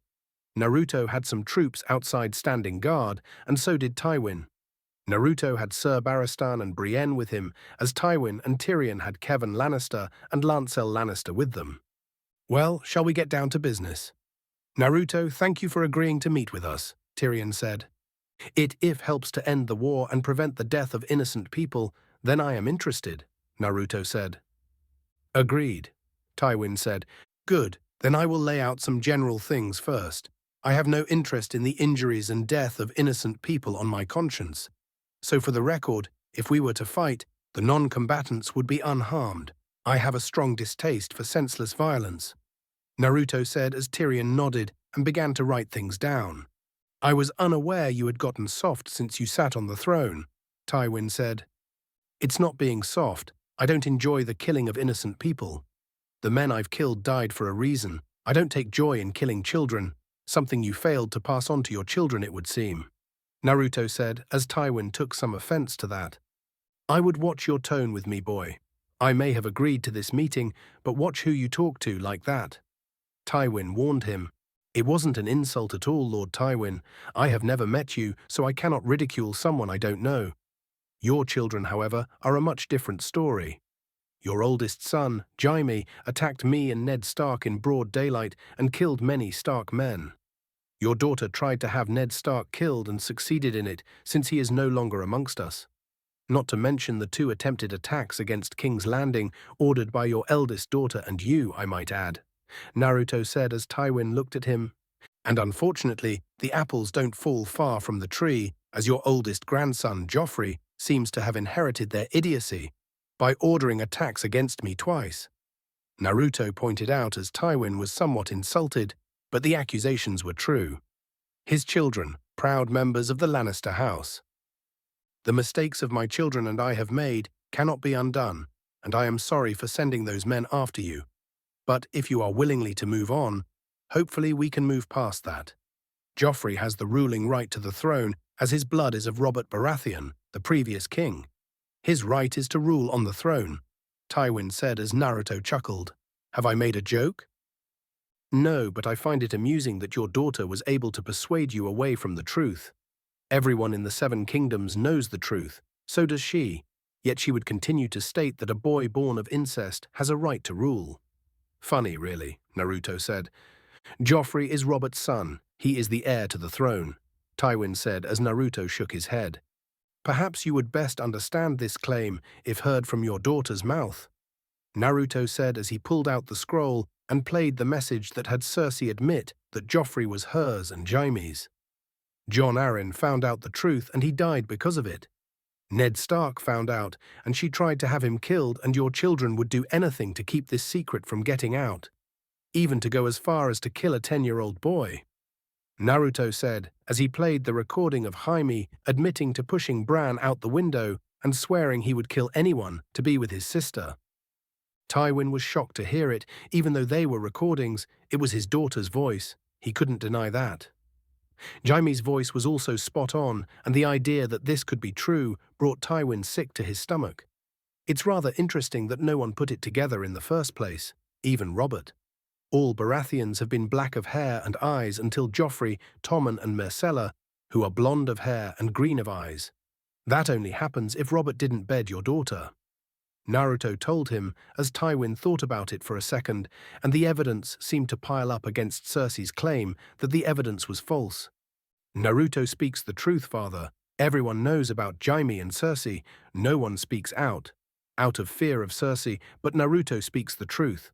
Joffrey, Tommen, and Myrcella are not Robert's children, but Jaime's, Tyrion said as Tywin looked at him. I'm sorry that you had to find out this way, and not from the words of your children, but it is true. Robert has no direct heirs to the throne. Your daughter knew that, but would do anything to sit on the throne, Naruto told him. My children, Tywin said as he put his head in his hands. I would not put your family name in ruin just yet. Your son Tyrion is much more honorable than the other two. Despite his size, he is just as much a Lannister as you are. And it seems he's been doing well, ruling in Lannisport from what I've heard, Naruto said as Tyrion smiled. Let's keep moving on with the terms, Tywin said, trying to change the subject to give him more time to think. Right, Robb Stark, as of the moment, has Jaime Lannister captive, and his forces have been successful in the battles and are pushing closer and closer to Casterly Rock. I have sent a message to Robb, and should you accept terms of surrender, your son may be released, Naruto said. You could get Robb Stark to let my son go free, Tywin asked. Not free. I'm afraid, Lord Tywin, your son has several crimes he needs to stand trial for. The attempted murder of Brandon Stark of Winterfell, the attacks against me and the Starks, and for conspiracy in the death of Jon Arryn, Naruto said. Do you think I would allow you to take my son and ostracize him like the village idiot? Tywin asked. It's that or death. This chance, Jaime has the opportunity to go with some honor.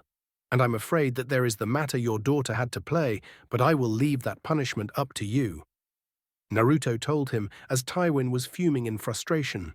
His entire legacy he left behind was horrid, the incest grandchildren born by two murderers and deceitful liars. I am sorry, Lord Tywin, but there is a chance for the Lannister house to rise up out of this, stop the war and accept peace, to prevent the death of thousands of innocent people. If you continue this war, your legacy will die when Robb Stark and I am forced to end this. Broker for peace, and you can build up the Lannister house reputation again, and on your terms, Naruto said. You understand that a man's legacy is the most important, Tywin said. It is. My father sacrificed himself to save the village he ruled. He gave up his life the day I was born so that I could live, and hoped that I would carry on his legacy. And he was right. When this war is over, you could be known as Tywin Lannister, the man who died in battle, and with it, House Lannister. Or you could be known as Tywin Lannister, the man who helped broker peace and save the Seven Kingdoms, Naruto told him as Tywin thought for a second.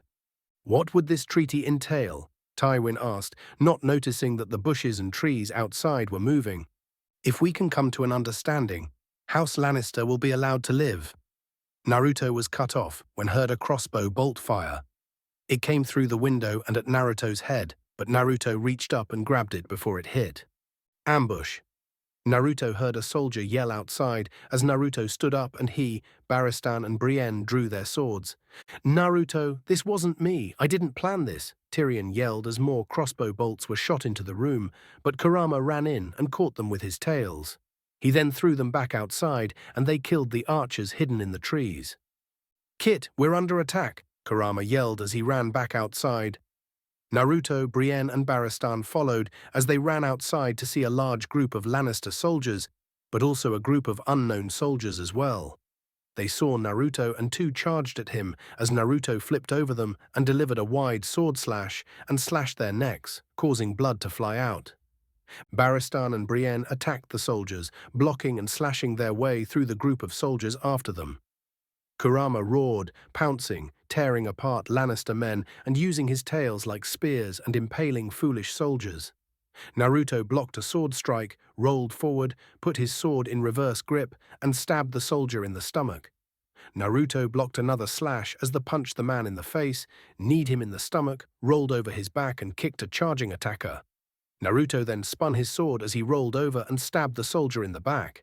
Naruto then drew 3 kunai and threw them at 3 soldiers, killing them, and decapitated one more as Barristan and Brienne killed their last attackers. Naruto looked around and saw that none of his men were killed. some with a few scrapes but no causalities. He also noticed that no Lannister man that Tyrion and Tywin brought with them were attacked. This was an attack against him. Tyrion and Tywin walked outside to see the dead Lannister soldiers and to see some unknown soldiers as well. Naruto, you must understand. I didn't order this attack. I would never, Tyrion told Naruto. I believe you. You're not stupid to try and attack me. Naruto joked as Tyrion chuckled. But we know who is. Your Grace, this one is still alive, Brienne said as Naruto and Tyrion walked over to see an injured man. He had a deep laceration on his leg and a stab wound in his side. Tyrion didn't order you to attack me. Who did? Naruto asked as he grabbed the man's collar, but the man spit in his face. I'll never tell, the man said. That wasn't very nice. Naruto said as he punched the man in the face hard. Sir Barristan and Brienne held the man as Tyrion walked up. Who ordered you to attack Naruto? Tyrion asked. Piss off, half-man. I'm not telling. The soldier said as Brienne punched him in the face. Who ordered the attack? Tywin asked as the soldier saw Lord Tywin. Lord Tywin, please. I was ordered. I didn't want to. The soldier said, afraid of the power that Tywin held in the Lannister house. Who ordered the attack, or so help me? Your death will be nothing compared to your family's. Tywin said as the man became a little frantic. Lady Cersei and Prince Joffrey, they ordered us to attack and kill him. The man said as he pointed at Naruto. Well, you shouldn't have listened. Tywin said as he unsheathed his sword and stabbed the man in the heart. My legacy, Tywin said in frustration. Well, it seems that my dear sister, it's not going to stop until you are dead and Joffrey sits on the throne, Tyrion told Naruto. Well considered that this is her fourth attempt and it's failed. I don't think that will happen. Naruto said as he sheathed his sword. Your Grace, you should see this. One of King's guards said as Naruto walked over. What is it? Naruto asked. This one attacked us as well, but he's not a Lannister. The guard said as he showed Naruto the sigil the man had on his armor, the sigil of a kraken. Look familiar. Greyjoys, but why? Barristan asked. It would seem that Cersei has used the wealth of the Lannisters to get new allies. They help her take me out. She lets them destroy the North. After all, a Lannister always pays his debt, Naruto said as he looked at Tywin. Let's get out of here and return to King's Landing, Naruto told his men. Bring your daughter and grandson to heal, or they will join these men in death, Naruto told Tywin. I am sorry, Naruto, Tyrion said. When you bring your family to heal, we will see if peace is a possibility. Naruto said as they got on his horses and left. I like him, Tywin said as Tyrion chuckled, and they left. Line break XXXXX. Back in Karth, Daenerys is frantic at the discovery that most of her people were killed, including Irri, and that her dragons were taken. She sent out men to look as she saw Jorah return. She saw that he was breathing heavily, having run from the docks. You came back, she said. As soon as I heard, do you know anything? Jorah asked as she shook her head no. Irri is dead, Daenerys said. I know. She was a good... She's dead. She died alone. She died for me, and I couldn't protect her, Daenerys said. Doreah, Jorah asked. We can't find her. She must be dead too. I led my people out of the Red Waste and into the slaughterhouse, Daenerys said. I should have been here, Jorah told her.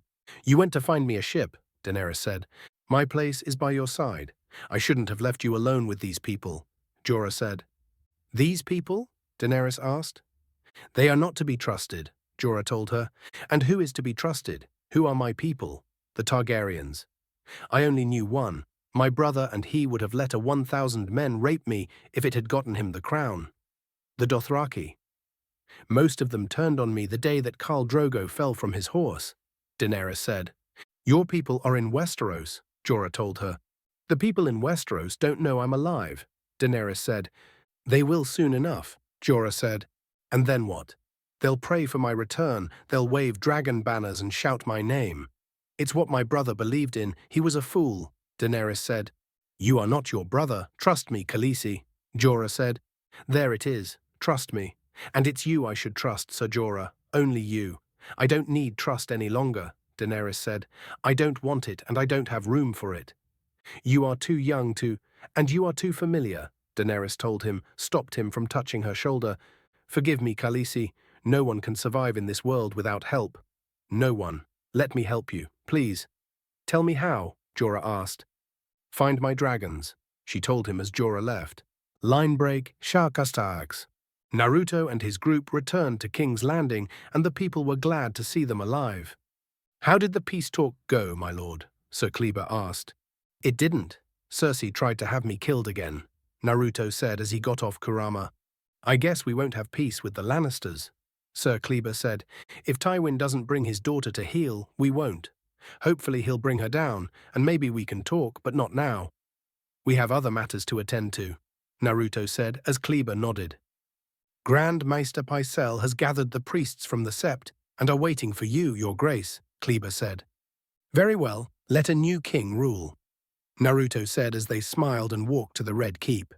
The people of the city heard the rumors of what was going on and cheered for their new ruler. They shouted and praised Naruto's name as Naruto waved and smiled back. They got to Red Keep and walked into the throne room to see a large gathering of the city people who were in attendance. Naruto and his group walked into the room as the people turned to him and smiled and bowed. Naruto saw Margaery and Loras and nodded to them. He saw Grand Maester Pycelle near the throne with the priest of the Sept who was going to do the ceremony. Naruto walked up the steps of the throne and turned to face the people.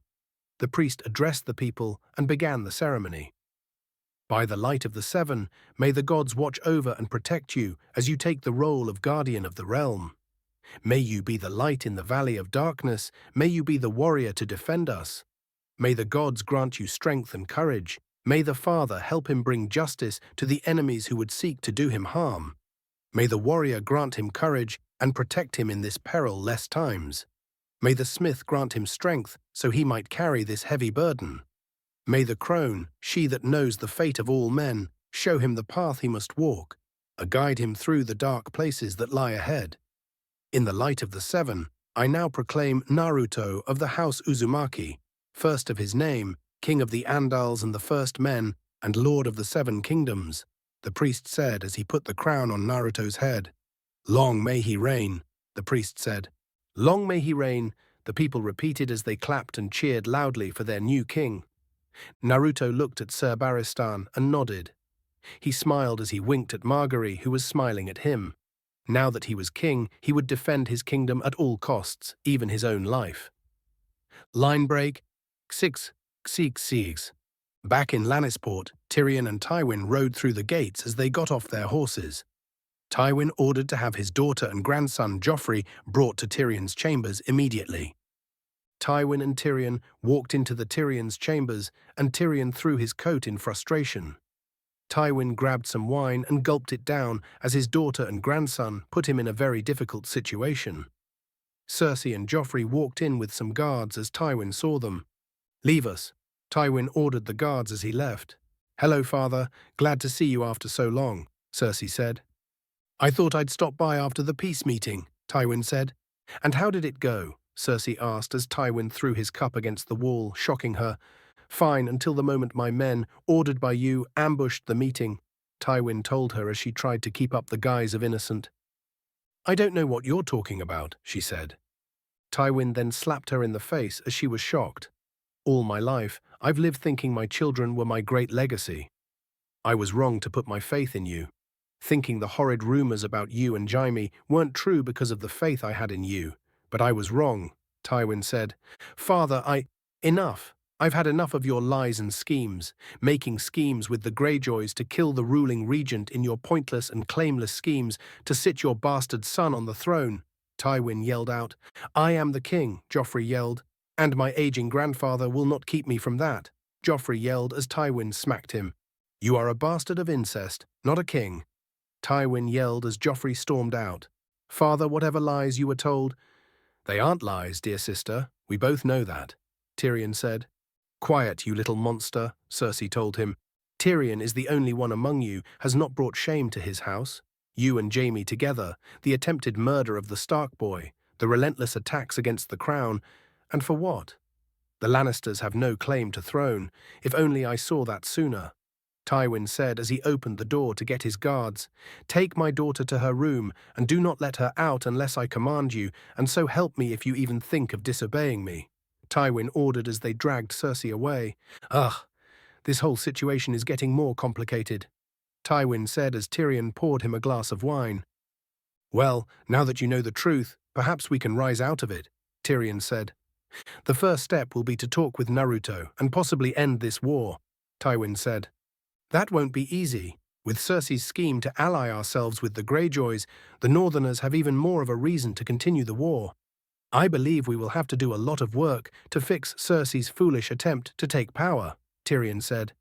"You know what's funny is that if I had to choose between my family and Naruto as of right now, without family ties to bind me, I would choose Naruto in a heartbeat," Tywin said. "As would I," Tyrion said as the father and son began to slowly repair their bond. Line break 666. Back in Korth, Jorah asked around trying to find out who stole Daenerys' dragons. Jorah asked Quaithe of Ashai, and she tells him that the person who stole the dragons is with Daenerys right now as Jorah ran back. Daenerys was with Kavaro and Xaro as she pleaded with the 13th about information on where he dragons could be. "I did not leave the comfort of my home to come to yours and be called a thief," the Spice King told Xaro. "No one is calling you a thief," Xaro said. "Who is she to accuse us?" the Spice King said. "Please, they're my children. I'm begging you," Daenerys said. "Begging us? It wasn't very long ago you were threatening us," a member said. "Without me, the dragons will die," Daenerys said. "It would be for the best. Your dragons will bring the world nothing but death and misery. And my dear, if I knew where they were, I would not tell you," the Spice King said. "You are cruel, my friend. The mother of dragons is in the right. She must be reunited with her babies." "I will help you, Khaleesi," Pyat said. "How?" she asked. "I will take you to the house of the Undying, where I have put them," Pyat said as Daenerys was shocked. "You have my dragons?" she asked. "When I learned you were coming to our city, I made an arrangement with the King of Qarth. He procured them for me," Pyat said. "But there is no King of Qarth," Daenerys said as Xaro stood up. "There is now. That was the other half of the arrangement. You would keep your gates and your minds closed to everything outside your walls. But Qarth cannot remain the greatest city there ever was if it refuses to change. I will open Qarth to the world as I have forced itself to open to me," Xaro said as Daenerys moved to Kavaro's side as he drew his sword. "Your ambition is an inspiration, but like all upstarts, you overreach. 3 dragons the size of cats and an alliance with a charlatan do not make you a king," the Spice King said. "An upstart and a charlatan. Empires have been built by less. Those on the margins often come to control the center, and those in the center make room for them, willingly or otherwise," Xaro said as Pyat stepped forward. "The mother of dragons will be with her babies. She will give them her love, and they will thrive by her side. Forever," Pyat said as he used his magic to create duplicates of himself and have them slit the throats of all the members of the 13, save for Xaro. All of the members of the 13 fall over dead as Kavaro and Daenerys flee. They ran to the exit as another duplicate appears before Daenerys. Kavaro moved in front of her as Jorah appeared and impaled Pyat in the back with his sword. "A mother should be with her children," Pyat said as he disappeared and the clothes fell to the floor. He then reappeared by the window. "Where will you run to, Daenerys?" Pyat was cut off when an arrow sailed through the air and hit him in the heart. A blue seal was on the arrow as it activated and completely encased Pyat in ice. Daenerys, Jorah and Kavaro turned to see a hooded and cloaked figure standing by the door holding a bow. "Come with me if you want to live," the figure said as Daenerys was reluctant, but Jorah nodded to her and they followed. The figure led through the city, through streets and back alleys, until they stopped by a small shelter in an alley. It was a simple and modest lean-to, with a fire and food. Daenerys and Jorah stopped there while the figure kept a lookout. "I told you that Xaro shouldn't be trusted," the figure said as Jorah looked at him. "Perhaps if you would have been a little more forthcoming with more information, then your advice would have been better taken," Jorah said as Daenerys walked up. "Jorah, who is this?" Daenerys asked as Kavaro still had his sword out. I mean you no harm, Daenerys Targaryen. My name is Menma. I'm here to help, Menma said. Why? Daenerys asked. Because I'm curious about you, and I hold no love for the warlocks of Qarth or men who would scheme and plot to achieve power, Menma said. How can I trust a man who does not show his face? Remove your mask and hood, Daenerys said as Menma did. He put his bow down and removed his hood and face mask to reveal long, spiky black hair, black eyes, and a large scar that ran from his forehead to his lip. Think Menma from Road to Ninja, but with Ibiki's face scars. Satisfactory enough for you? Menma asked. Yes, thank you, Daenerys said. Don't mention it. Zero has taken your dragons, and Pyat will scour the city until you are found. He needs you, Menma said. Why? Jorah asked. Because until the dragons were born, the warlocks of Qarth had no power. Now that the dragons are reborn, their power has returned to them and will increase as long as they hold them captive, Menma said. How do you know this? Daenerys asked. I've been sneaking around Qarth ever since the Zaro let you in. I figured the warlocks were going to plan something, and I was right. You need to leave. You're not safe here. Pyat will not stop until he finds you, Menma told her. He's right, Khaleesi. We must leave. I found a ship with a good captain. We can sail for Astapor tomorrow, Jorah told her. I'm not leaving my children, Daenerys said. They are not your children. I know they call you the Mother of Dragons, and I know you care for them. But you did not carry them. They did not suckle at your breast. They are dragons, Khaleesi, Jorah said. I'm not leaving without my dragons. I will get them back myself if I have to, Daenerys said. If you do that, you'll be doing exactly what they want you to. The warlocks will be expecting you, and if you step into the house of the Undying, you will never leave, Jorah told her. Let them try. My magic is just as strong as theirs. I cannot leave the only children I will ever have. Daenerys told Jorah, if you're serious about getting them back, I will take you to the house of the Undying and go in with you, Menma said as he put his bow on his back. The warlocks of Qarth may be strong, but not as strong as me, Menma said. Thank you, Daenerys said. But if we do this, we must be careful. The house of the Undying is enchanted with illusions that will twist your mind. You must be aware that what you may see may not be real, Menma said. Let's go, Jorah said as they left, and Menma led them to the house of the Undying. Line break, Xex. Days had passed after Naruto was crowned new king of the Seven Kingdoms. The city was in content and cheered and praised their new ruler. Ravens flew in from various parts of the kingdom as lords of houses gave praise to the new ruler and would be coming to see him, should he defend the city from Stannis. Even though the city was praising their new king, there were serious matters to attend to. The city was preparing to fight against Stannis and his fleet. The walls around the city were reinforced as best they could be, and supplies were stocked to the shelters. The soldiers were given their duties of manning the walls as archers or preparing traps for the enemy. Naruto would go himself to inspect the areas and make sure everything was fine and that the soldiers were in good condition. He also made sure the people were okay and assured that he wouldn't let anything happen to them. Naruto worked with the armorers and smiths of the city to develop seal arrows that had seals on them, so when they were shot, they would do different things, such as burst into flames, freeze into ice, or multiply.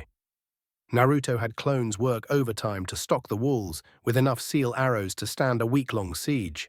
Hopefully they wouldn't need to. Naruto worked with Sir Barristan on the traps near the Mudgate.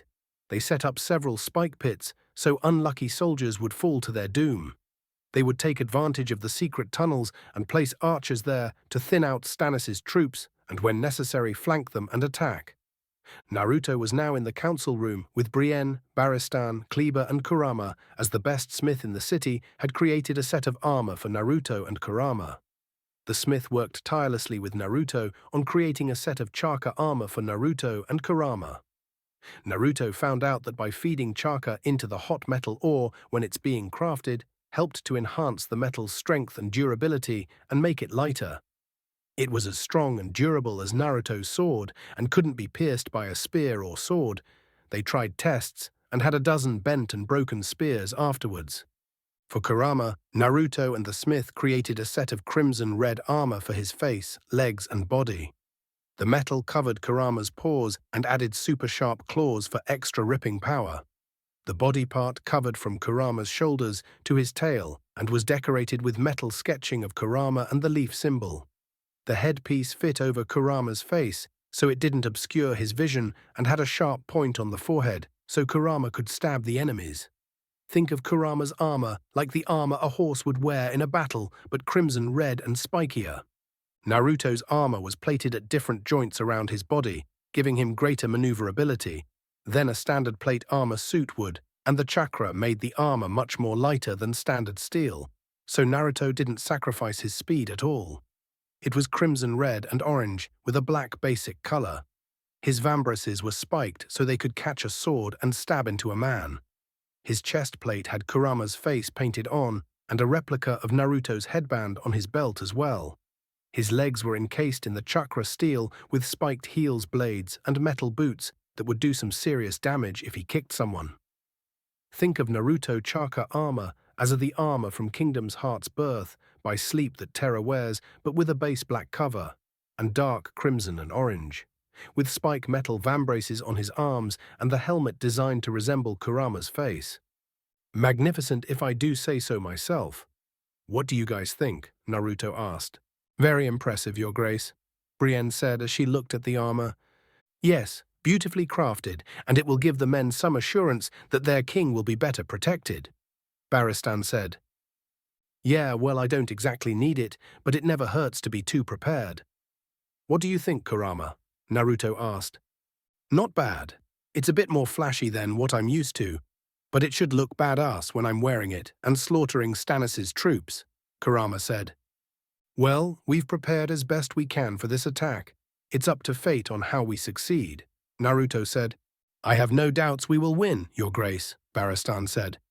Right, now I suggest we all try to get some rest before Stannis arrives, Naruto said as they all left, and Naruto returned to his room. Naruto put his sword on his bed as he grabbed a pitcher of wine and poured himself a cup. He went to his window and looked out into the city as the sun was gone and the sky turned dark. He held his jade necklace as he hoped that wherever Tsunade and his parents were right now, they would be proud of who he had become and what he was doing. Naruto heard a knock on the door and turned to see Margaery walk in. Margaery, is there something I can help you with? Naruto said. No, I just wanted to see you. Loras is getting rested for the battle, and I wanted to see how you were doing, Margaery said as she walked in, and Naruto moved from the window. I'm all right. Would you like a cup? Naruto said as he poured another cup and handed it to her. Thank you, Your Grace, Margaery said as she took a sip. There is no need to call me that. I may be a king, but I don't much care for honorifics, Naruto said as Margaery smiled. It seems that the crown hasn't changed you at all, Naruto, Margaery said with a smile. No, just made my work as regent official, Naruto said as he looked outside. Are you all right? Margaery asked. I'm fine. It's just that this is always the worst part, waiting for the battle, Naruto said as Margaery walked over to his side. You fought in a war before? Margaery asked. I have, and it's the waiting that is the worst. Not knowing when the first attack will come, sitting around as they draw closer, Naruto said as Margaery turned Naruto's head towards her. You will win this battle, of that I have no doubt, Margaery said as Naruto smiled and held her hand that was on his face. Thank you, and when we win this battle, I will repay your family for your aid, for your help and comfort, Naruto said as Margaery lightly blushed. They locked eyes as the two drew in closer, their lips moving closer and closer as the two couldn't deny their attraction towards one another. Just before their lips could touch, the bell tower went off. Stannis was here. Naruto went to the window and saw his men mobilizing and the bell tower ringing as torches lit up the city. Stannis is here. Margaery, head to safety. Wait here until we return, Naruto said as Margaery nodded. Do not fall on the battlefield, Margaery said as she moved to leave, but Naruto grabbed her hand, pulled her close and kissed her. Margaery was momentarily shocked, but returned the kiss with equal passion. Naruto separated as he held his forehead to hers. Stay safe and know that I will return, Naruto said as she smiled and left. Naruto looked at his armor and got suited up. Naruto summoned a clone to help him into his armor. He strapped on his vambraces and shoulder plates as he buckled his chest armor around his body and slipped on his boots. Naruto adjusted the armor and got his sword and strapped it on his belt. He left his room to see Brienne, Barristan, Kleber, Loras and Kurama all in their armor waiting for him. "Let's go defend our home," Naruto said as they left the castle for the walls of Blackwater Bay. Davos and his son Mathos were on the lead ship of Stannis' fleet heading towards the bay. They heard the sounds of the bells from the tower go off as they neared the city. "They want to play music, then let's play." "Drums," Davos told Mathos. "Drums," Mathos yelled as the drums of the ship played, signaling the men to get into position. Naruto, Brienne, Barristan, Kleber, Loras and Kurama walked out of the Red Keep and into the city to see the men get into position. Some men saluted as Naruto walked by, and Naruto saluted back. Naruto saw a horse run in, panicked and moved in front of it, grabbed the reins and pet its head. "Easy, boy, easy," Naruto said as the horse calmed down. "Thank you, Your Grace." "Poor thing got spooked," one of the men said. "It's not a problem. Happens to the best of us," Naruto said as the man took the horse to the stables. Naruto and his group walked up the wall to the bay as his men stood attention. "Attention for the king," the captain said.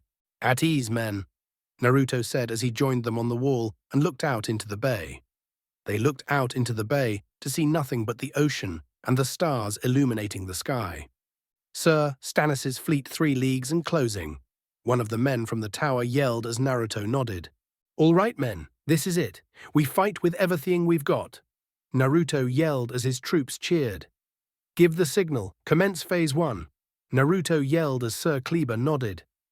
"Commence Phase 1. Kleber yelled as the archers got into position and one of the men gave a signal using a torch. The men near the docks understood and sent a ship sailing right for Stannis' fleet. Davos looked out into the bay to see only a few ships by the walls. "Where are the rest of their ships?" Davos asked. "It was wise to attack at night. We took them by surprise," Mathos said. "There are no secrets where Naruto Uzumaki is concerned," Davos said as they saw the wall drawing closer and closer. "There they are," Barristan said as Stannis' ships came into view by the bay. "All right, this is it. Archers to your marks and stand by," Naruto said. "Archers, to your marks," Kleber shouted as the men got into position. "Wait," Naruto said as they saw their ship sailing closer and closer to Stannis' fleet. "There's only one ship," Mathos said as he saw one ship sailing towards them. Davos went to the side of the ship and saw it coming. "Archers, stand to," Davos yelled as they got into position. "Knock," Davos yelled as they grabbed their bows and arrows and the spear gunners loaded the launchers. "Draw," Davos yelled as they pulled their bows back and readied to fire. "Hold," Davos said as the ship drew in closer. Davos saw the ship sail beside them with no one on board and a stick keeping the wheel in place. "There's no one on board," Davos said in confusion. Mathos went to the back of the ship to get a better view as the ship passed. Davos then saw that at the back of the ship there was a green liquid spilling out into the sea and recognized it as wildfire. "Wildfire! Steer clear! Steer clear!" Davos shouted as the ship tried to turn away. Naruto saw that the ship was close enough and was time to enact Phase 2. He grabbed a bow and arrow with a red seal, which meant the arrow would burst into flames. He pulled the arrow back as hard as he could and aimed high. He then let go as the flaming arrow sailed through the air over Stannis' ships and hit the wildfire, which began to spread. "Mathos, get down!" Davos was cut off when the wildfire exploded and killed Mathos and pushed Davos with such force that he flew off his ship and into the bay. The rest of the wildfire exploded, taking a large portion of Stannis' ships with it as a great green explosion filled the night with bright green light. Many shielded their eyes as the explosion was so bright. The wildfire spread to other ships, catching the wood and men on fire as they screamed in pain and dove into the ocean to escape the burn. The wildfire and the broken and destroyed ships created a blockade, preventing Stannis' ships from going any further. Stannis' men watched in horror as the wildfire spread and their comrades were dying. Stannis was unsympathetic and needed to find another way to the city. "Prepare to land. The boy has played his little trick. He can only play it one," Stannis ordered. Your Grace, the wildfire. We're too far from the gate. Fire. They're archers. Hundreds will die, his guard said. Thousands, Stannis said as he moved to the long boat. Come with me and take this city, Stannis yelled as his men cheered and climbed into the long boats. Stannis and his men rowed in the long boats by the hundreds to reach the beach. They rowed with great haste to reach the beach, as Naruto saw them do exactly what he expected them to do. Now for Phase 3.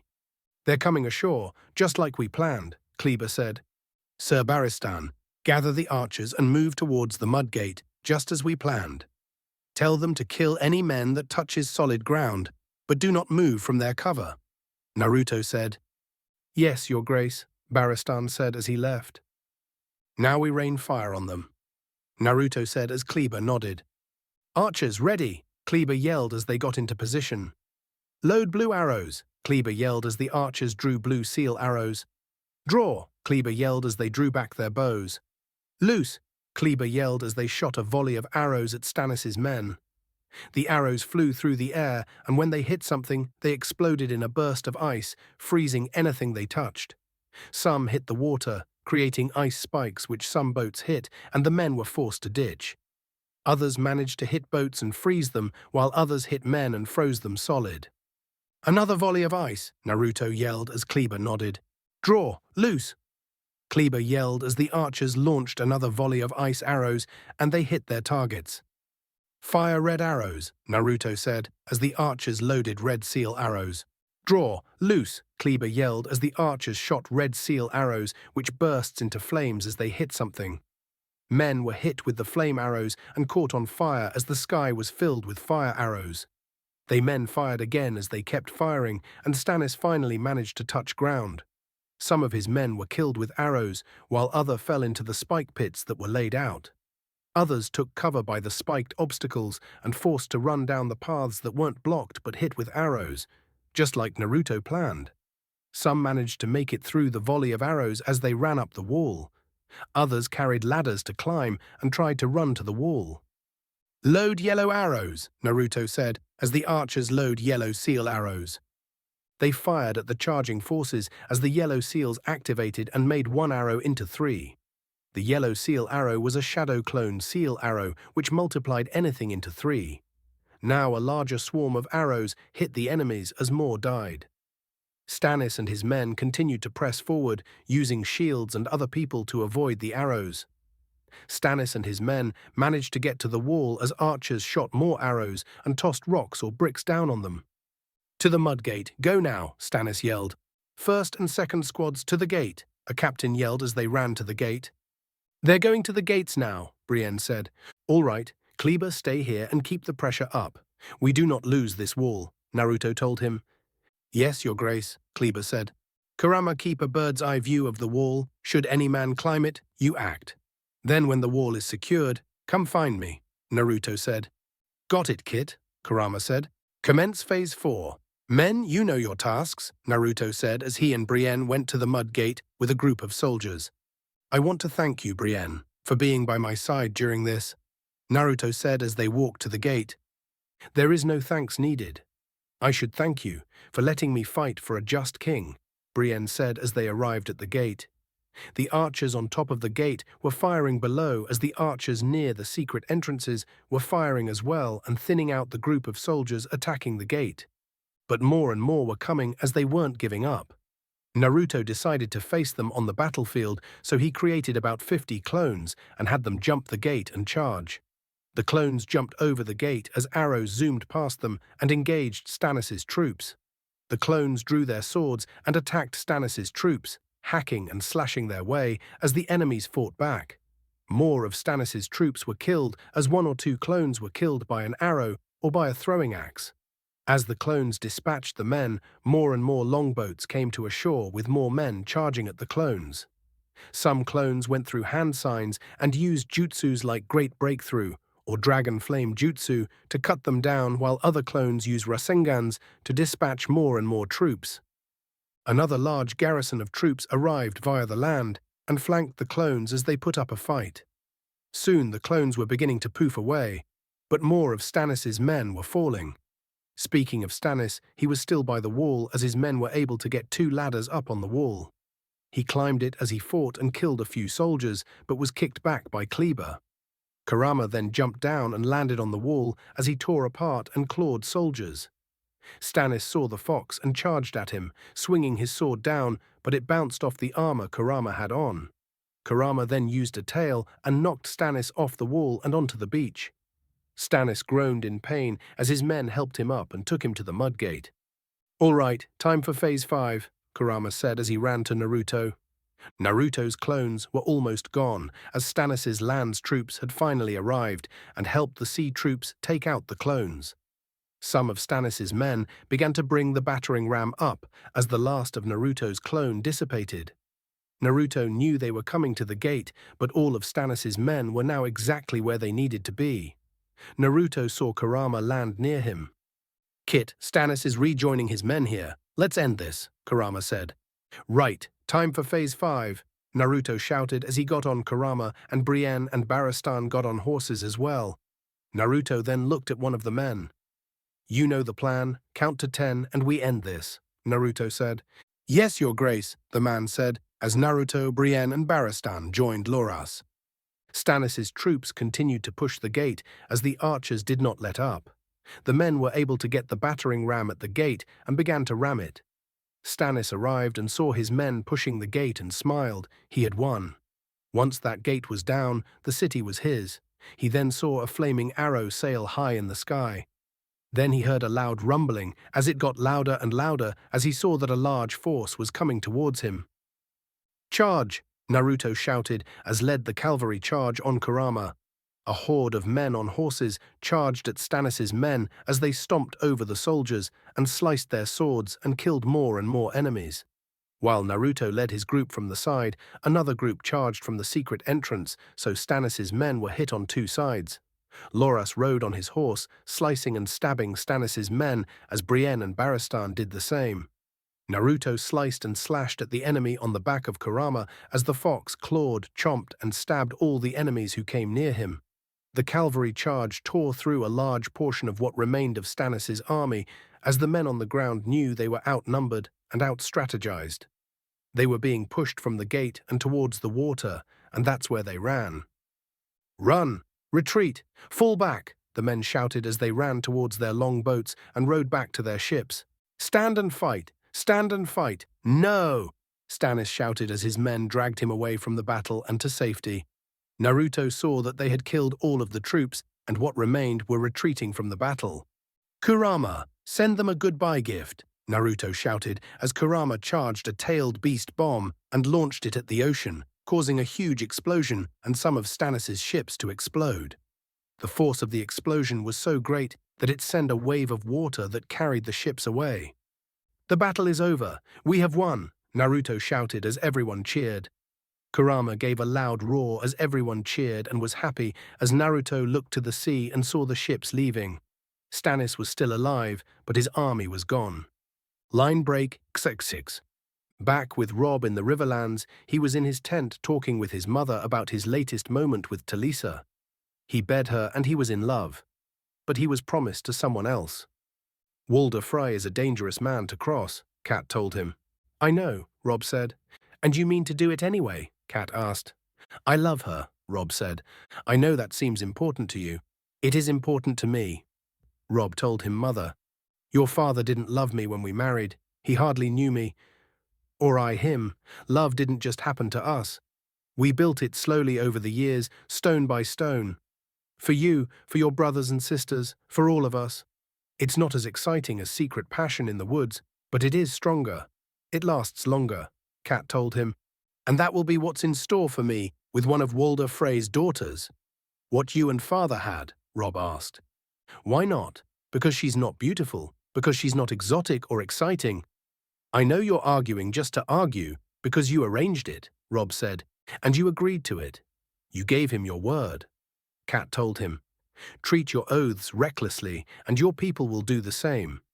If your father lives his life for on—" "My father is dead," Robb said, interrupting his mother, "and after what you tried to pull with Tyrion Lannister, you don't get to tell me what I shouldn't do," Robb said. "No, you may be right," but Naruto raised you as well. When Ned brought him to Winterfell, he raised you like you were his brother. He trained you, and for everything I am grateful for, the one lesson I know that Naruto taught you was to never go back on your word, Kat said. Naruto also taught me to follow my heart. That above all else, do what I feel is the most important. And that's what I'm going to do, Rob said as he left the tent. Line break, Xiskax X. Back in Essos, Menma led Daenerys, Kavaro and Jorah to the House of the Undying. It was a place that was separated from the rest of the city by a large collection of trees and bushes to give the warlocks their privacy. They walked up the steps with Menma leading them as Daenerys spoke to Kavaro. Should he try anything stupid, kill him, she told him as he nodded. They walked up to the main steps of the tower and saw no one around. Where are the guards? Jorah asked. The warlocks don't need them. They kill with sorcery, not steel, Menma said. Let them try, Daenerys said as they walked up the steps. Stay close, Menma said as he led them to the base of the tower. Is this a riddle? Daenerys asked. No, a challenge, Menma said as he walked around and Daenerys followed. Jorah followed them as he motioned Kavaro to stay put.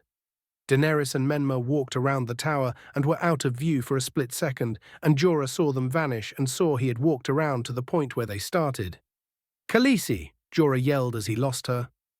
Menma and Daenerys found a secret door that led them into the tower, but it was pitch black with only one torch. Take the torch. We'll need it, Menma said as he drew his sword. Daenerys took the torch off the wall and heard someone call her name. You trying to frighten me with magic tricks? You want me?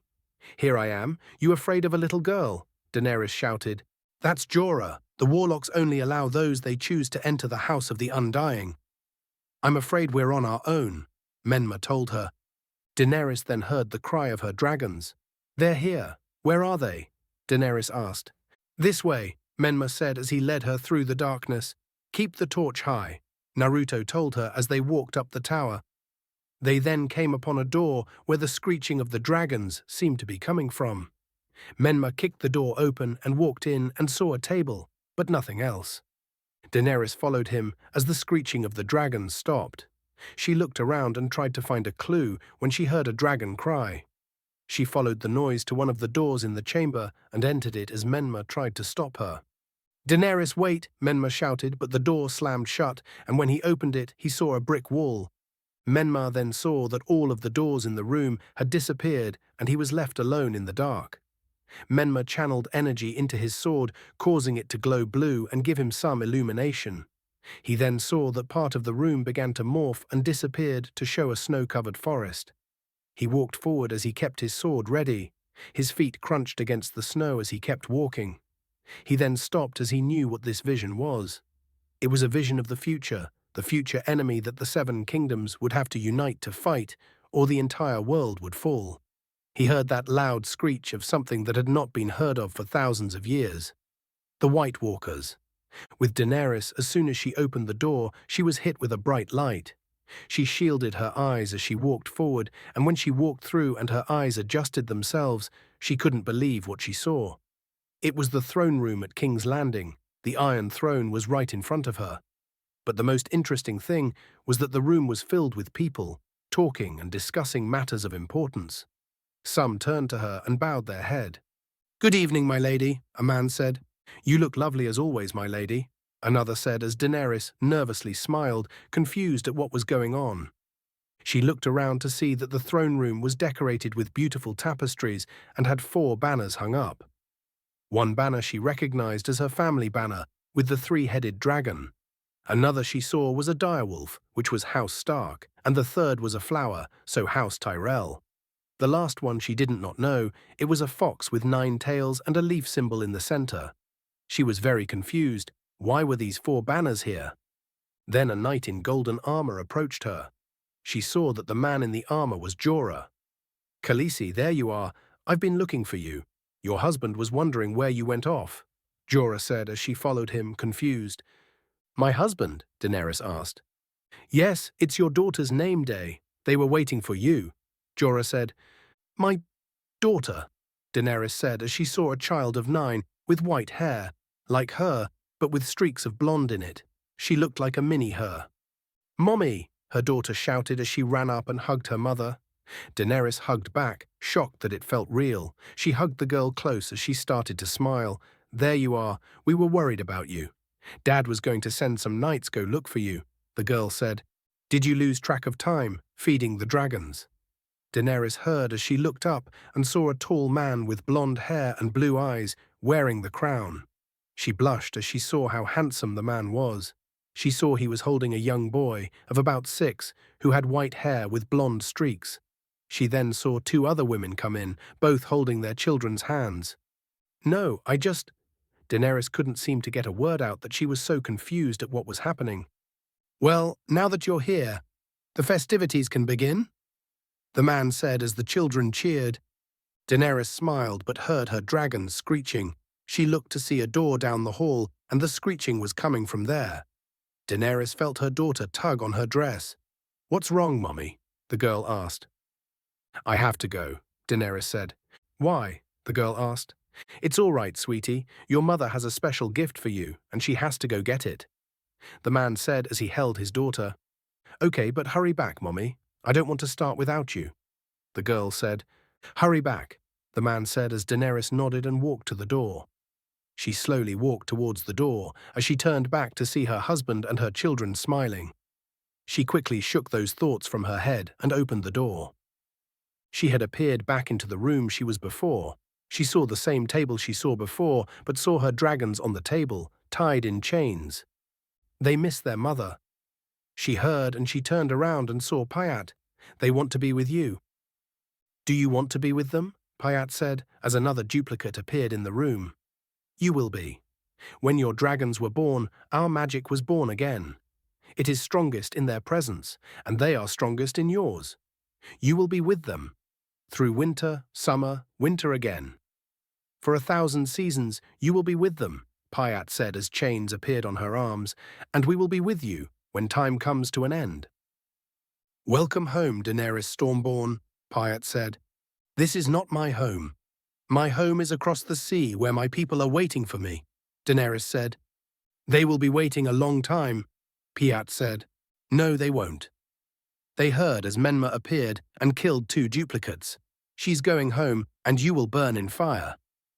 "Dracarys," Daenerys said as Drogon shot out a small ball of fire which hit Pyat.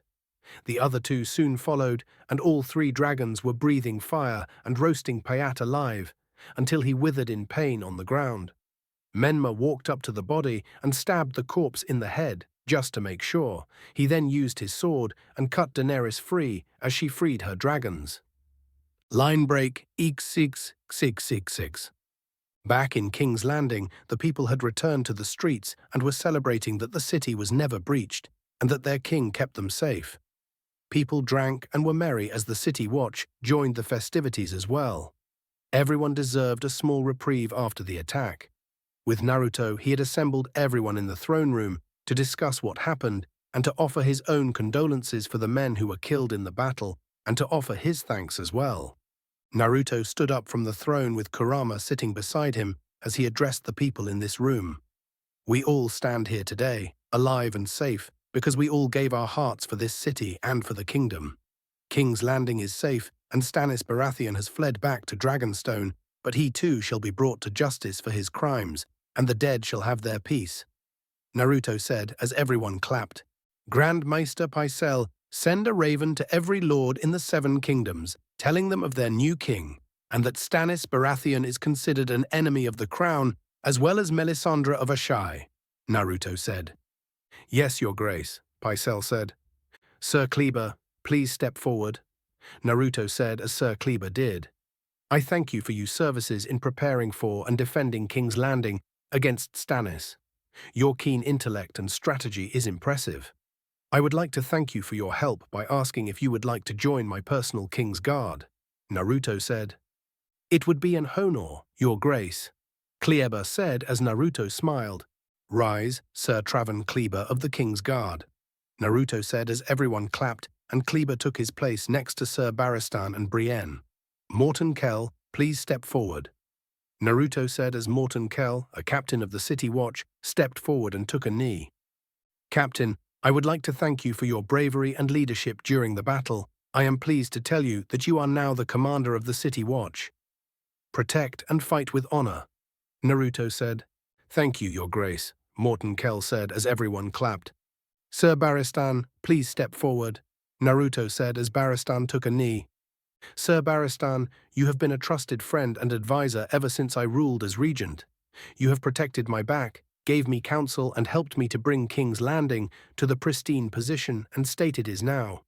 I give you the newly rebuilt castle of Harrenhal with all its lands and incomes, to be held by you should the time come to step down and retire, and by your sons and grandsons from this day until the end of time," Naruto said as everyone was shocked, and Sir Barristan had a great smile on his face.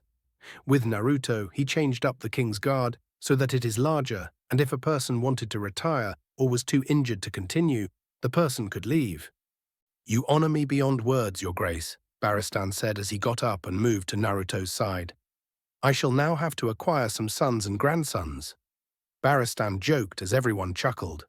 "Brienne of Tarth, please step forward," Naruto said as Brienne took a knee. "For your bravery in the heat of battle and your loyalty through these dark and dangerous times, I now name you the first female knight, with all the rights and privileges that any sir may have, you now have too. Rise, Dame Brienne of Tarth," Naruto said as everyone clapped and Brienne had the biggest smile on her face. "You honor me beyond words, Your Grace. I shall serve you with honor," Brienne said as she got up and went to his side.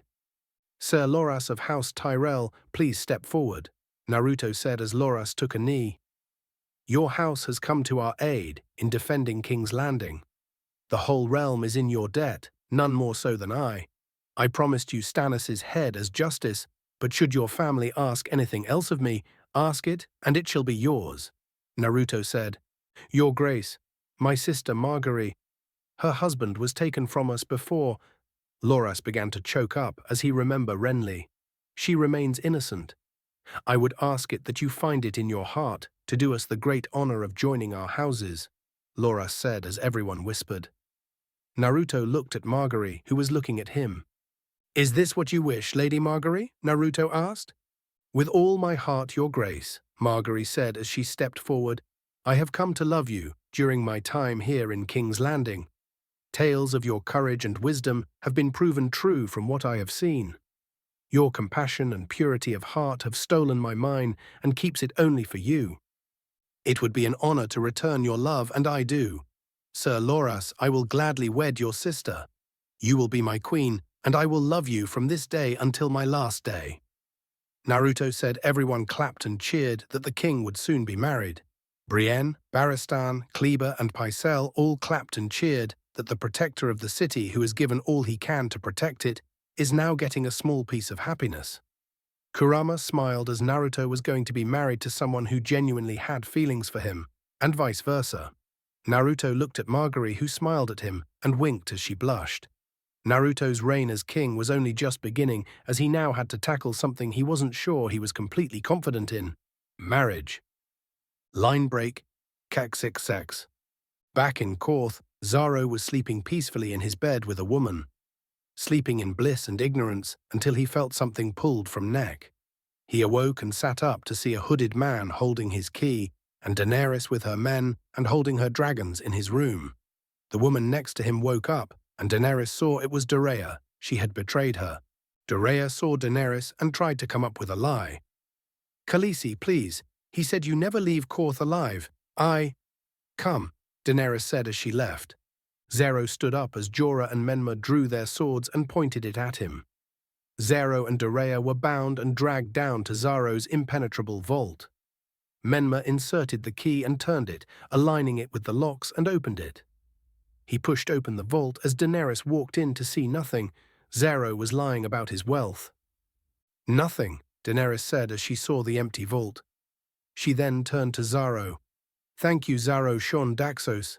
Thank you for teaching me this lesson," Daenerys said as she ordered her men to put them in the vault and shut the door, leaving them in there forever. They pleaded and begged, but Daenerys didn't care. They crossed her and would pay. Jorah took the key out and handed it to Daenerys. She then handed it to Menma, who crushed it in his hands. They then moved back to Xaro's house and took anything that was off value, but nothing was. Jorah saw that all of his gold looked real but was fake. The man was the enormous liar. "It's all a lie," Jorah told Daenerys. "Looks real enough to me." "Real enough to buy a ship?" Daenerys asked. "Aye, a small ship," Jorah said as she nodded to him and left. "Take all the gold and jewels," Jorah told the Dothraki. Daenerys walked down the hall, holding her dragons, happy that she was reunited with her children. "Well done, Daenerys Targaryen," she heard as she turned to see Menmar leaning against the wall. "Thank you for your help," Daenerys said. "Don't mention it," Menmar said as he got off the wall. "Will you come with us? You've proven to me that you are a capable warrior and helped me free my dragons," Daenerys said. "I have some business to take care of, but we will meet each other again," Menmar said as he saw that she was a little concerned. "Your expression, does this have to do with what you saw at the House of Undying?" "How did you know?" Daenerys asked. "Because I saw something as well," Menmar said. "They're just illusions, though, right?" "Illusions made to mess with your mind," Daenerys said. "Not illusions, those were visions. Visions of what the future holds for you," Menmar said as he left. "Do they come true?" Daenerys asked. "That depends," Menmar asked. "Depends on what?" she asked. "Whether or not you want them to," Menmar said as he left. Back on the rocks of Blackwater Bay, Davos Seaworth was waking up. Having been thrown from his ship by the explosion of the wildfire, he drifted in the water until he came ashore on one of the large rocks. Davos blocked the sun with his hand as his eyes adjusted to the light. He was weak, thirst and hungry, having been on the rock for a while as he looked out into the bay that led to the island of Dragonstone and to the narrow sea. He finally spotted a ship in the bay and needed to signal it before it left. He stood up on the highest point of the rock and began waving his arms, trying to get the boat's attention. He then used his shirt to wave at the ship. "Help me," Davos yelled as the horn on the ship blew. They saw him. The ship sent a small long boat with 2 men to get Davos.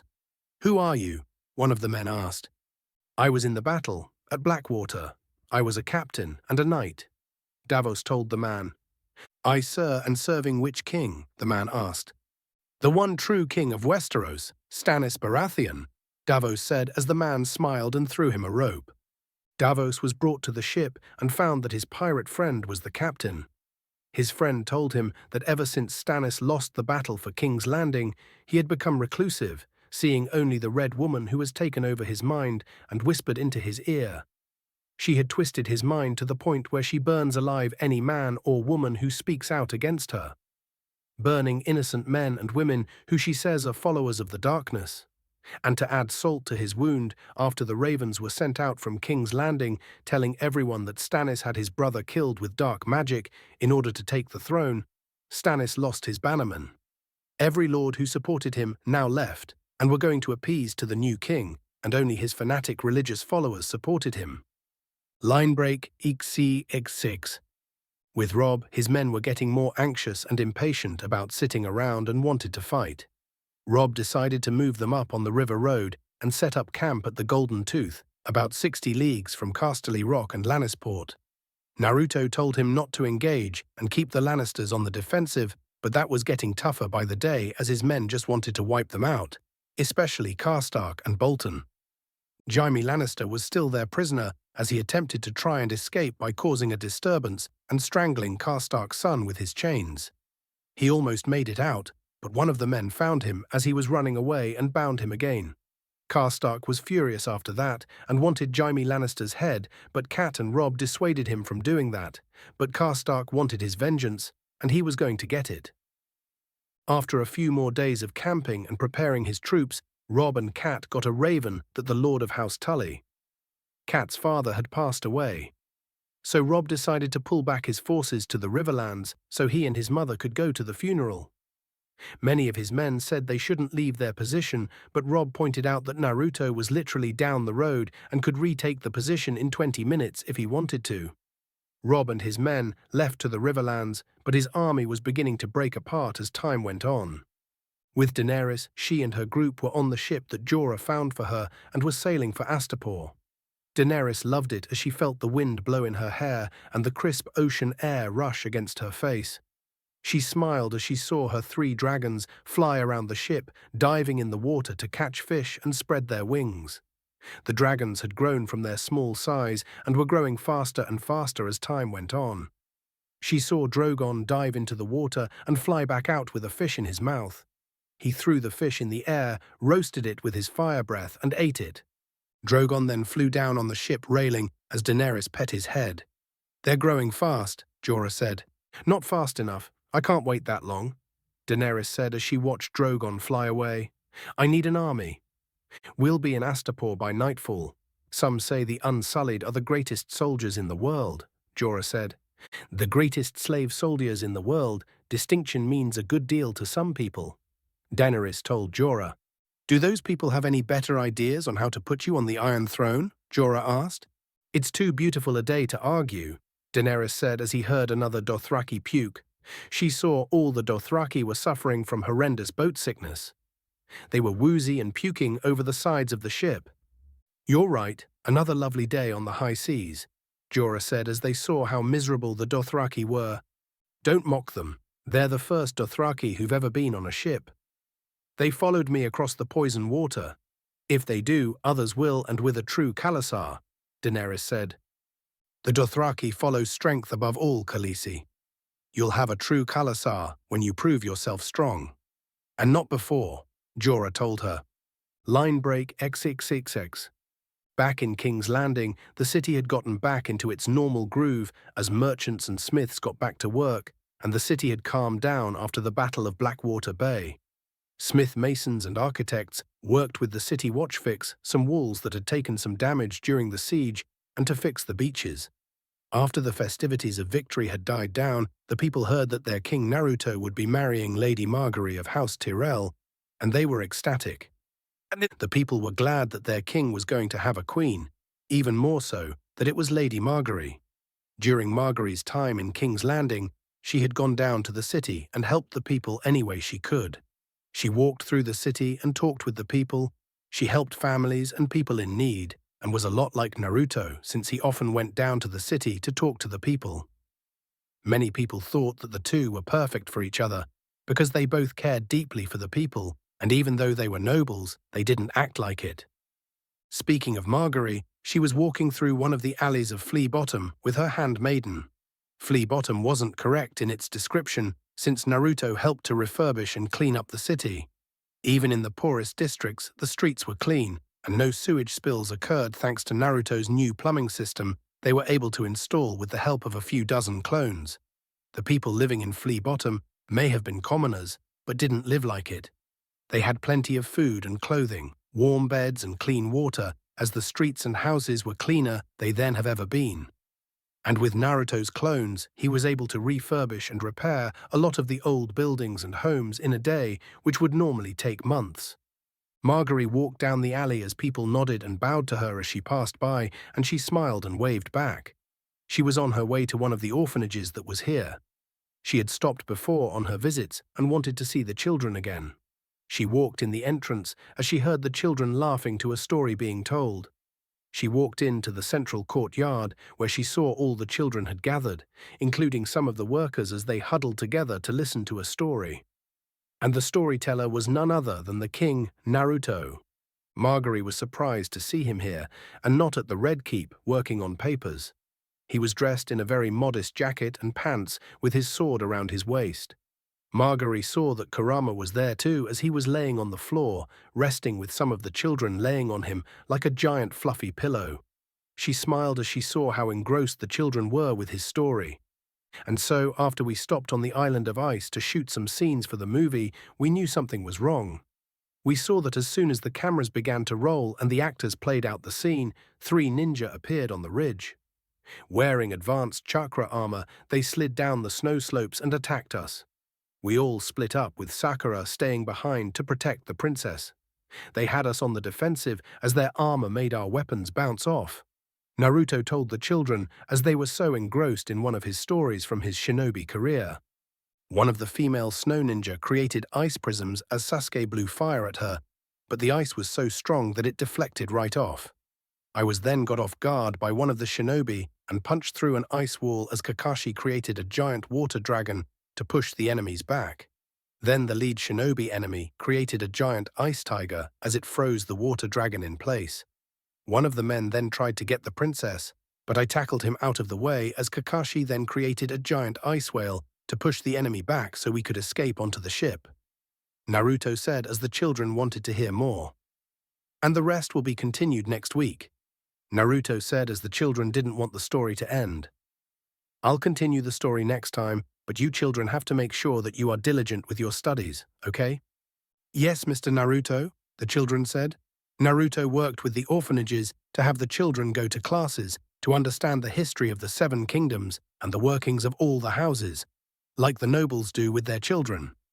Good, because when you get older, you'll get the chance to do anything you guys want to, and a big part of that will be to make sure you guys learn everything you can now.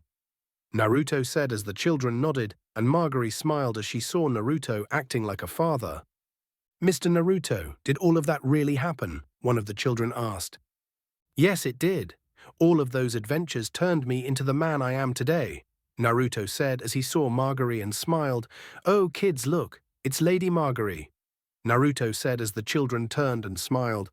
Hello, Lady Margaery, the children said as Margaery walked in and sat down next to Naruto. Hello, everyone, Margaery said as she smiled at Naruto. Lady Margaery, is it true that you and Mr. Naruto are going to be married? One of the girls asked as Naruto and Margaery blushed a little. Yes, it is true, Margaery said. Then that means you'll be a queen, right? The girl asked. Yes, she will. She will be queen of the 7 kingdoms, but she's already a queen to me, Naruto said as Margaery blushed as Naruto smiled at her. Margaery talked with the kids, brought them new toys and some extra food, mostly sweets, before she and Naruto left. I'll be back next week, Naruto told the owner of the orphanage. I know the children cannot wait to see you again. Thank you for coming, Your Grace. And I wish you and your queen all the happiness in the world, the owner said as Naruto smiled. Thank you, Margaery said as she and Naruto walked down the alley back to the main street, while Kurama decided to go out to the woods for a little hunt. They passed smiths and merchants as people bowed and waved at Naruto and Margaery as they waved back. It seems that the people of King's Landing are already accepting their new queen, Naruto said as Margaery smiled. Yes, but I think I have your reputation to thank for that, Margaery said. I don't think so. I heard you walked through the city before the attack, helping people, talking to them, making sure they were happy. Something a true queen would do, Naruto said as Margaery blushed. Naruto, you flatter, Margaery joked. As your future husband, it is my duty to do so. After all, a man's first responsibility is to his family, Naruto said as he took her hand and kissed it like a gentleman. An honorable king and a true husband, it seems that the 7 gods have blessed me, Margaery joked as they walked through the streets. Speaking of which, now that we are engaged, I wanted to know your thoughts on the wedding, Naruto said as they hooked arms. Really, I thought men don't trouble themselves with such thought and leave it to others to see it done, Margaery asked. Most men wouldn't, but I'm not most men, Naruto said as Margaery smiled. Of that, I have no doubt. Well, if we are talking about the wedding, I would like to have it without the worry of the war over our heads, Margaery said as Naruto nodded. As would I. But with Stannis' forces defeated and pushed back to Dragonstone, he is no threat. Whatever forces he will try and amass, they are no match for mine, Naruto said. But he will stand justice for what he has done, and it will be soon. And the rest of the war? Margaery asked. Well, Robb Stark and the North have complete reason to fight the Lannisters and will continue to do so. In order to end this war, it will either be by a peace treaty or by continued battle. Something I would hope to avoid, if possible, Naruto said as Margaery smiled. I thought men love battle and war, Margaery joked. Not all men. The Lannisters have to pay for their crimes, but not at the cost of the lives of innocent people, Naruto said as Margaery smiled and leaned on his shoulder. You truly are a king, Naruto. A kind and king of valor, Margaery said as Naruto smiled. And you will be an adored and wonderful queen, Naruto said as he kissed her cheek. Well, I can't wait for you to meet the rest of my family, but as is custom of the wedding, do you have family that can attend the wedding? Margaery asked. No direct family in Westeros, no, but the Starks are my family in all but blood. Though with the war, it may prove difficult to get them to come, Naruto said. My informants tell me that Rob is at River Run to attend the funeral of his grandfather. I will ride to meet him and discuss with him some matters of importance, and perhaps get him to attend the wedding as well. Line break XEXX. At Dragonstone, Davos was rowed ashore by a longboat from the pirate ship. The longboat then quickly returned to the ship as Davos saw how dismal and depressed Dragonstone looked. The island had gone down the drain after the defeat at Blackwater Bay, and now that Stannis' forces were drastically drained because he lost his bannerman when the Raven was sent out, that Stannis had his brother killed. Stannis now only had the men who were fanatical in their dedication to the Lord of Light. Davos walked up the cast of Dragonstone and walked into Stannis' meeting room to see him staring out at sea with the Red Woman next to him. Your Grace, Davos said as Stannis turned to see him and was surprised that he was alive. I heard you were dead, Stannis said. Not yet. I had hoped to speak to you alone, Your Grace, Davos said. We are alone, Stannis said as the Red Woman was not moving. Davos then walked up to him. Your Grace, you are the rightful king, not only by blood. You are an honorable man, a just man. And there is still a war to fight, Davos said. I am fighting, Stannis said. By burning men and women alive, Davos asked. How would you punish the infidels, Ser Davos? Melisandre asked. I do not judge people by the gods they worship. If I did, I would have thrown you into the sea before you ever set foot on Dragonstone, Davos said. I'm not your enemy, Melisandre said. You are my enemy, and you're Stannis's too, but you've clouded his mind to the point where he can't see it, Davos said. Enough, Stannis said. Sorry, Your Grace, but you need to hear this. Maester Crescent told me that a loyal servant tells the hard truths, and with everything that has happened, you need to hear it. Because of this woman and her creation of that demon, your brother is dead, and everyone knows you ordered it. Now Naruto Uzumaki has declared himself king of the 7 kingdoms and labeled you the kinslayer. All of the houses that flock to us have now turned to him, Davos said.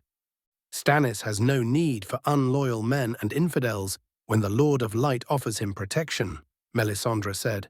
If that were true, then we would have taken King's Landing. But here we are, alone on an island with our army gone and the new king after our heads, Davos said. Was it me you fought on Blackwater Bay?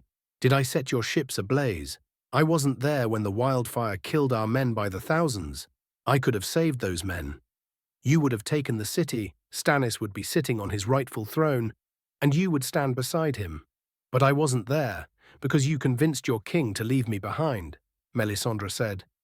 If you weren't here, we wouldn't be in this situation, Davos said as Melisandre saw he was still reeling from the memories of the battle. You can still hear them screaming? Don't despair, Ser Davos. What I told your son is true. Death by fire is the purest death, Melisandre said as Davos grabbed a dagger and tried to stab her, but the guards restrained him.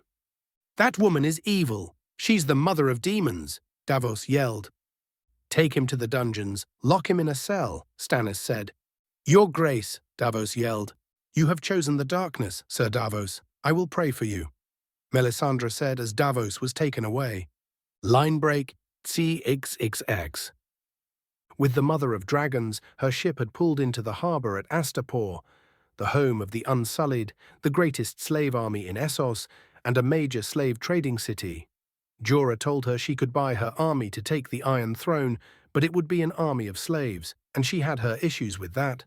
When she arrives, she is given a tour of the Unsullied barracks by the owner, Krasnis Mo Naklos, and his slave girl Missandei, who is acting as a translator since Krasnis speaks in Old Valryan. They walk through the barracks to the main area as Krasnis is saying something, and Missandei translates. The Unsullied have stood her for a day and a night with no food or water. They will stand until they drop, such is their obedience. Missandei told Daenerys, They may suit my needs. Tell me of their training, Daenerys said as Missandei translates. The Westerosi woman is pleased with them, but speaks no praise to keep the price down. She wishes to know how they are trained. Missandei told Krasnis, Tell her what she should know and be quick about it. The day is hot. Krasnis said, they begin their training at 5. Every day they drill from dawn to dusk until they have mastered the short sword, the shield, and the 3 spears. Only one boy in 4 survives this rigorous training. Their discipline and loyalty, if absolute. They fear nothing, Missandei said. Even the bravest men fear death, Jorah said. The knight says even brave men fear death, Missandei told Krasnis. Tell the old man he smells of piss, Krasnis said. Truly, master? No, not truly. Are you a girl or goat to ask such a thing? Krasnis told her. My master says the Unsullied are not men. Death means nothing to them. Missandei said as Krasnis looked at Daenerys. Tell this ignorant whore of a Westerner to open her eyes and watch, Krasnis said as he went to one of soldiers. He begs you attend this carefully, your grace, Missandei told Daenerys. Krasnis then walked up to one of the soldiers and cuts off his nipple as Daenerys told him to stop. But Missandei told him that men don't need nipples, and the soldier didn't cry out in pain and was obedient. To win his shield, an Unsullied must go to the slave market with a silver coin, find a newborn and kill it before its mother's eyes. This way, my master says, he makes certain that there is no weakness in them, Missandei said as Daenerys was horrified. You'd take a baby from its mother's arms, kill it as she watches, and pay her troubles with a silver coin, Daenerys asked, horrified at the idea. She is offended. She asks if you pay the coin to the mother for her dead baby. Missandei told Krasnis. What a soft mewling fool this one is, Krasnis said. My master would like you to know that the silver is paid to the baby's owner, not mother. Missandei told Daenerys as she tried to swallow that horrible truth. How many do you have to sell? Daenerys asked as Missandei translated, and Krasnis held up 8 fingers. Tell the Westerosi whore she has until tomorrow, Krasnis said. Master Krasnis asks that you please hurry. Many other buyers are interested. Missandei as she and her master left. Daenerys and Jorah left and walked to the docks as she tried to process what she just witnessed and what she was told about the Unsullied. 8,000 dead babies, Daenerys said, disgusted. The Unsullied are a means to an end, Jorah told her. Once I own them, these men... They're not men, not anymore. Jorah corrected her. Once I own an army of slaves, what will I be? She asked. You think these slaves will have better lives serving Krasnis and men like him, or serving you? Jorah said as they saw a little girl playing with a ball. They walked up to her as she ran away and missed that a cloaked and hooded figure was following them. You'll be fair to them. You won't mutilate them to make a point. You won't order them to murder babies. You'll see them properly fed and shelters. A great injustice has been done to them, but you will undo it, Jorah said as Daenerys smiled as she watched the girl play ball. The girl then rolled the ball over to Daenerys. Daenerys then picked it up and looked at the girl who motioned her to twist it open. She smiled as she twisted it open, but the cloaked figure knocked it out of her hand and the girl hid behind some boxes. Daenerys was accidentally pushed to the ground when Jorah tried to restrain the man, but she saw that the top of the ball had come off to reveal a manticore, an extremely poisonous, scorpion-like insect. Daenerys froze a little in fear as she saw the poison insect and backed away, very slowly. The manticore then scurried towards Daenerys as she backed away, but the cloaked figure stabbed the manticore with a dagger before it could get to her. The figure, Daenerys and Jorah, looked to see the child step out from the boxes and glared with a blue mouth and teeth, like Pyat Pri. The child ran to the water as the figure chased after her, but when he got to the water, the child was gone. The figure, Daenerys and Jorah, turned to see the child looking at them from the archway and walked away. The Warlocks, Daenerys said as the girl had some features that resembled Pyat. The Warlocks most likely want Daenerys dead after her dragons killed Pyat.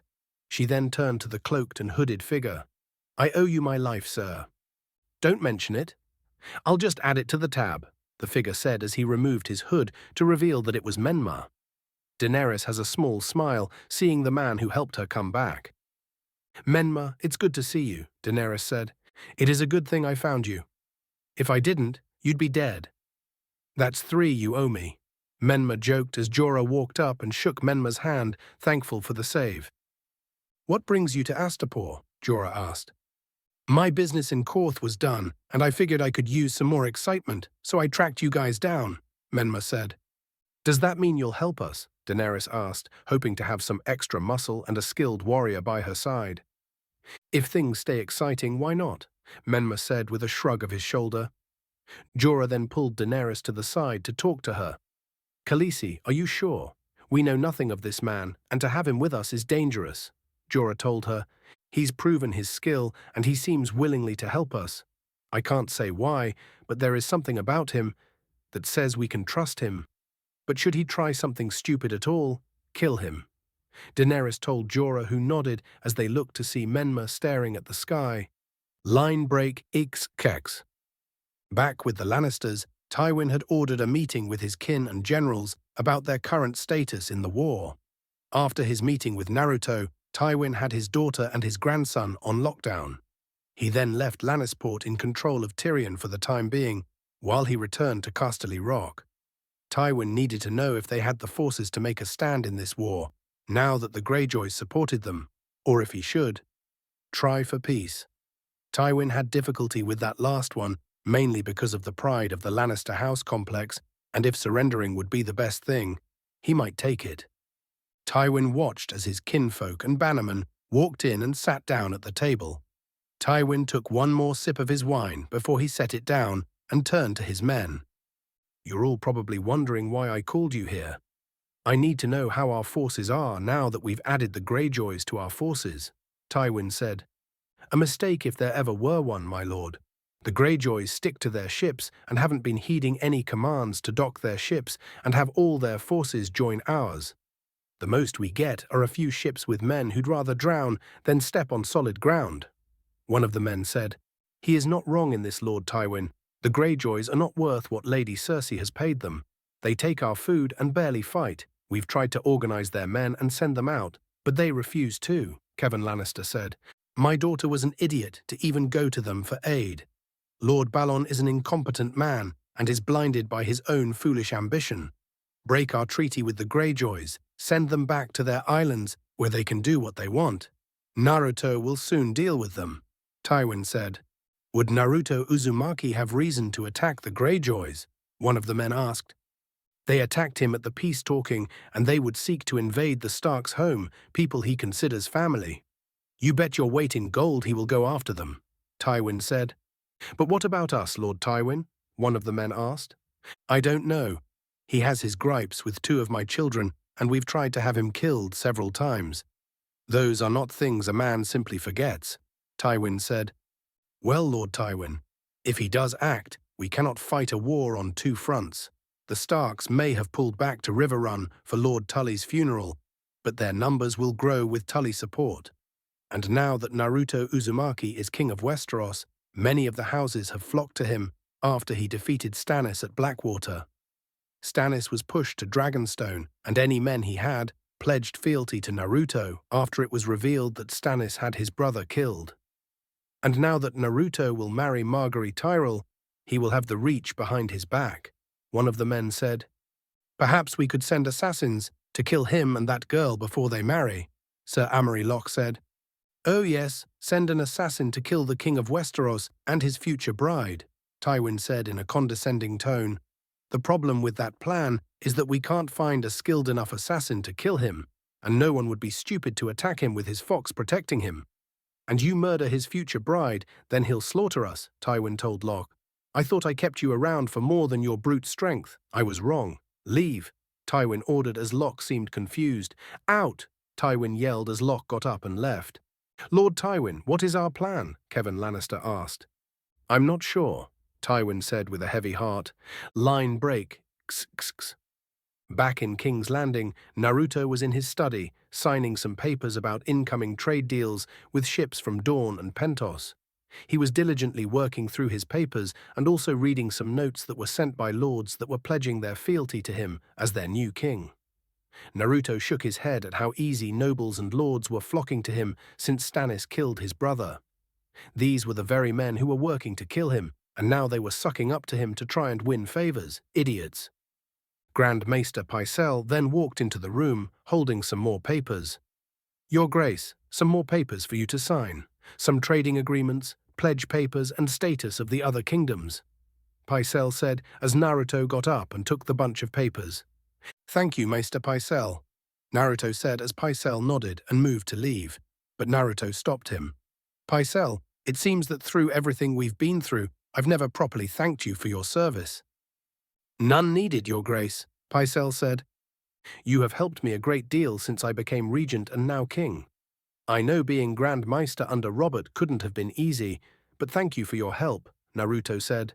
I will admit, it wasn't easy, and with the Lannisters and their expansion in King's Landing, I found myself under their control.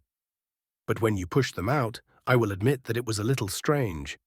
But as time went on, it felt good to serve a just ruler, Pycelle said with a smile. I'm glad, and I know that your ties with the Lannisters are done with, correct? Naruto asked as Pycelle chuckled.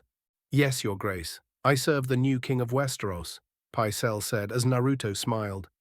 Pycelle left and opened the door to see Loras. Oh, forgive me, Grand Maester Pycelle. Your Grace, my sister invites you to take the air with her and our grandmother, the Lady Olenna, in the gardens. May I escort you to them? Loras asked. Yes, give me a second, Naruto said as he put his papers on the desk and created a clone to do them. Let us go.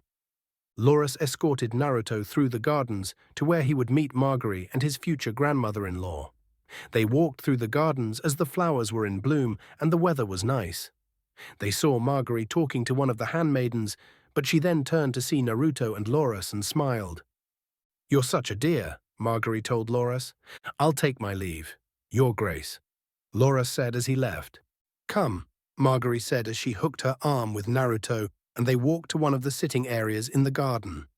Several handmaidens saw them and bowed as they saw the two walk through, and Naruto saw Lady Olenna, one of the strongest matriarchs in Westeros. Naruto, it is my honor to present my grandmother, Lady Olenna of House Tyrell, Margaery said as Olenna smiled and Naruto did as well. Kiss my hand, child, Olenna said as Naruto kissed her hand. It is so good of you to visit me and my foolish flock of hens. We are very sorry for your losses. Thank you, my lady, and I expressed the same sorrow for your men and Renly's death, Naruto said as he looked at Margaery, who smiled. He was very gallant and a good friend. Gallant, yes, and charming and very clean. He knew how to dress and smile, and he somehow got the implications that it would make him a good king. Olenna said as Naruto chuckled. Renly was brave and gentle, grandmother. Father liked him, and so did Loras, Margaery said. Loras is young and good at knocking men off horses with his stick. That does not make him wise. As for your fathead father, Olenna said. Grandmother, what will Naruto think of us? Margaery said with a chuckle. He might think we have some wits about us. One of us, at any rate, Olenna said as she then looked at Naruto. It was treason, I warned them. Renly has an older brother. How can he possibly have any claim to that ugly iron chair? He should have stayed well out of this, if you ask me. But once the cow has been milked, there's no squirting the cream back up her udders, so here we are, Olenna said as Naruto chuckled. Olenna reminded him a little of Tsunade and his mother, a woman who was smart and didn't care to speak her mind. Naruto respected that. Well, it seems that fate had other plans with Stannis killing Renly and having no claim to the throne, Naruto said. Oh dear, that man has gone crazy, listening to some hokum religion and making deals with witches to try and take the throne. Well, at least the kingdoms will be run by a man who seems to know what he is doing, Olenna said as Margaery and Naruto chuckled. Thank you, Lady Olenna, Naruto replied. No thanks needed, I only speak the truth. From what I've seen here at King's Landing and from reports from the other kingdoms, you know what you are doing. A man of honor and wisdom, they're rare to find now, Olenna said. Yes, Naruto is one of a kind, Margaery said as Naruto smiled at her. And a man you should keep your hands on at all times, Olenna told Margaery. Now that Stannis is pushed to his island and Naruto is king, women will flock to him like men do with a whore, Olenna said as Naruto chuckled and Margaery looked at her grandmother. Grandmother, Margaery said. Shall we have some lemon cakes, Naruto? Olenna asked. Let's, Naruto said with a smile as Olenna turned to a servant. Are you going to serve us the food, or do you mean to starve us to death? Olenna asked as the servant quickly put food on their table as Olenna stood up. Come sit with us. I'm much less boring than these others. Do you know my son? The Lord of Highgarden, Olenna asked as they sat down at their table as Naruto pulled out Margaery and Olenna's chairs and sat down next to Margaery. I haven't yet had the pleasure, Naruto said. No great pleasure, the ponderous oaf.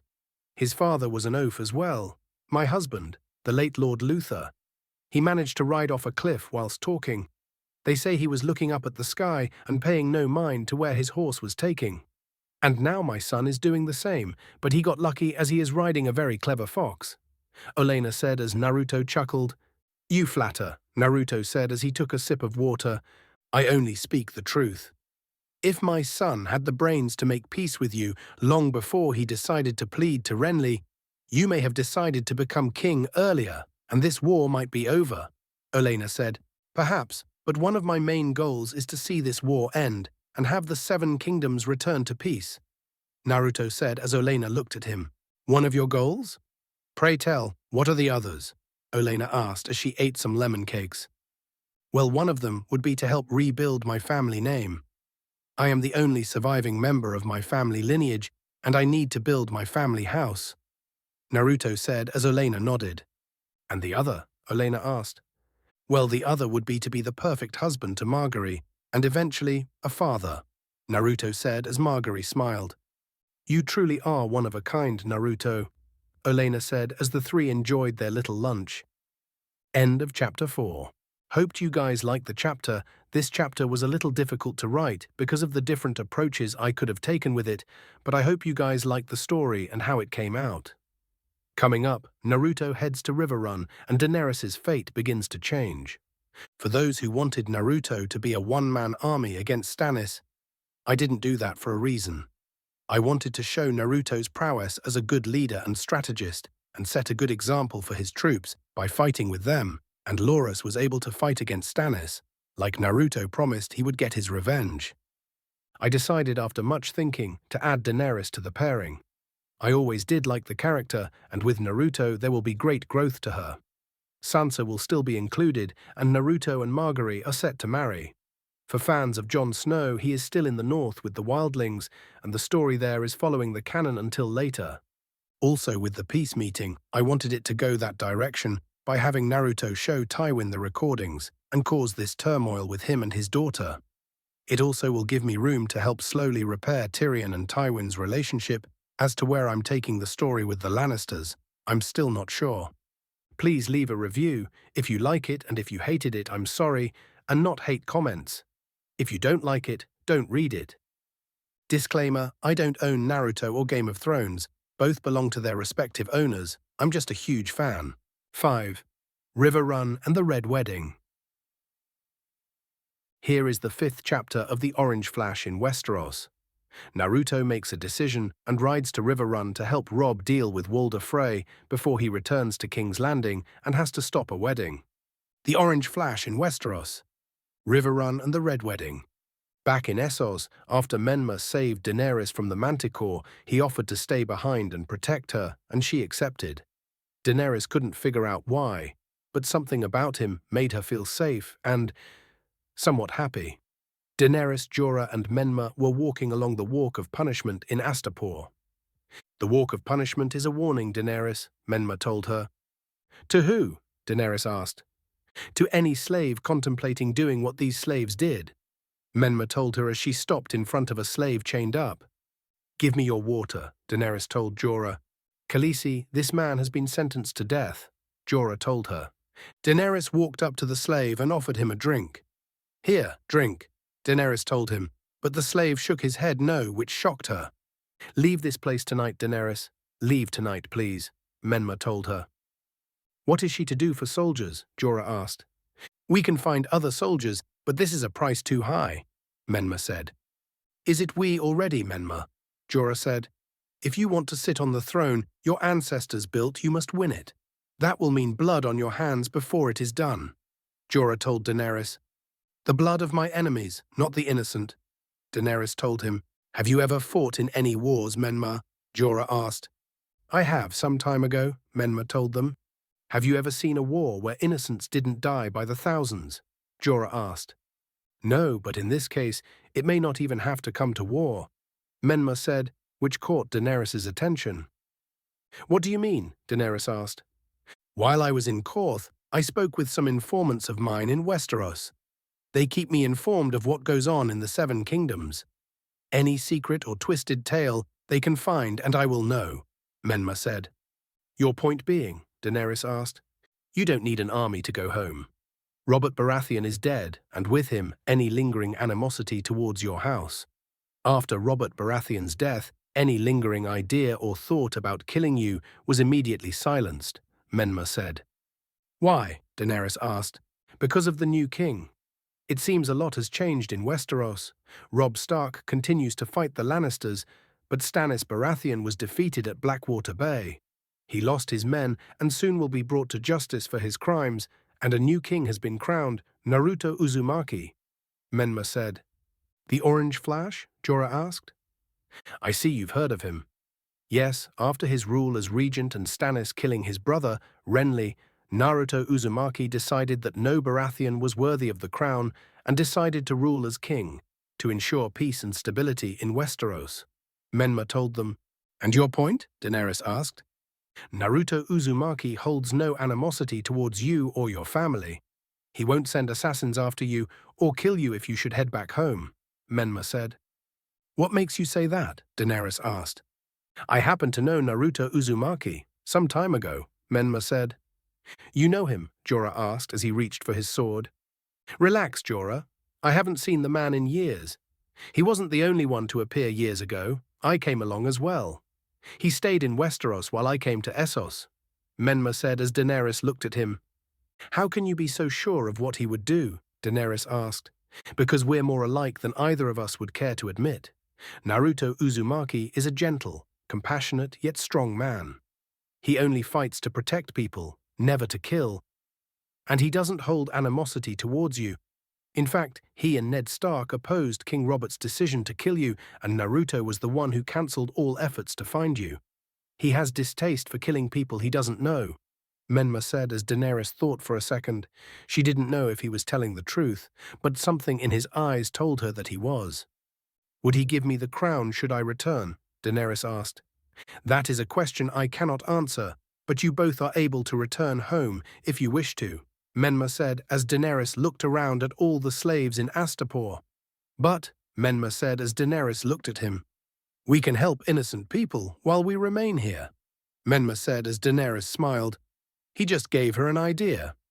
Daenerys, Jorah and Menma walked back to the unsullied quarters to speak to Master Krasnys. All? Did this one's ears mishear, Your Grace? Missandei asked. They did not. I want to buy them all, Daenerys said. She wants to buy them all, Missandei told Krasnys.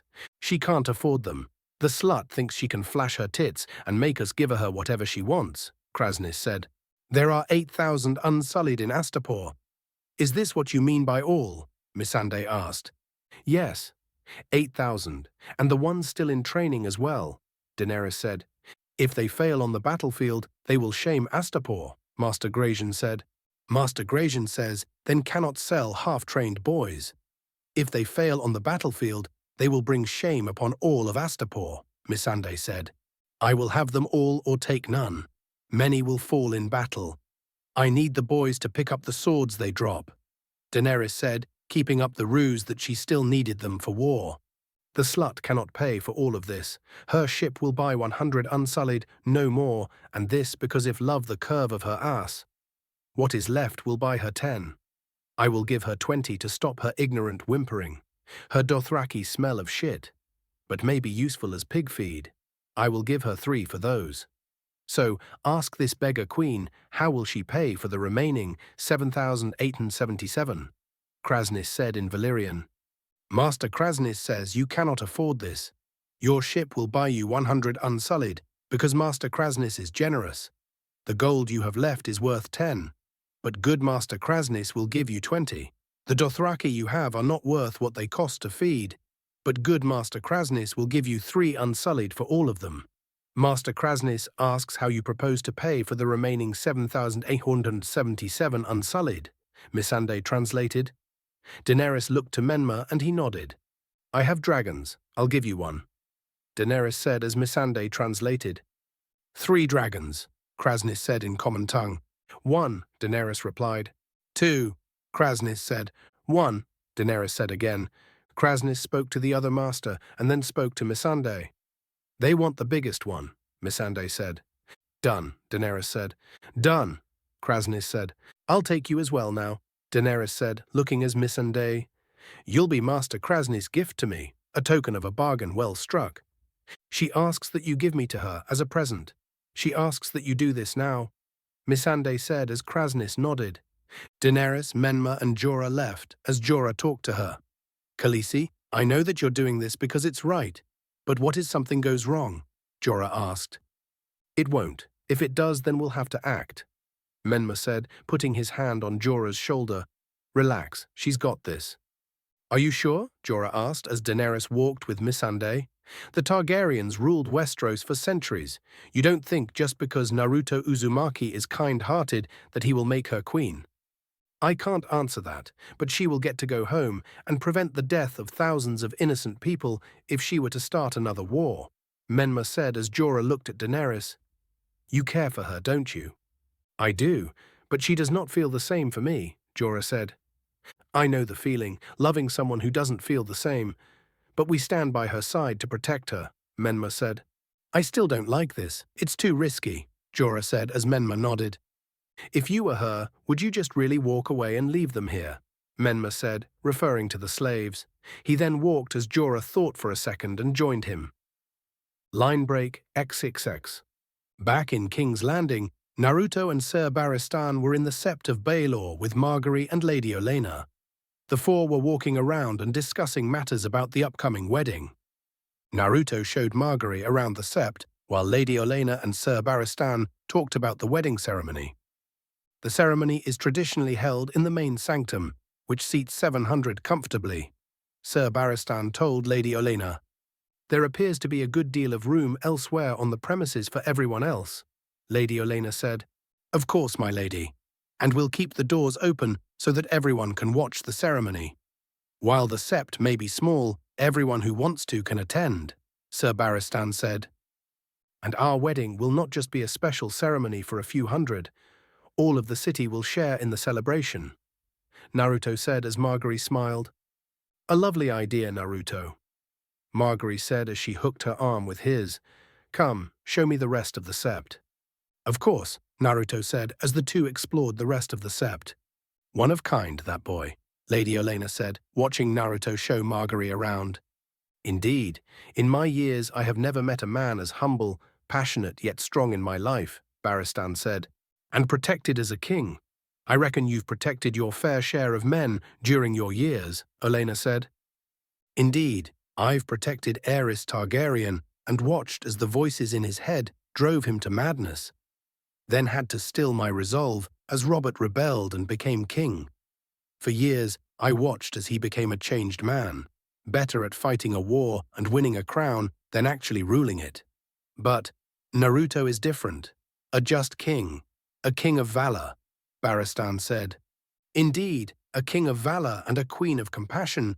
It seems those two were made for each other, Lady Olenna said as she saw how close Naruto and Margaery were.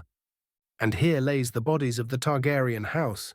Did you know that Robert wanted them burned and thrown in the Blackwater, but he was convinced otherwise, Naruto said. Well, it's a good thing he didn't, Margaery said. Indeed, despite his animosity towards their house, they did build Westeros and the very place we're standing in. They laid the foundation for Westeros, and many people only remember the bad parts of their reign, Naruto said. And how do you feel about the Targaryens? Margaery asked. I hold no animosity or ill intent against them. You cannot judge their whole house and their kin by the actions of one mad man years ago. The Targaryens were a pivotal house in Westeros before they were destroyed. Many people forget that, Naruto said as Margaery smiled. Indeed, Margaery said as they heard noise.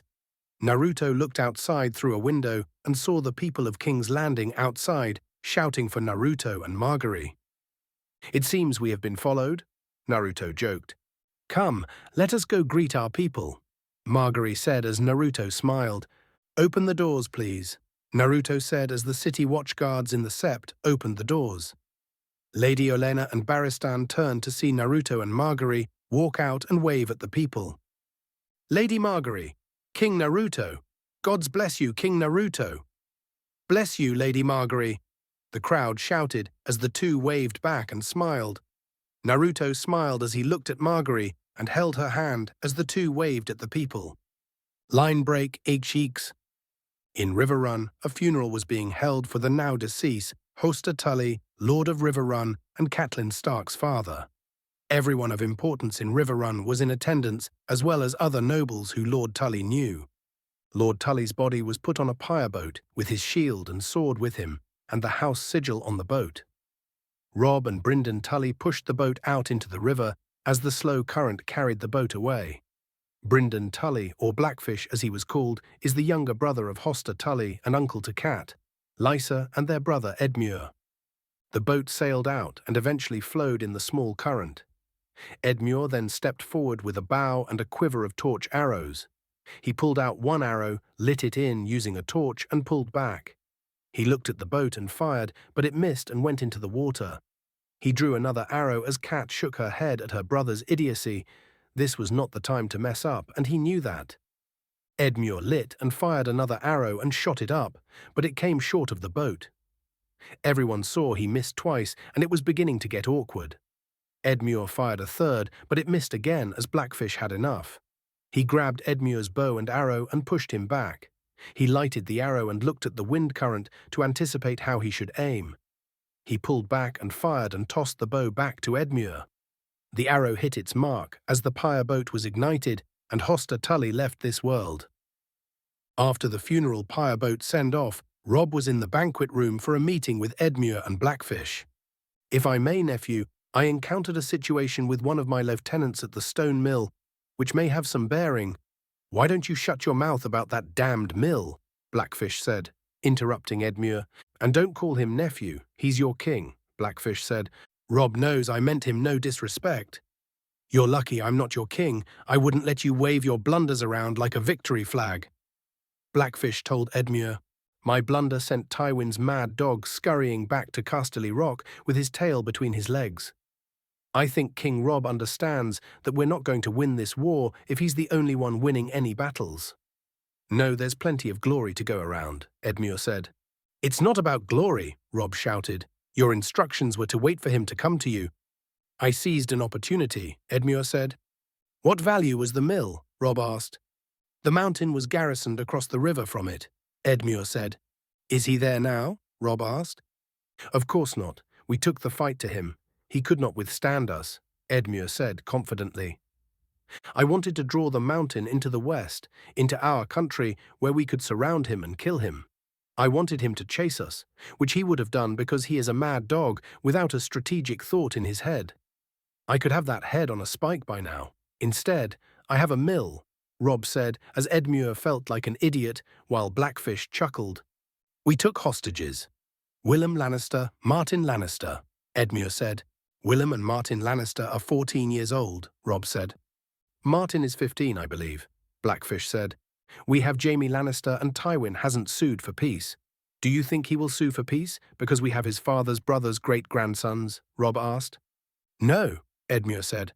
"How many men did you lose?" Robb asked. 208, but for every man we lost the Lannisters. Those are men who could be alive now instead of rotting in the ground," Robb shouted. "I'm sorry, I didn't know," Edmure said.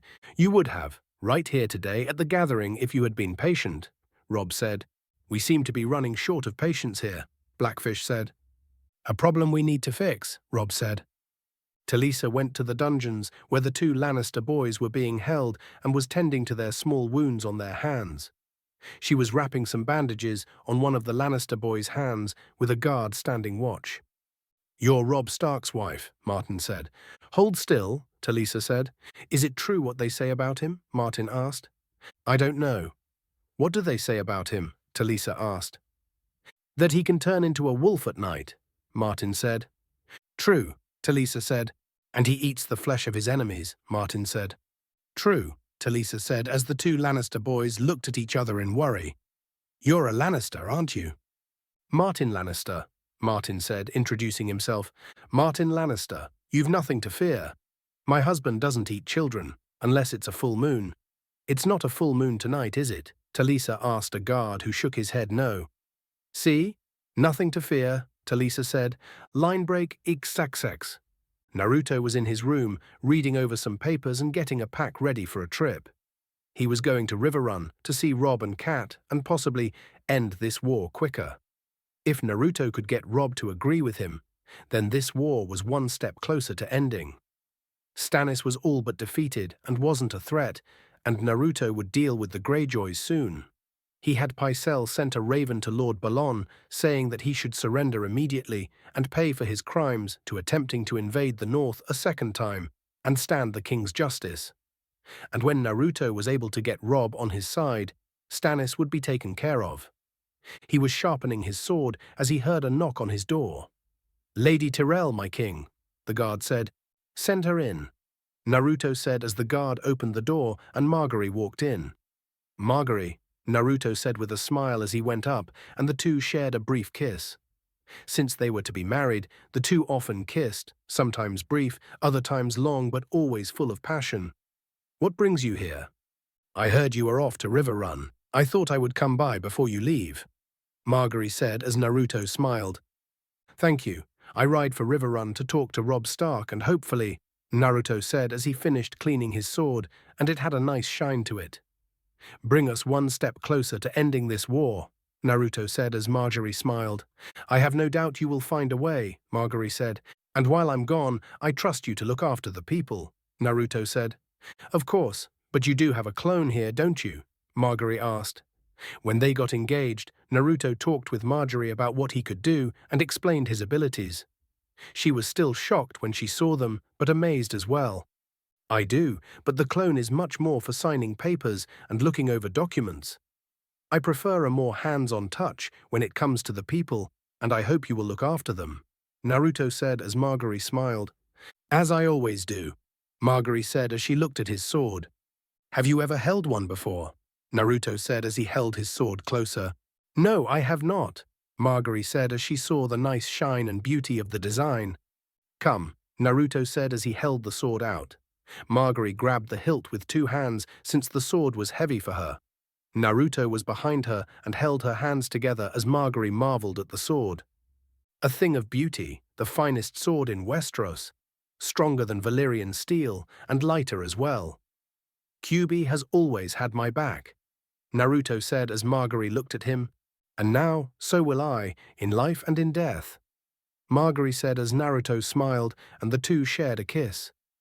Then a knock came from the door as the guard spoke. My lord, it's Sir Barristan and Grand Maester Pycelle, the guard said as Naruto nodded to Margaery and sheathed his sword. Send them in, Naruto said as the door opened and Sir Barristan and Pycelle walked in. Your Grace, my lady, Sir Barristan said as Naruto and Margaery nodded. Forgive the interruption, but Grand Maester Pycelle received a raven from Dawn. Dawn? Margaery asked.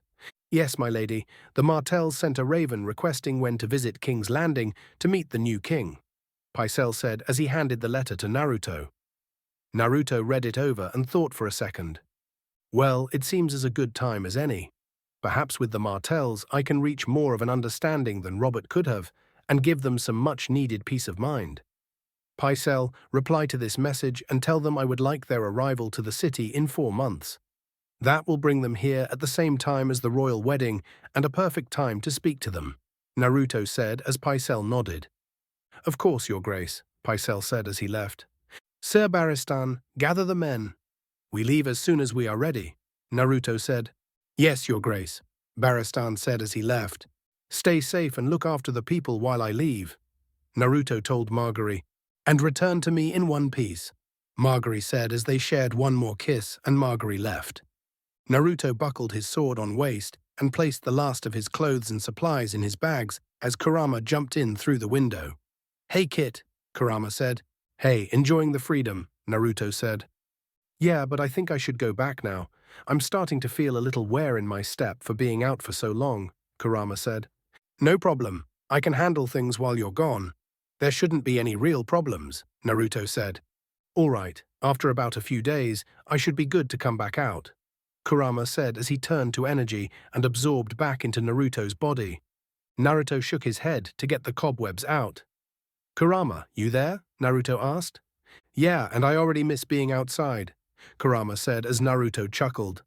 Naruto grabbed his bag and went down the Red Keep to the stables, where Sir Barristan, Brienne, Kleber, and the other King's Guard and a small group of 15 other soldiers were getting their horses ready. Is everyone ready for the trip? Naruto asked as he strapped his gear to his horse. Yes, Your Grace, Brienne said. All the men are rested and ready to travel and to fight should the need come, Kleber said. Good. It's a 5-day trip to River Run from here, and let's hope we don't run into too many bandits. Naruto joked as everyone got on their horses and left the city for River Run. Line break, Ixakex. Some time had passed in both Essos and Westeros, as Naruto left King's Landing to River Run to speak to Robb Stark. In Essos, Daenerys, Missandei, Jorah, Menma, and Daenerys' Dothraki walked into the large training courtyard in Astapor, where Daenerys was going to collect her army of 8,000 Unsullied. The group walked into the courtyard towards Master Krasnis, as many other noble lords were in attendance to see a real dragon. As Daenerys was making her way over, Master Krasnis began to speak and Missandei translated. The Master says they are untested. He says you would be wise to blood them early. There are many small cities between here and there, cities ripe for sacking. Should you take captives, the Masters will buy the healthy ones and for a good price. And who knows? In 10 years, some of the boys you send them may be unsullied in their turn. Thus all shall prosper. Missandei translated as Daenerys walked over to the cage that held her dragon, Drogon. She looked to Menma, who smirked and winked at her, and she nodded back. She opened the cage as many were trying to get a look, as Drogon screeched and took flight with a chain attached to its leg, and Daenerys held the other end. Daenerys walked forward and gave the chain to Master Krasnis, who smiled. Krasnis then gave Daenerys the unsullied whip. Is it done then? They belong to me? Daenerys asked as Krasnis replied, and Missandei translated. It is done. You hold the whip, Missandei said as Daenerys walked to her army. She winked to Menma, who turned to Jorah and nodded. Unsullied, Daenerys said in Valyrian, which shocked Missandei. The Unsullied then stood at attention. Forward march, Daenerys shouted as the Unsullied marched forward. Halt, Daenerys said as they stopped. She smirked as they obeyed her. Krasnis saw that the dragon was being extremely stubborn and wouldn't come. Tell the bitch her beast won't come, Krasnis told Missandei. A dragon is not a slave, Daenerys said in Valryan, shocking Krasnis. You speak Valryan? Krasnis asked. I am Daenerys Stormborn of the House Targaryen, of the blood of old Valrya.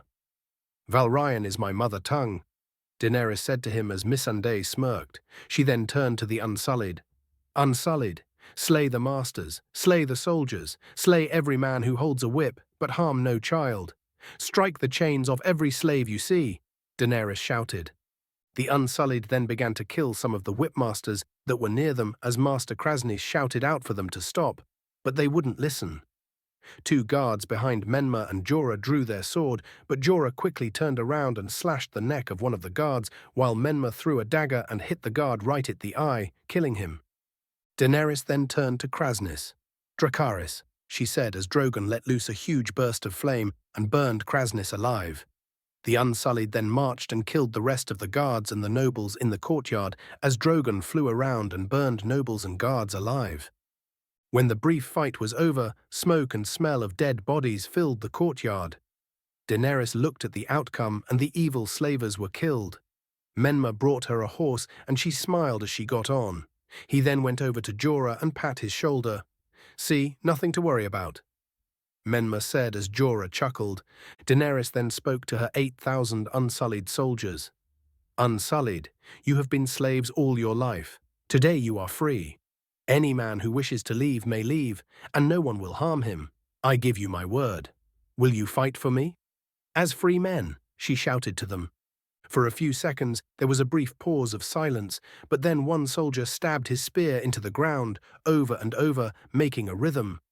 Others soon followed, and then all of the Unsullied had pledged to fight for Daenerys. Jorah and Menma smiled as they marched out of the city. Menma and Jorah got Missandei a horse and rode behind Daenerys. Daenerys tossed the whip onto the ground as she led her 8,000 unsullied force and whoever else wanted to come away from Astapor to their next destination in her effort to free slaves. Menma smiled as he saw how much she was changing and that she was fighting to help the people. But there was still a large road ahead of them, and who knows what lay before them. Line break, ex das xas gex. 9 days travelling along the King's Road until they came upon Crossroads Inn, where it was a straight day's worth of riding to River Run. They were about 2 hours away from River Run when Naruto and his group came upon something that made his stomach turn. Naruto stopped as they saw through women hanged in the middle of the road with a sign next to their dead bodies that said, "Laid with lions." "Even in war, innocents are killed," Naruto said. "Your Grace, this is not your fault," Brienne said. "Even men who fight for a just cause resort to horrific acts," Naruto said. "War is ugly, Your Grace, and it always will be," Barristan said. "Hopefully this one will be over soon," Naruto said as he got off his horse. "Let's get these women down," Naruto said as Brienne, Barristan, Kleber, and a few more men got off their horses to help. They then saw 15 soldiers walking down the road and saw Naruto and his group lowering the dead woman down on the ground. "Whoa, what's your business here?" the lead soldier asked. "Burying innocent woman," Naruto said as he lowered the dead girls to the ground, and one of the soldiers unsheathed his sword and pointed it at Naruto. Naruto's men reached for theirs, but Naruto motioned them not to. "These whores aren't innocent. They slept with Lannisters. That's a punishment, deserving death," the soldier said as he pointed his sword at Naruto. "That's a matter of opinion," Naruto said, not scared of the sword. "Who are you?" the soldier asked. "Just some soldiers passing through to a meeting with family," Naruto said. "Wait, that woman is a soldier?" the soldier asked as Naruto nodded. Then all the soldiers laughed while Naruto and his men were not amused, especially Brienne. "If you're quiet finished," Naruto was cut off as the men continued laughing. "All right, you men can go when you're done," Naruto said as he grabbed a shovel. "Whoa, who do you fight for?" the soldier asked Naruto. "Not for the Lannisters, if that's what you're asking." "And you?" Naruto asked. "Lord Bolton, of course, the finest man in the north," the soldier said. "Not the finest if his men hang innocent girls." "I hope you gave them quick deaths," Naruto said. "2 of them we did, yeah," the soldier said, as Naruto clenched his fists in anger. "And the third?" Naruto asked. "Oh, she was begging for us to kill her when we got through with her," the soldier joked, as Naruto tried to keep his cool, but the laughter from the troops about killing innocent girls was getting to him. "I suggest you and your men leave now before something happens," Naruto said. "Like I'm going to take orders from some Lannister wannabe.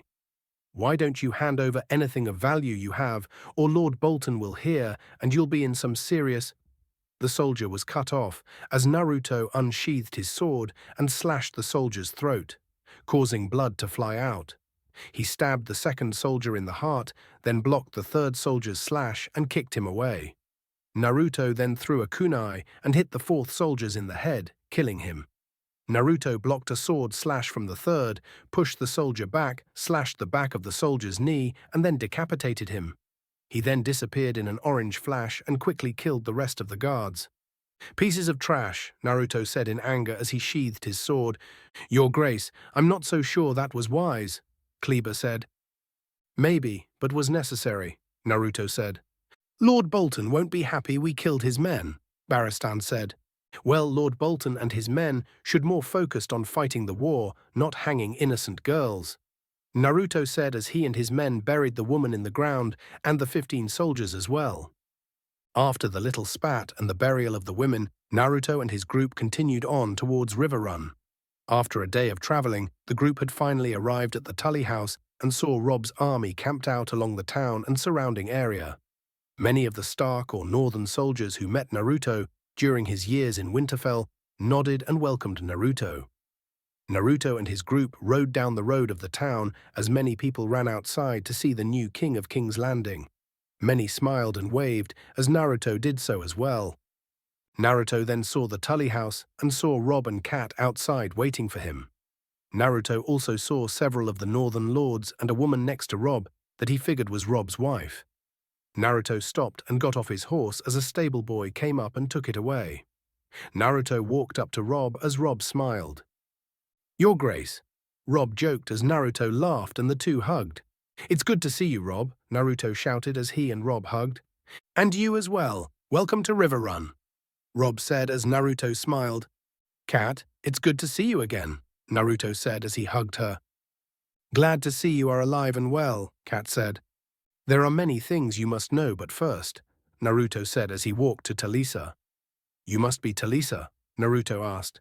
"An honor, Your Grace," Talisa said as she curtsied, while Naruto chuckled. "You are a Stark now and Rob's wife. You are family," Naruto said with a smile as he hugged her, and Talisa was at first shocked, but hugged back as Rob smiled.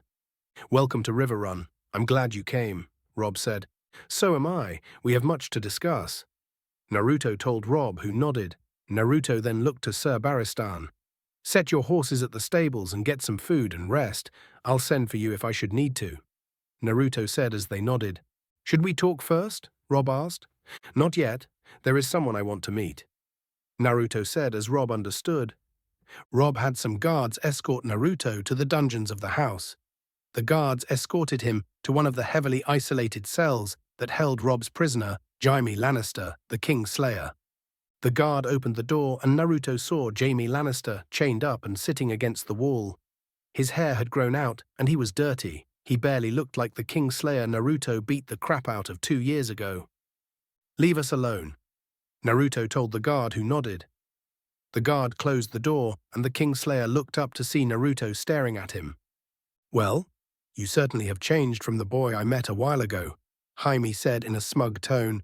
"Even captured as a prisoner, you never cease with the attitude. I'll give you this, your attitude never knows when to stop," Naruto said. "So how goes it in King's Landing? Tearing your hair out at the trouble and putting your cock in the hungry whores that come with power?" Jaime said with a chuckle. "I'm not Robert. It seems your years of fucking your sister behind the king's back has clouded your judgment," Naruto said, which raised Jaime's eyebrow. "I don't know what you speak of," Jaime said. "Please, there is no need to deny it now. Everyone knows the truth, Kingslayer. How you have fucked your sister for years behind the king's back. How Joffrey, Tommen, and Myrcella are your children, and you tried to kill Bran Stark twice because he found out the truth. Everyone in the 7 Kingdoms knows it now, even your father," Naruto said, which Jaime was shocked about. "You lie," Jaime said. "Oh, he does. So does your brother. I told them when I met with them a few months ago in an attempt to end this war faster. I must admit, your father didn't believe me as your sister managed to sway his opinion on the truth. But your own words managed to convince him. I must admit, I don't know how he will react should he see you again, but everyone knows who and what you are. A child killer and man of incest. Enjoy your time here in this cell, because soon you shall be on trial, and your honor and charm won't save you," Naruto said as he left, and Jaime struggled in his chains to get free. Naruto walked through the dungeons, and he then saw some guards outside another door. The guards moved out of the way, and Naruto walked in to see 2 Lannister boys, no older than 14, in the cell. "Who are you?" Martin asked. "Naruto Uzumaki," Naruto said. "The Orange Flash?" Willem asked. "Yes. I see you heard of me. What are your names?" Naruto asked. "Willem Lannister. This is my brother, Martin," Willem said. "You are both squires, aren't you?" Naruto asked. "Yes, my lord," Martin said as Naruto smiled. "Don't worry, you both will be home soon," Naruto said as they smiled, and he got up. He then walked to a guard. "Ensure they are cared for, and no one except for Talisa or Rob may come in," Naruto told a guard, who nodded. After Naruto's trip to the dungeons, he traveled up to the main banquet room, where Rob, Cat, Edmure, Lord Karstark, Lord Bolton, and Blackfish were waiting for him. "Sorry for the wait. Wanted to pay a visit to an old friend," Naruto joked as everyone nodded. "It's quite all right," Rob said. "Thank you all for coming, and thank you Edmure Lord Brynden for allowing my men and I to stay here," Naruto said. "The honor is ours, Lord Naruto," Blackfish said as Naruto nodded. "I'm glad to see you all alive and well. You've done well, Rob. Your campaign in this war is impressive," Naruto said. "Thank you, Naruto," Rob said. And I thank you for keeping Jaime Lannister alive and relatively unharmed. He has many crimes that he must pay for, and so does the rest of his family, Naruto said. We should have killed him instead of keeping him prisoner. In wars we kill our enemies, not keep them alive, Lord Karstark said. I understand your anger, Lord Karstark. Believe me, I do. I'm sorry for the loss of your sons. But just killing Jaime Lannister would not be equal justice to what he has done. Let him stand trial for his crimes in front of King's Landing and the people who once heralded him as a great knight.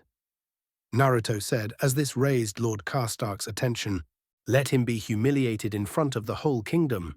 Let the people watch as his honor is stripped from him, and when it comes times for him to die, you shall have the honor of taking his head and furthering the honor and glory of House Karstark.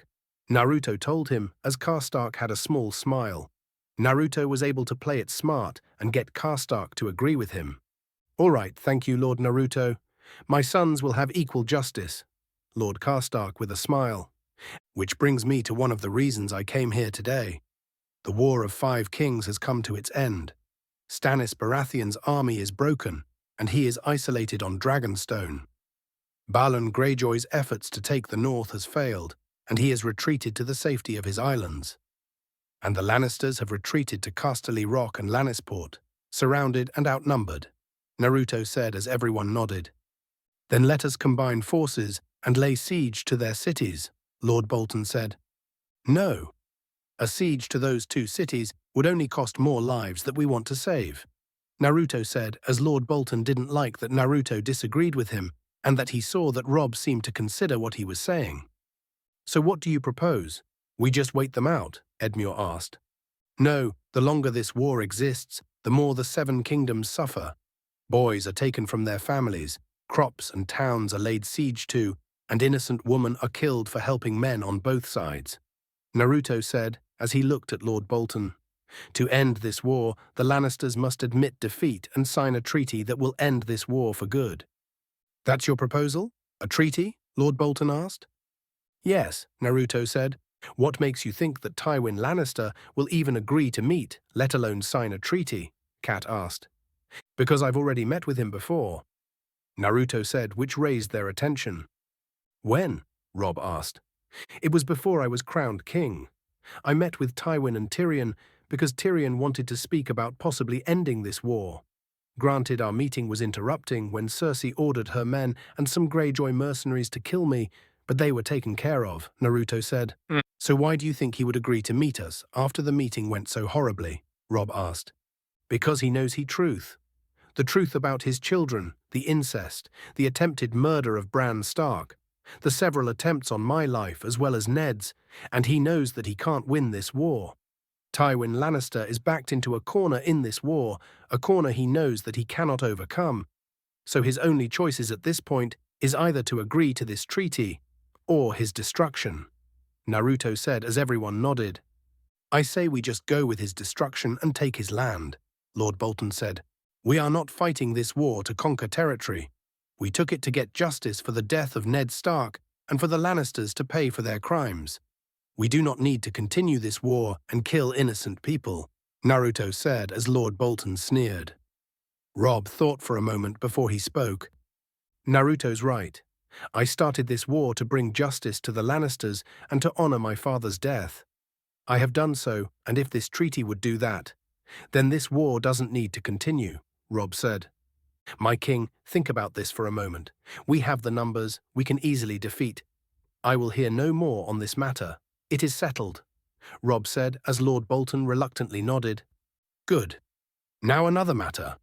Now that Rob is king in the north, we must unite the Seven Kingdoms, Naruto said. How do you propose we do that? Kat asked.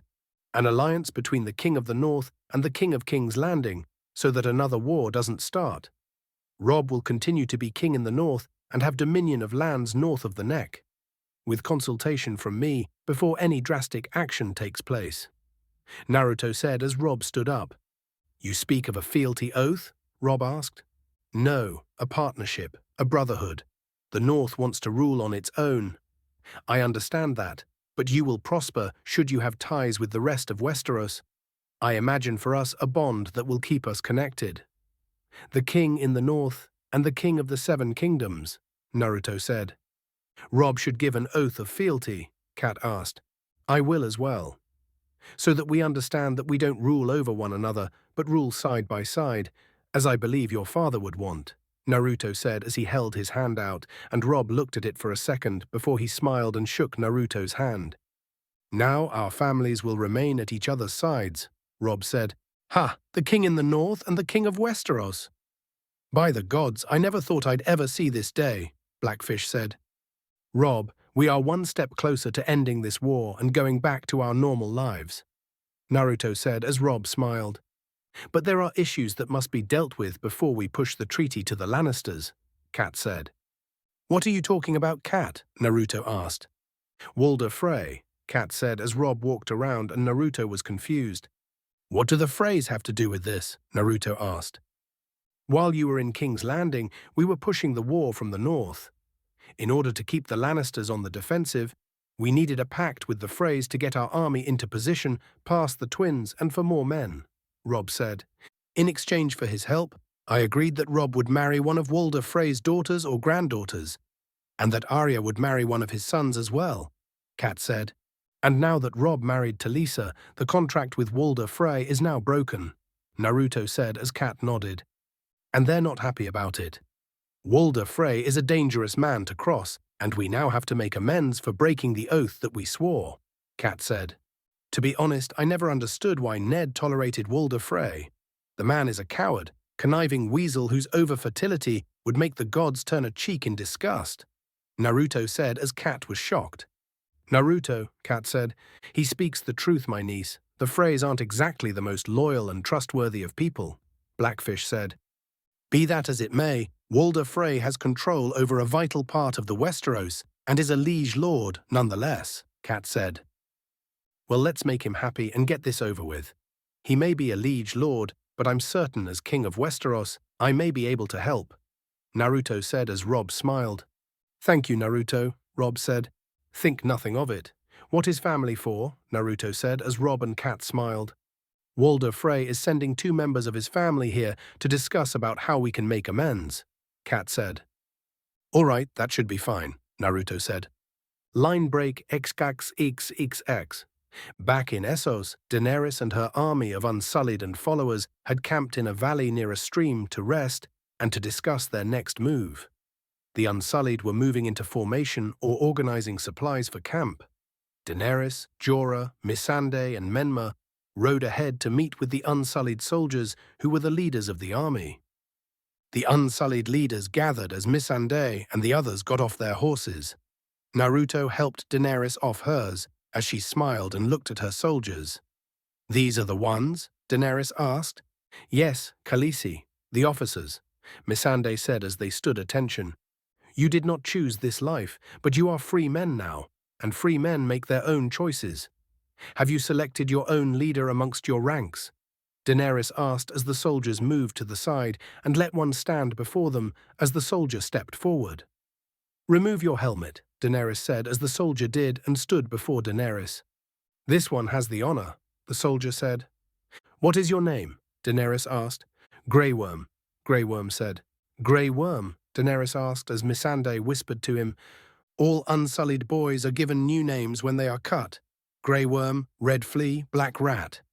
Names that remind them of what they are, vermin. Missandei said as Daenerys and Menma were disgusted by this. From this day forward, you will choose your own names. You will tell your fellow soldiers to do the same. Throw away your slave name. Choose the name your parents gave you, or any other. A name that gives you pride. Daenerys told them. Grey Worm gives me pride. It is a lucky name. The name this one was born with was cursed. That was the name he had when he was taken as a slave. But Grey Worm is the name this one had the day Daenerys Stormborn set him free, Grey Worm said as Daenerys smiled. Daenerys gave them orders for their continuing march towards the next city. Jorah talked with Missandei about the workings of the Unsullied army, so he knew what they should do and what tactic to follow should the need arise. Menma was off to the side, letting his horse drink some water as he was working on a new weapon contraption to use. He was figuring out some workings on his new weapon as he took a sip of water and turned to see Daenerys and Missandei walk towards him. "Does something call for my aid, Daenerys?" Menma asked. "None of immediate attention. I was just wondering what you were doing," Daenerys asked. "Nothing. Just working on a new device for fighting. A holster for a knife that would be attached to my leg and could be thrown with a kick," Menma said as he showed her the holster and pressed the trigger, which sent the knife flying through the air and hit a tree. "Impressive," Daenerys said. "I try my best," Menma said as he went up and took the knife back.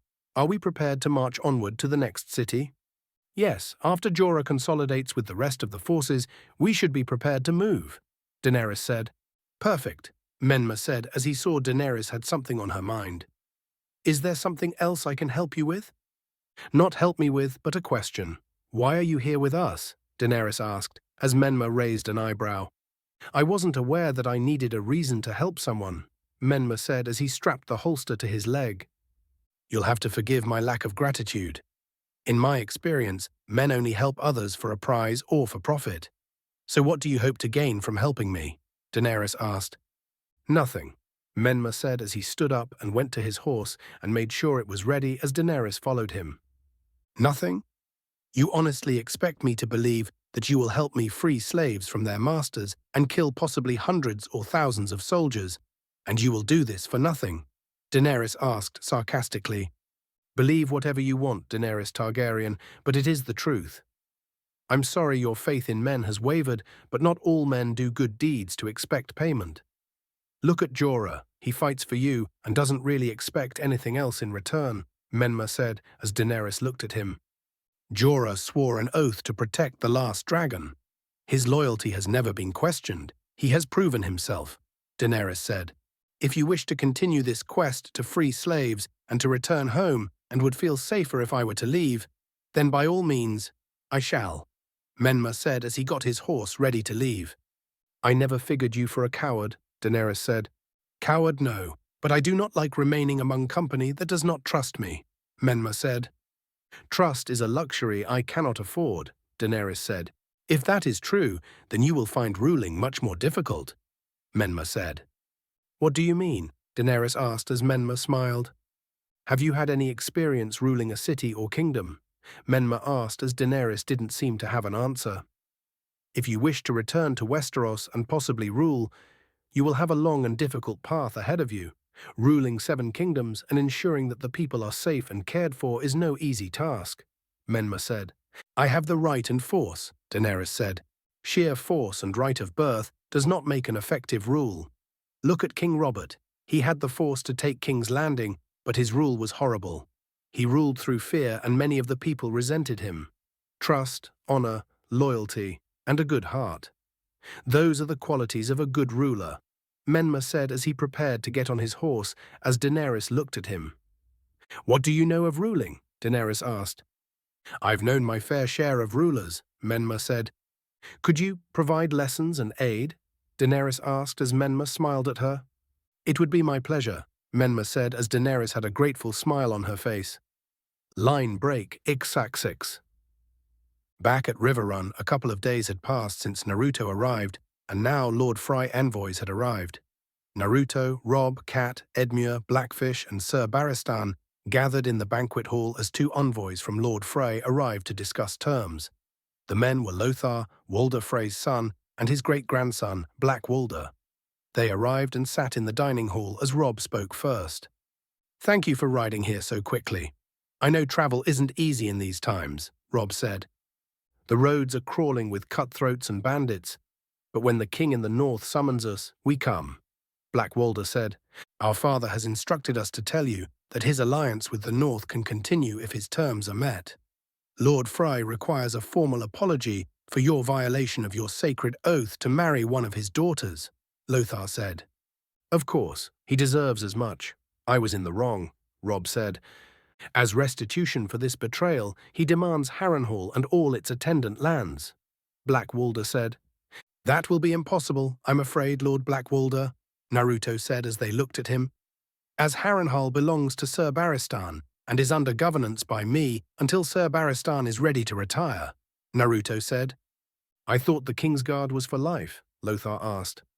I've made some changes since I became king, but with Harrenhal belonging to Sir Barristan, I can offer Lord Frey control of Dragonstone when Stannis is brought to justice and gold compensation for his troubles. Naruto said as Blackwalder and Lothar thought for a second. Seems reasonable, Blackwalder said. And there's something else, Lothar said. We will do whatever we can to give Lord Frey what he needs, Robb said. Not what, whom? Blackwalder said as he and Lothar looked at Edmure. What? Edmure asked as they looked at him and realized what they wanted from him. No. Our father requires Lord Edmure to wed one of his daughters, Roslyn, Lothar said. How old is she? Edmure asked. 19, Lothar responded. Could I see her first? Edmure asked. You want to count her teeth? Blackwalder asked.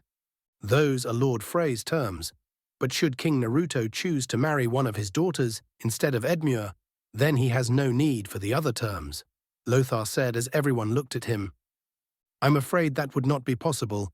I am already set to marry Lady Margaery of House Tyrell, Naruto said as Lothar nodded, and Edmure had a look of jealousy, and Lothar nodded. We depart for the twins in the morning. We need an answer before we leave, and a wedding not more than a fortnight thereafter, or this alliance is at an end, and the North will be in trouble, Blackwalder said. Your father does realize we're in the middle of a war, Blackfish asked. Father is old. It will put his heart at peace if he could see her wed to a good husband, Lothar said. And his recent experience has made him wary of long engagements, Blackwalder said. He has every right to be. Please excuse us while we discuss it, Robb said as they left. When they left, Edmure spoke. Why should I let that old ferret choose my bride for me? At the very least, I should be offered the same choice you were. I'm his liege lord. Edmure whined like a boy as he stood up and Naruto shook his head.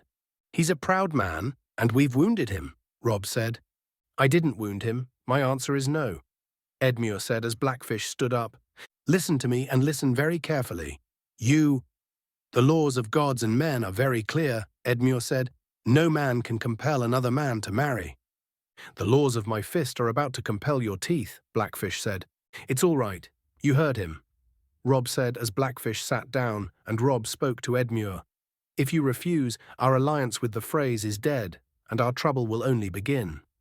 He's wanted me for one of his daughters since I was 12. He's not going to stop wanting it now. When I say no, he will come back and offer me a daughter of my choosing, Edmure said. You're willing to risk having this war continue and our lives for a chance at a prettier wife? Cat asked. If that's how you feel, then convince the king to marry one of the Frey girls and put all of this to rest, Edmure said, pointing at Naruto as Blackfish kicked his leg. Don't talk to the king like that, Blackfish warned him. As I said, Lord Edmure, I am set to marry Margaery of House Tyrell soon. I cannot break my oath to her, no matter what, Naruto said. You are the king, you can do whatever you want. Break your marriage with her, marry one of the Frey girls, end this war of the kingdoms faster, and be back in King's Landing soon. And if the Tyrells are upset at the decision, then I can marry Margaery, Edmure said as Naruto, Barristan and Blackfish chuckled. You assume she would actually want to marry you, Naruto joked. We are doing this to prevent further war, Robb shouted, getting Edmure to stop complaining. We have no time to haggle. You said you wanted to make amends for the stone mill. You recall that heroic engagement? Blackfish mocked him. I had something less permanent in mind. Edmure said, if we don't do this, this war will continue. The Freys may seek to join the Lannisters if we say no, and the Lannister then will not stop fighting. We cannot risk that. We can end this war sooner rather than later, Robb said as Edmure thought for a second. I'll marry her, Edmure said, finally caving. You're paying for my sins, uncle. It's not fair or right. I'll remember it, Robb said. Line break, ix. Back to Casterly Rock, Tywin was looking over a war map of the Seven Kingdoms. He was looking over the map, seeing his forces stuck at Casterly Rock and Lannisport. He was surrounded by the Stark troops to the north, who were now at River Run, very close to his position. He then had Naruto's troops near King's Landing and the forces of the Stormlands who were loyal to Naruto and the troops of House Tyrell. He was backed into a corner and there was no hope for help. The Greyjoys were useless, Stannis was pretty much defeated, and Dorne would never help a Lannister at all. Tywin Lannister was going to lose, there was no doubt about that. All that mattered was if he chose to die in one final battle, or if he would agree to a peace treaty. Meanwhile, back at King's Landing, Margaery was enjoying her time in the city, helping to plan the wedding with her grandmother and working with some of the guards and workers to help prepare for the expected flood of guests for the royal wedding. With Naruto, or rather his clone, he was busy working on papers and plans for the kingdom. He had gotten letters from lords asking to come to the wedding, other lords for private meetings, blah blah and blah. Same old stuff he had gotten for days. Naruto not only dealt with the wedding plans, but also was working on plans to deal with Stannis and Balon Greyjoy. Naruto had a captain from the docks secure ships at the tip of Blackwater Bay and report should Stannis try anything. Sail away or sneak on land, Naruto wanted to know. He knew that Stannis wasn't a threat at all. He had no army to fight back, no army of ships to storm the city, and no bannermen to support him. Naruto first needed to secure the alliance with Robb and then finishing the Lannisters before he finally dealt with Stannis and the Red Woman. Stannis lived on an island and Naruto could easily cut him off from the land. In terms of serious matters that needed to be dealt with, Stannis was not in his top 10 because he wasn't that big of a problem. With Balon Greyjoy, Naruto would work out something else. If Tywin and Tyrion wanted to accept a peace treaty and try to sue for peace, then helping to stop Balon Greyjoy would be the perfect first step in trying to heal the wounds of the war and fighting. Casterly Rock and Lannisport were the perfect cities to launch ships and take over the Iron Islands. Balon Greyjoy needed to pay for his crimes. He had started a rebellion years ago and was punished for it, but he started another one against the North and they needed to pay. But Naruto would let the Robb Stark and the Northerners to deal the punishment. Back with the real Naruto, he and his group were readying their horses for the trip back to King's Landing. Naruto and Robb agreed to their oaths of fealty and partnership so the 7 kingdoms could be ruled in peace, and the Northerners would technically rule themselves with consulting and working with Naruto as he ruled the rest of the 6 kingdoms. Both worked out trade agreements between the North and the rest of the kingdoms, and would come to each other's aid should something happen. Naruto tightened the saddle on his horse as his men did the same, and some restrained Jaime Lannister to a horse and got the 2 Lannister boys a horse as well. Well, it's been an interesting time here, I will admit. Enjoy the wedding at the twins and give Bran, Rickon, Sansa and Arya my love, Naruto said as Robb and Kat nodded. Goodbye and be careful on the roads, Robb said as he and Robb Bro hugged, and Naruto then hugged Talisa and placed a Hiroshine marker and seal on her shirt, just in case. I will be careful, Naruto said as he then hugged Kat. Be careful, Naruto, Kat said. I will, and you be careful as well. Keep an eye out at the twins, Naruto said as he got on his horse. Remember, the royal wedding is in 4 months. I hope to see you there. We will be there, Robb said with a smile as Naruto nodded. All right, men, let's head home, Naruto said as they rode back to King's Landing. As they left, Lord Bolton walked away as one of his men walked up to him. Is everything ready? Lord Bolton asked. Yes, my lord. Locke and his men were dispatched yesterday and will meet Lord Naruto on the road to King's Landing. His orders were to capture the king and the Kingslayer, and when he does, he will send a raven to Lord Tywin at Casterly Rock, the man said. Perfect. I've already sent a raven to Lord Walder. The man is easy to turn to my side, especially after what Robb Stark did to his vow.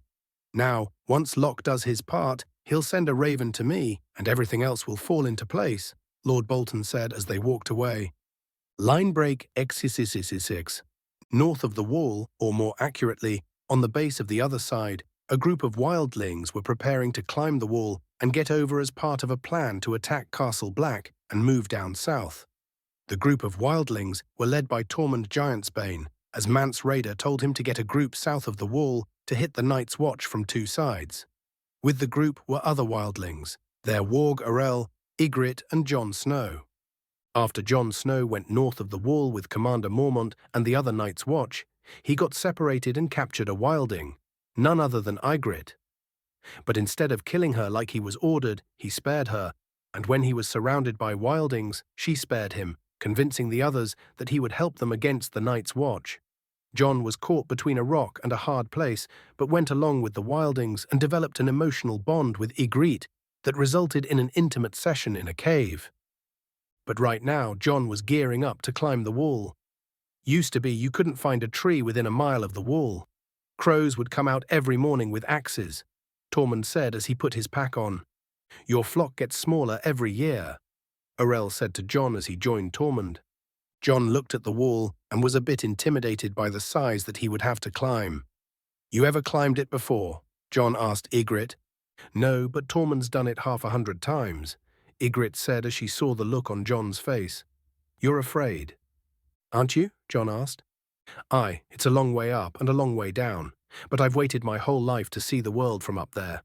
Here, sit down. I brought a pair for you, Ygritte said as she gave him some ice shoes. They're too big for you, but they're good. You kill someone for them? Jon asked. Nah, I didn't kill him, but I bet his balls are still bruised. Ygritte joked as Jon chuckled. He wasn't good to me the way you're good to me. He didn't do that thing you do with your tongue.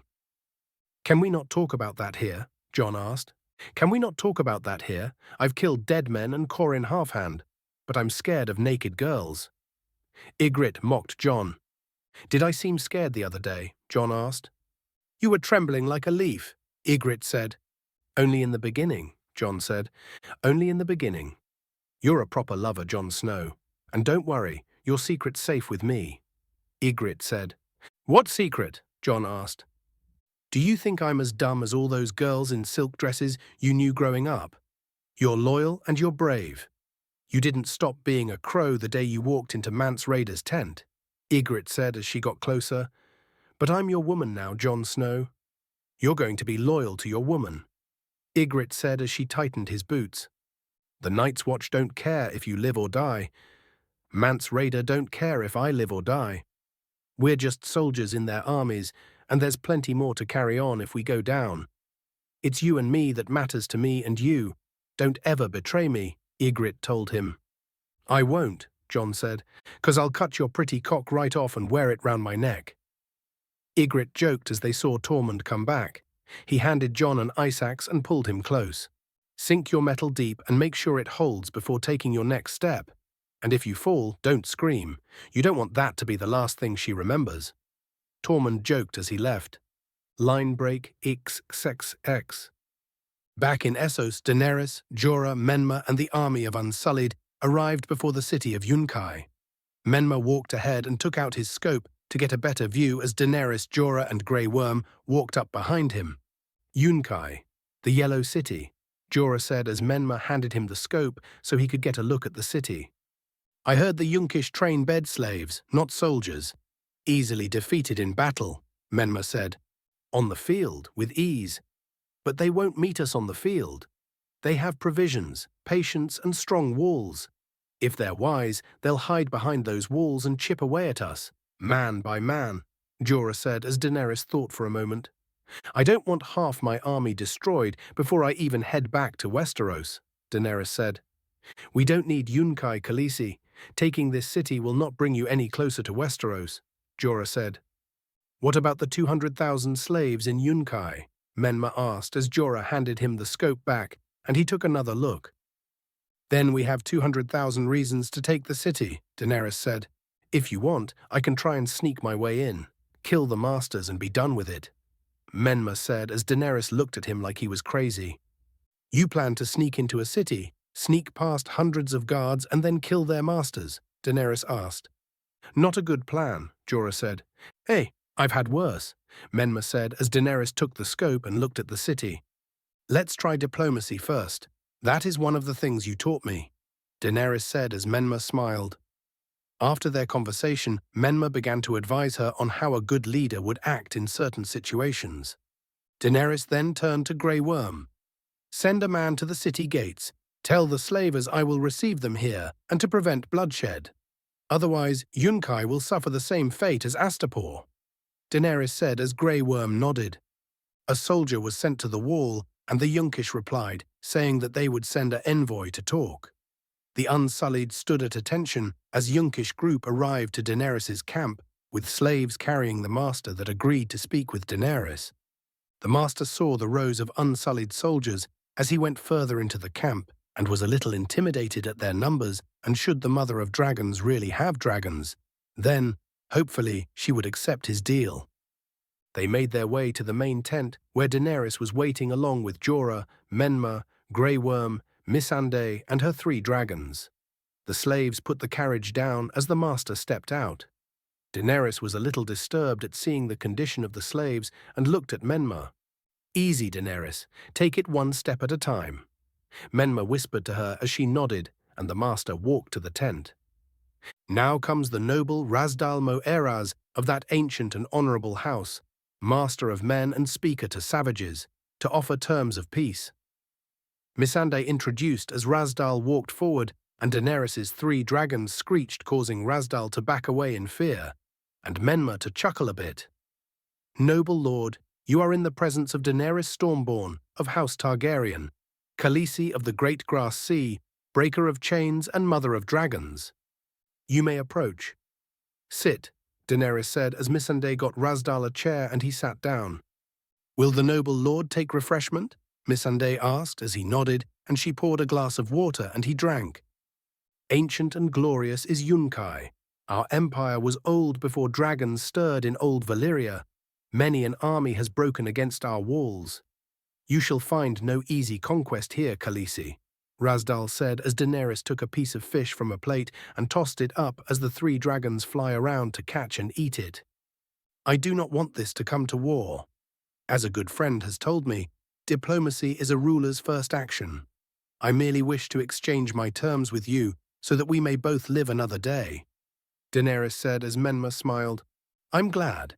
Word of your actions in Astapor have reached the wise master's ears, but the Yunkai are a forgiving and generous people," Rasdal said as he clapped, and 2 groups of slaves came forward with 2 chests and left them next to Daenerys. They opened one to show it was full of gold bars. "The wise masters of Yunkai have sent a gift for the Silver Queen." Daenerys looked at the gold and then at Jorah and Menma, who shrugged their shoulders. "There is far more than this awaiting you on the deck of your ship," Rasdal said. "My ship?" Daenerys asked. "Yes, Khaleesi. As I said, we are a generous people. Your ship will be made available to you whenever you wish," Rasdal told her. "And what do you ask in return?" Daenerys asked. "All we ask is you make use of your ship. Sail it back to Westeros where you belong and leave us to conduct our affairs in peace," Rasdal said. "Will you provide me more ships for my army?" Daenerys asked. "Unfortunately, your Unsullied cannot accompany you. They have killed their masters and laid siege to the Astapor. While they may have been ordered by you, the Unsullied must pay for their crimes, as they are the property of Essos through and through." Rasdal said. Daenerys seethed a little and looked at the slaves around her. She then sneaked a glance at Menma, who nodded to her. "I have a gift for you as well," Daenerys said as Rasdal smiled. "Your life." "My life?" Rasdal asked, confused. "And the lives of your wise masters. But I also want something in return. You will release every slave in Yunkai.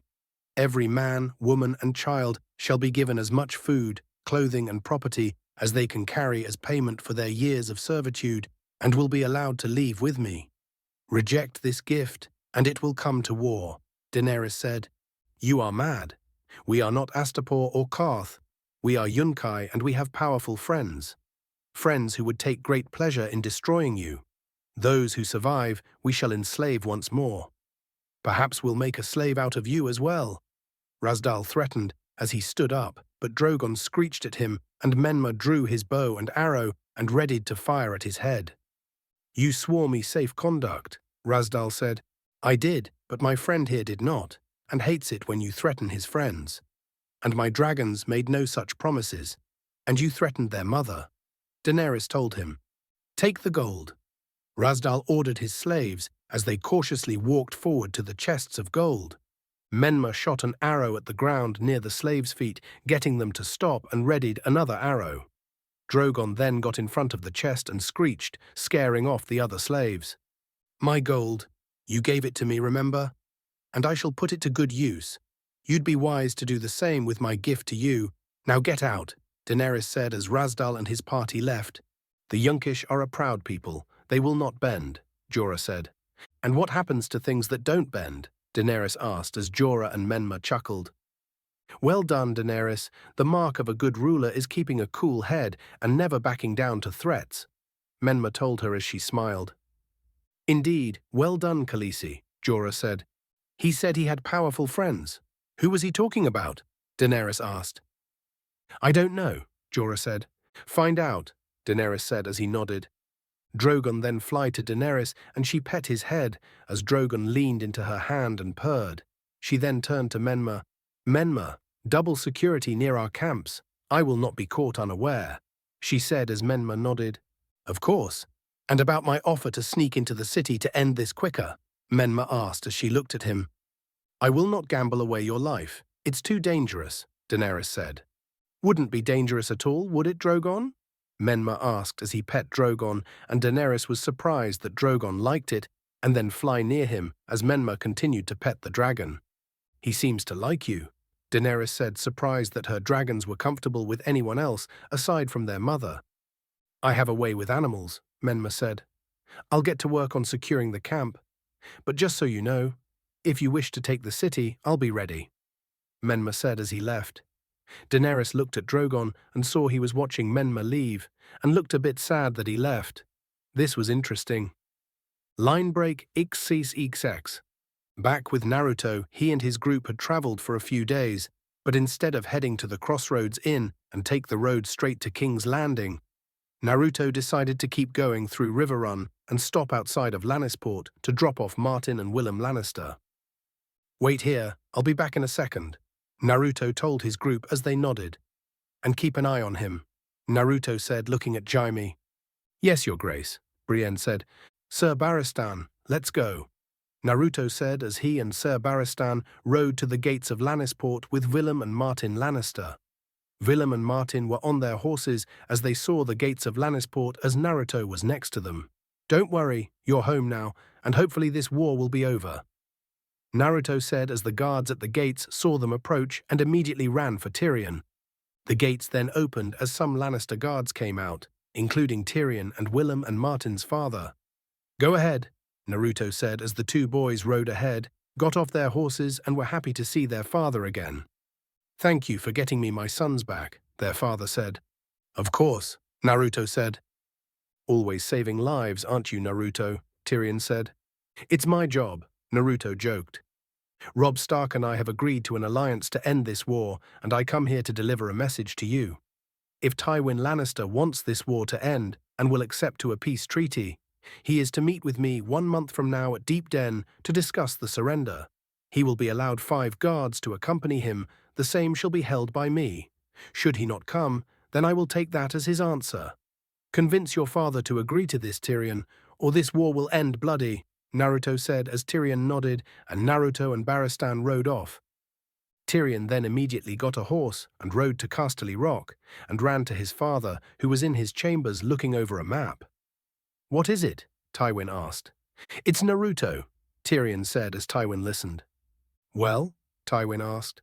He and Robb Stark have made an alliance, and now the King of the North and the King of Westeros are allies. He says that if you are willing to accept a peace treaty, we are to meet with him 1 month from now at Deep Den, 5 guards to accompany us, the same to held by him. If we don't show up, he'll take that as our answer and kill us all, Tyrion said as Tywin thought for a moment. What do you think? Tywin asked his son, and Tyrion looked like he was crazy. We go to this meeting and make peace. If we don't, or if Cersei catches wind of this and tries something stupid yet again, then there won't be a next time. Next time he'll destroy us all, Tyrion said. Are you sure? Tywin asked, just wanting to make sure that this was the best plan to go with. He returned Willem and Martin, your great-grand-nephews, when he could have kept them, but he decided to return them because he is a good man. He wants this war to end, and he is giving us a chance to end this, Tyrion said. All right, make preparations for the trip, but tell no one of this meeting. We cannot risk losing our last chance to end this war and keep our lives, Tywin said as Tyrion nodded and left. Unknown that a handmaiden who Cersei paid eavesdropped on the conversation, the handmaiden then returned to Cersei and told her what she heard. "And you heard this from my father," Cersei said. "Yes, my lady," the maiden said. "Perfect, fetch me the hound," Cersei said. "I'm sorry, my lady, but your father assigned him as Lord Tyrion's guard until further notice." The handmaiden said, "Fine then, leave, but fetch me Sir Ilyn Payne," Cersei said as the maiden left. Ilyn Payne was one of the Lannister king's guard who fled the capital when Naruto took over. The maiden returned as Sir Payne walked in. "Ah, Sir Payne, I have a task for you. My father will be going to a meeting to discuss our surrender in this war. The king will be there in attendance. I want you to gather your best men and go to this meeting and kill him." "I'm sorry, my lady, but my best men were killed in your first attempt to kill King Naruto," Payne said as Cersei raised an eyebrow. "Very well then. Gather any soldiers and guards you need. I want him dead and his head on a pike. Once he is, my son can take the throne," Cersei said. "I'm sorry, my lady, but I'm afraid I will have to decline," Payne said. "You're refusing an order from the daughter of Tywin Lannister?" Cersei asked with a glare. "I'm following the order of Lord Tywin Lannister. He has made it very clear that he wants no one to make a move against King Naruto on penalty of death," Payne said. "I gave you an order, Sir Payne," Cersei told him.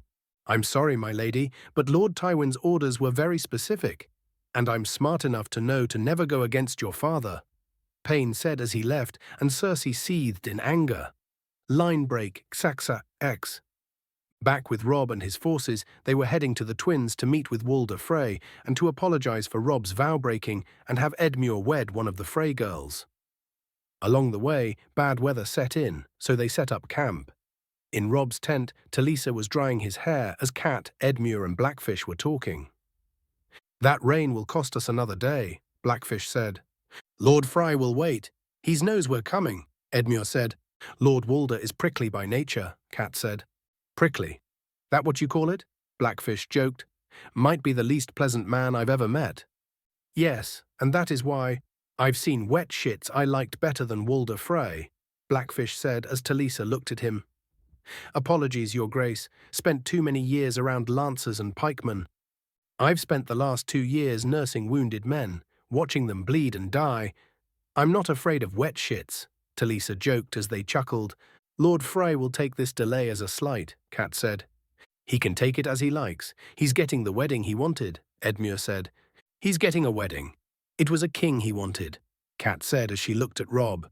"Edmure is the best match a Frey has had in the history of their house. We should all get some sleep," Robb said as Cat, Edmure and Blackfish left. After Cat, Edmure and Blackfish left, Robb and Talisa got intimate and enjoyed some peace and each other's company in all the fighting and war they've been through for so long.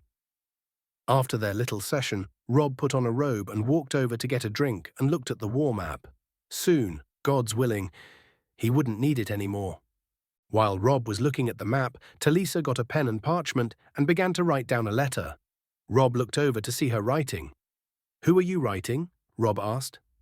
"My mother," Talisa said as Robb saw her write in a language he couldn't read. "Is that Valyrian?" Robb asked. "Gah," Talisa said. "Gah," Robb asked. "Say hello for me." "Ritzas," Talisa said. "Ritzas," Robb said as Talisa chuckled. "That was close enough," Talisa said. "Does she know her daughter's a queen?" Robb asked. "Not yet," Talisa said. "That would be a surprise, I expect," Robb said. "Many surprises for her," Talisa said as Robb looked at her. "How am I supposed to organize my troops and deployment with you looking like that?" Robb joked at her lack of clothing as Talisa chuckled. "Will you come with me one day to Volantis?" Talisa asked. "When all this is over?" "I will, I promise," Robb said as she smiled. "I'd know she'd love to meet you, and her grandchild," Talisa said as Robb turned to her. "What now?" Robb asked as she looked serious. "Are you certain?" "Are you angry with me?" Talisa asked. "Angry? You're my queen," Robb said, "and I have your little prince or princess inside me," Talisa said. "Maybe one of each," Robb said. "Don't get greedy," Talisa said as they laughed and were ecstatic about the news. Line break, Ikas. Meanwhile, with Naruto, he and his group were on the Gold Road, about halfway back to King's Landing after a day of traveling from Lannisport. They were steadily riding to the city, enjoying the fresh air and peace and quiet. but just as a safety precaution and because some of his men would feel safer, Naruto created a clone and had it watch them from afar, just in case something happened. "Ah, I can't wait until we get back. Clean sheets, hot food, and a nice bath," Sir Kleber said as many men agreed. "That does sound good," Naruto said. "I bet I know what you miss, you Grace," Sir Barristan said. "Really, Sir Barristan, you know me that well?" Naruto asked. "Aye, next to the Starks, I believe I know you the next best," Sir Barristan said. "Very well then, on 10 gold dragons, what do I miss the most?" Naruto asked as he held out a pouch. "Margaery, your Grace," Barristan said as Naruto smiled and chuckled. "You do know me well," Naruto said as he tossed the pouch to Sir Barristan as the others chuckled. Then an arrow flew through the air and hit the ground next to Naruto's horse as Naruto's horse reared back. "Easy, boy," Naruto said as he tried to calm his horse down. "Who's out there?" Brienne shouted as 30 men appeared from the woods, all holding swords and bows, and pointed them at Naruto's group, while Naruto's group drew their swords and weapons. "Well, what have we here? Some men who were foolish enough to travel down this road?" Locke said in a bandit disguise and hood that concealed most of his face, so Naruto didn't recognize him. "What do you men want?" Barristan asked. "Oh well, for starters, all the gold you got," Locke said, keeping up the bandit disguise, "and then Jaime Lannister. And him as well, the mighty Kingslayer. His father will pay a nice ransom for him." "You're not taking him," Naruto said. "I don't think you're in a position to negotiate. We've got you outnumbered," Locke said as his men readied to attack.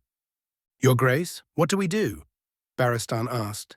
"Nothing," Naruto said with a smirk as soon his men saw an orange flash zoom around the trees and stop in the road to reveal Naruto's clone with his sword out and blood on it. The clone then sheathed it as the bandits fell over dead. "See, no problem at all," Naruto said. "If your clone was still alive, why didn't it just kill them before they found us?" Brienne asked. "I don't know. Thought it'd be more exciting." Naruto's clone joked as his men heads dropped from that stupid comment, while Naruto chuckled as the clone dispelled. "Well, no problem anymore. All's taken care of," Naruto said as he didn't see one of the bandits was still barely alive. He managed to crawl upward and grab a crossbow and aimed at Naruto, but before he could shoot, he was killed with an arrow to the head. Naruto turned to see 4 men walking out of the woods. "Nice shot, Angai," a man with some weird symbol on his forehead said. "Indeed, nice shot," Barristan said as they saw that. "Now who do we have here?" Brienne asked as the men readied their swords, but Naruto motioned them to lower them. "I could say the same to you," the man with the symbol said. "My name is Naruto Uzumaki, and this is my company." "We're on our way to King's Landing," Naruto said. "Ah, the new King Naruto. I've heard of you," the man said. "And pray tell, who are you?" Naruto asked. "Thoros of Mir," Thoros said. "The one with the boy who saved your life is Anguille." "Thank you for the assistance," Naruto said. "You're quite welcome," Anguille said. "So what did these fellows want?" Thoros asked. "They were fools who tried to rob the wrong people," Naruto said. "I can tell," Thoros said. "Who do you fight for?" Barristan asked. "The Brotherhood without banners." Angai said proud. "Ah, so you 4 are a part of this brotherhood I've been hearing about," Naruto said. "That we are," Thoros said. "Well, I wouldn't worry about the continued fighting and bandits. Soon this war will be over," Naruto said. "Sure it will," Anguille said. "It will. Well, we better be on our way," Naruto said as he handed them 2 pouches of gold dragons. "Here, as a thank you. You can take the weapons and gold from the bandits." "Gratitude and best wishes on your travel," Thoros said as Naruto nodded, and he and his group kept on moving to King's Landing. Thoros looked as he saw Naruto and his group ride out of view as one of his men spoke to him. "Thoros, check this out," the man said as he held up a flayed man banner. "House Bolton?" "What's going on here?" Thoros asked as Ongai just shrugged his shoulders. "Line break, ikest x." After the bandit run-in, Naruto and his group hurried back to King's Landing, and after about a day of fast riding, they finally made it to the gates of the city. They stopped outside the gates of the city as one of the king's guards saw Naruto and called to the men working the gate mechanism. "Open the gate.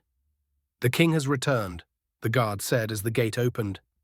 No place like home, Naruto said as the men agreed. They slowly rode into the gates as the guards saluted Naruto and his group, while the people of King's Landing waved and cheered as Naruto rode by.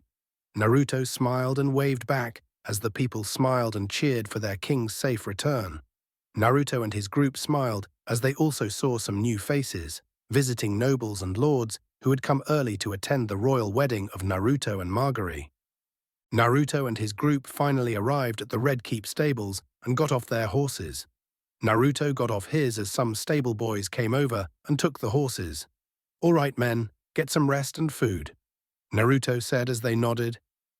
"Brienne, Kleber, put him in a cell and tell everyone that no one is allowed to see him without me present," Naruto said as they nodded. "Yes, Your Grace," Brienne said. "And afterwards, get some food and rest," Naruto said as they smiled.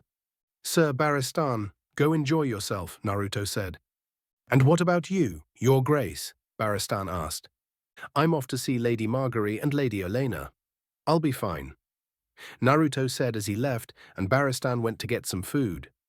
Lady Margaery and Lady Olenna were in the garden's courtyard, sitting and enjoying some tea while the handmaidens were stitching. "Do you like it, Nana?" the handmaiden asked as she showed it to Lady Olenna to reveal a gold rose embroidered on it. "Another golden rose. How original. I eat from plates stamped with roses. I sleep in sheets embroidered with roses. I have a golden rose painted on my chamber pot, as if that makes it smell any better." "Roses are boring, dear," Lady Olenna said as Margaery chuckled. "I think roses are quite lovely, and it looks beautiful," Lady Margaery said as the handmaiden smiled. "Growing strong, ha, the dullest words of any house. Winter is coming. Now that's memorable. We do not sow. Strong, those are housed you watch out for, direwolves and krakens, fierce beasts. But a golden rose growing strong, ha, that strikes fear in the heart," Olenna joked. "I've always thought it was a rather good motto." They heard as they turned to see Naruto walked into the courtyard. "Naruto," Margaery said as she stood up and hugged him, and he hugged her back. "I missed you." "And I you," Naruto said as she smiled. "It's good to see you back in the city," Lady Olenna said. "Thank you, Lady Olenna," Naruto said as he looked at the stitching of the rose. "That is quite lovely," Naruto said as the handmaiden smiled. "It's safe to assume that your meeting with Robb Stark went well?" Lady Olenna asked. "Quite well, in fact. We've managed to work out a solution so that the 7 kingdoms will be at peace. And in a month, God willing, this war will be over," Naruto said. "Really?" Margaery asked. "How on earth did you manage that?" Olenna asked. "Natural charm," Naruto joked as they chuckled. "Well, I must say I never thought this war would end with a peace treaty. In my experience, wars end only with one side destroying the other," Lady Olenna said. "Well, Naruto isn't just any king. He is wise, smart, compassionate, strong, the best qualities of a man," Margaery said as Naruto smiled. "Of that I have no doubt," Lady Olenna said. "Flatterers," Naruto said as they chuckled. "So how will this peace of yours proceed?" Lady Olenna asked. "Tywin Lannister will meet with me 1 month from now at Deep Den to discuss the end of this war and the terms of his surrender. Robb Stark obviously has some grievances to work out with him, so we'll have to talk about that later. But once the Lannisters are done with the war, Stannis will be taken care of, and the North will deal with the Greyjoys," Naruto said. "You have it all planned out," Lady Olenna said. "Mostly. Hopefully soon the 7 kingdoms will finally get some peace after 2 years of fighting," Naruto said. "I have no doubt you will succeed," Margaery said as Naruto smiled. "And I'm glad to see that the city and the people were well taken care of," Naruto said as Margaery smiled. "You flatter. As a future queen, I made sure the people were taken care of in the king's absence," Margaery said. "Well, in a few months, you will be a queen," Naruto said as she smiled. "Yes, the wedding of the age, the royal wedding of House Uzumaki and House Tyrell. Nobles and lords have flocked to the city early to try and gain favor from you, the pompous idiots," Lady Olenna said as Naruto chucked. "I couldn't agree more," Naruto said as he stood up. "Now, if you ladies will excuse me, I have some matters to attend to." But Margaery, I hoped that we could have dinner together. Naruto said, I would very much like that. Margaery said with a smile. I will see you tonight, Naruto said as he winked and walked away. Oh, your wedding day will be one you won't forget. I can tell, Lady Olenna said as Margaery smiled. Naruto walked through the Red Keep courtyards, and when he was alone in one courtyard, he concentrated and summoned Kurama back. Ah, how good it feels to stretch my legs, Kurama said as he stretched out his body. So, you feel refreshed? Naruto said. Yup, 100%. You know, when I first thought I came out, I thought I would get a month max, but I nearly get 2 years since you summoned me to fight the Lannisters when Cersei started her takeover. Your body and chakra is still growing stronger. I reckon I can stay out for at least 3 years if I don't completely strain myself, Kurama said. Good to hear. You can see the wedding, Naruto said as Kurama chuckled. I wouldn't miss that. To see how slack-jawed you'll be on your wedding day with Margaery, won't miss it. Kurama joked. Thanks, Naruto said sarcastically. Anyway, nicely done with Rob. Now we have the war coming to an end, Kurama said. Yeah, almost. Could you do me a favor? Naruto asked. Sure, Kurama said. Can you head up to the twins and watch over Rob and Kat at the wedding? I put a marker on Talisa, but I'd feel safer if you were there. Naruto said. Sure. Do you think Walder Frey would do something stupid? Kurama asked. I'm not sure. He's a prideful man, and a man's pride can lead to stupid decisions. Should something happen, act and contact me, Naruto said. Got it, kid, Kurama said as he left the castle, and Naruto walked to his room to relax. Line break. Sex. Cax. North of the wall, one of the members of the Night's Watch was escorting a girl and her baby to Castle Black. It was Samwell Tarly and Gilly with her newborn baby as they escaped from Craster's Keep after the mutiny that killed Commander Mormont. After the mutiny, Sam led Gilly through the forests of the north. They came across an old abandoned home near an old weirwood tree. Sam looked inside and saw it was empty, a perfect place for camp. It's getting dark. We could stay here for the night, Sam said as Gilly nodded, and they moved inside to get settled and make a fire. They settled in the night and got comfortable, talking about possible names for the baby when they heard the crows outside getting very active, cawing very loudly. Sam then stood up and got a torch. No, don't go out there, Gilly said. I'll be back. I just want to look, Sam said as he grabbed his sword and walked out the home. As soon as he walked out, he saw a whole herd of crows on the weirwood tree, cawing, which was a rather strange sight. Gilly walked out to see the same thing. Go inside. Go back inside. I'll... Screech. Sam was cut off as he heard some kind of screech come from the woods, which caused the crows to stop. He then saw something move towards them. It's come for the baby, Gilly said as she held her baby closer. Stay back, Sam yelled as the figure kept walking forward. Sam was terrified as he saw what it was. A white walker, with pale, wrinkly skin, white hair, blue eyes, and looked horrifying. You stay back, Sam shouted as the walker grabbed Sam's sword, causing it to freeze and quickly explode. The white walker then knocked Sam away and moved towards the baby as the baby began to cry. No, you can't have him, no, Gilly yelled as Sam pulled out a dragon-glass dagger he had in his pocket. Sam then ran forward and stabbed the walker in the shoulder as it screamed, with a sound that sounded like ice breaking. The walker writhed in pain as its body began to fall apart and decay, and then it fell down and died, turning into ice that was blown away in the wind. Sam and Gilly were shocked at what they saw and ran away as fast as their legs could carry them, as the crows then flew away in a hurry as well. When they left, two figures appeared and walked to where the White Walker was killed. One figure leaned down and picked up the dragon-glass dagger and looked at it, their faces and appearances cloaked by the darkness of the forest and their heavy hoods and cloaks. It seems that his White Walkers can be killed, one of the figures said in a disguised voice. Indeed, but it is of no matter. His army is ready after thousands of years, and our strength will be known to the world. And then we shall take back what is ours, and the world shall know our power. The other figure said as they walked away, as the other figure's hand glowed black, and the dragon-glass dagger turned black, and the dagger burst into flames, and was instantly turned to ash. Line break. X6. With Robb and his forces, they had pulled back to the twins to meet with Walder Frey and have Edmure wed his daughter and repair the relationship and treaty that Robb broke when he married Talisa. They arrived at the twins and Robb, Cat, Talisa, Edmure, Blackfish, Lord Karstark, Lord Bolton and Robb's other lords walked in while the soldiers saddled their horses and began to make camp. They walked in to see Lord Walder Frey sitting on his chair with the multitude of sons, daughters and bastards next to him as servants passed around some food for them to eat. My honoured guests, be welcome within my walls and at my table.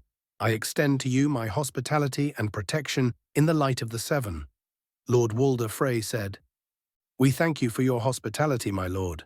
I have come to make my apologies, my lord, and to bet your forgiveness, Robb told him. Do not beg my forgiveness, your grace. I wasn't me, your spurned. It was my girls. Lord Frey said, as he motioned for all his daughters to walk forward. Many of them seemed very scared. One of them was supposed to be queen. Now none of them are.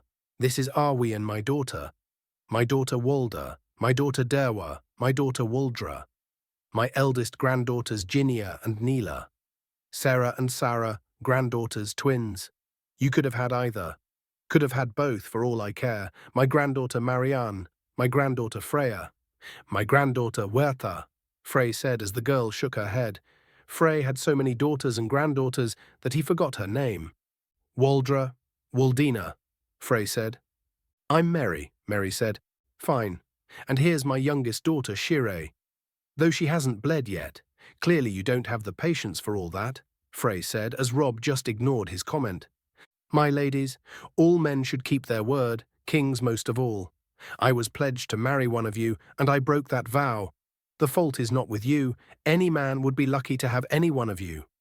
I did what I did not to slight you, but because I loved another. I know these words cannot set right the wrong I have done to you and your house. I beg your forgiveness and pledge to do all I can to make amends. So the Freys of the Crossing and the Starks of Winterfell may once again be friends, Robb said in a heartfelt apology. Lord Frey then smirked as he clapped, and his daughters went back to their seats. Very good, Walder Frey said as he saw Talisa. There she is. Come closer. Let me have a look at you, Frey said as Talisa walked forward. Still can't see you. Old eyes, Lord Frey said as Talisa looked at Robb, who nodded, and she walked forward again.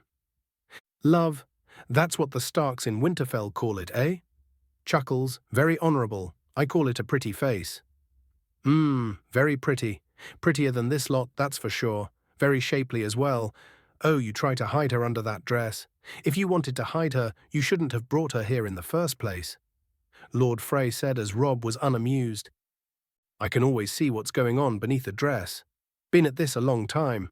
I bet when you take that dress off, everything stays right where it is. Doesn't drop an inch. Your king says he betrayed me for love. I say he betrayed me for firm tits and a tight fit, Frey said as Robb wasn't going to take his head off, but Cat stopped him. And I can respect that. When I was your age, I'd have broken 50 oaths to get into that without a second thought, Frey said as he then addressed the rest of Robb's company. Well, I have enough room in the hall for you lot. We'll set up tents outside with food and ale for the rest of your men, Frey said. Thank you, my lord, Robb said as he hid his anger. Well, let's get ready. The wine will flow red and the music will play loud, and we'll put this mess behind us, Frey said as everyone left to their rooms. Lord Bolton was in his room, and when he knew he was alone, he began to pace back and forth, with anxiousness about his plan. He knew Lord Frey knew of his plans, and when the wedding would commence, they would strike down Robb Stark and all his men, so the north would fall to House Bolton. But this plan would only work if Locke captured King Naruto and Jaime Lannister. If Locke managed to capture Naruto and Jaime, then he could bribe the Lannisters to work with him. So the Lannisters take back Jaime and can kill Naruto, so they can take the throne, and in return, when Lord Bolton kills Robb Stark and takes over the north, they would have security insurances when the Lannisters have the throne. This was a great plan in theory, but it would only work if King Naruto was out of the picture. If he wasn't, then Lord Bolton was dead. He just hoped that Locke was able to capture and kill King Naruto. Lord Bolton kept pacing as one of his men walked in the room. Have you received any raven from Locke or Tywin Lannister? Lord Bolton asked. I'm afraid not, my lord, no word at all, the man said as Lord Bolton rubbed his head and began to think. My lord, should we act tonight? Continue on as planned? The man asked as Lord Bolton thought for a moment. No, I won't risk acting tonight unless I hear from Locke or Lord Tywin. If we do act tonight and succeed and Naruto is still alive, there is no place on this earth where we can hide, Lord Bolton said as the man nodded. Tell the men, the plan is cancelled tonight and not to act. Yes, Lord Bolton, the man said as he left. Line break XXX. Back in King's Landing, the sun was setting as the sky turned orange.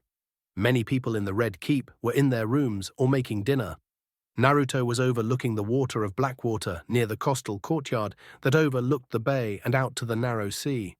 He was enjoying the peace and quiet, the sound of the waves of the ocean on the rocks, the caw of seagulls, and the wind on his face. Naruto closed his eyes as a smile appeared on his face and held his hands together to make a little prayer to Kami, thanking for his new life. As Naruto was praying, he was being watched by Sir Barristan and Dame Brienne, who also liked the peace and quiet. Then they saw Lady Margaery walk on the pathway and smiled. Margaery saw Naruto and smiled as she got his attention. Ahem, Margaery said as Naruto opened his eyes and turned to see Margaery. I didn't mean to disturb you. We'd like some privacy, please, if you wouldn't mind waiting back inside the keep, Margaery said as Barristan and Brienne nodded, and they walked back as Margaery walked up to Naruto and they hooked arms. What did you pray for? Margaery asked. Pray, I'm afraid I don't know what you mean, Naruto said as they walked around. Oh, please, I saw you holding your hands together and moving your mouth. Now what did you pray for? Margaery asked. Oh, that would be something private, Naruto said with a smirk as Margaery chuckled. Oh, tell me. I'll tell you what I prayed for in the sept this morning. Let's see, for my family's heath and happiness, for peace with the 7 kingdoms after the war is over, for a short winter, and for a fantastic wedding. Boring and traditional, I'm afraid, Margaery said as Naruto smiled. And you? That's a secret, Naruto said with a smirk as Margaery slightly shoved him as they walked down the pathway, closer to the water. Did you know my cousin Alanna was the most beautiful girl I'd ever seen when I was younger? When I was 12, I was all elbows and knees, and Alanna looked like a goddess sent to torture me. Pig face, she called me, Margaery said as Naruto looked at her. I have a hard time believing that, Naruto said as she smiled. I think it had something to do with my nose. Whenever she'd passed me in the halls, she'd oink, Margaery said as she snorted, and Naruto chuckled and kissed her head. So I prayed that she'd catch a horrible skin disease. A week after, she came down with porridge plague. Porridge plague? Naruto asked. Oh, you've never heard of it. Your skin starts to look like boiled oats, and eventually your face slides off and you die in agony, Margaery said as Naruto looked at her weird, and she chuckled and laughed. You little minx, Naruto said as he grabbed her, lifted her into the air and spun around as Margaery yelped in surprise as Naruto lifted her and spun.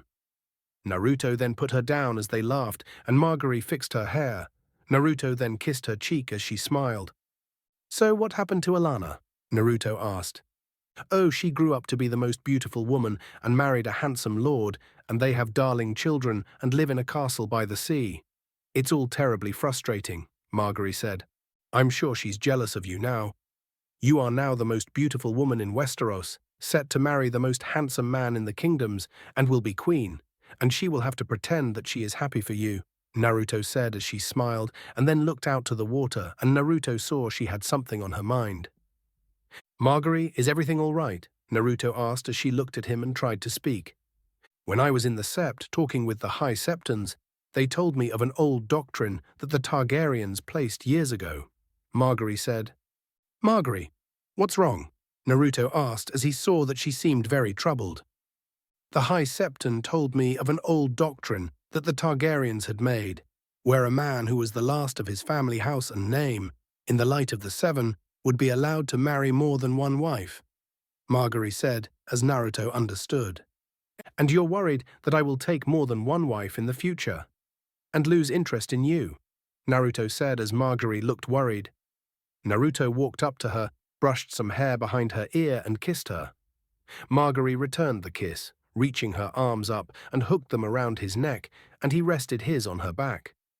The two kissed, full of passion and love, until they needed to stop for air. Margaery, I am not marrying you for your family name or for other motives. I am marrying you because I love you. And even if I was forced to marry another wife, nothing will change my love for you.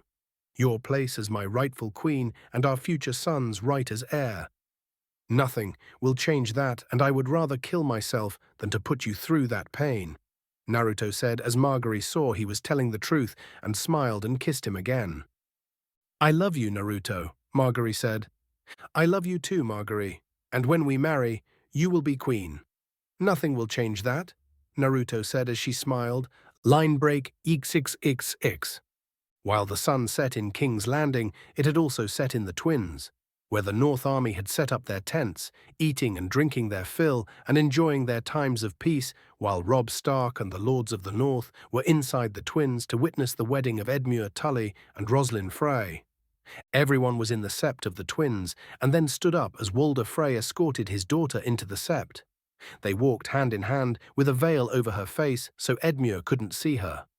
When Walder Frey arrived before Edmure, Edmure walked forward as Walder Frey removed Rosalind's veil, as Edmure readied himself, and was surprised.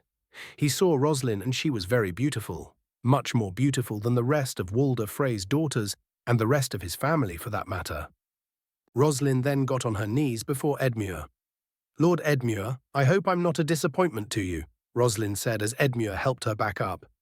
You're a delight to me, my lady, Edmure said as she slightly smiled.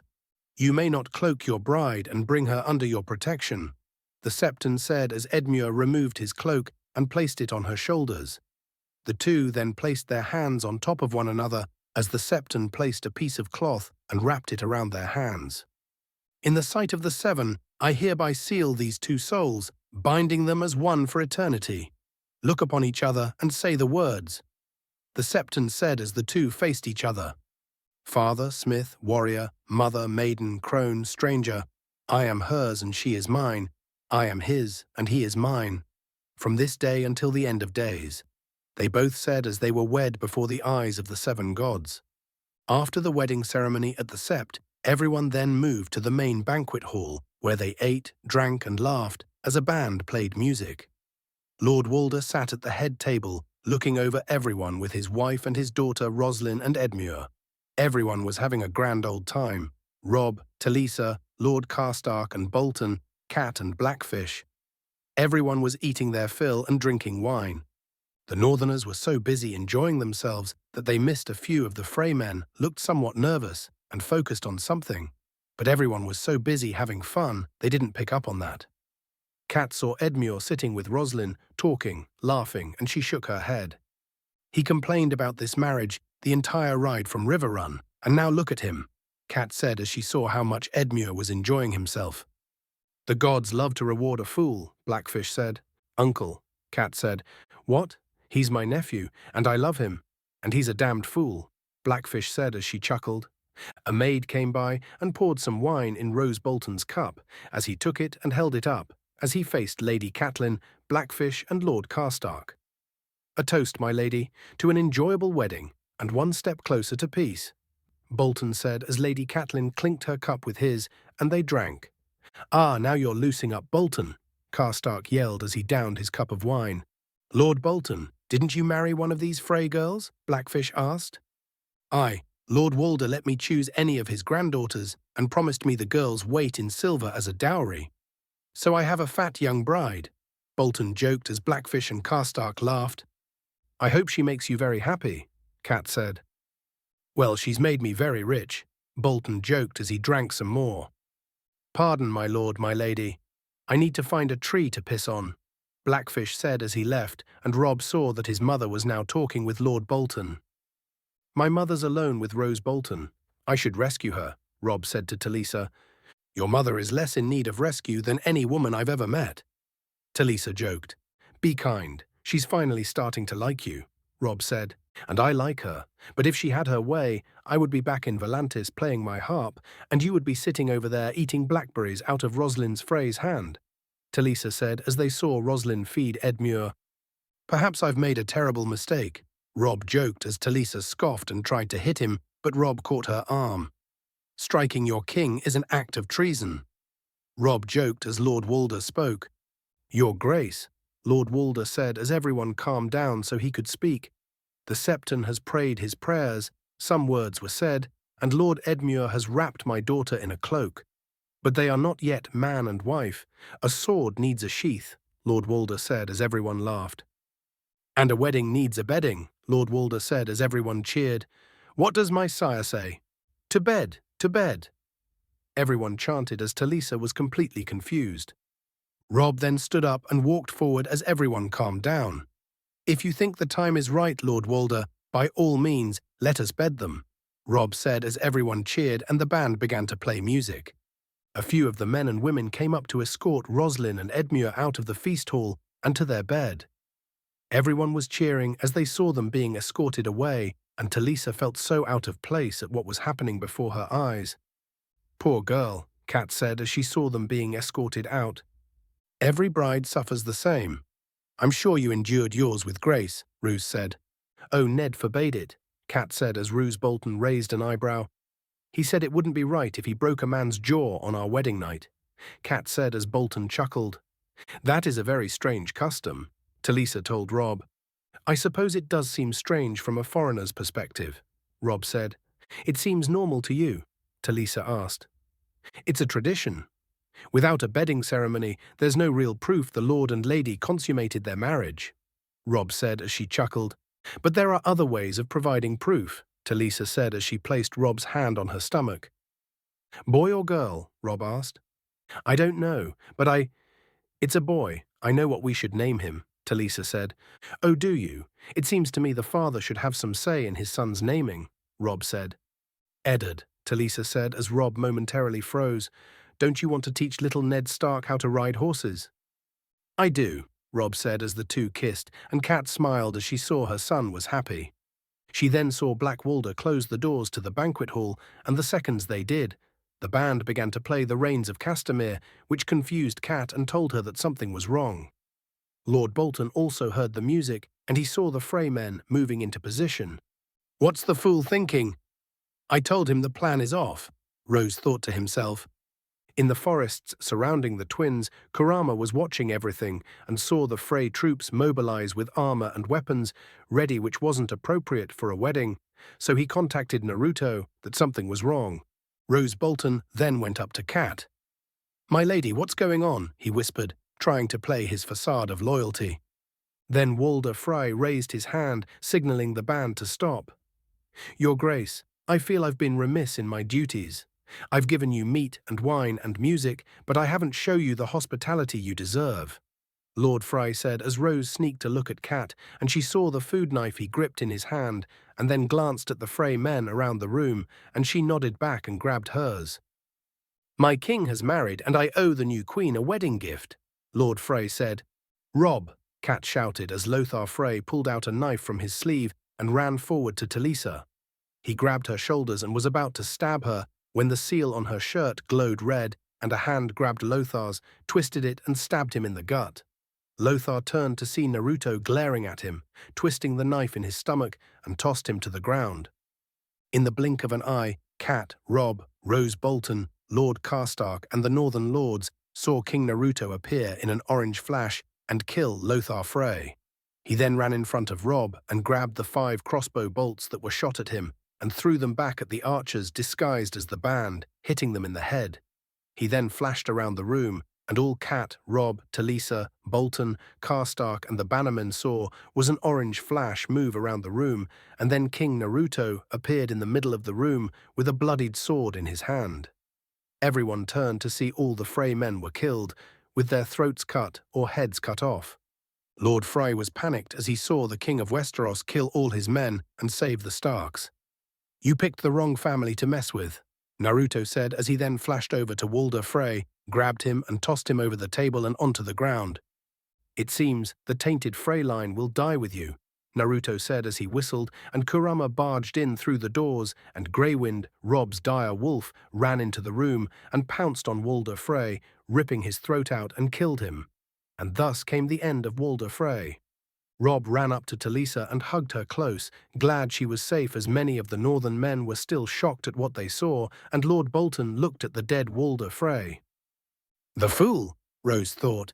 "It seems I am always pulling your butt out of the fire, aren't I?" Naruto joked, breaking the tension as Robb walked up to him and hugged him, and Naruto returned it. "I'm glad I got here in time." "Believe me, we all are," Robb said as Kat walked up to him and gave him the biggest hug of his life. "Thank you. Thank you," Kat said as Naruto smiled. "Always," Naruto replied. "Robb Stark," Kurama said as he walked forward. "All your men are safe. The Frey men have been killed, and anyone left has been rounded up and captured," Kurama said. "Thank you," Robb said as Talisa walked up and hugged Naruto.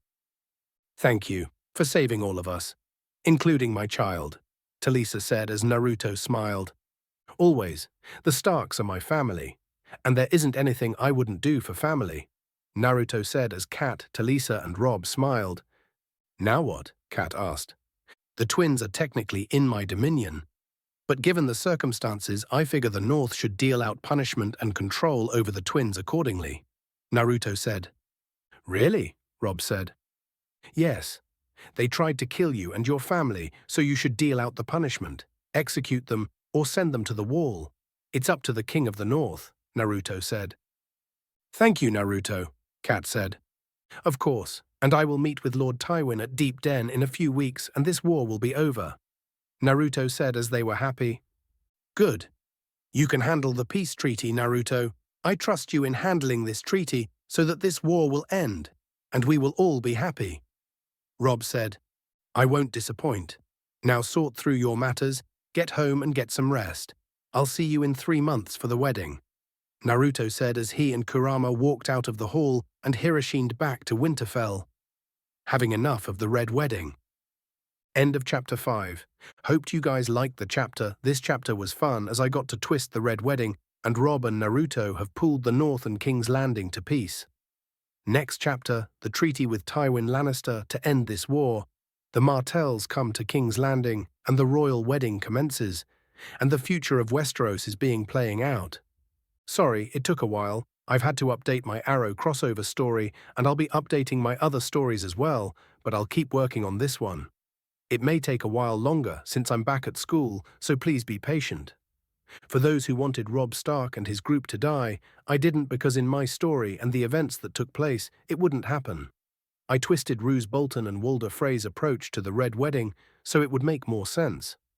Roose Bolton was smart enough to know that with Naruto alive, he couldn't kill Robb Stark, or he would have a fate worse than death. So he needed to have Locke capture or kill him, which didn't work out, so that's why he didn't act when Walder Frey started, and since Naruto didn't know of Locke and Walder Frey was the only one who really knew of the plans, and with him dead, Naruto won't really know what really happened. As for the Freys, glad they're dead. Daenerys and her trip to Meereen as well as Jon Snow's story have slowed down a little for my plans for later chapters. More of their story will get flushed out, and who were those mysterious 2 figures who appeared after Sam killed a White Walker? They will show up later, so stay tuned. I also laid out the groundworks for why Naruto's marriage of more than one wife might work. I made up the thing that Margaery found out in the Sept, but that will be what I use for now.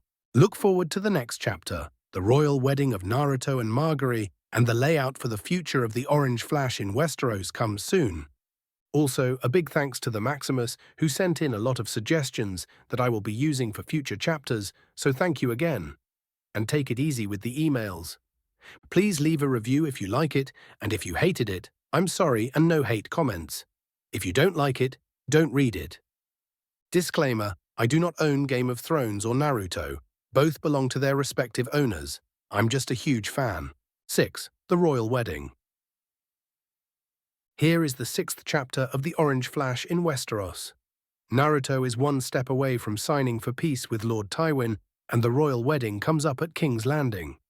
With Daenerys, her destiny begins to change more and more, and brings her closer to a fate she didn't know she had. Just FYI, when I mentioned Ilyn Payne in the last chapter, I meant Merrent Trant, wrong character, my mistake. The Orange Flash in Westeros, the royal wedding. Up north in the domain of the Starks, about a few miles from the Wall, Jon Snow and the group of wildlings were pushing south in their mission from Mance Rayder. Jon and Ygritte shot a deer as the group pushed on to their next spot for camp. As they were walking, Ygritte spotted something that caught her attention, and Jon noticed she was looking at an old windmill. "Is that a palace?" Ygritte asked. "It's a windmill," Jon said. "Windmill? Who built it?" "Some king," she asked as Jon shook his head. "Just the men who used to live here," Jon said. "Oh, they must have been great builders, stacking stones so high," Ygritte said. "Winterfell has towers 3 times that size," Jon said as Ygritte smirked. Mocking. "Oh, I'm Jon Snow and I'm from Winterfell. My daddy was a fancy lord and I lived in a tower that touched the clouds." Ygritte joked. "If you're impressed by a windmill, you'd be swooning if you saw the great keep at Winterfell," Jon said. "What's swooning?" Ygritte asked. "Fainting," Jon said. "What's fainting?" Ygritte asked as Jon tried to figure out what to say. "When a girl sees blood and collapses," Jon said. "Why would a girl see blood and collapse?" Ygritte asked. "Well, not all girls are like you," Jon said. "Well, girls see more blood than boys. Or do you like girls who swoon, Jon Snow?" Gasps. "Oh, a spider. Save me, Jon Snow. My dress is made of the purest silk from Tralalala Day." Ygritte joked as she fell onto Jon, who was smirking. "I'd like to see you in a silk dress," Jon said as she stood back onto her feet. "Would you?" she asked as Jon pulled her close. "So I could tear it off you," Jon said. "Well, you rip my pretty silk dress, I'll blacken your eye," Ygritte said as she kept walking and Jon followed. "Maybe one day I'll take you to Winterfell," Jon said as she looked at him. "Or maybe one day I'll take you there, after we've taken our land back," Ygritte said as Jon looked at her. "Ygritte, you won't win. I know your people are brave, no one denies that," Jon said. "You know nothing. 6 times in the last thousands years, a king beyond the wall has attacked the kingdoms. 6 times they failed," Jon said. "And how do you know that?" Ygritte asked. "Every boy in the north knows it. We grew up learning it. Where the battles were fought and the name of the heroes who died where. 6 times you invaded and 6 times you failed. The 7th time will be the same," Jon said. "Mance is different," Ygritte said. "You don't have the discipline, you don't have the training, your army is no army, you don't know how to fight together," Jon said. "You don't know that," Ygritte said. "I do, I know it. If you attack the wall, you'll die." "All of you," Jon said as Ygritte walked up to him. "All of us," Ygritte said as she pushed him against a rock and kissed him. "You're mine, as I'm yours, and if we die, we die. But first we'll live." "Yes. First we'll live," Jon said as they kept kissing. Line break. 6 eeks. Back in Essos, Daenerys was walking through her camp with Missandei alongside her as they made their way to Menma's tent. Jorah got word on who the Yunkish allies were and that they had arrived so they would go and gauge their worth. After the failed peace meeting with the Yunkish master and Daenerys saw how well Drogon got along with Menma, she began to wonder things. Drogon was never that comfortable with anyone else except her, not Jorah or her Dothraki or anyone else. Yet Drogon was as comfortable with him as he was with her. Not only that, but everything about Menma intrigued her. She had never met a man who was as confident, humorous, strong, somewhat of an idiot, yet had a good heart. She seemed to like him, if those were the feelings that she had for him. Something she felt that was much stronger than her feelings about Jorah, not as strong as what she felt for Khal Drogo, but it was rising. She made her way to Menma's tent and walked in. "Menma, Jorah found out who the Yunkish allies are," Daenerys said as she walked in to see Menma holding a towel as he just finished washing his face, and he didn't have a shirt on. She saw the remaining water drip onto his chest, and his lack of a shirt showed off his muscles, scars, and the defined six-pack he had. Daenerys and Missandei blushed as they saw his toned body, and Menma looked at them. "Daenerys, you all right?" he asked as she quickly regained composure. Yes. Jorah found out who the Yunkish allies are. He said they are setting up camp now," Daenerys said as she was still blushing as she saw his body. "All right, give me a second." Menma said as they nodded and closed the tent flap, and Menma put on his shirt, jacket, and strapped on his quiver and sword. Daenerys was outside trying to calm herself down, breathing in and out as she felt hot at what she just saw. Menma then walked out of his tent and looked at her. "All right, let's go," Menma said as Daenerys regained composure and they left. They put on cloaks and sneakily walked near to the walls of Yunkai, where they saw a whole company of soldiers and warriors riding on horses, setting up camp right next to the walls of the great city. Mercenaries. Men who fight for gold know neither trust nor loyalty. They cannot be trusted, Menma said as they saw a group of mercs ride into the camp. They can be trusted to kill you if they're well paid. The Yunkish are paying them well, Jorah said. "You know these men?" Daenerys asked. "Only by the broken swords on their banners. They're called the Second Sons. A company led by a Bravosi named Mero, the Titan's bastard," Jorah said. "Is he more Titan or bastard?" Daenerys joked as Menma chuckled. "He's a dangerous man, Khaleesi." "They all are," Jorah said as Daenerys looked at the sellswords. "How many?" Daenerys asked Menma. "Around 2,000, Daenerys, armored and unmounted," Menma said. "Enough to make a difference?" Daenerys asked. "Maybe, but the heads of the Second Son's leaders would make them run away and quit the job," Menma said as Daenerys chuckled and thought for a moment. "It's hard to collect wages from a corpse. I'm sure the sellswords prefer to fight for the winning side," Daenerys said. "I imagine you're right," Jorah said. "I'd like to talk to the Titan's bastard about winning," Daenerys said. "Are you sure about that?" "He may not agree to meet," Menma said. "He will. A man who fights for gold can't afford to lose to a girl," Daenerys said. She sent an envoy to arrange a meeting with the 3 leaders of the Second Sons. "Khaleesi, allow me to introduce the captains of the Second Sons. Mero of Bravos, Prendal Nagirzen, and Dario Naharis," Jorah said as he introduced the 3 captains. Mero then stepped forward. "You are the mother of dragons. I swear I fucked you once in a pleasure house in Lys," Mero said. "Mind your tongue," Menma warned him. "Why? I didn't mind hers," Mero said as he walked up to the couch, and Daenerys motioned Menma and Jorah to stand down. "She licked my ass like she was born to do it," Mero said as he sat next to her on the couch. "You, slave girl, bring wine." Mero said to Missandei, "We have no slaves here," Daenerys said. "You'll all be slaves after the battle, unless I save you," Mero said. "Take your clothes off and come sit on Mero's lap, and I may give you my second sons," Mero said as Menma clenched his fist, and Daenerys motioned him to stand down. "Give me your second sons, and I may not have you gelded." "Sir Jorah, how many men fight for the Second Sons?" Daenerys asked. "Under 2,000, your grace," Jorah said. "We have more, don't we?" Daenerys asked mockingly.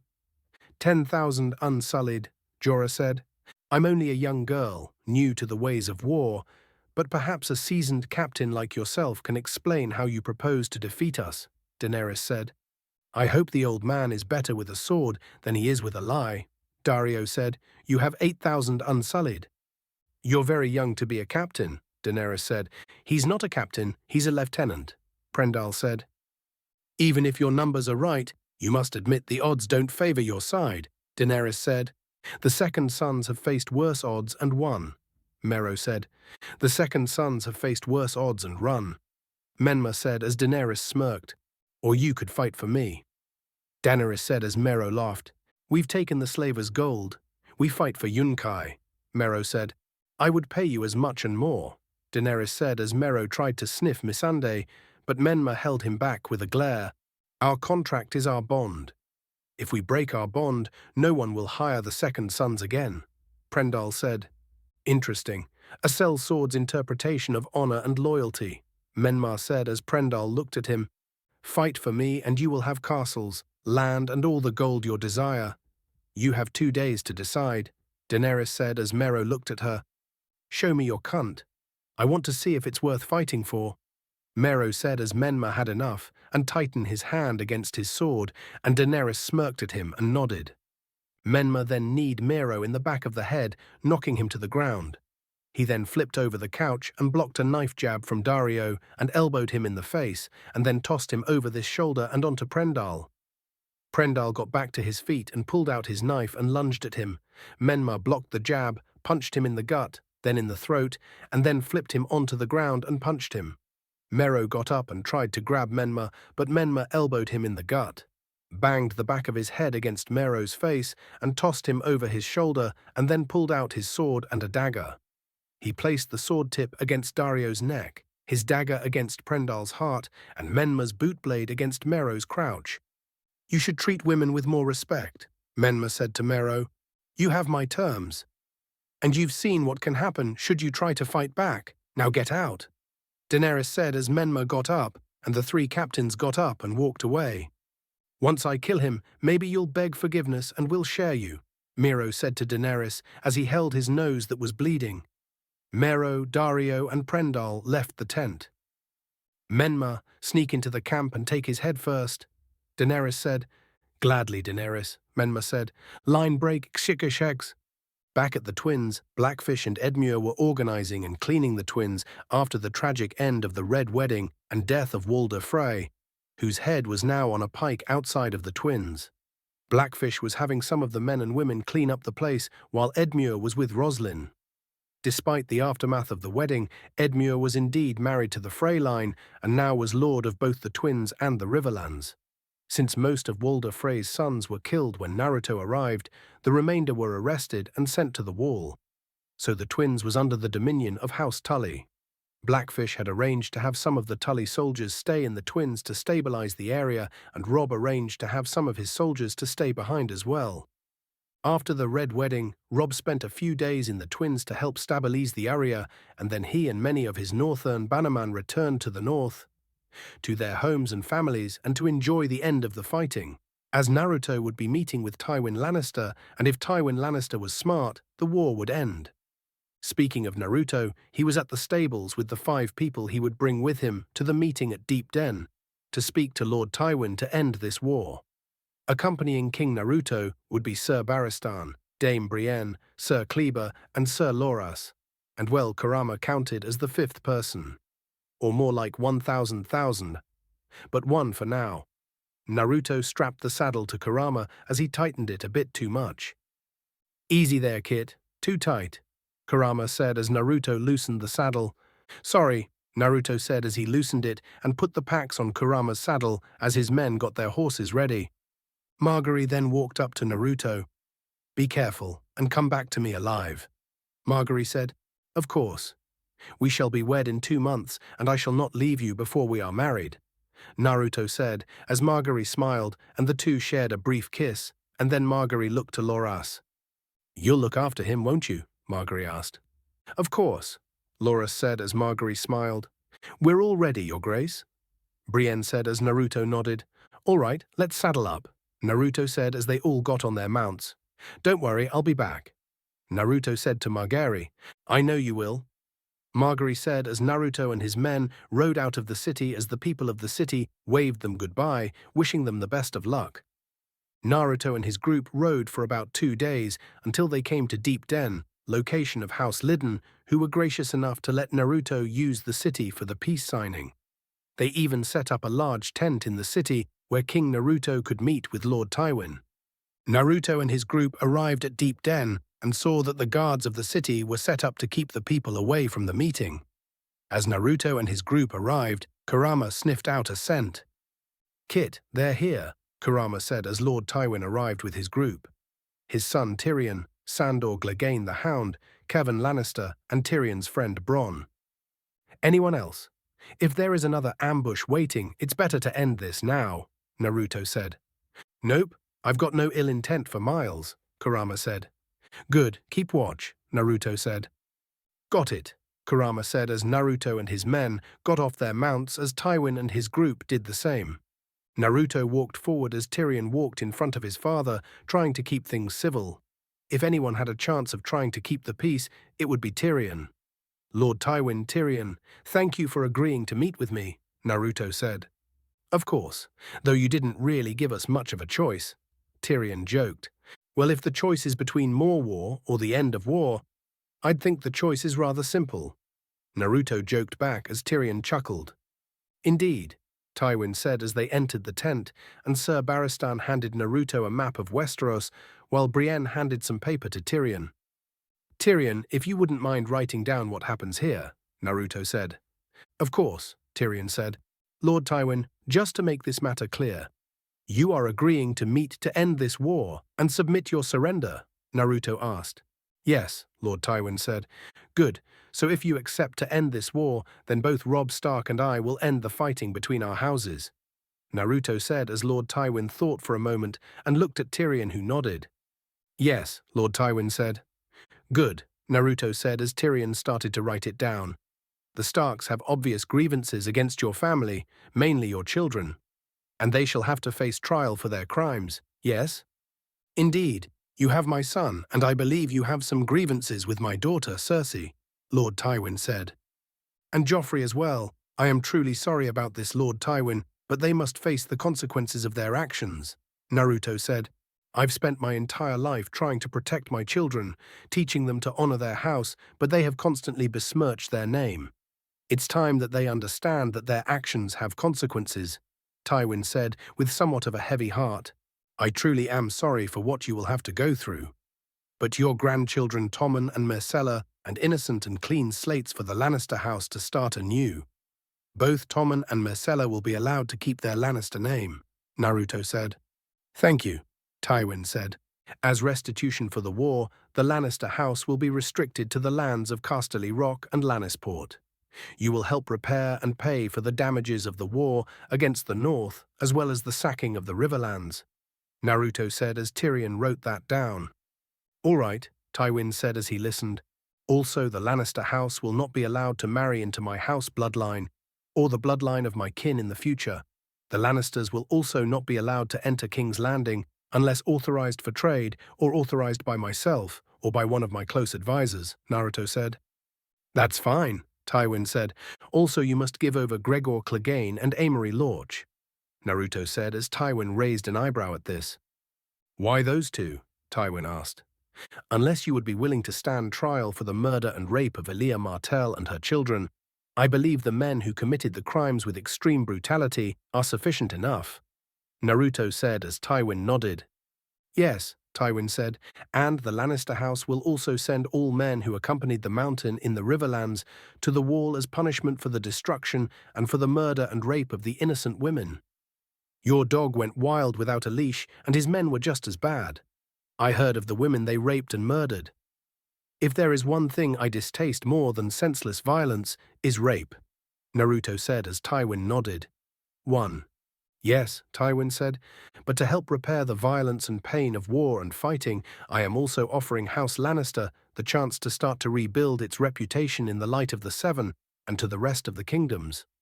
Currently, House Greyjoy is still in open rebellion and are isolated on their islands.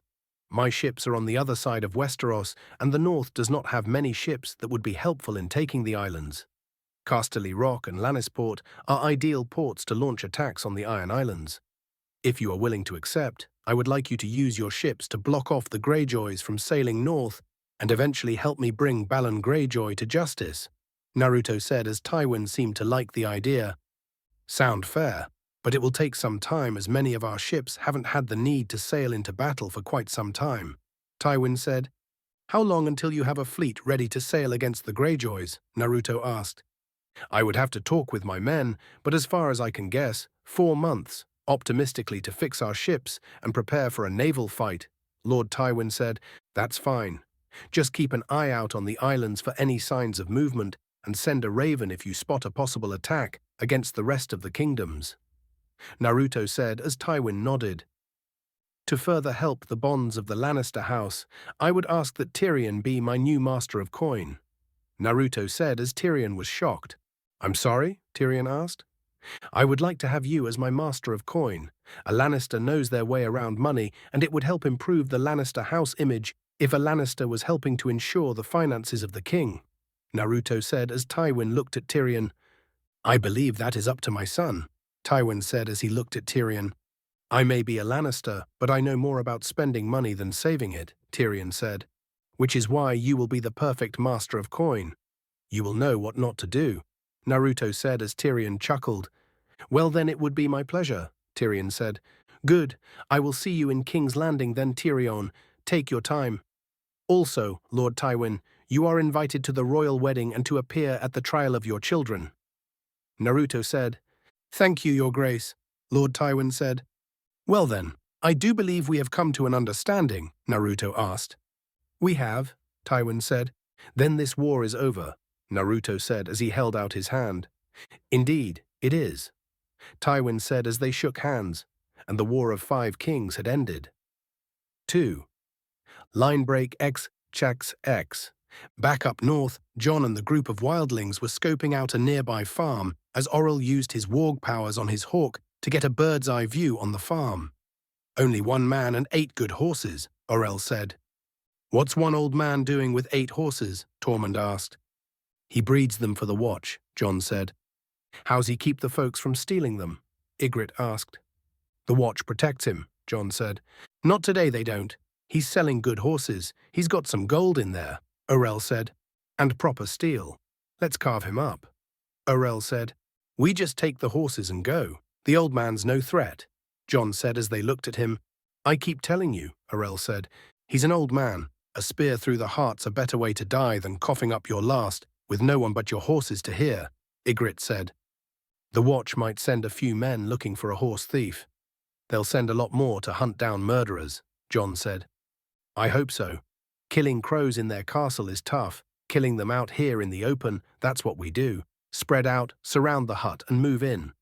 Tormund ordered as everyone got into position. They then ran to the hut as Jon used this moment to try and warn the old man. He banged Longclaw against a rock as the horses began to neigh that something was coming. The old man walked out of the hut and then saw the wildlings running towards his hut, so he got on a horse and rode away. Line break XXXXX. Back with Naruto, he and his men had arrived back to the city. They rode into the gates as many people gathered to see the king, having heard that the king went off to discuss a peace treaty with Lord Tywin. They all looked at him as Naruto smiled as he saw Margaery being escorted up to Naruto by some city watchguards. People of King's Landing, I, King Naruto, am proud to tell you that Lord Tywin has agreed to the peace treaty. The war is over, Naruto yelled as everyone cheered in happiness. Shouting at the top of their lungs, cheering for peace as Naruto brought Margaery onto Kurama's back as well, and the two rode back to the keep. Word spread as soon the entire city was cheering in joy that the war was over. Naruto, Margaery, and his group arrived back at the Red Keep as they made their way to the council room because Naruto wanted to talk to everyone. Congratulations, Your Grace. You've managed to end the war, Barristan said as everyone nodded. Thank you, Sir Barristan. And everyone here, thank you. For the part you played in keeping this city safe and helping me get to this point. Naruto said as everyone nodded. It was you who got us to this point, Your Grace. Not us, Brienne said. Maybe, but it helps to have some good friends, Naruto said as they smiled. Now what? Margaery asked. Well, we prepare for the royal wedding, Naruto said as she smiled. But one more thing to do before then. Bring Stannis to justice, Naruto said. We're ready to move, Your Grace, Kleber said. Get to the ships and let's sail out to Dragonstone. It's time Stannis pays for his crimes, Naruto said as they nodded and left as Naruto gave Margaery one more kiss. This one last thing. And then we will have our wedding. I cannot wait, Margaery said as Naruto decided to don his armor for this occasion. He stepped out to the docks as the city watch saluted Naruto as he walked by in his armor while Kurama just walked alongside him. When you get to the rest of the ships surrounding Dragonstone, tell the captain to make for land and secure the beach, Naruto said. Yes, Your Grace, Barristan said as Kurama and Naruto walked out to the edge of the docks. Kurama, let's show that Baratheon our fury, Naruto said as Kurama began to glow before he erupted into a pillar of red light and soon he stood as tall as the tallest tower in the Red Keep. 3. Naruto then jumped up and landed on Kurama's head as Kurama let loose a loud roar and took off for Dragonstone. On Dragonstone, Stannis and the fanatic followers were all together on the beach as Melisandre was performing a ceremony and going to burn more heretics who needed to go in order for the Lord of Light to truly bless Stannis. She was praying for her god, as everyone else she had enamored in the religion were repeating after her. "Lord of light, protect us, for the night is dark and full of terrors."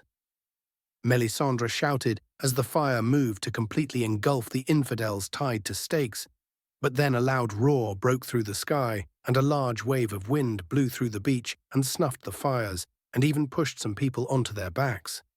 They then saw the nine-tailed fox of House Uzumaki run across the bay and towards the island, as Stannis and Melisandre ran inside, while some of the fanatic soldiers drew their swords, as Kurama then jumped up in the air and landed near the beach, causing the seawater to splash all over the beach. Naruto then jumped down in his armor and drew his sword as he blocked a sword swipe from a soldier and then stabbed him in the stomach. He then spun around and swung his sword, taking off the head of another soldier as he blocked a sword strike from a third and then kicked him in the nuts, causing the man to fall to the floor in pain, as Kurama then shrunk down in size and killed the remaining soldiers, while the rest ran back to the castle. Naruto then ran up and cut the rope binds of the people tied to the stakes, one of who was the brother of Stannis' wife. "Thank you, Your Grace. Thank you," the man said as Naruto nodded. "You're welcome. Stay here. My men will be here shortly," Naruto said as they nodded, and the remaining people on the beach, who were smart enough not to fight Naruto, surrendered. "Kurama, stay here and keep an eye on them." "Got it," Kurama said as Naruto created about 15 clones and walked to the castle. Inside the castle, Ser Davos was still in his cell and was reading a book with the help of Stannis' daughter, Shireen, who had been coming down to the dungeons to help Ser Davos learn to read. As Ser Davos was reading, he heard some shouting and stopped as the door to the dungeons opened. He stood up and went to the door of his cell and looked at the hallway, while Shireen stood close to the cell as they saw a torch coming down the hall and they saw a blonde man in some very intimidating armor holding a torch and a sword. "What's going on?" Davos asked. "Who are you?" Naruto asked. "Sir Davos Seaworth," Davos said, "the famed smuggler who came to the aid of the people at Storm's End during Robert's rebellion," Naruto asked. "The same one," Davos said, "but you're supposed to be one of Stannis' most loyal men." "Why are you in a cell?" Naruto asked. "Stannis is being influenced by the Red Woman. She's driven him to madness," Davos said. "I can agree with you on that." "And who are you?" Naruto asked as he kneeled down and Shireen walked up to him. "I'm Shireen Baratheon," Shireen said. "You're Stannis' daughter," Naruto said. "I am. Who are you?" she asked. "I'm Naruto Uzumaki," Naruto said. "Oh, you're the orange flash I've heard so much about," Shireen said. "I guess I am," Naruto said with a smile. "I've heard of your battles and triumphs, like the stories of the old Targaryen rulers in my book," Shireen said as Naruto and Davos smiled. "They say you're the fastest soldier in the land, and you ride a large nine-tailed fox, who is your house animal." "That would be true. Now what are you doing here? Shouldn't you be in your chambers?" Naruto asked. "I came down here to help Ser Davos. He doesn't know how to read, so I'm teaching him," Shireen said. "Now that's a kind gesture." "How about we get out of here?" Naruto said as he broke the lock on Davos's cell and let him out. "You're letting me out?" Davos asked.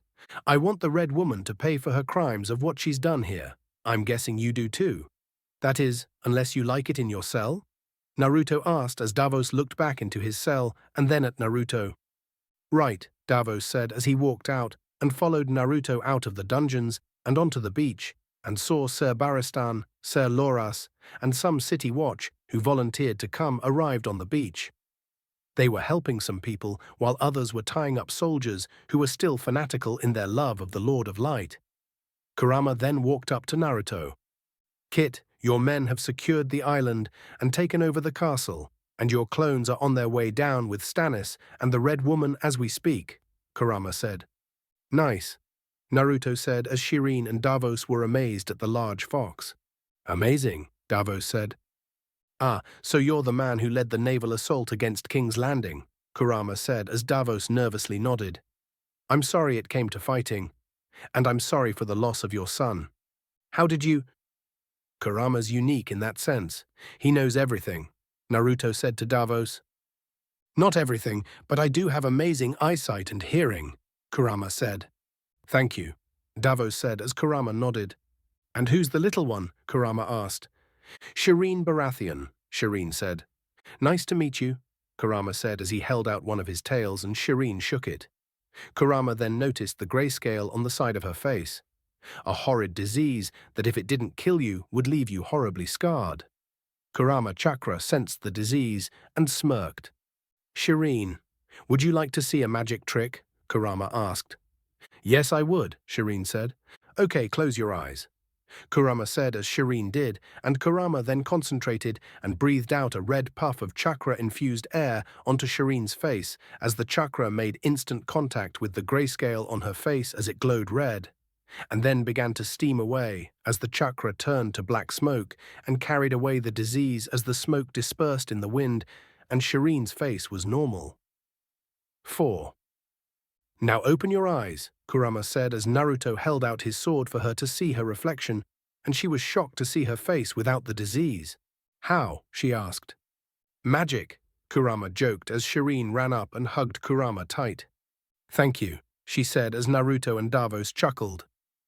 The rest of Naruto's clones and his guards were walking out of the castle with the captured fanatic soldiers, and Naruto's clones had chained Stannis and Melisandre. Naruto also placed a seal on Melisandre to block her strange magic and made her powerless. Naruto walked up to Stannis and smirked. Well, it seems it is time for you to pay for your crimes, Naruto said to Stannis. I'm not afraid of you, boy, Stannis said. I'm not the one you should be afraid of, Naruto said as he pointed to Loras, who was glaring at Stannis. Take him away and put him in cell, Naruto said as his men nodded as they took Stannis and Melisandre. He is the Lord's chosen. He will not fall, Melisandre said confidently. We'll see about that. Naruto said as she was taken as well, and Stannis' wife, Selyse, is brought up. What do you think you're doing? Stannis is the Lord's chosen, the one who will keep us safe in the times to come, Selyse said as she saw her husband being taken away. If that means killing innocent men and women, then it's a price too large to pay, Naruto said as Shireen walked up to him. Naruto, what's going on? She asked as Selyse was shocked to see her daughter. Her daughter was fine. Naruto knelt down to her to speak. Well, we'll be going to King's Landing for a bit, all of us. Your father has done some bad things, Naruto said. Bad things, like sneaking out at night, Shireen said, in her own naive understanding. Exactly, so I need to take him to King's Landing and that red lady, for their punishment. You can come to King's Landing as well. Have you ever seen the city? Naruto asked. No, I've never left the castle, Shireen said. Well, you will love King's Landing when you see it, Naruto said as she smiled and looked at her mother, who looked at her with a smile. Will my mother come? Shireen asked. Yes, we'll all go, Naruto said as she nodded, and Naruto saw that Selyse wanted to say something to her daughter, so he motioned his troops to let her go. Selyse then walked over to her daughter and looked at her, brushed her hair back and smiled at her daughter as tears came down her eyes. My daughter, Selyse said as she saw her daughter was normal again and hugged her close, crying as she remembered how she treated her daughter only because of how she looked and her disease. 5. How is this possible? Selyse asked Naruto. I have my ways, Naruto said as Kurama stepped forward and she smiled. Thank you, Selyse said as she hugged her daughter. Mother, are you all right? Shireen asked. Yes, I'm fine. Come, let's get on the ships, Selyse said as she held her daughter's hand and walked to one of the boats. Naruto smiled as he saw the healing of the bonds between a mother and her daughter. Kurama also saw the smile on Naruto's face and chuckled. You're just a big softy at heart, aren't you? Kurama joked. You know me so well, Naruto said with a smile. You're going to get run over when you have kids. Kurama chuckled as Naruto smiled and they walked back to the ships.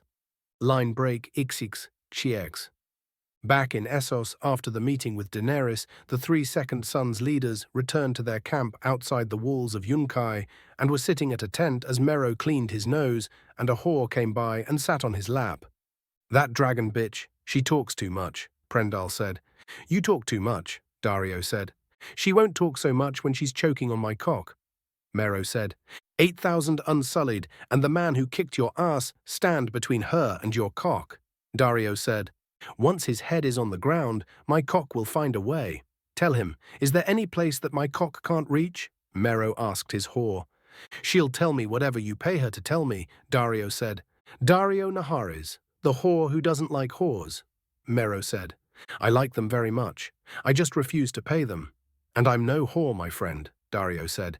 She sells her sheath and you sell your blade. What's the difference? Mero asked. I fight for beauty, Dario said. We fight for gold, and we won't get it if we don't come up with a plan. What about the dragon girl? We can't beat 8,000 dollars unsullied on the battlefield. Prendal said. There won't be a battle, and we don't have to deal with her eunuchs, we only have to deal with her and her bodyguard, Mero said. She's well guarded, Dario said. Tonight's a new moon. One of us slips into her camp past her unsullied and her knights, Mero said. Which one of us? Prendal asked. Close your eyes, love, Mero said as she stood up and closed her eyes, and he took out 3 coins. 3 coins, a coin from Myrene, a coin from Volantis, and a coin from Bravos. The Bravosi does the deed. One for each of us, darling. No peeking, Mero said as he handed his whore the 3 coins, and she handed them out. She handed out the coins, and Dario smiled as he held the Bravosi coin. Vala Morgulis, he said. Line break, X6666. Back in King's Landing, there was some hustle as the royal wedding was less than a month away. 3 weeks until the wedding day of King Naruto Uzumaki and Lady Margaery Tyrell of Highgarden. Numerous lords and nobles had come to the city, filling up the inns and streets to be seen at such an event, and even trying to get favor with the new king by giving him lavish pre-wedding gifts. Idiots, Naruto thought, as he had seen the large room that they used to hold all the pre-wedding gifts from nobles to try and secure favor or privilege with the new king. There were the gifts you would expect: gold vases or goblets, trunks of jewels and gold, handcrafted swords and weapons, paintings and clothes, blah, blah, blah. These gifts were now just becoming a nuisance. Naruto, Kurama, Barristan, Brienne, Kleber, and Pycelle were all watching as more maids or workers brought in more gifts that added to the ever-expanding room of gifts and treasures he had been given. You think at some point this will become absurd? Naruto asked. Probably, if we need another room, Kurama said as everyone agreed. You must admit, Your Grace, they are quite lavish gifts, Kleber said. Not denying that, Kleber. They are quite lavish. But if we will need 2 large rooms to hold all these gifts, it gets harder to appreciate that. Naruto joked as they chuckled. Do you have any plans, Your Grace? Brienne asked. Well, I'm sure there are some nice gifts in there somewhere we can hang up or put in the keep. Just have to sort through them all. The jewels and gold could prove useful, but I'm sure there are other people who would appreciate them more than me, Naruto said. So do you plan on going through all these gifts, Your Grace? Barristan asked.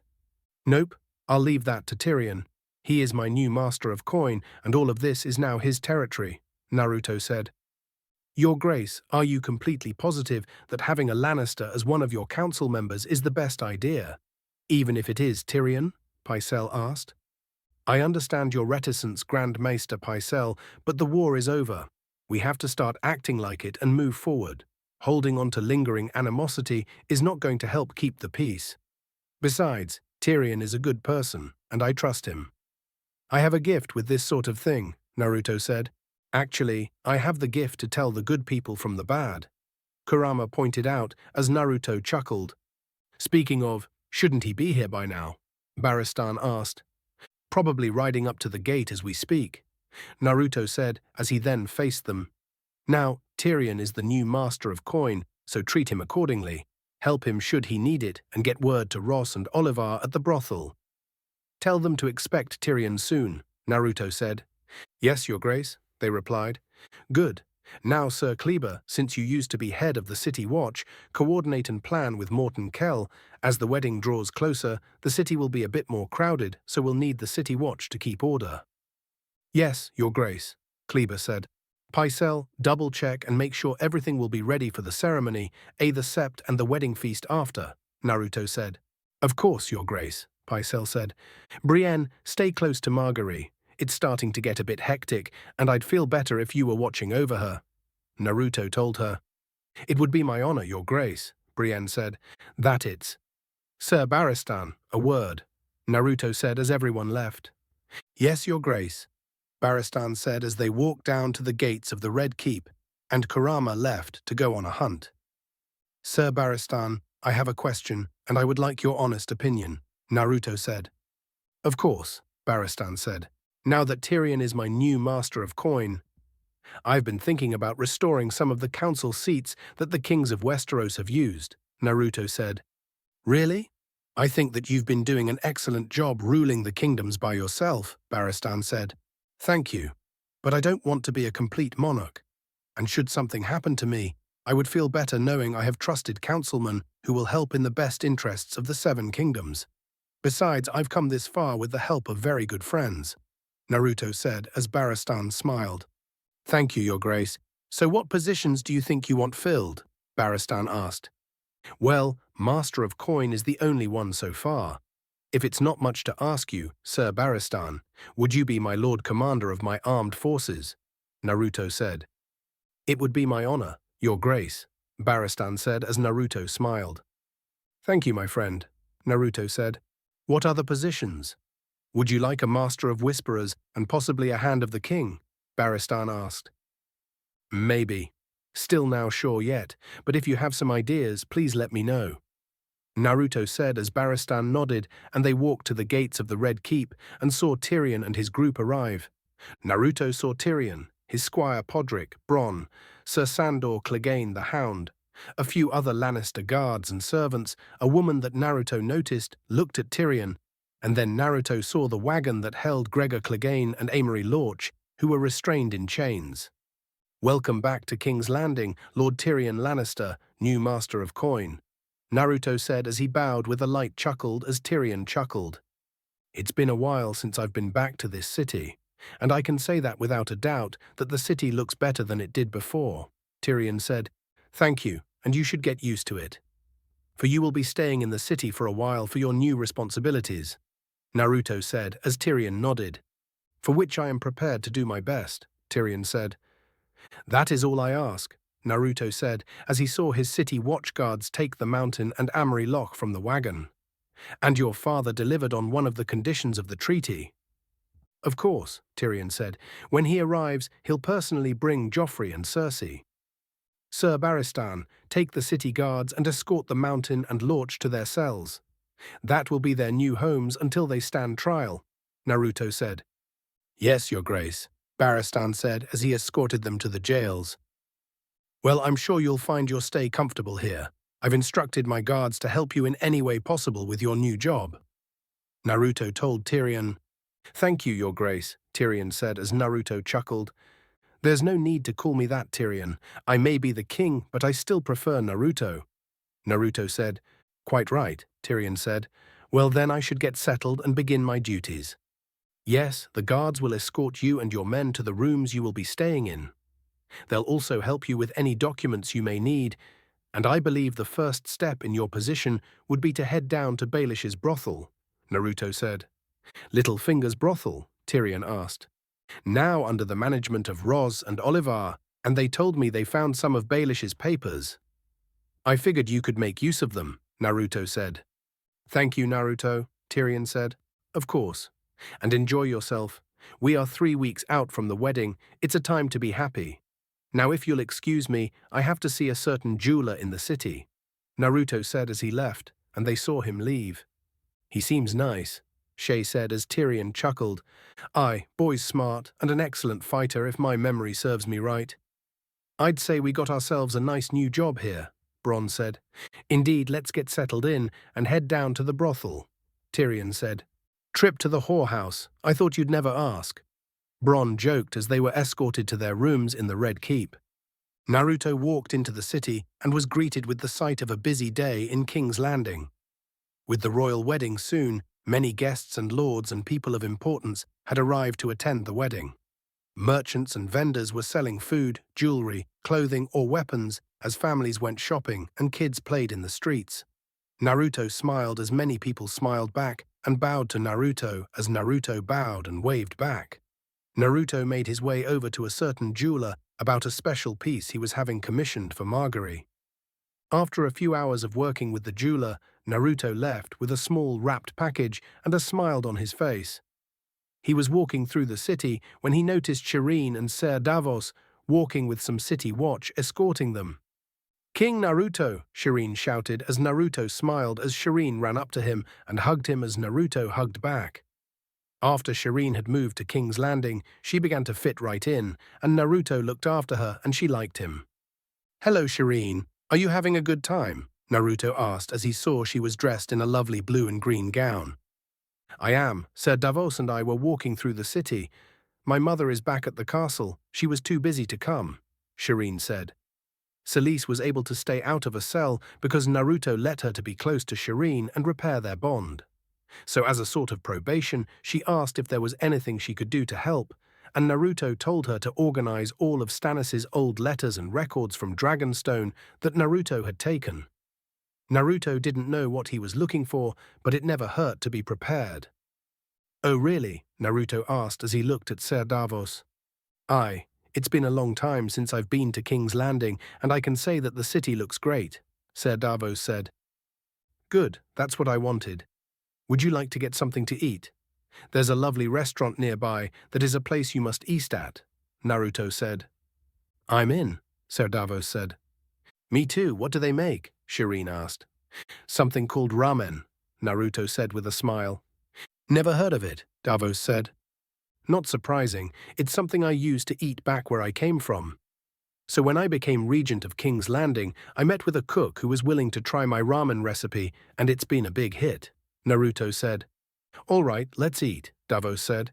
"You men are more than welcome to join us as well," Naruto said to the 4 city watchguards. "Thank you, Your Grace," they said with a smile as they all walked to the restaurant. Line break XXX. Back in Essos, late at night, the Unsullied were in their position at camp, guarding and keeping watch, and particularly watching guard over one tent in particular, the tent of Daenerys Targaryen. She was in the bath as her handmaiden. Missandei was helping her clean herself and having a nice discussion. 19, Daenerys asked. "Yes, Your Grace," Missandei said. "How can anyone speak 19 languages?" Daenerys asked. "It only took Your Grace a year to learn Dothraki reasonably well," Missandei said. "Yes, well, it was either learn Dothraki or grunt at my husband and hope." "What do you mean reasonably well?" Daenerys said as Missandei looked at her. "Dothraki is difficult for the mouth to master." "So guttural and harsh," Missandei said. "Drogo said I spoke Dothraki like one born to it. It gave him great pride," Daenerys said in Dothraki. "Athjahaka," Missandei said, repeating the last word Daenerys said. "Athjahaka," Daenerys said. "Athjahaka," Missandei said, helping her with the words. "Athjahaka," Daenerys said as Missandei smiled. "Well, I suppose I am a bit out of practice." "Your High Valyrian is very good, Your Grace. The gods could not devise a more perfect tongue. It is the only proper language for poetry," Missandei said as Daenerys closed her eyes and relaxed in the tube. "Daenerys, I have some news." Daenerys heard as she saw Menma walk into the tent in a hurry, and then she saw Menma went wide-eyed, seeing her naked in a tube. "Sorry, should have knocked first," Menma said as he turned around. "It's quite all right," Daenerys said as she stood up, and Missandei brought over her robe and covered her up. "What is it, Menma?" "The leaders of the Second Sons are dealt with," Menma said as he turned around and saw Daenerys wearing a robe. He put a bag on the ground that held the heads of 2 of the leaders, Mero and Prendal. Daenerys noticed there was 1 head missing. "2 heads?" Daenerys asked. "Daario Naharis was smart enough to throw down his sword when he saw what I did to his captains. He threw down his sword and swore allegiance to the Mother of Dragons," Menma said. "Are you sure keeping him alive is a good plan?" Daenerys asked. "He is smart enough to know when to change to the winning side. Time will tell if he will remain loyal, but for now he has his uses. And I'll keep him in check," Menma said as Daenerys smiled. "Well done. And the rest of the Second Sons?" Daenerys asked. "Well, after seeing their leaders and best warriors killed, I think they got with the program. They threw down their swords and swore allegiance to you. The Second Sons are at your command," Menma said as she smiled. "Thank you. It was dangerous to ask you to take this mission," Daenerys said. "No difficult at all. And I believe I found a way to end this fight quickly." Menma said as she smiled, and her heart fluttered a little as she saw his smile. What was going on? Was she falling for Menma? Line break, Xishiksash, Ga. Back up north, Jon and a small group of wildlings had chased down the old man on horse until he got cornered near a windmill. They surrounded him and tossed him off the horse. The old man took out a knife as Tormund knelt down to him. "That won't help you, Grandpa," Tormund said as he held his hand out, and the old man knew he was right and handed it over. "Where were you riding?" "Doesn't matter now, does it?" the old man said. "No, it doesn't matter now," Tormund said. "Cut his throat, or he'll tell the crows we're here," Orell said as Tormund unsheathed his sword. "You understand," Tormund said. "Let me stand at least. Let me go with a bit of dignity," the old man said as Tormund helped him up. "Make the crow kill him. You're one of us now. Prove it," Orell told him as Tormund nodded. Jon then stepped forward and unsheathed Longclaw and placed it against the old man's neck. "She looks sharp," the old man said as Jon nodded, and the old man began reciting a prayer. "Do it," Ygritte told Jon as she saw he was hesitating. "Told you, he's still one of them," Orell said. "Go on, boy," Tormund said as Jon gripped Longclaw. Jon pulled back to swing, but couldn't bring himself to do it. Ygritte then pulled her bow back and fired an arrow in the old man's heart, killing him instantly. "He's a crow. He'll always be a crow. And he's got his crow wife guarding him. He'll stab us in the back first chance he gets," Orell said. "Kill him," Tormund said as Jon pushed Ygritte away, not wanting her to get involved, and swung at Orell, who blocked his sword. Tormund then ran over and grabbed Ygritte as she tried to get free. "He's one of them. Do you hear me?" Tormund told her as she tried to get free, but he held her to the ground. "You're not going to die for one of them." As Jon was fighting against the group of 6 wildlings, a small group of soldiers were walking up to the windmill, as part of a mission by a lord to investigate some possible wildling presence. As the soldiers walked up to the windmill, they saw the wildlings. "Wildlings!" the captain shouted as he and his group of 5 soldiers drew their weapons and charged. Jon killed a wildling and saw the group of northern soldiers charged at them. The other wildlings charged at the soldiers and fought as Jon killed another and fought against Orell, and finally stabbed him in the stomach. "You were right the whole time," Jon told Orell as Orell used the last of his strength to go into his warg mode and send his eagle at Jon. The eagle swooped down and clawed and scratched at Jon as Jon tossed it aside and killed it with his sword. Jon looked around and saw the small group of northern soldiers were down to 1, but the wildlings were focused on them, so Jon made his escape. He got on a horse and rode back to the wall as Ygritte watched him leave, stunned in disbelief. Line break, XXX. Back with Tyrion, after he and his group had settled in and relaxed for a day, he, Bronn and Podrick went down to Littlefinger's old brothel, which was under the supervision and management of Ros and Olivar. Ros was handing some books, rolls of parchments and small chests that Littlefinger had in his possession to Podrick, who was putting it on a cart. Ros smiled at Podrick as Podrick was diligently doing his job, but also looking at Ros's cleavage. "Thank you, Olivar, for keeping all of Littlefinger's notes and books," Tyrion said. "Not at all. When Littlefinger died and Ros and I got control of the brothel, I figured it would be smart to keep some of the items. And since the king has assigned you new master of coin, I do believe you will need them," Olivar said. "Yes, Pod," Tyrion said as he saw Pod was enamored by Ros's cleavage. "Pod, take them outside. I'll be there in a moment." "Yes, my lord," Pod said as he left. "Good luck, Lord Tyrion, with your new position. God knows you'll need it," Olivar said. "Thank you for the vote of confidence," Tyrion said as he walked to the door. "Well, should you need anything, you're more than welcome here," Olivar said as Tyrion walked out the door and saw Podrick waiting and Bronn talking to a prostitute. Bronn then saw Tyrion, and he and Podrick followed him out of the brothel. "Looks like dull reading," Bronn said, looking at all the books. "You think all reading is dull reading," Tyrion said. "It's an opinion I share with some of the finest men I know," Bronn said. "The secret history of the 7 kingdoms is written in these pages," Tyrion said. "Unless Lord Twatbeard made up a bunch of numbers to hide what he's really up to," Bronn said. "Unless he made it all up, yes." "Podrick do keep up," Tyrion said. "Yes, my lord," Podrick said as they walked out of the brothel and rode back to the Red Keep. Tyrion got to work, looking through Littlefinger's old ledgers and books on the finances of the crown when he was Master of Coin under Robert Baratheon, before Naruto killed him during Cersei's attempted coup. Pod left to get some more papers as Tyrion looked at the books. For years I've heard that Littlefinger is a magician.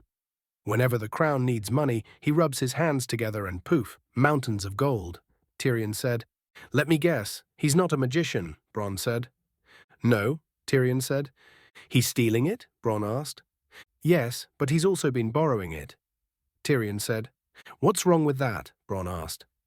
The problem with borrowing money is that you have to repay that debt with interest, and it would seem that Littlefinger had been stealing some of the crown's funds for years for his own personal interest, Tyrion said. So Lord Twatbeard was a snake. Good thing that Naruto killed him, Bronn said. Indeed, but even though he is dead, we still have to face the consequences of his actions. Littlefinger borrowed money from the Ironback of Braavos. Nothing too serious that Naruto wasn't able to work out when he became king, Tyrion said as he saw the reply letters Naruto got asking the Iron Bank for some leniency and extra time for the full repayment of the debt that Littlefinger put him in. Naruto managed to work out how to pay back the majority debt, and we now have to finish with the remaining 1 million gold dragons, Tyrion said. Well, any solutions? Bronn asked. Well, we can try and find Littlefinger's stashes and find out where he's been hoarding his gold. That might solve the problem, Tyrion said as Pod walked in. My lord, Pod said. Yes, Pod, Tyrion asked. I gathered those papers you needed, and it would seem that His Grace, King Naruto, has another assignment for you, Pod said. And what would that be? Tyrion asked. To record, organize, and find use for all the gifts and items he's received for the royal wedding, Pod said. Sounds easy enough, Bronn said. I'm afraid it's much more complicated than that, Pod said as he showed Tyrion and Bronn what he meant. Tyrion and Bronn saw the large room of extravagant gifts and presents, and even saw a second large room being filled. I now know what you meant, Pod, Tyrion said as they saw the large room of gifts. Wow, with all these gifts, the king will be the richest man in Westeros, even richer than your father, Bronn said to Tyrion. Let's not stretch that, but possibly. But this gives us a means to pay back the debt with the Ironback of Braavos, Tyrion said. Well, if your job is going to go through all this, you'll need some food, Bronn said. Line break XXXX. 2.5 weeks away from the royal wedding, and the city was abustle with hurry and action. Especially now, as both the Starks and members from Dawn were arriving in King's Landing to attend the royal wedding. Naruto, Sir Barristan, Dame Brienne, Sir Kleber, and a large group of City Watch were at the gates of the Red Keep as Robb and his group rode up to the gates. Naruto smiled as he saw Robb ride up on his horse with Greywind by his side. He also saw Nymeria and Lady, as well as they walked next to a carriage that Naruto guessed had Sansa and Arya and some other northern lords that Naruto was close to that were invited. King Robb Stark, welcome to King's Landing. Naruto joked as he bowed, and Robb got off his horse and hugged Naruto as Naruto hugged back. It's good to see you again, Naruto, and well done on ending the war, Robb said. Good to see you again as well. I'm just glad it's over. We can now turn our needs to more pressing matters, Naruto said as he saw the rest of the Stark company get off their horses and step down from the carriages. He saw Talisa walk up to Robb with a slight bulge in her stomach, signifying her child. Talisa, it's good to see you. I hope the journey didn't do anything to the young Stark, Naruto said as he hugged her and smiled at her stomach. The journey was fine, and the little one is safe, Talisa said as she rubbed her stomach. Naruto then saw Kat, Arya, and Sansa step down from the large carriage. Wow, little wolf, you've gotten so big, Naruto said as Arya ran up and hugged him, and Naruto hugged back. Let me look at you. You've gotten taller since I've seen you last. Yes, and much more skilled, Arya said as Naruto saw Needle at her waist. Good, I'm sure Sirio would love to see how far you've come, Naruto said as she smiled. Naruto then saw Sansa and smiled. She had grown a little taller and was growing into a beautiful young woman. Hello, Sansa, Naruto said as she smiled and they hugged. It's good to see you again, Naruto, Sansa said. You as well, Naruto said as Nymeria and Lady walked up to Naruto and he pat their heads. My God, they've grown. Indeed they have, Kat said as she smiled and hugged Naruto as Naruto hugged her back. It's good to see you again, Kat. It means a lot to me that you're here, Naruto said. I wouldn't be anywhere else for this. And I'm sure Ned would have loved to have been here as well, Kat said as Naruto smiled and then noticed that Bran and Rickon were not present. Where are Bran and Rickon? Naruto asked. Bran unfortunately came down with the flu, so he stayed up north with Rickon and Theon, Kat said. All right, well, I can always flash up there and bring them for the wedding ceremony, Naruto said as Kat nodded. Well, I'm sure you're all tired from your journey. My city watch will show you to your rooms in the Red Keep, Naruto said, as the city watch began to help with the luggage. Thank you, Naruto, Rob said as they were escorted to the Red Keep. Naruto, if you wouldn't mind, I'd like to talk to Margaery, Kat said as Naruto nodded. Brienne, if you would escort Kat to Margaery, Naruto said. Of course, Your Grace. Follow me, Lady Stark, Brienne said as Kat followed Brienne through the Red Keep to the garden where Lady Margaery was supposed to be. Margaery was with her grandmother in the garden gazebo as Margaery's handmaidens had brought over a large collection of possible necklaces for Margaery to wear for the wedding ceremony. No, no, no, you're a queen, not an ox. Your grandfather gave me a necklace just like this one, on my 51st name day, Olenna said as she picked up one and then tossed over the edge of the gazebo. The wedding is in a fortnight, grandmother. You can't say no to everything, Margaery said. Nonsense, my little dears. Go and speak to the jewelers of King's Landing. Tell them who you are. Tell them who sent you. The one who brings me back the best necklace will get to keep the next best, Olenna said as the girls smiled and quickly left for the city. The Margaery Tyrell who walked into the Sept a fortnight from now will inspire 1,000 songs. How sad if she is seen wearing rubbish like that. Perhaps then I should have Naruto pick one out for me. I'm sure he can find the best one, Margaery said as she and Olenna saw Brienne walk up to the gazebo with Catelyn Stark. My lady, please pardon me for interrupting, but there is a guest who wishes to speak with you, Lady Margaery, Brienne said as Kat stepped forward and Olenna and Margaery stood up. Lady Catelyn, it's good to see you again, Margaery said with a smile. It is a pleasure to see you as well, Lady Margaery, Kat said. Lady Stark, it's an honor to meet you, Lady Olenna said. The honor is mine, Lady Olenna.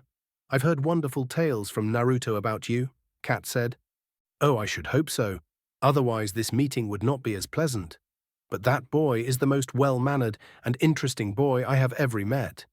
No doubt to you and Lord Stark's efforts in caring for him, Lady Olenna said as Kat smiled. No, I'm afraid that's him. Although we may have helped a bit, Kat said as they ladies chuckled. Forgive me, Lady Olenna, but may I have a word with Margaery in private? Of course, Lady Olenna said as Margaery smiled, and the two walked out of the gazebo and through the gardens as Kat told Brienne to stay behind. It wouldn't be too long. Naruto told me of what happened at the twins, Margaery said. Yes, it seems that you should never trust a Frey. Though Naruto was smart enough to never have. Kat said as Margaery smiled. Yes, I saw him before he left for the twins. He was nervous about you and your family, Margaery said. Yes, he always has been extremely protective of my family. Having no real family here, we've always been his new family, Kat said as Margaery smiled.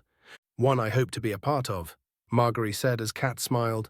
Naruto has great affection for you, and I wish you both a wonderful life together, Kat said as she stopped and pulled out a wrapped package that she opened to reveal a necklace. It was a necklace that had a direwolf's head with a ring in its mouth that had 2 gems, one white and one blue. This is an old Stark family necklace. Ned told me it was handed down through generations. The 2 gems signify the bond between a husband and wife, held together through the ring, that a Stark's wedding bond is the strongest it is. Lady Catelyn, I'm honored, but I'm not a Stark, Margaery said. No, and even though Naruto is not my son, he is a Stark in all but blood, Kat said as she chuckled, remembering an old memory. Over the years as Naruto stayed in Winterfell, Ned and I loved him as if he was one of our own. He helped our family without any regard to his own personal happiness.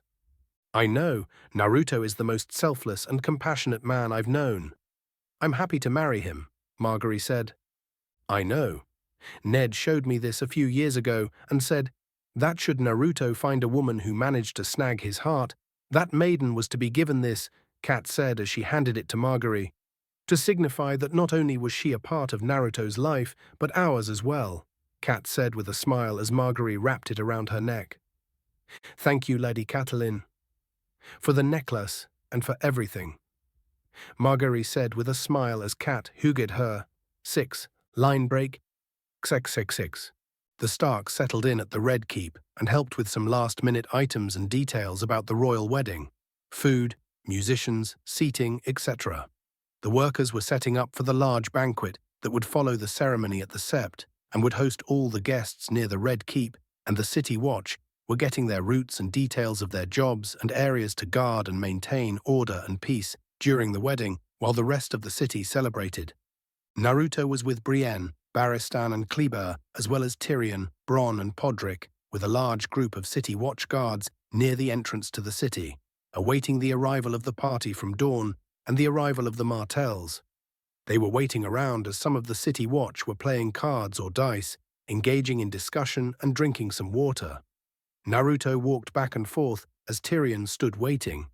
Bronn was sitting against a tree, drinking some ale, and Podrick was given the honor of holding Naruto's banner. Small merchants and families passed by Naruto and his group as they smiled, and Naruto smiled back. They kept on waiting for a while as everyone was a bit bored. How many Dornish men does it take to fuck a goat? Bronn asked, trying to start a joke. Please don't, Tyrion said as they kept waiting. Seems to me a smart place to meet travelers is in a tavern. That way, if one party's late, the other party can drink some ale inside, Bronn said. True, but when it comes to the prince of one of the 7 kingdoms, it's best done with some charm. Naruto joked as they chuckled. They should be here by now, shouldn't they? Brienne asked. Aye, they should, Kleber said. Naruto then saw Tyrion was a bit nervous and smiled. Relax, Tyrion. Just look dignified and smile. Let me do the talking, Naruto said as Tyrion nodded. Probably best that way, Tyrion said. Why's that? Bronn asked. There's bad blood between the Martells of Dawn and the Lannisters of Casterly Rock. Has been for years, Tyrion said. And just in case the Martells of Dawn want to spill some Lannister blood, here you are, Bronn said. Relax, it won't come to that. Tyrion is part of my council and should be present for this, if we are to mend wounds between your families. I won't let them kill you, Naruto said as Tyrion smiled. Here we are, Barristan said as they saw a caravan ride up the road, and Kleber signaled the City Watch to stand at attention. Can you read the sigils? Tyrion asked as they all looked in the distance. Yellow balls, Bronn said, not sure. Wild lemons in a purple field. House Dolt of Lemonwood. Podrick said as he looked at the other sigils. A vulture grasping a baby in its talons. House Blackmont. Crowned Skull, the Manwoodies of Kingsgrave. I know those are all Dornish houses, Tyrion said. I need a sigil, Bronn commented. And House Martell, a red sun pierced by a spear, Naruto asked Podrick. I don't see if your grace, Podrick said, as Naruto nodded and stepped forward as the headman of the caravan stopped in front of Naruto. Greetings, my lords. It is my honor to welcome you to King's Landing for the attendance of the royal wedding. I am His Grace, King Naruto Uzumaki, and this here is my master of coin, Tyrion Lannister. Naruto said as he and Tyrion bowed, and the lords on their horses bowed their heads as well. It is our honor to be here, your grace, one of the lords said as Naruto smiled and looked around and noticed a party missing. Forgive me, my lords, but I don't see Prince Doran with you, Naruto said. Our apologies, your grace, but the prince's health forces him to remain at Sunspear. He sends his brother, Prince Oberyn, to attend the royal wedding in his stead, the lord said as Naruto smiled. I had no idea. I am honored to have a warrior renowned as Prince Oberyn attend my wedding. And where is Prince Oberyn? Naruto asked. He arrived before dawn, your grace. Prince Oberyn is not a man for welcome parties, the lord said. Very well. My lords, these fine men from the City Watch will escort you to your quarters in the Red Keep. No doubt you are weary from such a long journey, and should you need anything, all you must do is ask, Naruto said as he bowed, and the lords bowed in return and were escorted to the Red Keep by the City Watch, as Naruto, Tyrion, and their group walked away. Now where? Bronn asked. Let's find Prince Oberyn before he accidentally kills somebody. Naruto said. How do you plan on finding a single Dornish man in a city this big? Bronn asked. You're famous for fucking half of Westeros. You've just arrived at the capital after 2 weeks of bad road. Where would you go? Tyrion asked. I'd probably go to sleep, but I'm getting old. Bronn joked as they chuckled and got on their horses and rode into the city to find Prince Oberyn. Prince Oberyn Martell and his paramour Ellaria Sand were at the brothel in a private room that Oliver had given the prince. He also brought the prince 3 prostitutes for him and Ellaria to choose from. Prince Oberyn looked at the 3 girls while Ellaria was sitting on a cushion enjoying some fine. Prince Oberyn then stopped by the last girl in the line and smiled. Oh, look at this one. How lovely is she? Oberyn asked Ellaria. Beautiful, but pale, Ellaria said. They like them pale in the capital. Oberyn said as he removed the girl's robes and saw she was a bit nervous. Do I frighten you? He asked as the girl shook her head no. You like? Timid bores me, Ellaria said as Oberyn moved to the next girl. You're a bit of mischief, aren't you? Oberyn asked the next girl who chuckled. I think she likes you, Oberyn said to Ellaria. She has good taste. Ellaria said as Oberyn removed the girl's clothes and she walked up to Ellaria. This one will do nicely. Very good, my lady. Oliver. Oh, I'm not a lady, Ellaria said. A show of courtesy, my lady, Oliver said. A lie anywhere. Why not use the right words? I am a bastard, and she is a whore. And you are what? A procurer? Ellaria joked as Oliver chuckled. Any of the others? Oliver asked as Ellaria said no, and he sent them away. You stay, Oberyn told Oliver. I'm afraid I'm not an offer, my lord, Oliver said to Oberyn. Everyone who works at a brothel is an offer, Oberyn said. I'm afraid you are misinformed, my lord. I am now the owner, Oliver said. How did that come to happen? Oberyn asked. By his good grace, King Naruto, Oliver said as Oberyn chuckled. Sam! Well, then you will have the honor of laying with a prince. Have you ever laid with a prince? Oberyn asked as Oliver nodded no, as Prince Oberyn smiled. Well, I get my way, Prince Oberyn said as he then heard a man singing a song he knew all too well, The Rains of Castamere. Ellaria heard the singing as well and knew that Oberyn would do something rash. Oberyn! Oberyn, don't, she said as Oberyn ignored her and left to find the room where the song was coming from as Ellaria and Oliver followed. The song was being sung by one of the Lannister guards that was allowed to accompany Tyrion into King's Landing as his new stay as Master of Coin.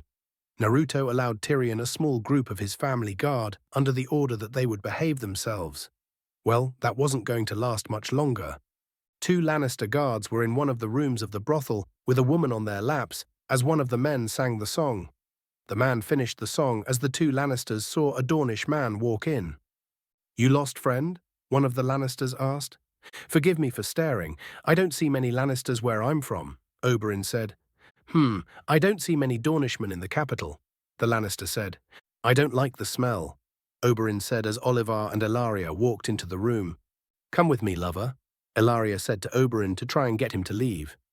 Gods, look at this one, the other Lannister said as he saw Ellaria. Sir, if you follow me, I can arrange for a private room, Oliver said. Why are you wasting a woman like this on a Dornish man? Bring him a shaved goat and a bottle of olive oil. The Lannister joked, as the other laughed while everyone else felt the tension rising. You know why all the world hates a Lannister? Oberyn asked, as he walked up to the man who made the comment about Ellaria as the 2 prostitutes left, and the 2 Lannister guards stood up, ready to fight. You think your gold, your lions, and your gold lions make you better than everyone. May I tell you a secret? You're not a golden lion. You're just a pink little man who's far too slow on the draw, Oberyn said as the Lannister eyed his sword on the table. The Lannister grabbed the hilt of his sword on the table, but as soon as he touched it, Oberyn took out a knife and stabbed it in the man's wrist, pinning it to the table as the Lannister shouted in extreme pain. A longsword is a bad option in enclosed quarters, Oberyn told the man as he saw the other Lannister ready to fully draw out his sword. When I pull my blade, your friend starts bleeding. Quite a lot, I'm afraid, so many veins in the wrist. He'll live if you get him help straight away, Oberyn said as he twisted the knife. So decisions. Everyone then heard footsteps as they saw King Naruto, Lord Tyrion, Bronn and Sir Barristan walk in. Prince Oberyn, forgive the intrusion. We heard there might be trouble, Naruto said as Oberyn pulled the knife out of the man's wrist and the two Lannisters left in a hurry. Ilaria then walked up to Oberyn. Apologies, my love, Oberyn said as he kissed Ilaria while Naruto and the others watched in a bit of awkward silence. I'm here to welcome you to the capital, Naruto said as Oberyn broke the kiss. King Naruto, forgive me for what you had to witness, a minor altercation. Ilaria, meet His Grace, King Naruto Uzumaki and his master of coin, Tyrion son of Tywin Lannister, Oberyn said with some disdain towards Tyrion's family name. We'll need a few more girls, yes? Oberyn told Oliver as Bronn nodded while Tyrion shook his head. No, you don't partake. Oh, I have someone special already, Tyrion said. Prince Oberyn, if I may, a word in private, Naruto said as Oberyn nodded and then nodded to Ilaria. Naruto and Oberyn walked out of the brothel into the streets of King's Landing. Seems I visited the Lannister brothel by mistake, Oberyn said. Oh, there is no Lannister anything ever since the war ended. Those men were merely guards for Tyrion while he remains in King's Landing. I'll have a talk with them later about causing altercations with royal guests, Naruto said. I imagine that won't be a fun talk, Oberyn said. It is an honor to meet you. I heard of your brother's health. I do hope he is all right, Naruto said. Doran should be fine, although travel would not have been good for him. If we are speaking truthfully, I imagine you are a bit disappointed that you are not meeting my brother, Oberyn said. Truthfully, no. If it were your brother or you, I am still honored to have you and the houses from Dorne attend the royal wedding, Naruto said as Prince Oberyn chuckled. You are quite different than how I imagined you to be, Prince Oberyn said. I imagine I should take that as a compliment, Naruto said. You can take it however you wish, though I find it surprising that even after a war with the Lannisters, you have one working for you, Oberyn said. With me, and even though I fought a war with the Lannisters, Tyrion is my friend and it helps to mend the animosity that started because of the war. If we don't try and make peace, then we're likely to have a repeat of the event that we don't want, Naruto said. Well, you are king. So who am I to disagree with you? Prince Oberyn asked. Oh, I actually welcome criticism. It helps one to become a better leader if you hear what people think you're doing wrong, Naruto joked. You truly are a wise one, Prince Oberyn said. I suppose I am. And I'd hoped that with you here that we may come to a better understanding than Robert was able to, Naruto said. And how do you propose to do that? Oberyn asked. By giving what you and your family deserve, justice, Naruto said as he motioned Prince Oberyn to follow him. Naruto and Prince Oberyn made their way to the dungeons of the castle, and they walked through the halls of cells and made their way into one hallway with 6 guards guarding 2 doors. The city watch guards stood at attention as they saw King Naruto arrived. At ease, men, Naruto said as his men eased. I know you have not been to the city in a long time, with the last under a different rule. I heard of what happened to your sister, Elia Martell, and her children.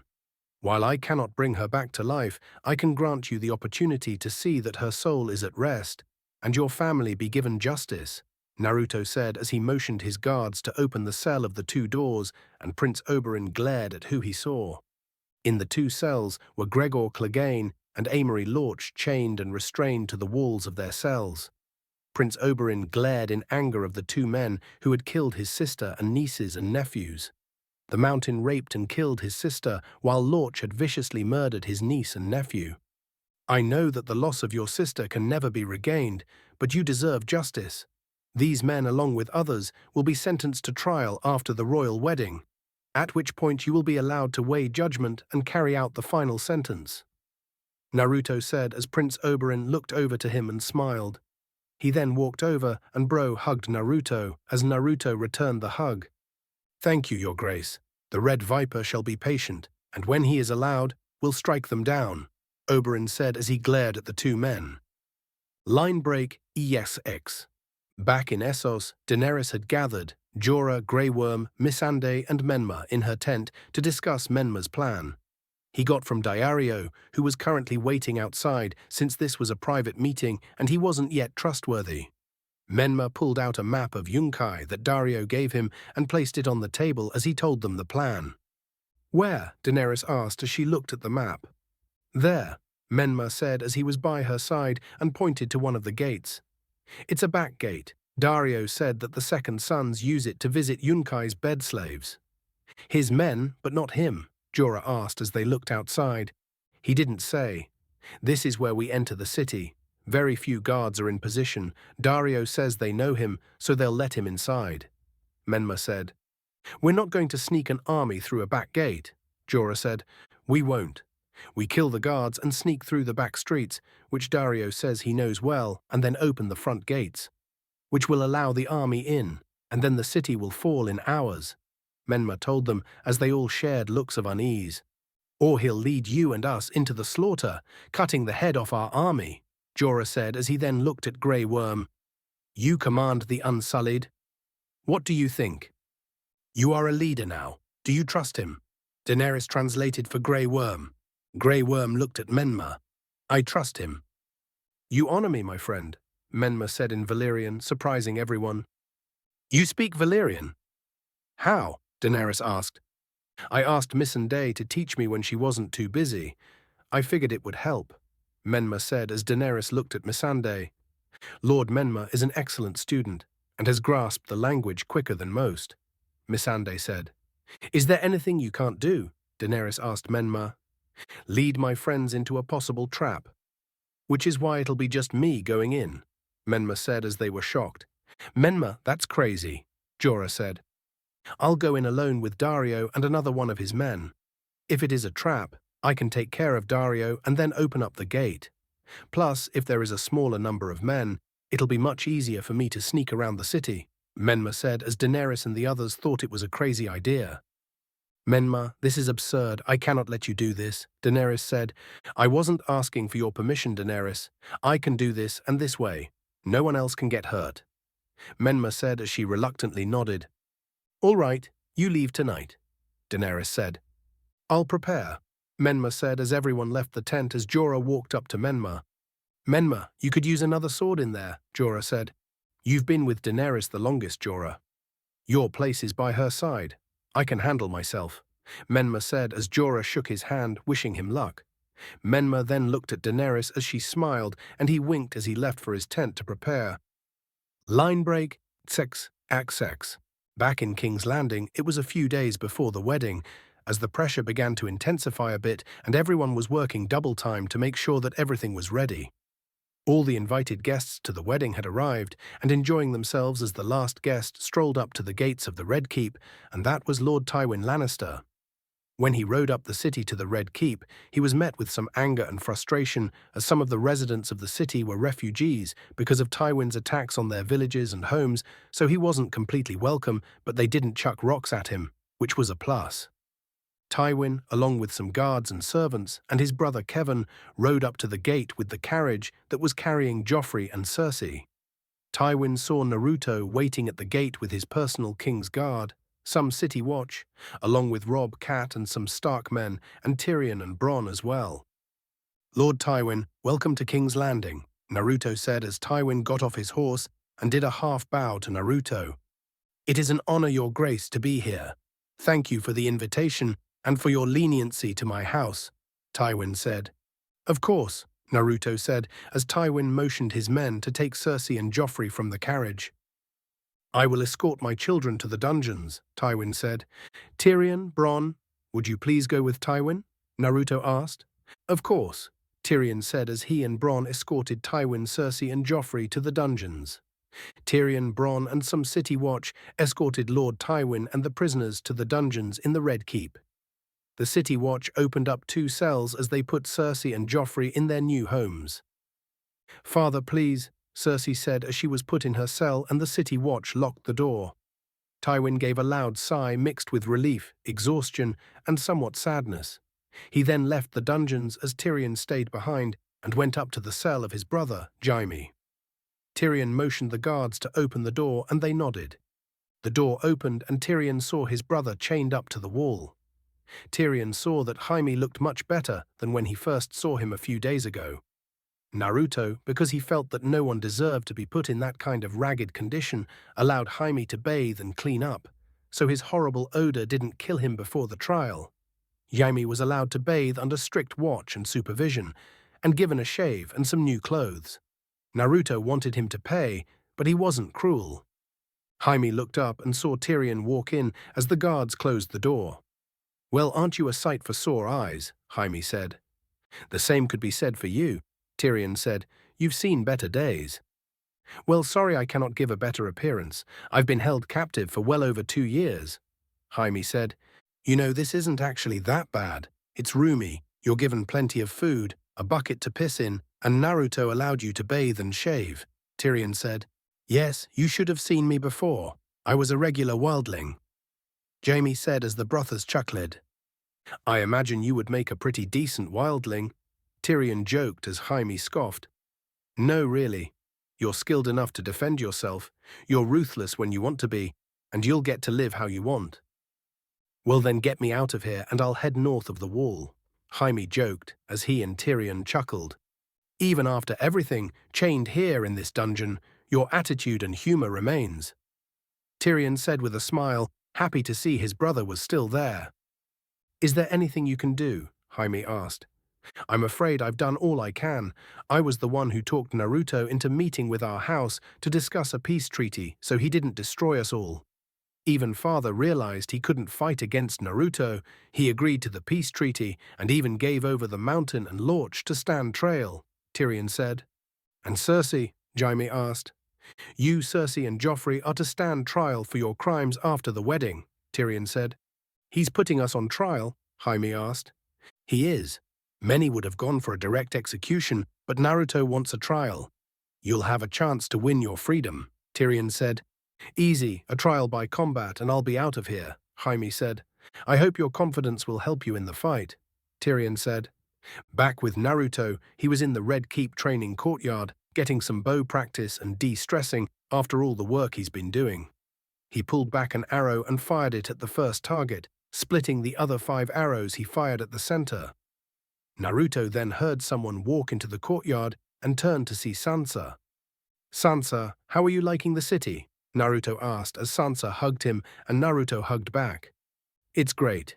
Much better than when I was here last," Sansa said as Naruto smiled and fired another shot at the target, splitting the other arrows. "That's good to hear. How's the rest of your family settling in?" Naruto asked. "Arya is with Sirio for her lessons. She says that Sirio is going to push her skills to the next level and wants a match with you," Sansa said as Naruto chuckled. "She's about 100 years away from a match with me." Naruto joked as he fired another arrow. "What about Rob and your mother?" "Rob and Talisa are enjoying their time together and Kat has been spending a lot of time with Lady Olenna," Sansa said. "That's good. How about you?" "How have you been?" Naruto asked. "I've been fine. A bit bored since you aren't at Winterfell," Sansa said. "I know, but I've got responsibilities here at King's Landing and I've been busy with the war. But my clone is up there, so technically I'm up there as well," Naruto said. "Sure, but the clone isn't the real thing," Sansa said. "Sure, so have you improved since our last time together?" Naruto asked as he held out the bow. "Indeed," Sansa said as she grabbed the bow, pulled the arrow back and fired it at a clean target and hit the center. "Whoa, you've been practicing," Naruto said, impressed at her accuracy. "I have," Sansa said, remembering the lessons she had with Theon and Ser Roderick. "I'm impressed. Keep practicing, and you'll be able to shoot yourself a husband in the future." Naruto joked as Sansa nervously chuckled. "So, are you excited for your wedding?" Sansa asked. "I am," Naruto said with a smile. "I'm glad. You and Margaery seem happy together." Sansa said, "We are, and I'm sure you'll find a man who makes you feel the same way that I feel with Margaery. You're kind, beautiful, strong. You'll find a husband one day," Naruto said as Sansa smiled and hugged Naruto as she walked away. Happy that Naruto was getting married, sad that it wasn't her. Unknown to Naruto, Margaery had watched and heard the whole thing and smiled at Naruto's love for her and then watched Sansa leave with interest. She then stepped out into the courtyard and slowly walked up behind Naruto, being careful to try and not make a sound as Naruto prepared to fire another arrow at the target, but before she could touch his shoulder, he turned around and hugged her, lifting her up in the air as she laughed and then put her down as he kissed her and she kissed back. "Hello, Margaery," Naruto said with a smile as he kissed her forehead. "Hello, husband," Margaery said. "I'm not your husband yet. A few more days, and then I will be," Naruto said. "I don't need a wedding to know that you're my husband," Margaery said as Naruto hugged her close. Naruto then noticed her wolf-shaped necklace with the 2 gems around her neck. "Where did you get this?" Naruto asked. He held her necklace, and Margaery smiled as she held his hand. "Catelyn Stark," Margaery said as she held Naruto's hand and kissed it. "She came to talk to me about our marriage and gave me this. She told me that Eddard Stark had this set aside for you for years, to be given to the woman you chose as your wife. And I couldn't imagine this necklace around another woman's neck than your own," Naruto said as Margaery smiled and hugged him as Naruto hugged her close and then looked up at the sky. "Thank you, Ned," Naruto whispered. "Now come with me. I have something I want to show you," Naruto said as Margaery smiled. Naruto led her to his chambers and they walked in and Naruto walked over to his desk. Margaery smiled as she saw the large room with the large bed and Naruto's suit of armor in the corner. "Where is Kurama?" Margaery asked. "He is spending some time with the direwolves, believe it or not. He's grown rather fond of them, and they look up to him like a leader of a pact," Naruto said as he removed a wrapped package from his desk.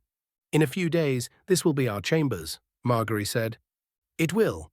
Close your eyes and turn around, I have a gift," Naruto said as Margaery smirked. "Oh, really?" Margaery asked.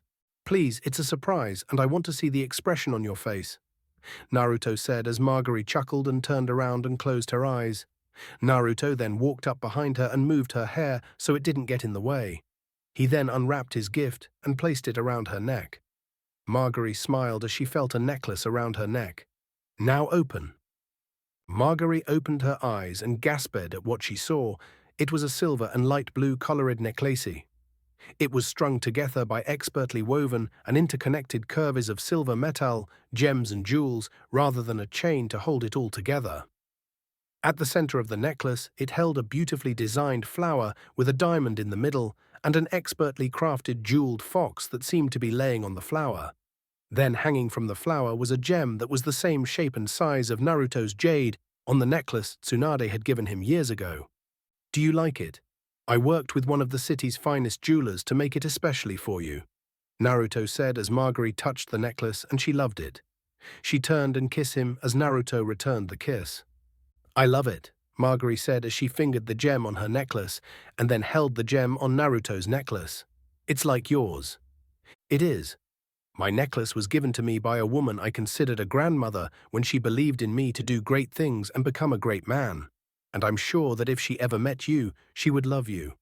This is to show that," Naruto said as Margaery was so touched by his love for her and she felt the same love for him.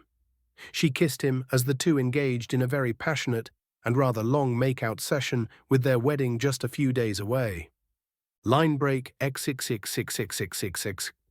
Night had settled in Essos as tonight would be the time that the Yunkish masters would fall and another slave city liberated. Menma had attached his sword at belt, his bow and quiver on his back, and a cloak and hood on his head as he waiting outside the back gate and saw 2 guards near the door.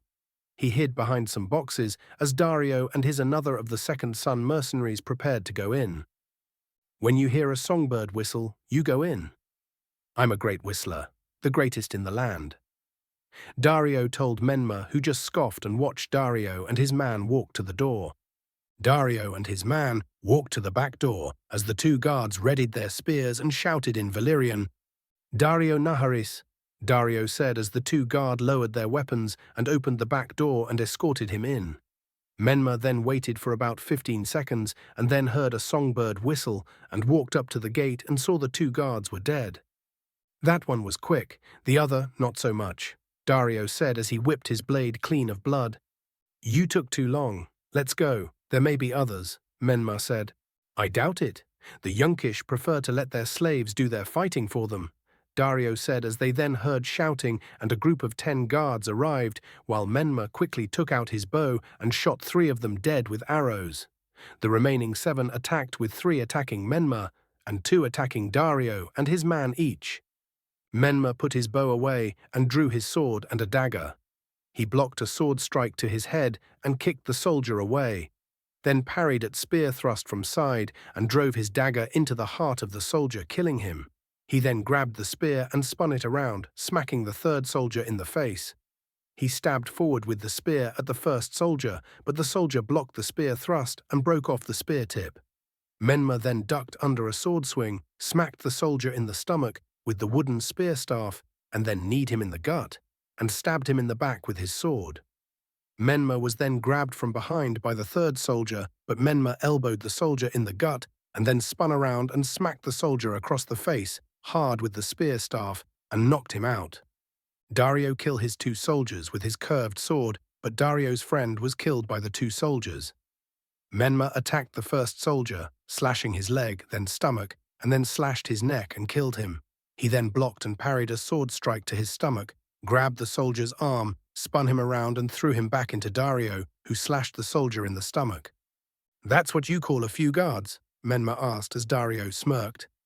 They then heard some more guards coming. "Come on," Menma said as they ran into an alley and blended in with the shadows. "With the 2 of us, we can get to the gate. Lead the way," Menma said as Dario nodded, but before he left, Menma grabbed his shoulder. "And let's try to avoid more guards." "That's no fun," Dario said with a smirk as Menma shook his head and followed. Dario led Menma through the city, through alleys and back streets, sneaking past guards to the main gate. They then saw the gate guarding by a few dozen soldiers. "Your men know the signal?" Menma asked. "They know," Dario said. "All right, let's go," Menma said as he and Dario drew his sword and charged. They slashed through the first 2 guards as the others readied their shields and spears. Menma threw some throwing knives and killed a few soldiers as Dario spun and used his curved sword to block swords and slash stomachs and necks. Menma flipped over a charging charge and slashed his head when he was flipping over. He then slashed down and sliced a soldier in the chest.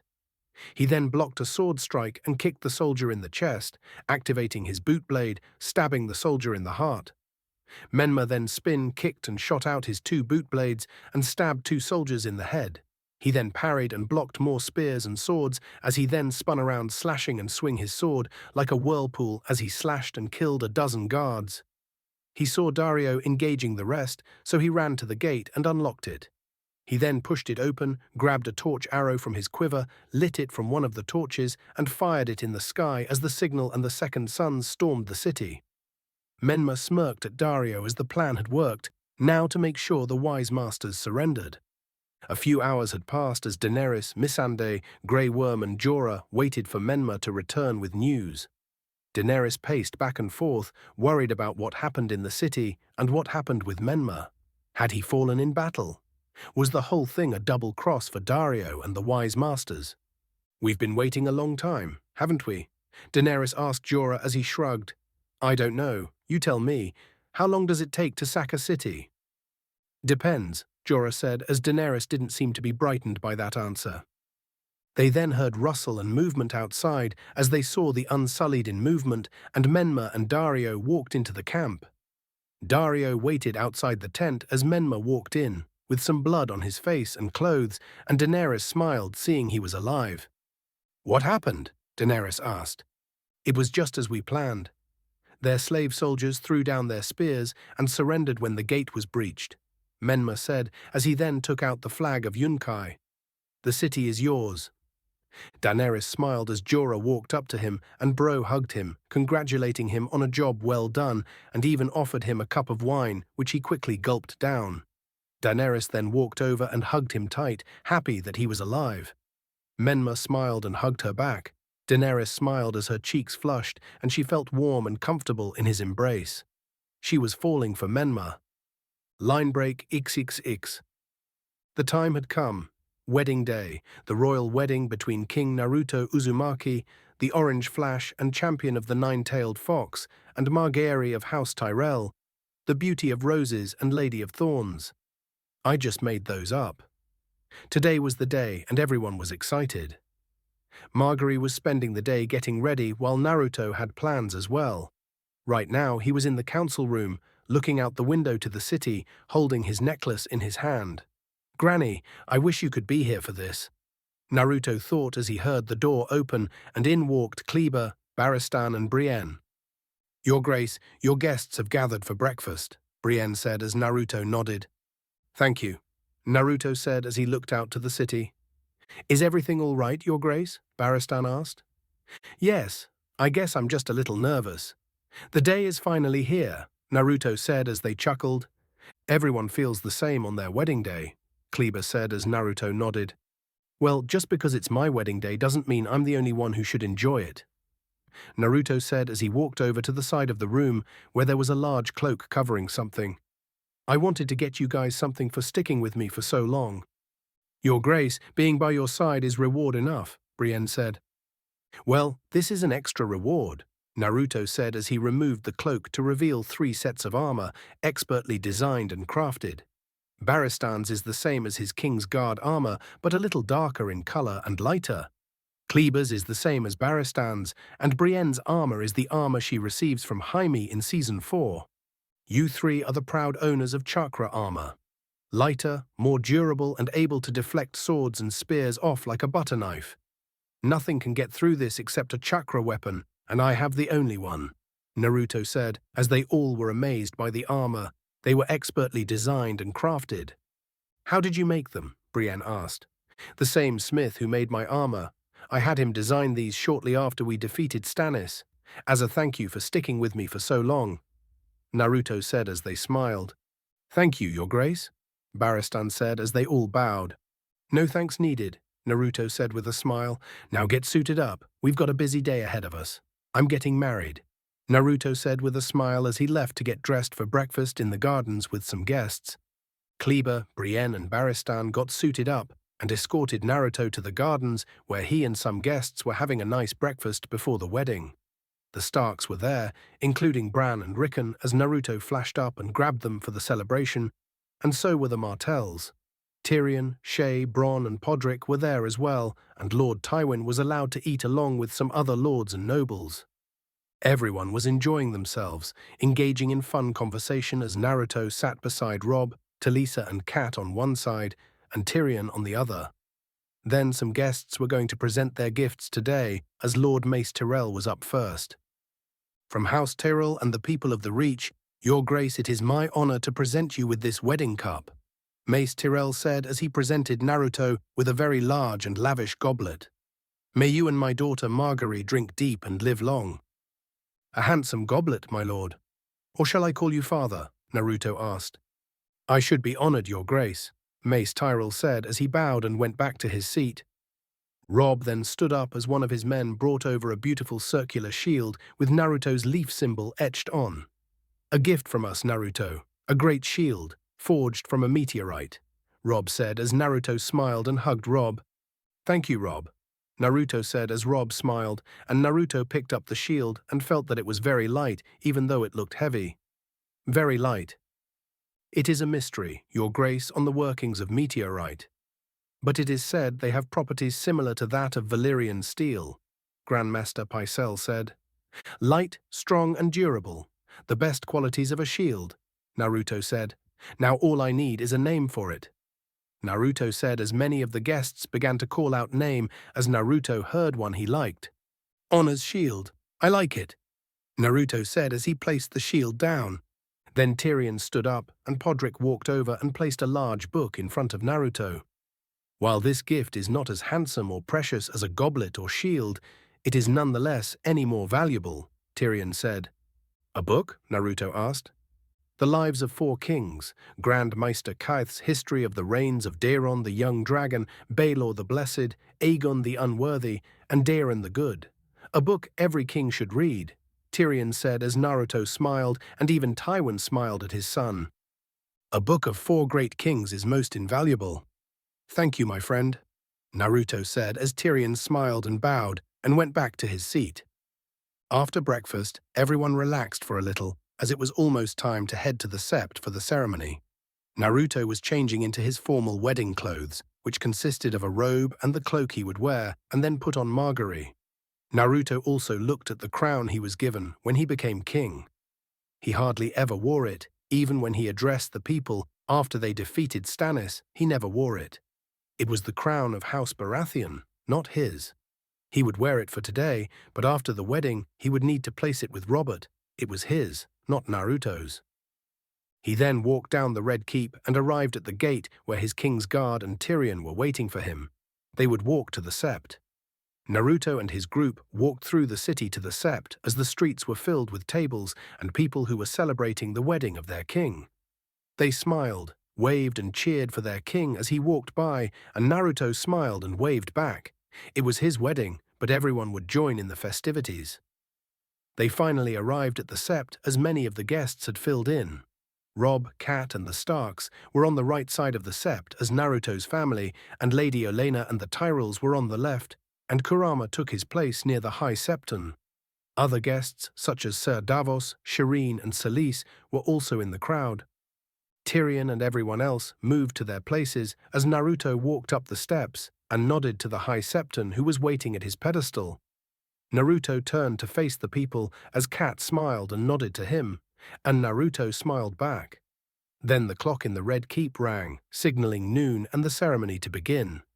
Margaery was then escorted into the sept by her father. Naruto smiled as he saw her in a beautiful gown, and she looked breathtaking. Kurama smiled as he saw Naruto had the biggest smile he'd seen in a long time. "Congratulations, Kit," Kurama said. "Thank you," Naruto said.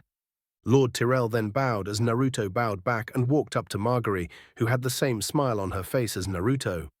Naruto held out his arm and Margaery took it as they walked up to the High Septon.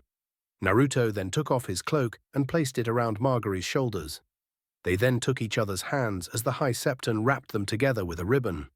Let it be known that Margaery of House Tyrell and Naruto of the House Uzumaki are one heart, flesh, one soul, the Septon said as he removed the ribbon and Naruto held Margaery's hand.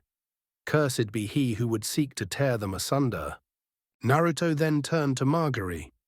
"With this kiss, I pledge my love," Naruto said as he kissed Margaery, and she kissed back, and the whole sept was filled with applause and happiness as the two were destined for each other.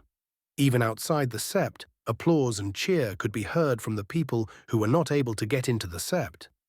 Margaery and Naruto then faced the people as they smiled at each other. "We have a new queen," Kurama said to Barristan. "And the best one," Barristan replied. "Line break, XX. After the ceremony, everyone moved to the wedding feast and banquet, being held in one of the courtyards in the Red Keep. Kurama actually gave a lift to Margaery and Naruto as everyone else made their way over. Lady Olenna smiled as she saw Margaery wed Naruto. She felt right that he was the best choice for her, and this wedding would be the best in history. A bit much, wouldn't you say? Lady Olenna heard as she turned to see Lord Tywin. "It seems proportionate," Lady Olenna said. "Proportionate to what?" Tywin asked.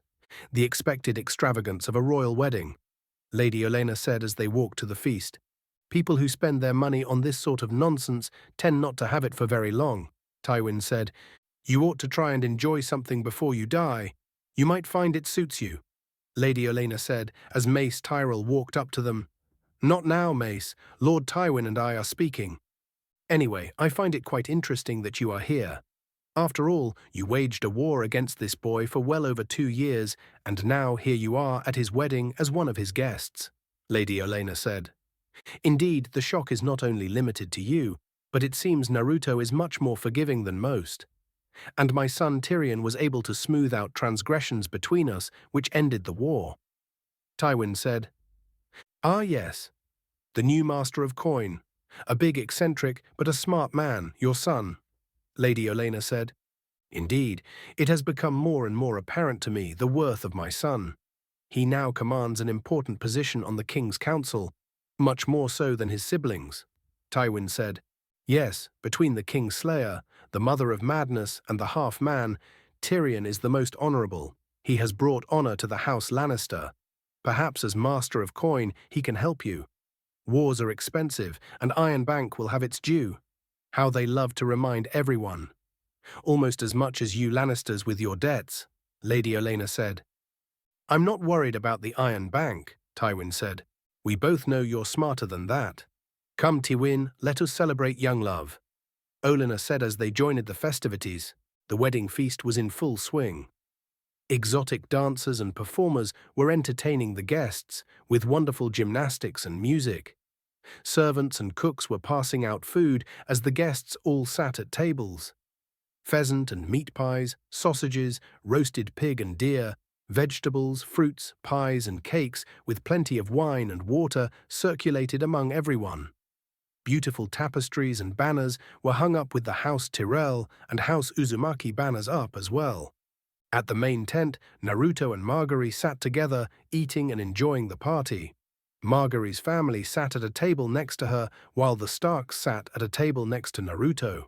Robb, Talisa, Sansa, Arya, Bran and Rickon were all dressed in formal and beautiful clothes. Tyrion sat at the table as well, since he was Naruto's Master of Coin, and he had Shay sitting next to him, wearing a beautiful dress that Tyrion got her. Various other guests, such as Oberyn, Davos, Shireen, Tywin, Tommen and Myrcella, were at other tables near the main one enjoying themselves. Surprisingly enough, Shireen got along with Tommen and Myrcella quite well. The direwolves were present, of course, laying down next to the Stark table, with Kurama present to keep them on their best behavior. Barristan, Kleber, Brienne and the other King's Guard were stationed around the party to keep the order and to make sure nothing happened while the City Watch were in the city, watching over the civilians who were enjoying themselves in celebration.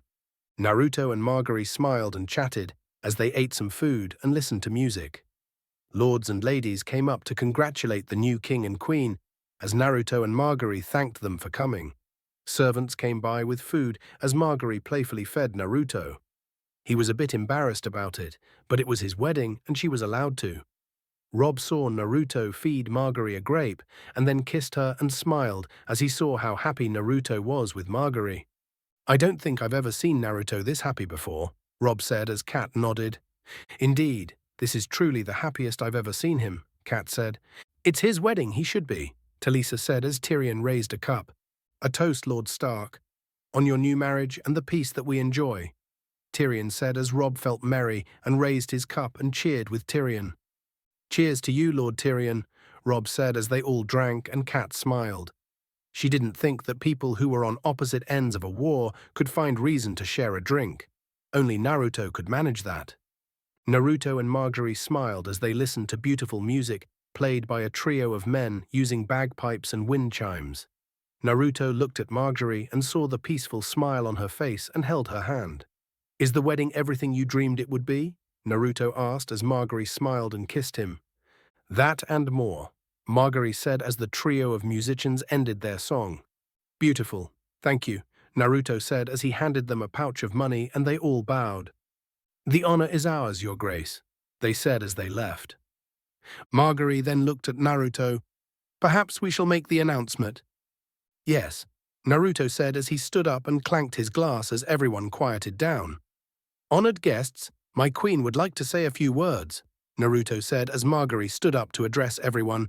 We are so fortunate to enjoy this marvelous food and drink, but not all among us are so lucky. To thank the gods for bringing the recent war to a just end, King Naruto has decreed that the leftovers from Out Feast are to be distributed to the poorest and neediest regions of his kingdom, Margaery said as everyone clapped and cheered. Naruto stood up and kissed Margaery on the cheek as Lady Catelyn walked over to Margaery and hugged and kissed her cheek. You are an example to us all, Catelyn said as Margaery smiled. Loras was walking around eating some food as he saw Oberyn being fed by Ellaria. He smiled as Oberyn winked at him and Loras winked back, unexpectedly bumping into Ser Barristan. Ser Barristan, forgive me, Loras said. It's quite all right, Barristan said. Her Grace looks very beautiful. Thank you, Ser Barristan, Loras said.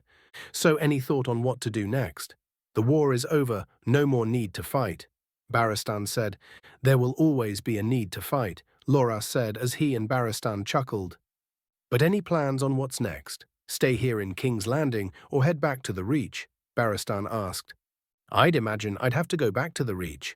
I'm now the heir to the Reach, so it falls on my responsibilities, Loras said. I imagine that will be an adventure. You'd have to find yourself a wife and make an heir, Barristan said. An adventure that would be, Loras joked as they laughed. Ser Davos then walked up to King Naruto and Queen Margaery and bowed as Naruto. Congratulations, Your Grace, my lady, Davos said. Thank you, Ser Davos, Margaery said. Yes, thank you, Naruto said as he stood up and shook his hand. I have no doubt that all of this has been a big change for you. Indeed, but I am in the service of a king once more. Stannis went too far. My only regret is not trying to stop him sooner.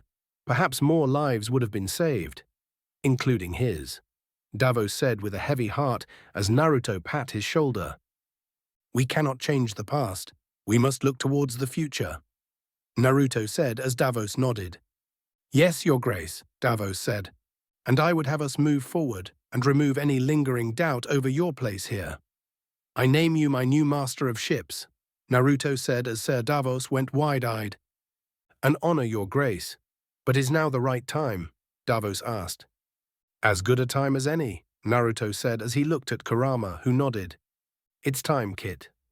You have a queen, now you need a council, Kurama said as Naruto nodded and raised his cup and clinked it, getting everyone attention.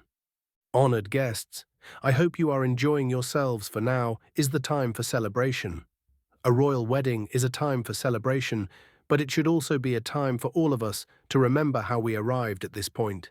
Many of us have lost loved ones to the conflict on both sides, husbands, sons, families lost to war and violence.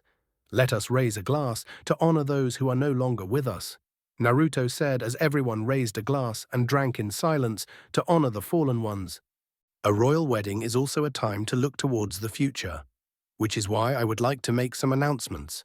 I have made some decisions, and I would like to introduce everyone to Ser Davos Seaworth, new master of ships, Naruto said as everyone clapped and Ser Davos smiled and bowed. I trust no other man to command the Navy fleet. I would also ask to have Oberyn Martell to be my new master of law, Naruto said as everyone looked at Oberyn, who then stood up and walked over to Naruto. It would be my honor, Your Grace, Oberyn said as everyone clapped. Now eat, drink, and be merry. For the 7 kingdoms are united now more than ever, Naruto said as everyone cheered and the festivities continued. A most interesting announcement, Your Grace, Oberyn said. Forgive the suddenness of it, but it seemed as good a time as any. I hope it wasn't too much to ask you to be my new master of law, Naruto said. I would have preferred a bit of a heads up, but I'm honored, Oberyn said as Naruto smiled. Great. Then have Grandmeister Pycelle if you need help on your new position, Naruto said as Oberyn nodded and rejoined Elaria as Margaery walked up to Naruto and kissed his cheek. A rather interesting wedding surprise, Margaery said as Naruto chuckled. True, a bit of a surprise, but it seemed to be the right thing to do. Besides, you are my queen regent, so you have a spot on the council as well, Naruto said as Margaery smiled. Truly, Margaery asked. Indeed, you may sit on the small council meetings whenever you wish. You are the queen, and so you help decide on how the kingdom is run. Plus, you remain by my side more, Naruto said as Margaery chuckled and kissed him. Line break XXX. Back in Essos, the morning after the liberation of Yunkai, Daenerys and her group waited outside the city for the now freed slaves who were granted their freedom. When they captured the city and the wise masters, Daenerys ordered that all slaves be freed and given the chance to leave the city. She and her army stood outside the city, waiting for the gate to open. Missandei stood next to her as Jorah was on her right and Menma on her left. She also had her dragons out with Drogon actually sitting on Menma's shoulder while the other 2 sat on the ground in front of her. They will come, Khaleesi, when they are ready, Jorah said. Perhaps they didn't want to be conquered, Daenerys said. You didn't conquer them, you liberated them, Menma said. People learn to love their chains, Daenerys said. Then the gates to the city opened and the slaves of the city walked out. They filed out of the city in large numbers as they walked up to Daenerys. When they got close, her Unsullied readied their spears, As a precaution, the slaves all looked at Daenerys and wondered what would happen as Missandei stepped forward. "This is Daenerys Targaryen, the Stormborn, the Unburnt, the Queen of the Seven Kingdoms of Westeros, the Mother of Dragons. It is to her you owe your freedom," Missandei said. "No," Daenerys said as she stepped forward and saw all the people, men, women and children, who seemed a bit afraid of her. "You do not owe me your freedom. I cannot give it to you. Your freedom is not mine to give. It belongs to you and you alone. If you want it back, you must take it for yourselves, each and every one of you." There was a bit of silence as the people just looked at Daenerys, and then one father and daughter spoke.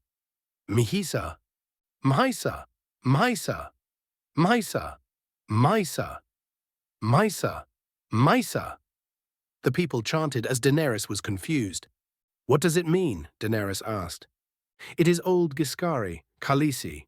It means mother," Missandei said. Some of the slaves walked forward as the Unsullied readied to strike. Daenerys smiled as tears began to form. "It's all right. These people won't hurt me," Daenerys said. Menma looked at her and helped her down from the rock from where she stood. She then pet Drogon on the head. "Fly," she said in Valyrian as Drogon flapped his wings and took off flying, and the other two dragons followed. Daenerys then walked down and past her Unsullied. "Let me pass," she said as they let her through.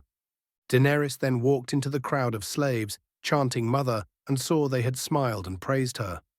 She was then lifted up into the air by two men and held up as the people kept on repeating Mother and reached out to her. She smiled as she touched their hands and felt like she had saved all of these people. Menma looked over to Jorah, who seemed a bit worried, but then noticed the smirk Menma had on his face and nodded. They wouldn't hurt their mother. Line break Ixix Ix-a. The wedding day feast had continued on for hours as the sun soon set, and the moon took its place. Many of the guests had eaten and drank their fill of food and wine and were surely drunk. Luckily enough, Naruto couldn't really get drunk. His and Kurama's chakra helped his body heal, so it metabolized alcohol much faster than normal people. The festivities were dying down, and many lords had gone to bed, so Naruto and Margaery agreed it was time to retire. Naruto decided against the whole bedding ceremony of having Margaery whisked away. He would walk his wife to their chambers alone. Naruto and Margaery walked into Naruto's chambers, which was now their chambers. Naruto grabbed Margaery from behind and kissed her cheek and neck. "Get comfortable," Naruto told her as she smiled and kissed back. She then walked behind a changing screen as Naruto poured himself a cup of water. He then removed his formal robe until he was just in a shirt and his pants. He sat on the bed as he removed his boots. "Ah, feels good to be out of those clothes," Naruto said as he placed his necklace on the table. "Yes, after wearing that gown all day. It gets a bit uncomfortable," Margaery said as she changed into some evening wear. "I much prefer this," Margaery said as Naruto looked up and saw her wearing a lovely nightgown. "You look beautiful as always," Naruto said as he stood up. "You think so? I can't decide how I like it better. This way or," Margaery said as she removed the straps and took off the top part of the gown, revealing her breasts. "This way," Lemon alert. "Well, you always look beautiful to me." "But," Naruto said as he pulled her close. "I do like it that way," Naruto said as he kissed her and she kissed back. The kissing got more and more intense as Naruto removed his shirt as Margaery saw his muscles and toned body, but also saw all his scars. Naruto kissed Margaery as she kissed back, as she moved to take his pants off. Naruto then removed the rest of her nightgown and she was nude. She then pushed Naruto onto the bed and climbed on top of him, and the two resumed kissing. Naruto then kicked off his pants, never separating from the kiss until the two needed to break for air. Naruto flipped them over so he was on top of her. He kissed her on the lips and then moved to the cheek and then neck as Margaery moaned in pleasure. Naruto then kissed her jawline and moved to her breasts. He sucked on her right breast as his right hand made circles on her stomach. Margaery moaned in pleasure as she grabbed the sheets on the bed.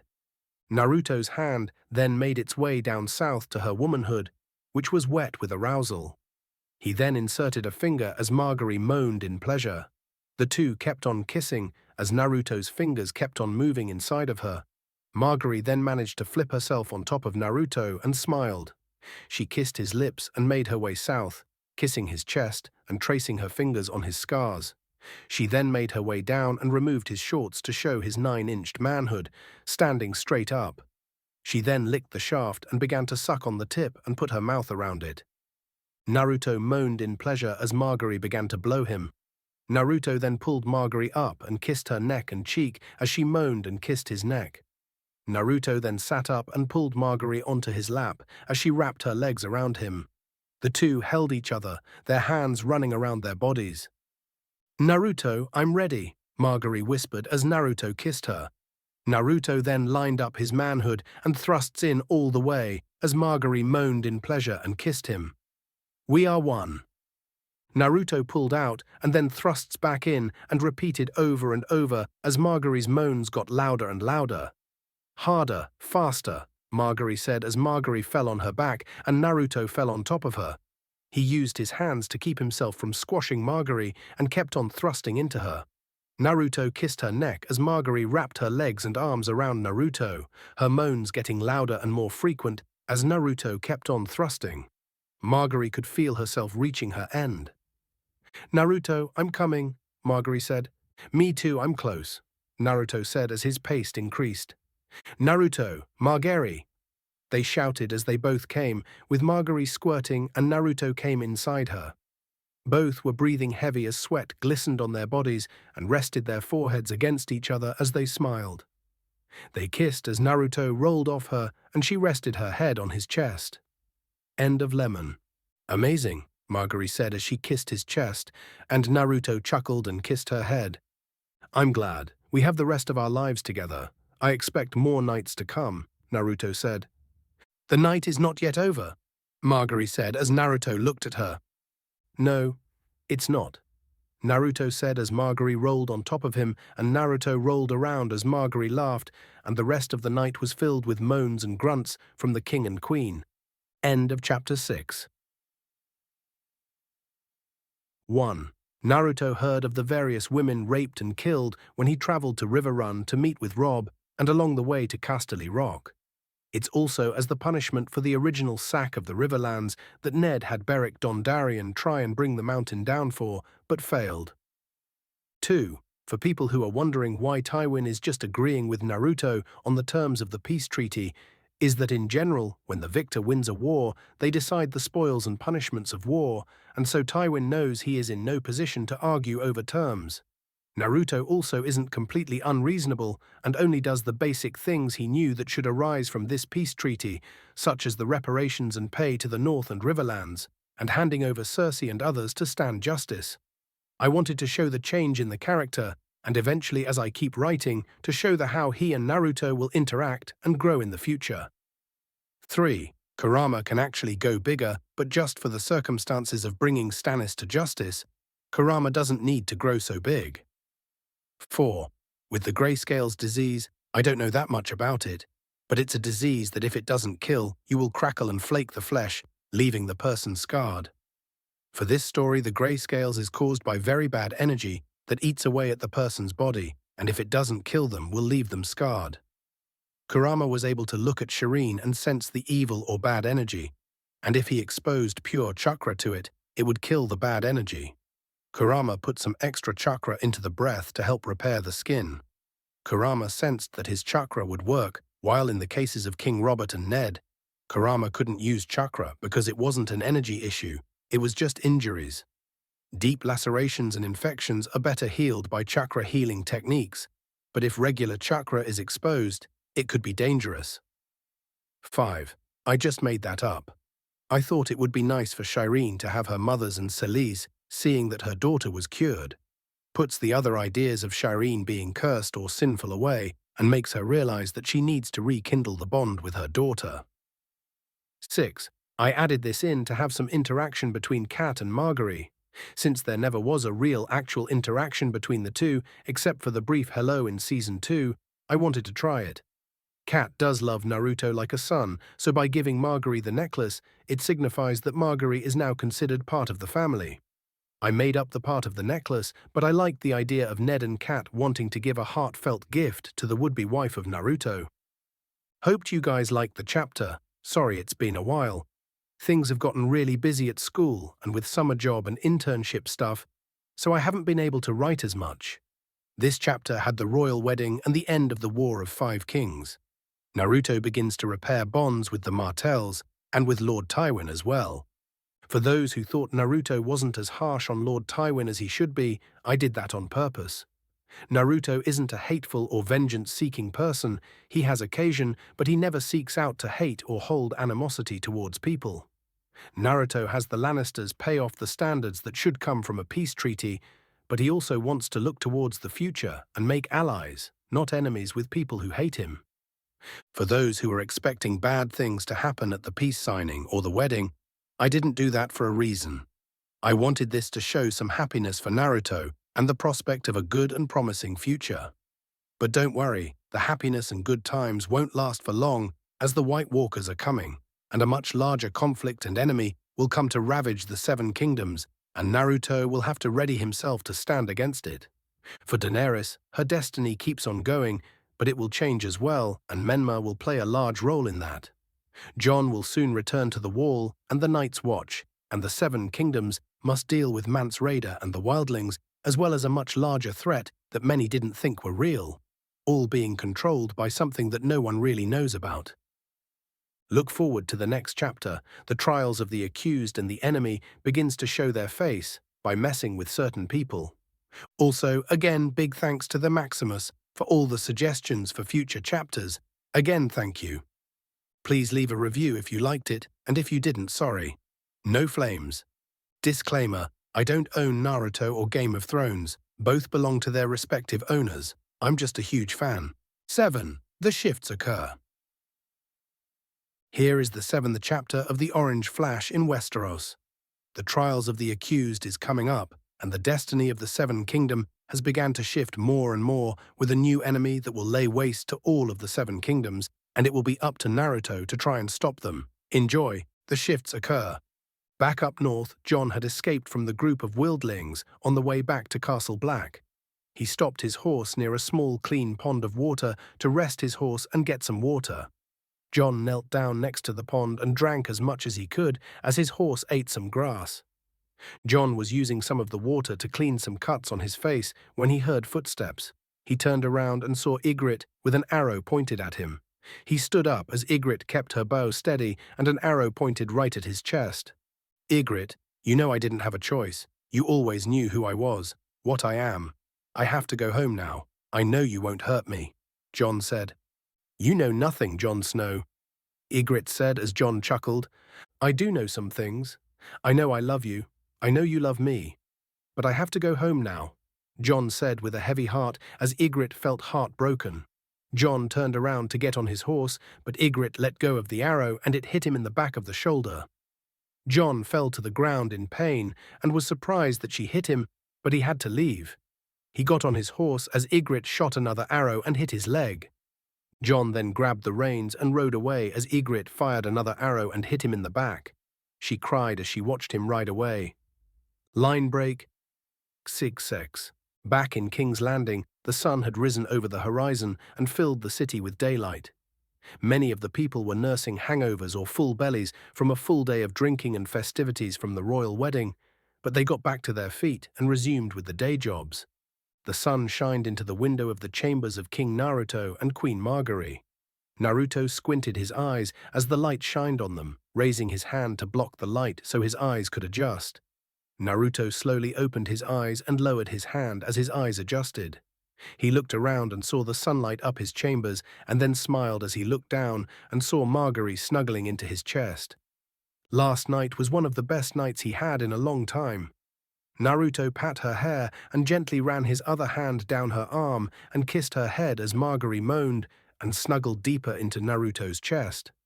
She slowly opened her eyes and looked up to see Naruto smiling at her. Have the gods ever seen a more beautiful sight? Naruto asked as Margaery smiled and kissed his chest. How are you, my king? Margaery asked as Naruto chuckled. Wonderful. And you, my queen? Naruto asked. A little sore from last night, but never better, Margaery said as Naruto kissed her head. Hope I wasn't too rough with you last night, Naruto said. No, but I don't think I've ever imagined I could go for that long, Margaery said as she kissed his chest, and Naruto kissed her hand. Well, I have much more stamina than anyone, Naruto said. Oh, I know. It was amazing, Margaery said as she got up, moving the blanket off her shoulders to reveal her nude body. Naruto pulled her close and kissed her on the lips as Margaery returned the kiss and rested against Naruto's body. I do believe a nice bath is in order before we start the rest of our day, Naruto said as Margaery smiled and nodded. Well then, my queen, allow me, Naruto said as he scooped her up into her arms, getting a surprise squeal from Margaery. Naruto then carried her over, bridal style, into their bath chambers where a large tub of warm bath water was waiting for them. As they entered the bath, servants entered the chambers and took the bedsheets away to replace them with clean ones. Naruto sat in the bath with Margaery laying in between his legs and leaning into his chest as they let the warm water soak their bodies and relax. Naruto held Margaery's hand in his as she leaned back and kissed him, and he returned the kiss. The warm water soothed their bodies as Margaery and Naruto took turns cleaning each other with sponges. So, what is on the agenda for the day? Margaery asked. Well, we have to plan for the trials of the accused in the dungeons. It will take some time to get everything set up. And with the war over and the Seven Kingdoms united, I'd imagine most of my time will be spent going through papers of trade agreements and notices, Naruto said as Margaery chuckled. And I get the rest of my life with you, Naruto said as he kissed her. And perhaps your son. If last night was anything to go by, I'd imagine you will be a father someday, Margaery said as Naruto smiled. I welcome the day, Naruto said as he then massaged her shoulders as Margaery moaned. But it doesn't hurt to help it along, Naruto said as Margaery kissed him. After about an hour or two of intimacy and getting dressed, Naruto and Margaery exited their chambers, dressed in their clothes, as Naruto escorted Margaery to breakfast with his council and their families. Naruto and Margaery walked into the main dining hall where the Rob, Talisa, Kat, Sansa, Arya, Bran and Rickon were eating. With them were Ser Davos, Tyrion, Oberyn, Ilaria, Selyse, Shireen, Tommen, Myrcella, Loras, Ser Barristan, Brienne and Kleber. Naruto and Margaery took their seats next to one another as Naruto helped Margaery into hers and servants came by with their breakfast. Good morning, Your Grace. I trust last night went well? Ser Davos asked. Extremely, Margaery said. Best night's sleep I've had in a long time, Naruto said as everyone chuckled as he got some food. Thank you. Your Graces, if it's not too much to ask of you now, there are some matters I'd like to bring up, Tyrion said. Of course, what is it? Naruto asked. Well, during the wedding feast, which was wonderful, I might add, many of the lords and nobles, including some of the knights who were in attendance, were wondering when the royal tournament would be, Tyrion asked as Naruto was confused. Tournament? Naruto asked. It's been a custom that after a royal wedding, the king would host a grand tournament to honor his wedding and rule. It was a custom from the Targaryen rulers and happened to be one of the things that King Robert kept during his rule, Tyrion said. I made this up. Really? Naruto asked as he thought for a moment. Yes, Your Grace. It's been a tradition, Barristan said as Naruto thought for a moment. Well, I wish I had known that before, but I suppose we can try and do something. A small tournament with a nice prize winning, Naruto said as Tyrion nodded. I believe we can manage. After all the gifts you received from your wedding guests, I'm sure I can gather up a winning pot for the tournament, Tyrion said. Good, let me know if you need anything else, Naruto said as Tyrion nodded. Sir Kleber, work with Grand Meister Pycelle on setting up a small melee tournament. Yes, Your Grace, Kleber said. Good, then Oberyn, as new Master of Law, I am asking that you help prepare for the trials of the accused. Set up the crown room for the trials and let the accused know of their rights to their witnesses, should they have any, or if they should choose a trial by combat, Naruto said. Yes, Your Grace, Oberyn said. Good, then we know what we have to do. Naruto said as they enjoyed their breakfast. After they finished, Margaery relaxed and spent some time with her grandmother and her handmaidens. As Naruto had some things to take care of, Rob offered to help Sir Kleber with the tournament by helping organize the area and spread word. Tyrion took note on the possible expenses of the tournament and winning to be presented to the winner, and Oberyn would work on getting the trials ready. Naruto decided that he needed to give something back to an old friend. He walked out of the Red Keep with Brienne and Barristan by his side.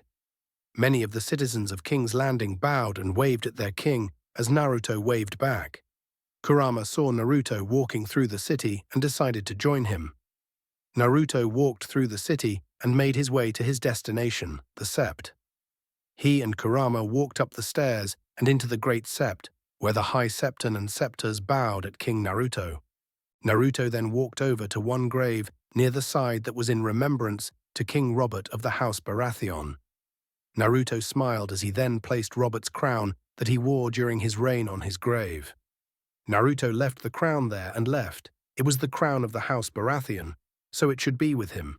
Naruto was having one of the King's Landing's finest smiths forge a new crown for Naruto for special occasions when he needed to wear one.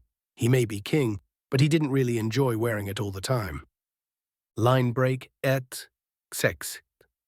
Back in Essos, after the liberation of Yunkai and release of the slaves, Daenerys and her group worked on shifting the city and installing a new council to take control over running the city.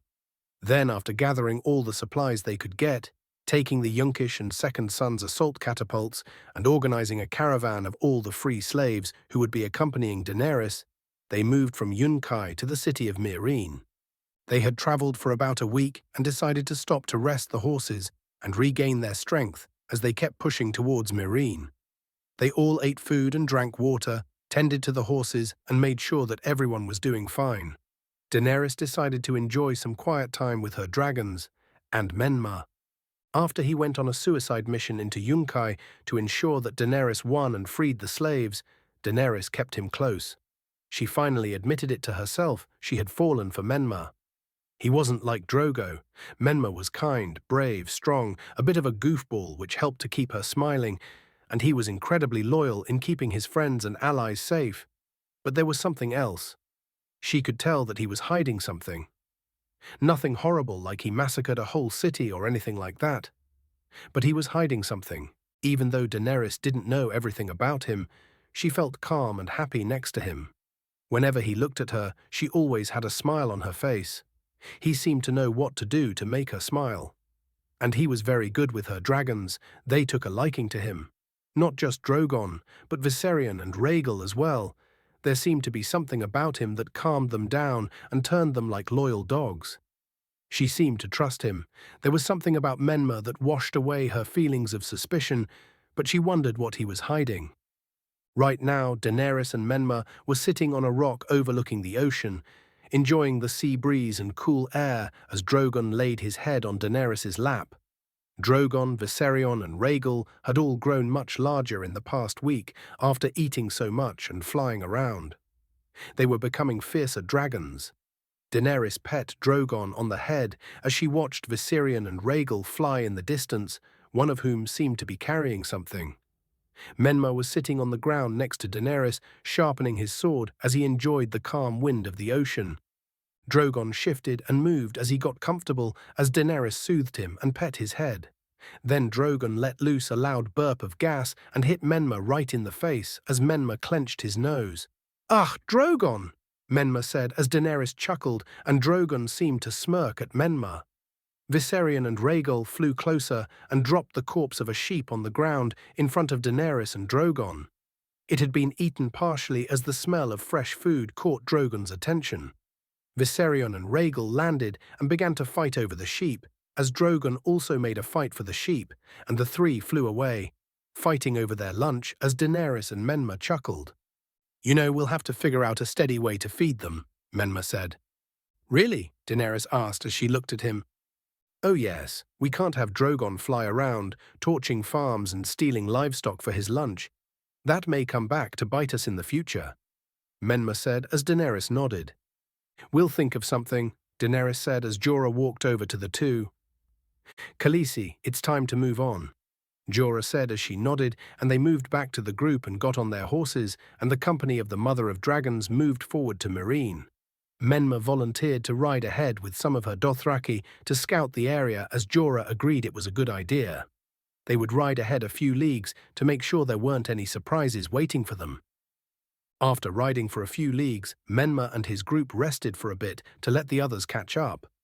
Menma and his group rested their horses as Daenerys and the company caught up, as her Unsullied marched in formation and the Second Sons helped her freed slaves with carts of food and moving the war catapults.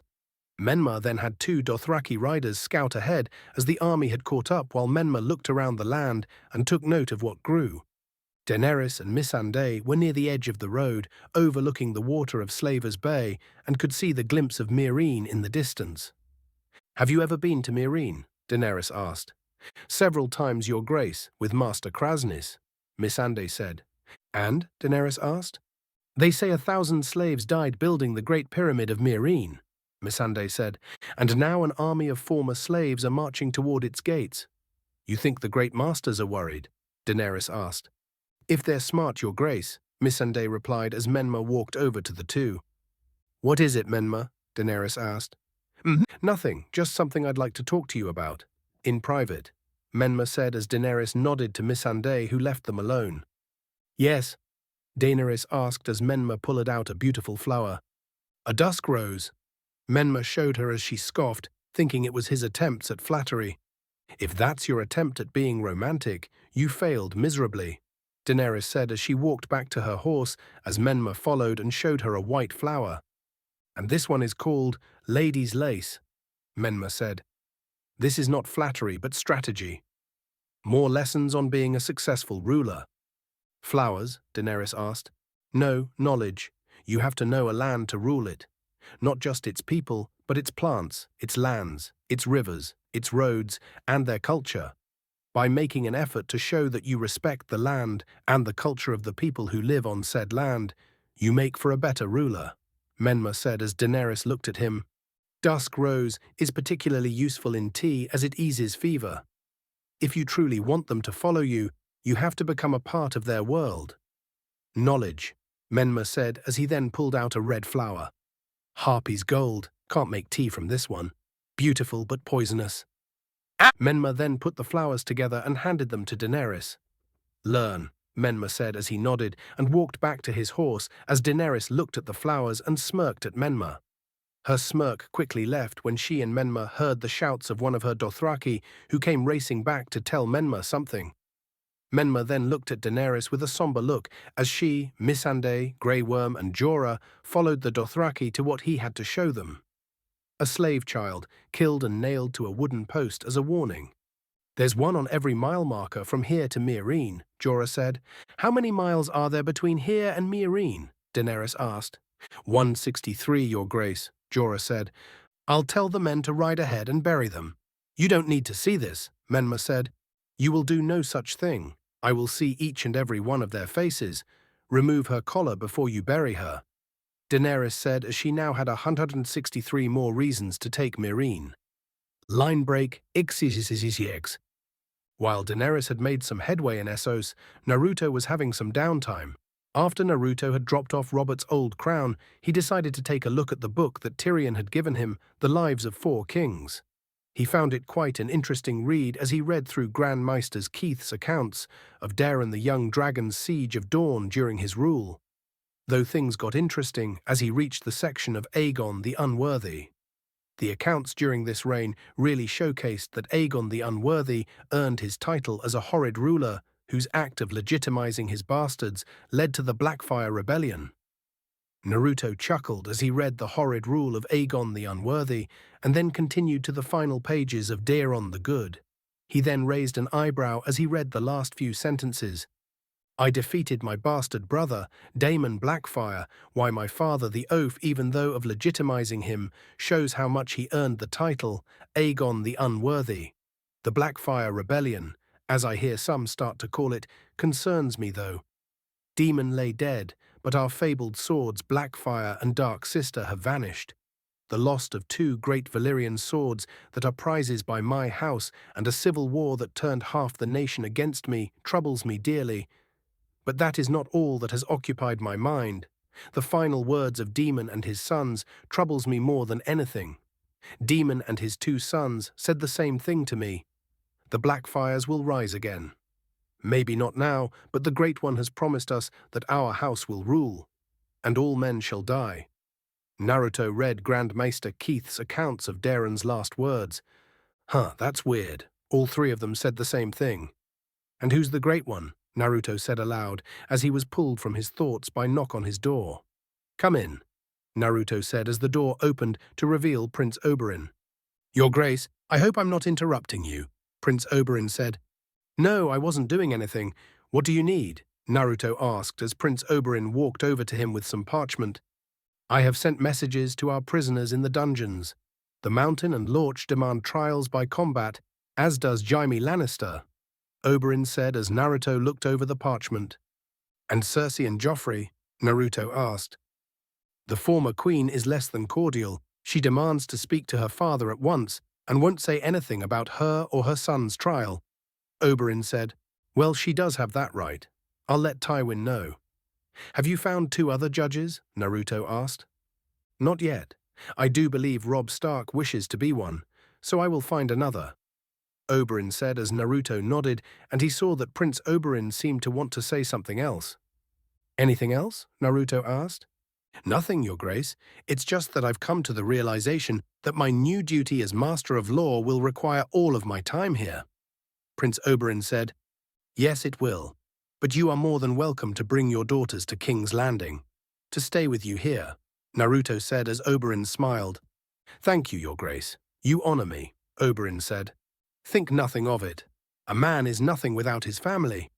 Speak with Ser Davos, and he can arrange a ship to dock in Dawn in a few days, Naruto said as Oberyn nodded. Your Grace, Oberyn said as he moved to leave. One question, would you happen to know what Margaery is up to now? Naruto asked. I believe in the gardens, with her handmaidens. No doubt talking about your wedding night, Oberyn said as Naruto chuckled and decided to go talk to Tywin. Margaery and her handmaidens were together enjoying some tea, and Margaery was telling them about her wonderful wedding night. So I said, darling, surely 4 times is enough. Are you trying to set a new record? Margaery said as her handmaidens chuckled. He said, well, I'm sure we can break the current record by leaps and bounds. Margaery said as they all chuckled as Lady Olenna and Catelyn Stark were escorted in by some city watch. Grandmother, mother, Margaery said happily as she stood up and hugged her grandmother and Cat. Oh, I don't believe I can be given that title, Cat said. Oh, but you are. You are like a mother to Naruto, and as such, you are now my mother, Margaery said as Cat smiled. Thank you, Your Grace, Cat said. So what brings you two here? Would you like to join us for tea? Margaery asked. No, I'm afraid we can't. I've just wanted to stop by and see how you were doing. A woman's wedding night is a very momentous occasion, Cat said. Indeed, and last night was indeed the best night of my life, and if last night is anything to go by, I imagine you can have a grandchild soon. A little prince or princess, Margaery said. No other day will bring you as much joy as the day your child is born, Cat said as Margaery smiled. Oh yes, children are a delight. That is until they get older and begin to form out on their own. Then they can become troublesome if you didn't raise them right, Lady Olenna said as Margaery chuckled. Walk with me, my dear, Olenna said to Margaery as they walked through the Red Keep and to the gardens while Cat went to talk to Naruto. Lady Olenna and Margaery were walking through the gardens as Olenna told her that she would be heading back to the Reach. I can't believe you won't stay. Naruto is more than happy to keep you here for as long as you like, Margaery said. The time has come, my dear. I've done my part with your wedding, and there is nothing more tedious than a trial. Except perhaps these gardens.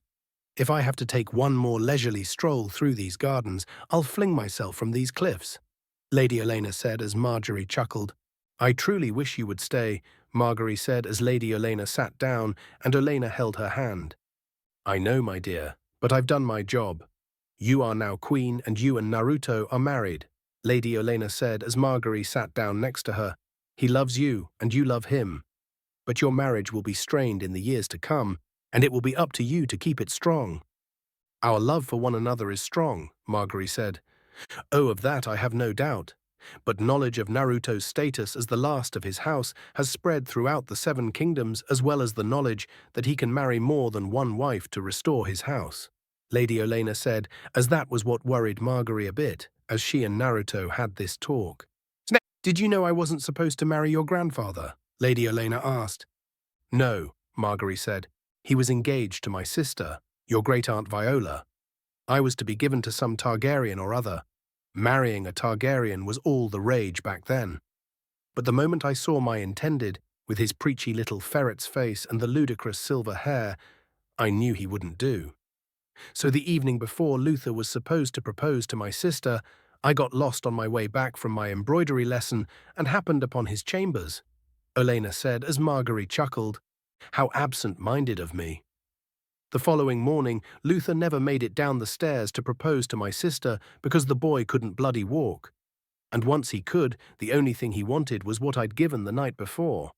I was good. I was very, very good. You are even better, but you will need to act quickly, Olenna said. Naruto and I talked about this. It's true that he may take more than one wife, but that doesn't mean I will ever lose his place in his heart, Margaery said.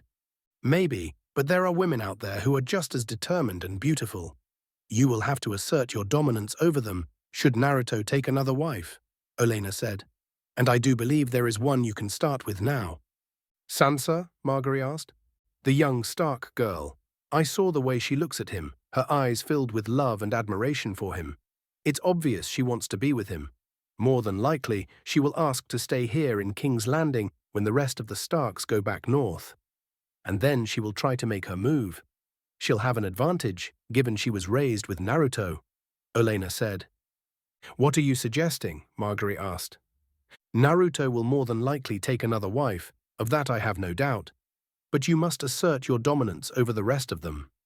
Tell them that you're Naruto's first, and as such, you hold the most sway with his heart.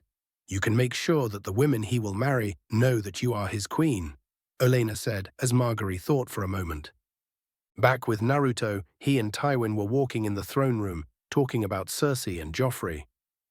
So, Lord Tywin, I hope you've been adjusting here well. I hope no one has been causing you any trouble, Naruto said. None, Your Grace.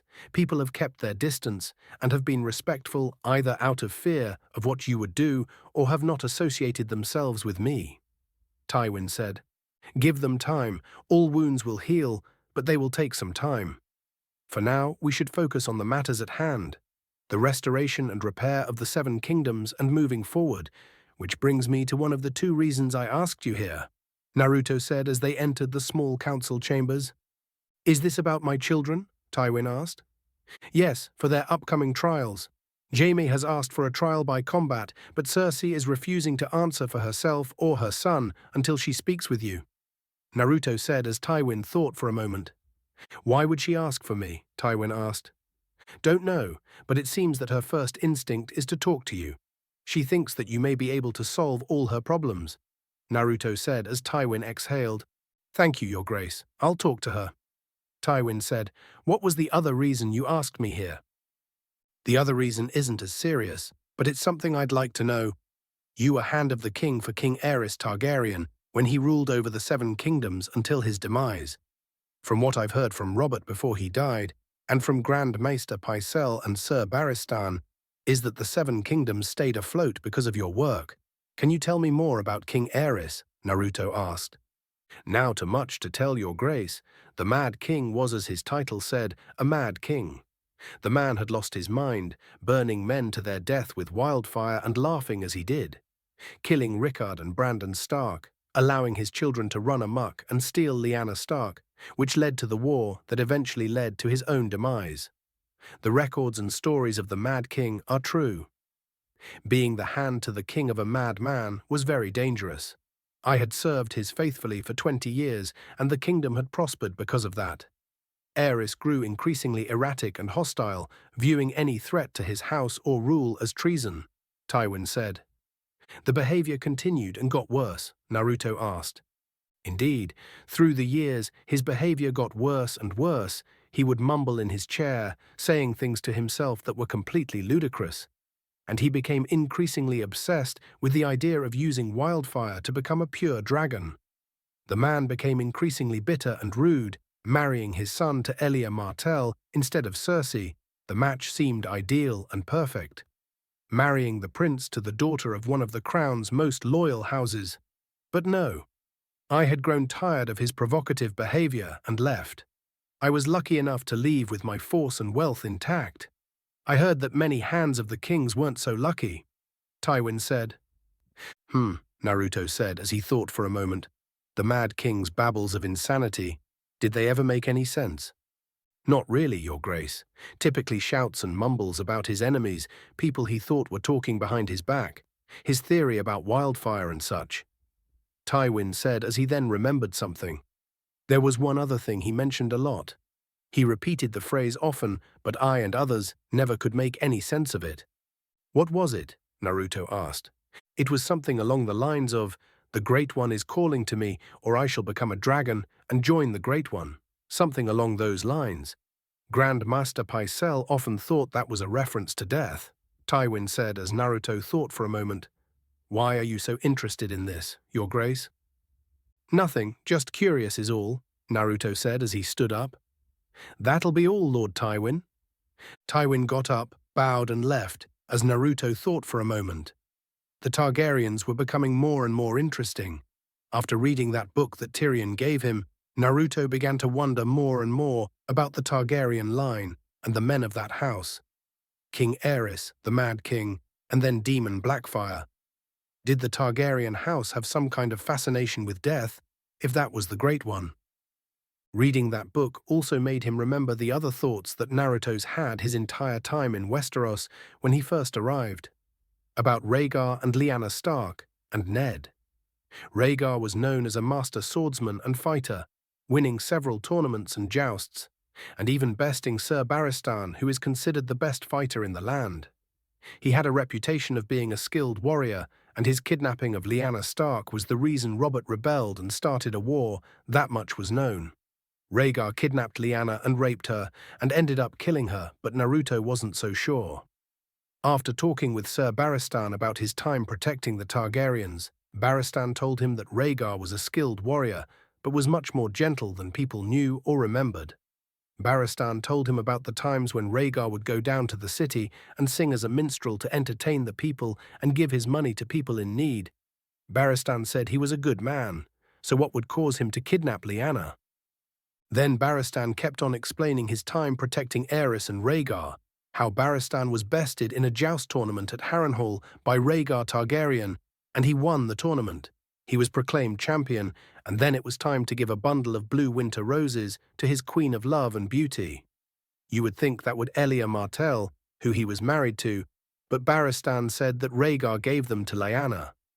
Barristan also told Naruto that when Rhaegar gave Lyanna the roses and named her his Queen of Love and Beauty, he had the same look of love that Naruto has when he sees Margaery. And even more shocking was that Barristan said that Lyanna seemed to reciprocate that gaze. Was she really kidnapped to the Tower of Joy in Dawn? And then there's the fact that Ned told him that he and his group had to fight 3 King's Guard to reach Lyanna at the Tower of Joy.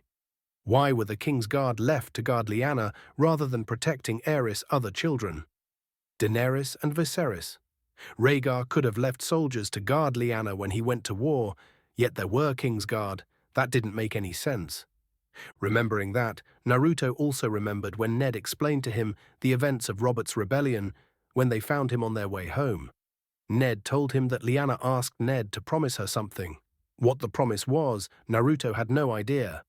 But then things began to click more and more. Naruto remembered that when Ned and Robert first found Naruto and helped him recover in King's Landing, Ned had a newborn baby with him, who Ned said was his bastard, Jon. An affair with a maid at an inn was what Ned told him, and Naruto believed that, but now not so much. As Naruto had got to know Ned more during his time at Winterfell, Naruto knew that Ned was an outstanding and honorable man. Very different than Robert, who kept his ode of Margaery seriously. He loved Cat. So he wouldn't cheat on her with a maid at an inn. That's completely against Ned's character, something that Naruto defended against Robert and Cersei when she accused him of fucking whores at Baelish brothel. Ned would never do something like that, so was Jon a real bastard of Ned? Ned often commented on how much Arya looked like his sister Lyanna when she was younger, and Jon does look very similar to Arya as well. Is it possible for all these theories in his head to be true? Was Jon someone much more important than he even realized? Naruto had no idea. Line break Ixixixixi. Up north in the lands near the wall, Tormund Giantsbane's group of wildlings were waiting in their camp for contact with the other group they were supposed to meet and the orders from Mance. Since they didn't have their warg, they sent a man back over the wall. Some of the wildlings were standing watch, while others were eating and staying warm near the fires. Tormund paced around the camp while Ygritte was making more arrows. Tormund looked at her diligently working and making a lot of arrows. "You plan on killing all the crows yourself?" he asked. "You plan on sitting here and scratching your balls till winter?" Ygritte asked. "We wait for Mance's orders," Tormund said. "You sent a man over the wall at the full moon. If he's not back yet, he's not coming back," Ygritte said. "Then what is it you want?" "March against Castle Black with just this lot. Your pretty crow has 1,000 men stationed there," Tormund said. "Yeah, well, he's a liar," Ygritte said. "He is. Shouldn't it be, he was? You said you put 3 arrows in him," Tormund said. "Yeah, I did," Ygritte said. "I've seen you slip a shaft through a rabbit's eye at 200 yards. If that boy's still walking, it's because you let him go," Tormund said. They then heard a whistle as one of their scouts told them that something was coming. They got ready to fight as they looked into the distance as the leader of the Thenns and his group arrive. "Thenns? I fucking hate Thenns," Tormund said as they sheathed their weapons. The leader or Magnar of the Thenns, Styr, walked up to Tormund while the others walked into the camp. "Mance has sent you?" Tormund asked as Styr growled in response. "How did you find us?" he asked as Styr looked to a Thenn who had an owl on his shoulder, their war. "You came from the south, not the north," Tormund said. "Took a detour, got some supper from a village down that way." Why does the meat down here always taste so much better than it does on our side of the wall?" Styr asked. "Help yourself," Tormund said, pointing to a roasting rabbit on a spit.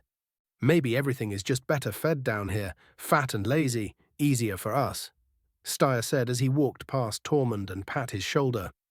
"You didn't see us coming. Lost your warg. And that baby crow you had with you, lost him too?" "I'll answer to Mance. I won't answer to you," Tormund said to Styr. "She yours?" Styr asked, referring to Ygritte. "I'm not anybody's," Ygritte said as she readied to fire an arrow at Styr's head while he chuckled. "Too scrawny. Not like those crows at Castle Black. Think of them, stuffing their larders, stuffing their faces with ham and blood sausage and stew, getting nice and fat and marbled.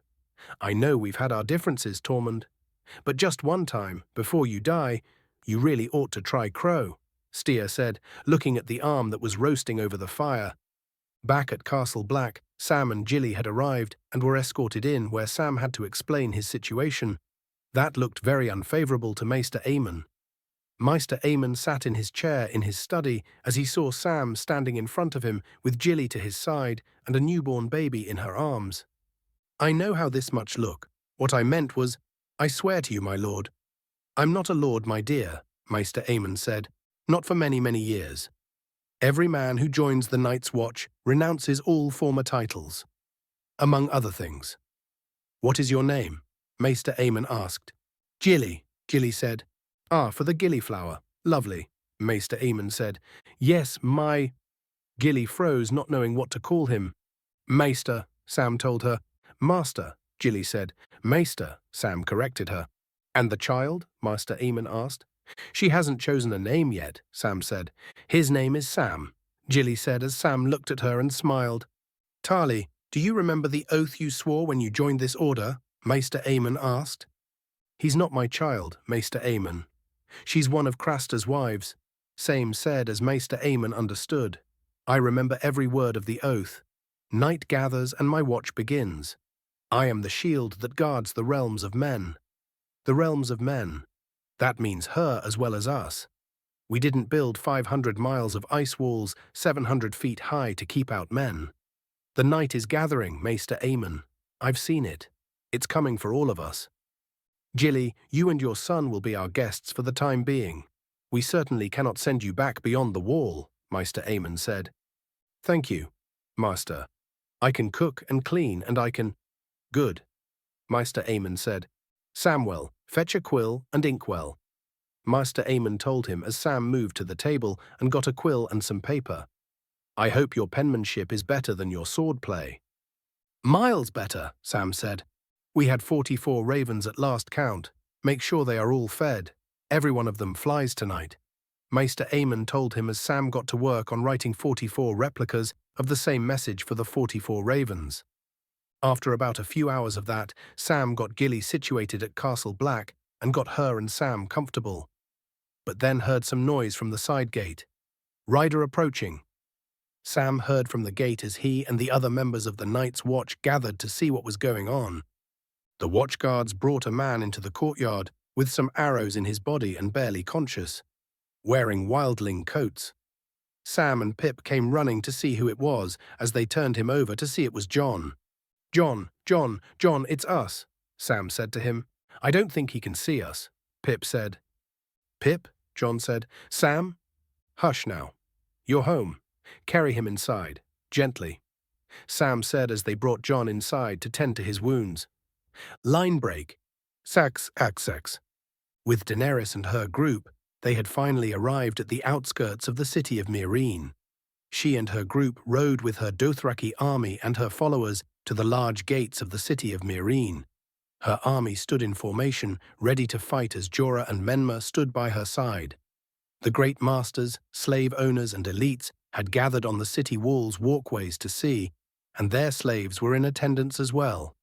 Daenerys, Jorah, Menma and Missandei got off their horses as they stood before the great gates of Meereen, while all the masters looked down at Daenerys in hate. Then the gates to the city opened, and one rider rode out, suited up in armor. Are they attacking? Daenerys asked. A single rider, a champion of Meereen. They want you to send your own champion against them. Jorah told her. The masters cheered for their champion as he stopped his horse until he was about twice the distance of a joust fight away from Daenerys. He then got off his horse and seemed to be doing something while speaking in Valyrian. What is he doing? Daenerys asked. I think he is, Menma said, as the champion took his cock out and began to piss at Daenerys from afar as an insult. Daenerys just looked at the man with lack of interest, while the masters laughed their asses off. He says that we are an army of men without man parts. He claims you are no woman at all, but a man who hides his cock in his own asshole. Missandei said with disgust as she translated. Don't listen to him, Daenerys. His words can't hurt you, Menma said. They can if half the city you intend to take is listening to them, Jorah said. I have something to say to the people of Meereen, but first I will need this one to be quiet. Do I have a champion? Daenerys asked. Allow me this honor, Mother of Dragons. I will not disappoint you, Grey Worm said.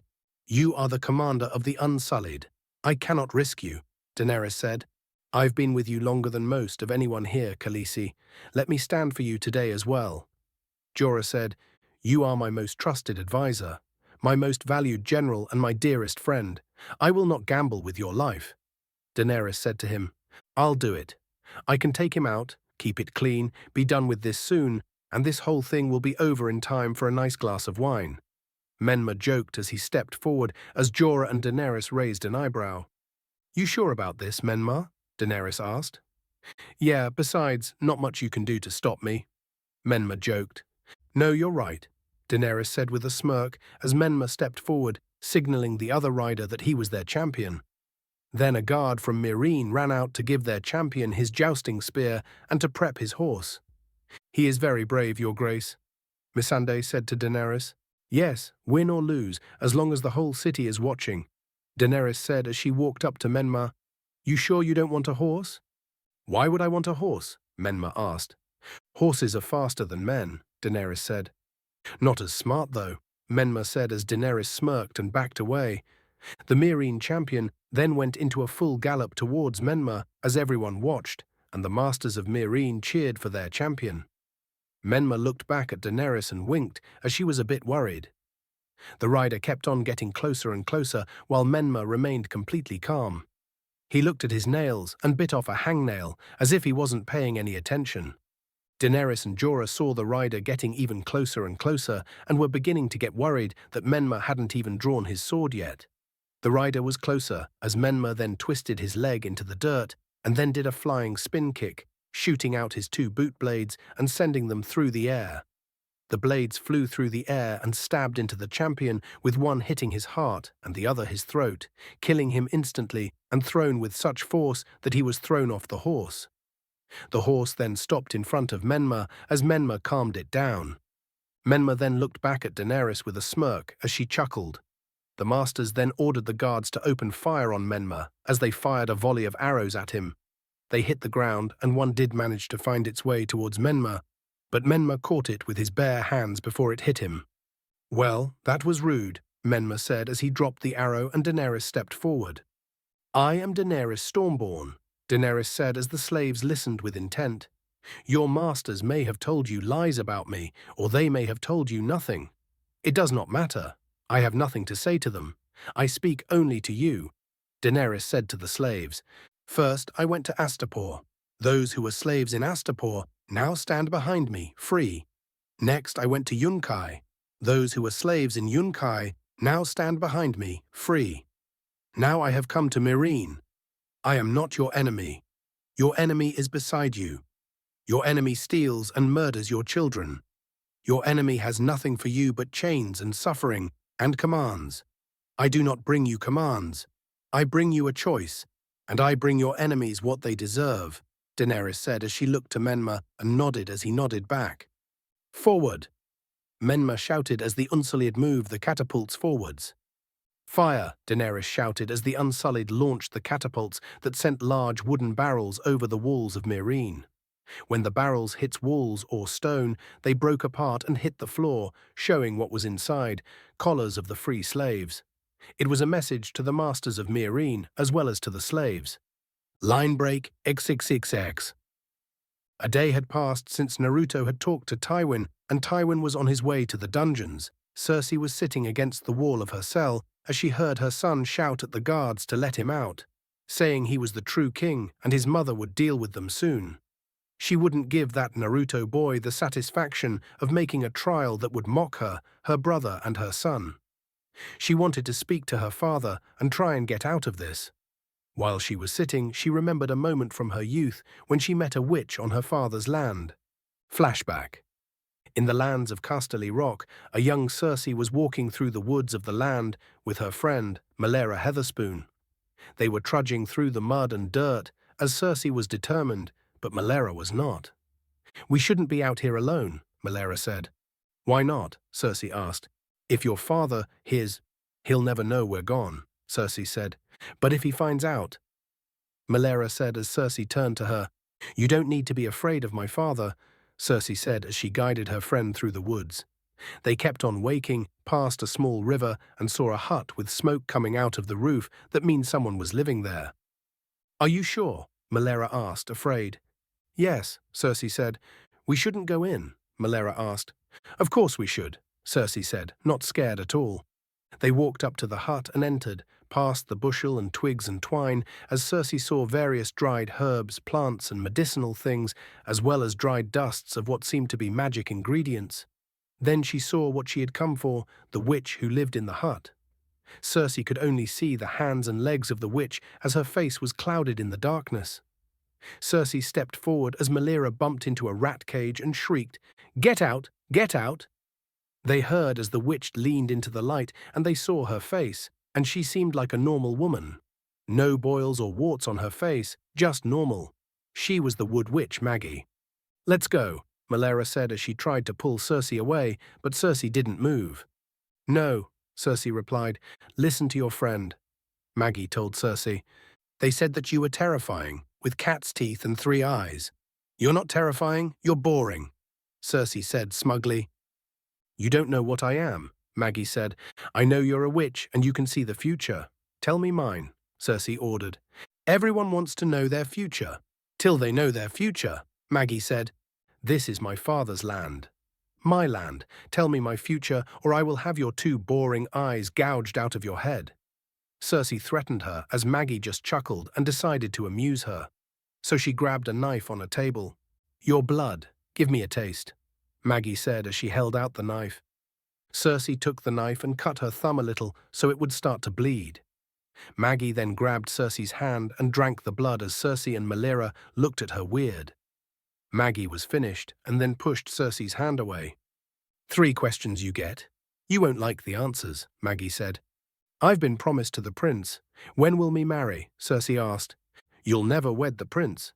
You'll wed the king, Maggie said. But I will be queen, Cersei asked. Oh yes, you will be queen, Maggie said as Cersei felt smug while Maggie smirked. For a time, then comes the hero that was promised, who will take away everything you hold dear and dethrone you. Then he will be king, and his queens will prove themselves worthier than you. Cersei was disturbed by that comment. Will the king and I have children? Cersei asked. No, the king will have 20 children, and you will have 3, Maggie said. That doesn't make sense, Cersei said. Gold will be their crowns, gold their shrouds, and your eldest will meet the fate he deserves, Maggie said as she began to cackle and laugh at Cersei while Cersei glared in anger. Come on, we have to go, Melera said to Cersei. We have to go, Cersei. End of flashback. Cersei was brought out of her memories when she heard her cell door open and her father walked in. She stood up as her chains rattled and looked at her father. Tywin saw his daughter looking worse for wear, with a look of desperation on her face in the impending notice of her trial. Father, Cersei said, His Grace has made me aware that you wish to see me, Tywin said as Cersei looked shocked. His Grace? Father, he is no king. Joffrey is the true king, Cersei said as Tywin just looked at her. Still, after everything that has happened, you believe your bastard has the right to the throne, Tywin said. I suffered years of marriage with that pig, hearing him fuck countless women and bring this city and the kingdoms into our hands. My son was to be king. The greatest king that would exist, the king that the 7 kingdoms would adore, the king that was promised. Not some demon boy who took over the throne, Cersei said with a look of twisted devotion in her eyes. Really? Well, it seems that since the new king has been in rule, things have never been better. Would we be able to do as well as he could? Tywin asked as Cersei scoffed. I didn't think it was possible. The great Tywin of Casterly Rock, the man with the pride and heart of lion, bending over like a whore in a brothel, Cersei said as Tywin smacked her hard across the face and sent her to the ground. Your pride is the reason for your imprisonment. Your pride led to your current predicament, and now, here you are, using your status and myself to try and get yourself out of situations that you put yourself in.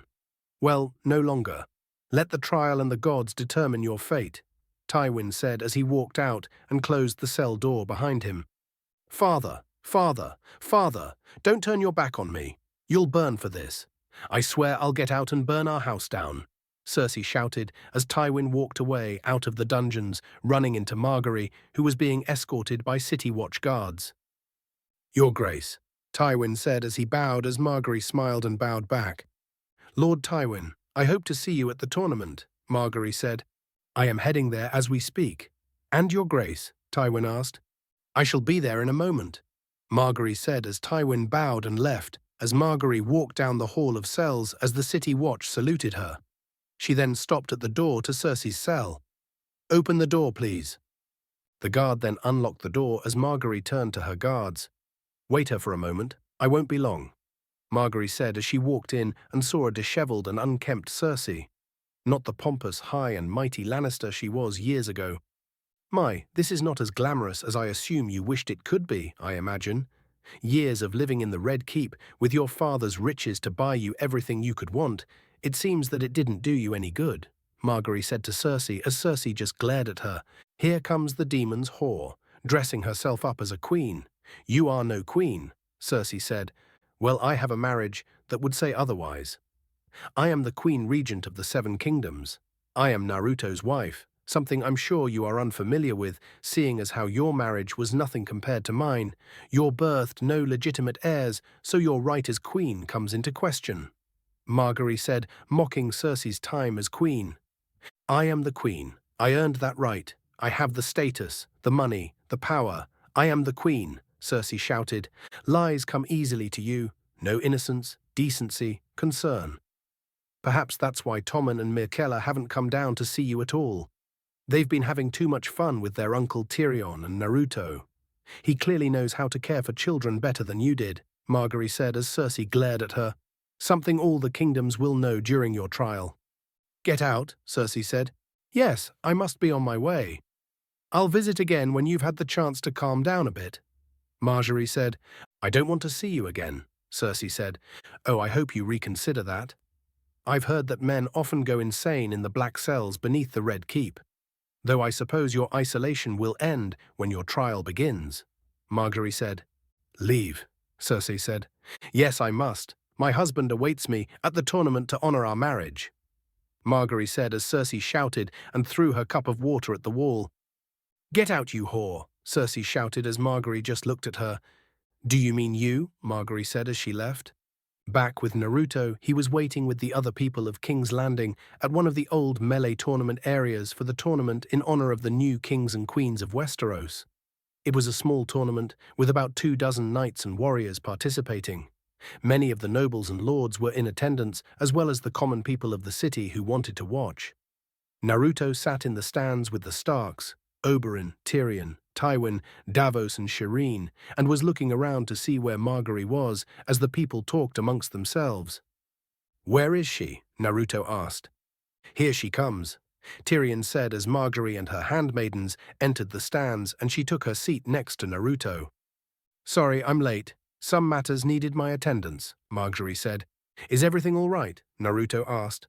Perfect. Everything's perfect, Margaery said as she kissed Naruto and smiled. All right then.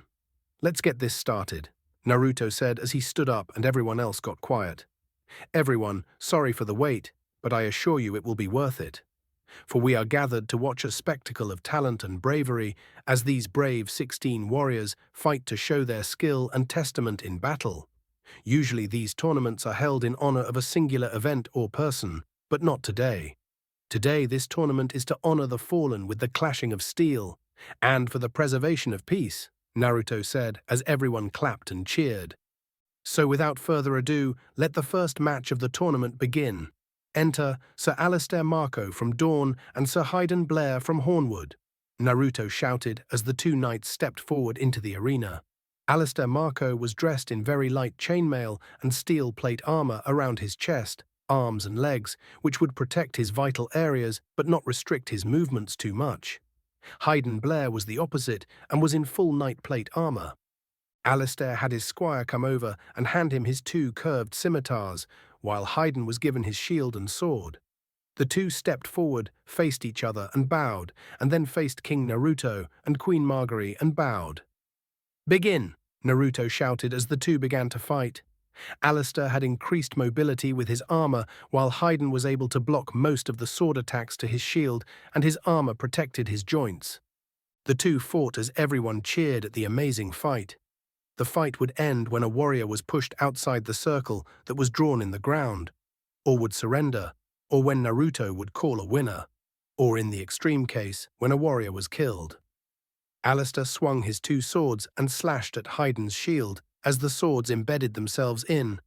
Hyden then tossed his shield away, causing Alistair to lose one of his swords and Hyden to lose his shield. The two then fought, clashing their swords and armor until Alistair managed to push Hyden out of the arena, winning the match. The crowd cheered as everyone clapped. Even though he lost, Hyden was a good sport and Alistair helped him back to his feet as the two waved at the crowd and shook hands as they left the arena. The tournament kept on fighting with other knights like the Hound, Sir Roderick, Sir Barristan, Kleber, Brienne, Oberyn and other knights participated in the tournament, and the crowd went wild at the great display of skill in combat. There weren't too many serious injuries, a few nasty cuts, slashes, bruises and one almost death, but was saved by the maesters. The final fight of the tournament would be against Sir Barristan, who bested Brienne in a fight, and Oberyn, who defeated Kleber. The two combatants were in the arena. Barristan was in the armor that Naruto gave him with his shield and sword, as Oberyn wore light armor, summer light chainmail, and had his trusty viper spear, as he was called, the Red Viper. But Oberyn kept his blade free of any poison, not wanting to kill the Lord Commander of Naruto's armed forces. The two men stood in the arena as they faced Naruto, and Naruto stood up. "This is the final fight of the tournament, and I couldn't have asked for a better fight. Sir Barristan the Bold," Naruto said as everyone cheered. "And Oberyn Martell, the Red Viper," Naruto said as they cheered. "May the best fighter be victorious. Begin," Naruto shouted as the two warriors turned to each other and bowed. Then Barristan readied his sword and shield as Oberyn spun his viper spear and held it in front of him. There was a brief moment of silence as both fighters gauged each other, trying to deduce the best angle and method of the first strike, which would have a big impact on the rest of the fight. Then Oberyn stepped forward and did a figure-8 spin, and did an overhead strike with his spear as Sir Barristan blocked the strike with his shield. Barristan then swung his sword as Oberyn raised his spear to block it. Oberyn then kicked Sir Barristan away and did a spear thrust as Barristan sidestepped the thrust, but the blade did nick his armor. He then swung his sword at Oberyn's head as Oberyn ducked under the sword swing and stepped forward and stabbed his spear at Barristan's feet. But Barristan brought his shield down to block the spear. Barristan then brought the shield up and hit Oberyn in the face with his shield, knocking him on his back. Oberyn then rolled to the side to avoid a boot to his chest. He then did a leg sweep and knocked out Barristan's front leg, causing him to fall to his knee. Oberyn then stabbed the ground as Barristan rolled out of the way and got to his feet. He then swung his sword as Oberyn blocked it with his spear, but then got hit in the chest by Barristan's shield. Oberyn flipped back to his feet and did a butterfly spin to avoid a sword swipe to his feet. He then did a figure-8 spin and did a spear thrust as Oberyn blocked it with his shield, and then swung his sword down as Oberyn blocked using his spear. The fight continued for well over an hour, with both fighters beginning to feel a bit of wear and tear in their step from cuts or bruises. The fighters gauged each other's strength to determine the next move as Barristan stilled himself and readied for his final strike to try and end this fight. Barristan charged forward as he thrusts his shield forward, so Oberyn moved to the side to avoid it. Oberyn then brought up his spear to block the incoming sword slash, but was instead surprised by a boot to spear, which forced Oberyn back from the force. Barristan then brought down his sword with all his strength as Oberyn brought up his spear staff to block it, but the force of the blade broke the staff in half. Barristan then kicked Oberyn to the ground and pointed his sword at his face, forcing Oberyn to submit. Oberyn smirked at Barristan as the old warrior was still capable of keeping his title of one of the fiercest warriors in the Seven Kingdoms. Oberyn put up the sign of defeat as Barristan smiled and the crowd erupted in applause and cheers. "Congratulations to Sir Barristan the Bold," Naruto said as Barristan helped Oberyn to his feet as Barristan won the tournament. Line break, XXX.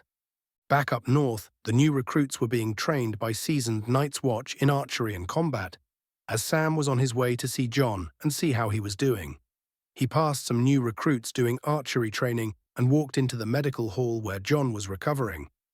Sam walked in and saw Jon putting on his Night's Watch clothes. "How are you?" Sam asked. "I've been better, but I'm lucky to be alive," Jon said as he put on his jacket. "What happened?" Sam asked. "You and the others should have been back a while ago, and why were you wearing a wildling outfit?" "Things got messy quick. I needed to blend in with the wildlings in order to survive and try and get back here. And it's a good thing I did. Mance has an army moving to attack Castle Black. We need help," Jon said. "Well, we got some new recruits that we've been training, especially this new boy, Gendry. He seems to be pretty decent, reminds me of you a bit," Sam said as Jon chuckled. "I mean, we're going to need more than a few more men. Armies of soldiers, horses, ammunition, food. Naruto is still regent. We can ask for aid," Jon said. "Well, something's changed when you were gone, Jon. Naruto Uzumaki isn't the regent anymore, he's the king," Sam said as Jon was surprised. "Really?" Jon asked. "Aye, and with the help of Robb Stark and the Reach, he won the war against the Lannisters," Sam said as Jon smiled. "I knew he could do it." Jon said as Sam smiled, but then turned to a frown. "They're ready for you," Sam said as Jon got serious and picked up his coat as Sam held out Long Claw, but Jon didn't take it. "He's wanted to hang me for a while. Now here's his chance," Jon said.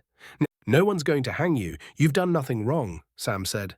"I've done plenty wrong," Jon said as he walked to the eating area where the leaders of the Night's Watch were gathered, with Alliser Thorne presiding as acting commander with the death of Jeor Mormont. The head of the builders, stewards, and Master Aemon were in attendance as well to ask Jon what the hell happened and to decide his fate. "So you admit you murdered Corin Halfhand?" Thorne asked. "No," Jon replied. "You put your sword through a brother of the Night's Watch." "What do you call that?" Thorne asked. "He wanted me to kill him," Jon said as Thorne and Arten Yu chuckled.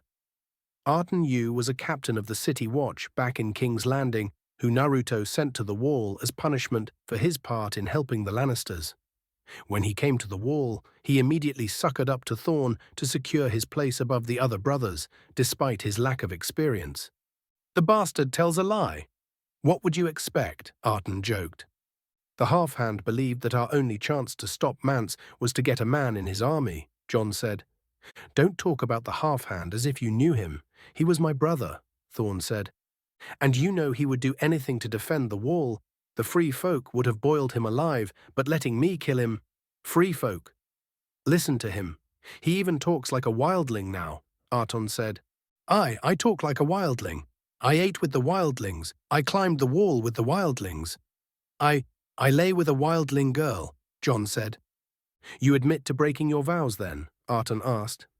"I do," Jon said. "The law is the law. The boy must die," Arton said with a smug face. "If we behead every ranger who lay with a girl, the Wall would be manned by headless men," Maester Aemon said. "There's a difference between sneaking to the Mole's town brothel and sleeping with the enemy," Thorne said. "While we sit here debating which laws I broke, Mance Rayder marches on the Wall with an army of 100,000, Jon said. "Impossible. You can't get 50 wildlings together before they start killing each other," Thorne said with a chuckle. 100,000. He's united the Thens, the Thornfoots, the Ice River clans. He has giants fighting for him," Jon said. "Giants?" Arton asked with a chuckle. "Have you ever been beyond the Wall, sir?" Jon asked Arton. "I was a captain in the City Watch in King's Landing, boy," Arton said. "And Naruto sent you here for treason. You must not have been very good at it," Jon said as Arton stood up. "How dare you?" Arton shouted. "There's a band of wildlings south of the Wall already, led by Tormund Giantsbane. I killed their warg and 3 others. They shot me full of arrows. Their orders are to attack Castle Black from the south when Mance hits it from the north. The signal for the attack will be a bonfire. Mance said it would be the biggest fire the North has ever seen." Jon said, "That's the truth, all the truth. Do you intend to execute me, or am I free to go?" Before Thorne could speak, Maester Aemon spoke. "None of us are free.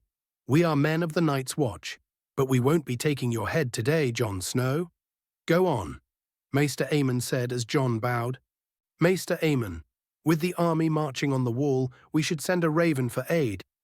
Naruto Uzumaki is king of the 7 kingdoms, a friend to House Stark, and one of the men who raised me.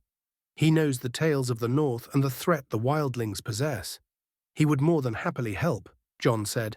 "I shall send a raven as soon as possible," Maester Aemon said as Jon bowed and left. Then the leader of the builders helped Maester Aemon up and walked him to his room. "I am acting commander here, Maester Aemon," Thorne said. "Yes, you are," Aemon said, "and I don't trust the bastard," Thorne said.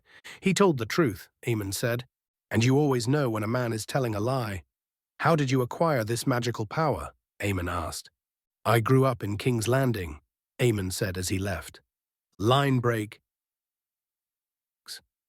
In Slaver's Bay, Daenerys and her forces were camped outside the walled city of Meereen.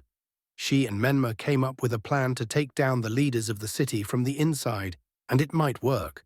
The sooner they could get it going, the better. While Menma and Daenerys were working out the remaining issues, Missandei was teaching Grey Worm, the common tongue in Westeros, so that when Daenerys did go over, he would be able to speak. They were in a tent as Missandei was helping Grey Worm with some simple sentences. "My name Is Grey Worm. I come from the summer, ills, Grey Worm said, as he was looking at a sentence that Missandei wrote on a piece of paper. Isles, Summer Isles, Missandei said, correcting him. Summer Isles, Grey Worm said as Missandei smiled. Grey Worm then asked her where she came from. I am from an island called Narth, Missandei said as Grey Worm spoke, but in Valyrian as she reminded him to try plain tongue. When they took you? Grey Worm asked. When did they take me? She said. I was 5 years old. You remember your home? Grey Worm asked. I remember when they rowed us away from shore. How white the beaches were, how tall the trees, and I remember my village. Burning. Fire rising into the sky. Do you remember your home? Missandei asked as Grey Worm shook his head no. Unsullied, always unsullied. Before unsullied, nothing, Grey Worm said. That's not true. Perhaps one day you will return to the Summer Isles, Missandei said. I don't want return, Grey Worm said as he said a phrase in Valyrian. Kill the masters? Missandei asked. Kill the masters, Grey Worm said with determination. How are the lessons going? Daenerys asked as she, Menma and Jorah walked in. Missandei and Grey Worm then stood up to talk to her. Very well, Your Grace, Missandei said. Missandei is teacher good, my queen, Grey Worm said as Missandei and Daenerys chuckled. A good step in the right direction, Menma said. You'll have to continue later, it's time, Daenerys said as Grey Worm nodded and they left the tent. The second the sun went down and it was dark, Daenerys enacted her plan to take over Meereen. Menma, Grey Worm, and a group of Unsullied quietly approached the walled city through one of the water gates near the river. Grey Worm and his Unsullied were dressed like slaves so that they wouldn't draw suspicion. When they got into the city, they would arm the slaves and help take the city down from within. Menma and the group quietly made their way up the riverbed that led to the water gate. Menma signaled them to stop as he saw a guard overlooking the wall near the gate, and he would have seen them if they moved. He waited for a bit as the guard looked out into the darkness, and then the guard moved away, resuming his patrol. When he saw it was clear, he nodded to Grey Worm, and the group made their way to the gate. Menma grabbed the bars on the gate as the Unsullied grabbed the counterweight, and they pulled while Menma lifted and opened the gate. Menma then held it open as the Unsullied walk in, as Grey Worm was the last one. Good luck, my friend, Menma said. Thank you, Grey Worm said as he walked in, and Menma lowered the gate quietly so no one would hear. He then made his way back to Daenerys while Grey Worm and the others played their part. Grey Worm led the others through the water gate and through the lower passages of the city to the main area where the slaves were housed. Currently, the male slaves were all together, as some were talking about joining up with and helping Daenerys to take over Meereen. One man in particular, Mossador, was telling everyone that they should join up with Daenerys. You heard her. She said she came to free us, Mossador said. You're a fool. The masters are too strong. One of the elder slaves said, She will protect us. She defeated the master's champion. She has a great army. You want to live the rest of your days in chains? Mossador asked. I want to live. You saw what they did to those children. What do you think they'll do to us? One of the elders asked. I've been through 2 slave revolts, boy.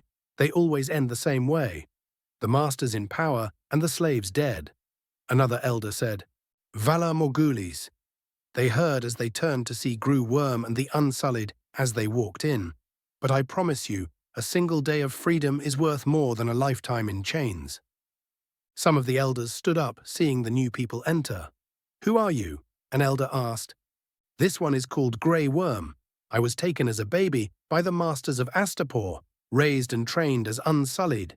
Now I fight for Daenerys, the mother of dragons and breaker of chains. Grey Worm said, You are Unsullied. They taught you how to fight before you could walk. We are not soldiers, an elder said. We have no training, no weapons. Another elder said as Grey Worm and his Unsullied dropped the bags they were carrying to reveal swords. The slaves gathered around the bags as Mossador picked one up. There are 3 slaves in this city for every master.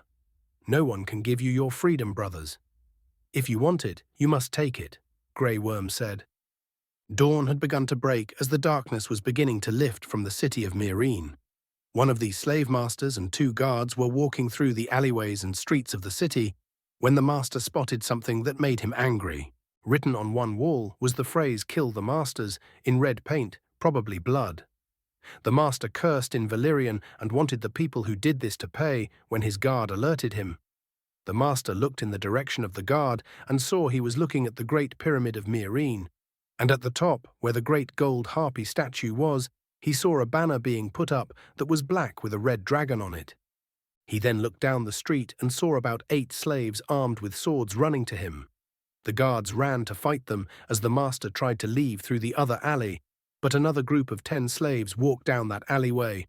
The master then turned to the back way, but he was surrounded by slaves and shouted cries of mercy as the slaves charged at him and stabbed him with their swords. In a matter of hours, the masters were overthrown, and the Unsullied quickly assumed their dominance. The city was under the control of Daenerys Targaryen.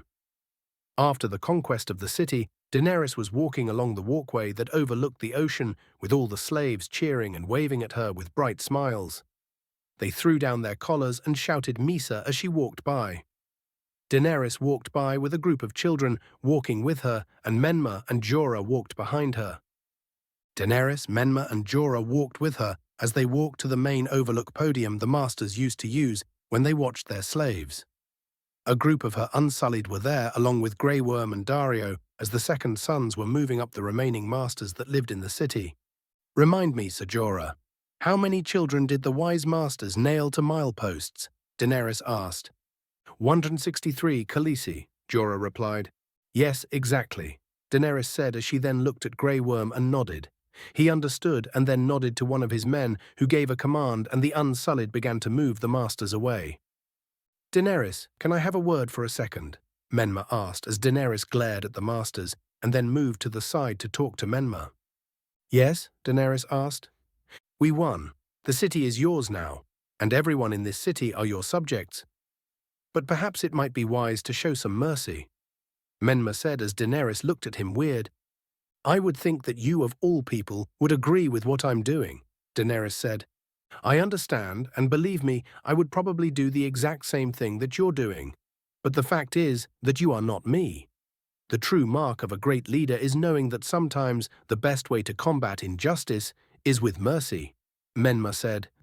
"I will combat injustice with justice," Daenerys said, determined, as the Unsullied began nailing 163 masters to wooden posts like they did to the slave children they put up as a warning against Daenerys. Line break X6666. Back in King's Landing, a day had passed since the end of the tournament, and all the knights had fought bravely, but Sir Barristan was declared the champion once again, with Oberyn right beside him as the next best. After the fun of the tournament, things were more serious now, as the Red Keep was now getting set up for the trials of the accused, and Oberyn's daughters were coming as well. Naruto woke up in his bed, yawning as he sat up to get the sleepiness out of him. He cracked his joints and rubbed the tiredness out of his eyes as he got out of his bed and put on some pants. He then took a drink of water as he smiled, seeing Margaery sleeping in bed, the blanket and sheets covering her modesty. He gently sat on the bed and kissed her head and ran a finger down her face as Margaery groaned and began to wake up. She opened her eyes and saw Naruto smiling and looking at her as she smiled back. "Good morning," Margaery said. "It is," Naruto said as he leaned down and kissed her as she kissed him back. "How did you sleep?" "Blissfully," Margaery said as Naruto smiled and got up, but before he could walk away, Margaery grabbed his hand and pulled him back into bed and straddled him. "And where does the king think he is going this morning?" "To get ready for the day, my queen," Naruto said as he placed his hands on her waist and moved them up to grab her supple breasts, causing Margaery to moan in pleasure. Margaery then bent down and kissed him as Naruto kissed back. Margaery roamed her hands through his spiky hair as Naruto grabbed her rear and squeezed it. "Well, my king, your queen needs some attending," Margaery whispered as Naruto obliged. Lemon warning. Naruto squeezed Margaery's rear as she moaned, and they both kissed each other with passion. Margaery then moved her hand south and began to undo Naruto's pants as Naruto kicked them off. Naruto continued to kiss Margaery as he kept his right hand on her breast, while his other hand moved south to her womanhood and felt her wetness. Naruto inserted a finger as Margaery gasped and moaned in pleasure, wanting more. More, no finger. I want you in me. Margaery moaned out as she used her hands to grab Naruto's manhood and line it up at her womanhood. She then slowly impaled herself on his hard 10-inch manhood. She let out a loud moan of pleasure as Naruto groaned, feeling how tight she was. Margaery then began to slowly move herself up and down, riding Naruto's manhood in complete joy and pleasure. She increased her pace as she placed her hands on his stomach to balance herself as Naruto thrusts up to match her speed. "Ah, Margaery," Naruto said, feeling amazing as he was having sex with his wife. "Naruto, you feel so good." Margaery moaned out as she quickened her pace, and Naruto reached his hands up to grab her breasts. He grabbed her nipples and gave them a light squeeze and twist as he sat up and kissed her neck. "Naruto." "More," Margaery said as Naruto kissed her neck and her cheek as he increased his thrust pace as Margaery grabbed onto his shoulders. Naruto kept thrusting harder and faster as Margaery moaned louder and clawed his back in pleasure as Naruto grunted a bit as Margaery's nails left some scratches. Margaery's groans and moans got quicker and faster and louder as Naruto felt her getting tighter, meaning she was close to climaxing. So he kept thrusting, and after 3 more thrusts, Margaery came from pleasure and squirted on his lap as she shouted, "Ah!"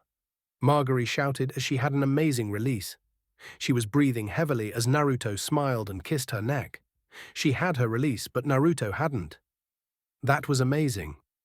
"It's not over yet," Naruto said with a smirk as he flipped over so he was on top and began thrusting into her again as Margaery screamed in pleasure, having just had an orgasm, so she was sensitive. "More, more," Margaery shouted as she hooked her legs around his waist as Naruto kept thrusting. Naruto leaned up and put his hands on her back and lifted her off the bed as he kept thrusting into her as their flesh slapped against each other. "God, you're so tight," Naruto shouted as he groaned and moaned in pleasure. "Only for you, my king," Margaery shouted as her face had an expression of pure bliss. Naruto then unhooked her legs and turned her around so she was on her knees, and Naruto took her from behind, doggy style. "More, more, harder, faster," Margaery managed to say in her feeling of bliss as Naruto thrusts harder and faster as they were being watched. Sansa had woken up early and was wandering the halls of the Red Keep. She then decided to head to Naruto's chamber to see if he was awake. She walked to his chambers when she heard him grunting and moaning. Sansa quietly walked up to his door, thinking he was in trouble, and very quietly opened the door slightly so she could sneak a peek as to what was happening inside, and what she saw made her gasp in shock. She saw Naruto having sex with Margaery. She saw them kissing and saw Naruto in all his glory, seeing him naked and also seeing his manhood causing her to blush and her face to heat up. She felt wrong watching them, but she couldn't stop herself from watching Naruto thrust into Margaery. Sansa imagined that it was herself that Naruto was thrusting into as she saw Margaery's face of pure bliss and her breasts moving up and down from Naruto's powerful thrusts. She felt herself getting warm and wet down below as her hand began to make its way past her skirt and felt her wetness. Sansa inserted a finger into her maidenhood and couldn't stop herself from pleasuring herself as she watched Naruto and Margaery have sex. She began to moan and breath heavy as she continued to pleasure herself as Naruto kept thrusting into Margaery. Naruto felt his release coming soon and increased his pace as Margaery had an orgasm a few minutes ago when Naruto was thrusting into her from behind and felt a third one coming, and she could tell that Naruto was close to his end. "Inside. Naruto, release it inside me," Margaery shouted as Naruto thrusts faster, and with one final powerful thrust, he thrusts deep into her, penetrating deep and released his load into her. Naruto shouted in release as Margaery screamed in pleasure as she squirted and stained the bed sheets, as Sansa also had her release and stained her skirt. Naruto and Margaery breathed heavily as Naruto and Margaery fell onto the bed and basked in each other's company in the afterglow of lovemaking. Sansa breathed heavily as well as she then quickly realized what she did and quickly got up and left for her chambers to change herself. End of Lemon. "That was amazing as always," Naruto said as he kissed Margaery, and Margaery kissed him back. "Indeed, you are truly amazing, my king," Margaery said as she snuggled into his chest. As are you, my queen, Naruto said as the two spent a minute of silence in each other's arms when Margaery spoke. I wonder if Sansa enjoyed the show we put on for her, Margaery asked as Naruto kissed her neck. If those moans of hers were anything to go by, she did, Naruto said as Margaery moaned as Naruto kissed her neck. She loves you, you know, Margaery said as Naruto kissed her cheek. I know, Naruto said. I imagine she will want to stay here in King's Landing to be close to you, and even ask to be your second wife, Margaery said as Naruto looked at her. Does that bother you? Naruto asked, caring about how she felt as Margaery smiled and held his cheek. A little, but I've come to realize that just as you are the king of the Seven Kingdoms, you will need more wives to rebuild your family line. But I know that you will always love me, Margaery said as Naruto kissed her full of passion. I will always love you, Naruto said as Margaery smiled. Your future wives better be ready. They'll have to be approved by me first, Margaery said as Naruto chuckled and leaned up as Margaery hugged him from behind. We should get ready. Oberyn's family will be here soon, Naruto said as Margaery nodded. And the trials will commence soon as well, Margaery said as she got up from the bed and walked to the bathroom as Naruto was memorized by the shake of her rear and then quickly followed to get cleaned up. Naruto got dressed in his semi-formal clothes, which consisted of brown leather pants, his boots, his belt with kyubi attached to his waist, a white undershirt, and a dark orange tunic with streaks of red on the sleeves like flames. He put his necklace on as he saw Margaery come out from behind her dress curtain to see her dressed in her traditional blue dress that she usually wears. But she had on the wolf necklace that Kat gave her and Naruto's necklace as well. Beautiful as ever, Naruto said as Margaery smiled and kissed him as the two left their chambers. Naruto and Margaery walked down the hall to the dining hall to eat breakfast. After a quick meal, they walked down the Red Keep with Barristan, Brienne, and Oberyn accompanying them. They walked out of the castle to see Robb, Kat, and Talisa talk with some knights from Dorne, Tyrion talking to Pycelle. Selyse was talking with Arya, Tommen, and Myrcella as well. They all smiled as they walked through the outdoor courtyards to the banks of the river near the castle. They made their way to the small port dock area, where a group of city watch were waiting with Oberyn and Ellaria were patiently waiting. Your Grace, Oberyn said, seeing Naruto as he and Ellaria bowed. There's no need for that, Oberyn. So are they here yet? Naruto asked. Yes, the ship has just arrived, and they're arriving with the smaller boats, Oberyn said, pointing out to the bay to see the large ship that was docked and two smaller boats rowing in. It seems that we also have more guests, Barristan said, seeing more guests than Oberyn said. Oberyn said that 3 of his daughters would be arriving now, with the rest of his daughters to arrive later. Who are they? Naruto asked as he didn't recognize them. I don't believe it. It seems that my brother has sent someone else as well, Oberyn said. Who? Margaery asked. My niece, Princess Arianne Martell, Oberyn said as Naruto and Margaery got a better look at her. Naruto and Margaery had to admit she was a beautiful woman. She had wonderful olive skin, large dark red eyes, and long black hair that ran down her back into ringlets to the middle of her back. She had on lovely hair bracelet made of lovely jewels and gems that fit with her long black hair. She was wearing a lovely sand yellow dress that was draped on her shoulders and showcased curvaceous body, as Naruto saw that many of his men were looking at her. Think of Arianne Martell as Emmanuelle Creaky in appearance. But from what Naruto had heard, Arianne Martell was as smart, calculative, and driven as she was beautiful. This would make for one interesting meeting. The 2 boats landed at the docks as the city watch helped the people off the boats and grabbed the luggage. Ellaria smiled as she saw her daughter she had with Oberyn, and Oberyn smiled seeing his 2 eldest daughters as well. Mama, the girl with short hair said as she walked up to Ellaria and hugged her, as Ellaria hugged back and kissed her forehead. The other 2 girls walked up to Oberyn and hugged him as Oberyn smiled and hugged them back. It is good to see you, Oberyn said as he then turned to Naruto. Your Grace, allow me to introduce my daughters. Nymeria, Oberyn said as Nymeria stepped forward along with the 2 others, Obara and Tyene. Obara was the oldest daughter of Oberyn. She had long black hair like Nymeria and Arianne, but it was tied into a ponytail and tucked behind her, so that it would be an obstruction in a fight. She was also wearing light leather armor with a snake symbol on her belt and looked much like Oberyn.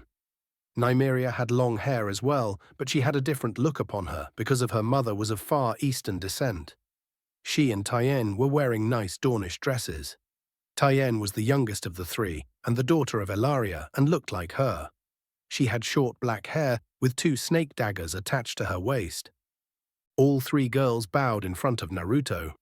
"It is an honor, Your Grace," Obara said as Naruto chuckled. "Rise. The honor is mine. I've heard tales of the mighty sand snakes, warriors who were as beautiful as they were deadly. It is my honor to have you here in King's Landing.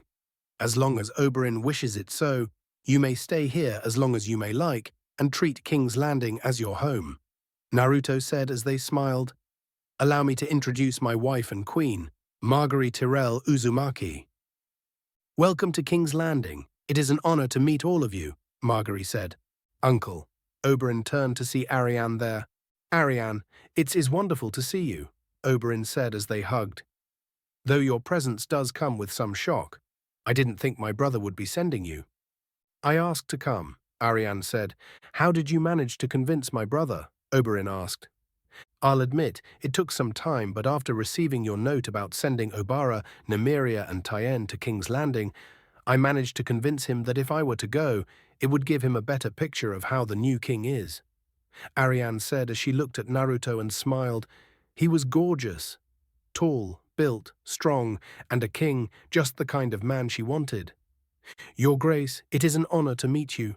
My father, Prince Doran, sends his regards," Arianne said. "The pleasure is mine, Princess Arianne. Although your arrival is a surprise, we welcome you nonetheless to King's Landing," Naruto said with a bow as Arianne smirked. "I guess the rumors about King Naruto are true." "A true gentleman," Arianne said as she ogled Naruto, while Naruto chuckled and Margaery glared at her. "Allow me to introduce my wife, Queen Margaery Tyrell Uzumaki," Naruto said as Margaery stepped forward. "A pleasure, my queen," Arianne said. "The pleasure is mine," Margaery said. "Make yourselves at home here in King's Landing. Should you need anything, you must simply ask," Naruto said as they nodded and walked back to the Red Keep as Oberyn talked with his daughters and Arianne kept looking at Naruto.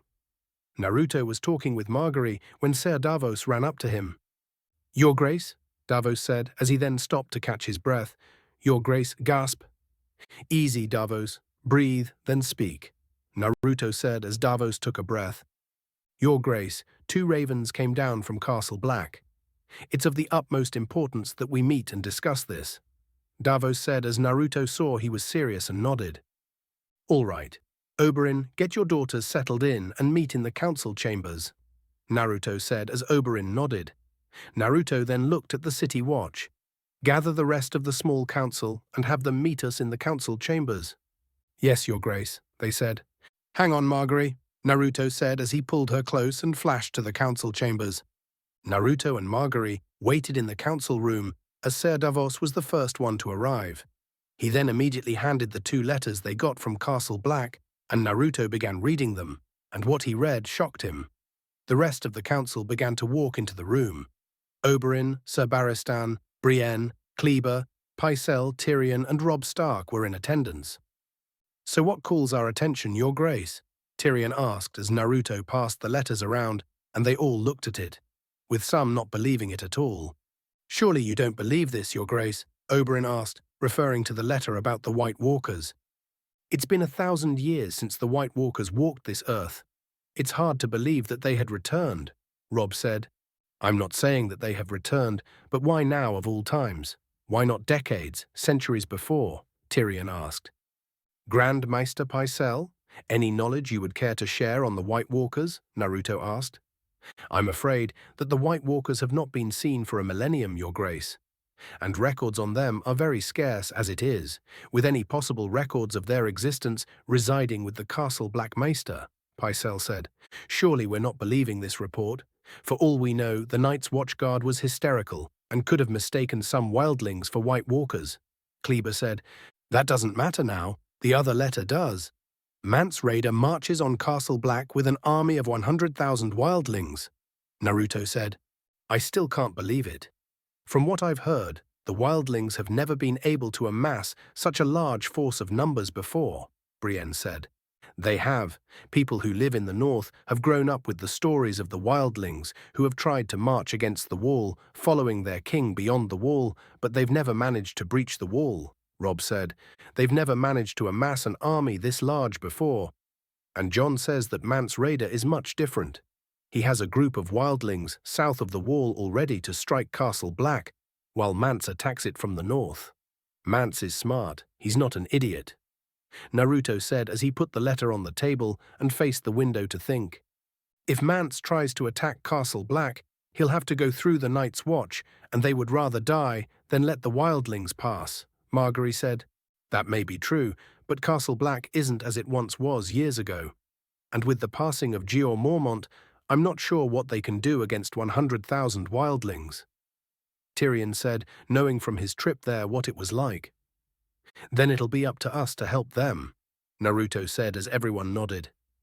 I know we just ended a war, and the kingdom has enjoyed its peace, but this is bigger than all of us. If we don't act together, then we will all pay. What are your orders, Your Grace? Barristan asked. Rob, send out ravens to the northern lords. Have them dispatch whatever supplies and spare men they can to Castle Black. And increase patrols in the north and act on anything suspicious. If we find the wildling team, then we'll have an edge, Naruto said. Yes, Your Grace, Rob said. The South won't stay back from this too. We'll send aid as well. Pycelle, organize whatever spare food, supplies and weapons we can arrange and get them ready, Naruto said. Yes, Your Grace, Pycelle said. To supply and fight against the wildling army, we'll need ships to transport the goods and men. For that, I believe a talk with the Iron Bank about a possible loan is a good idea. Sir Davos, go with Tyrion to Braavos immediately to talk to the Iron Bank. Davos has the most experience with them. They'll find us men and ships to use, Naruto said. Yes, Your Grace, Davos said.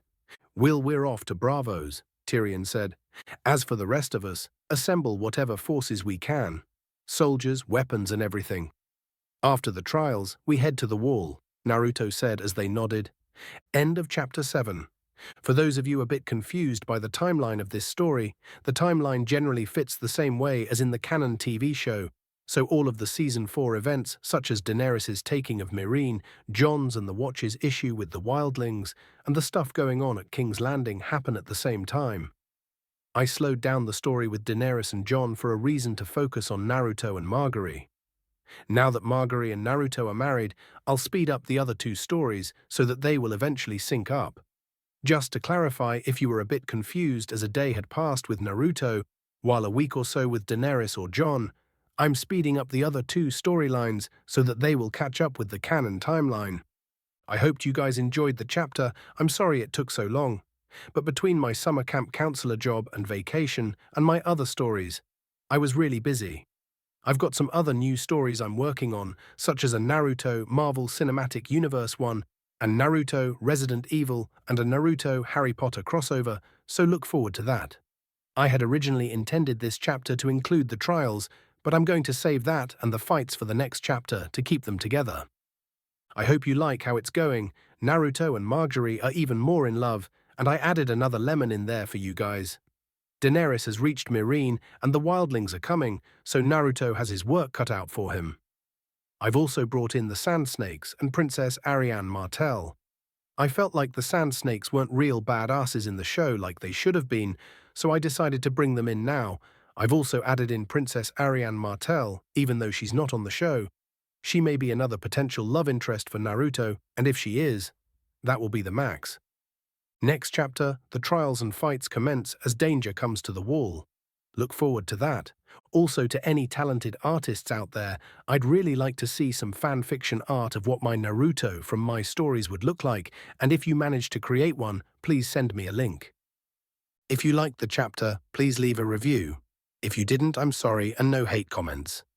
Disclaimer, I don't own Naruto or Game of Thrones. Both belong to their respective owners. I'm just a huge fan.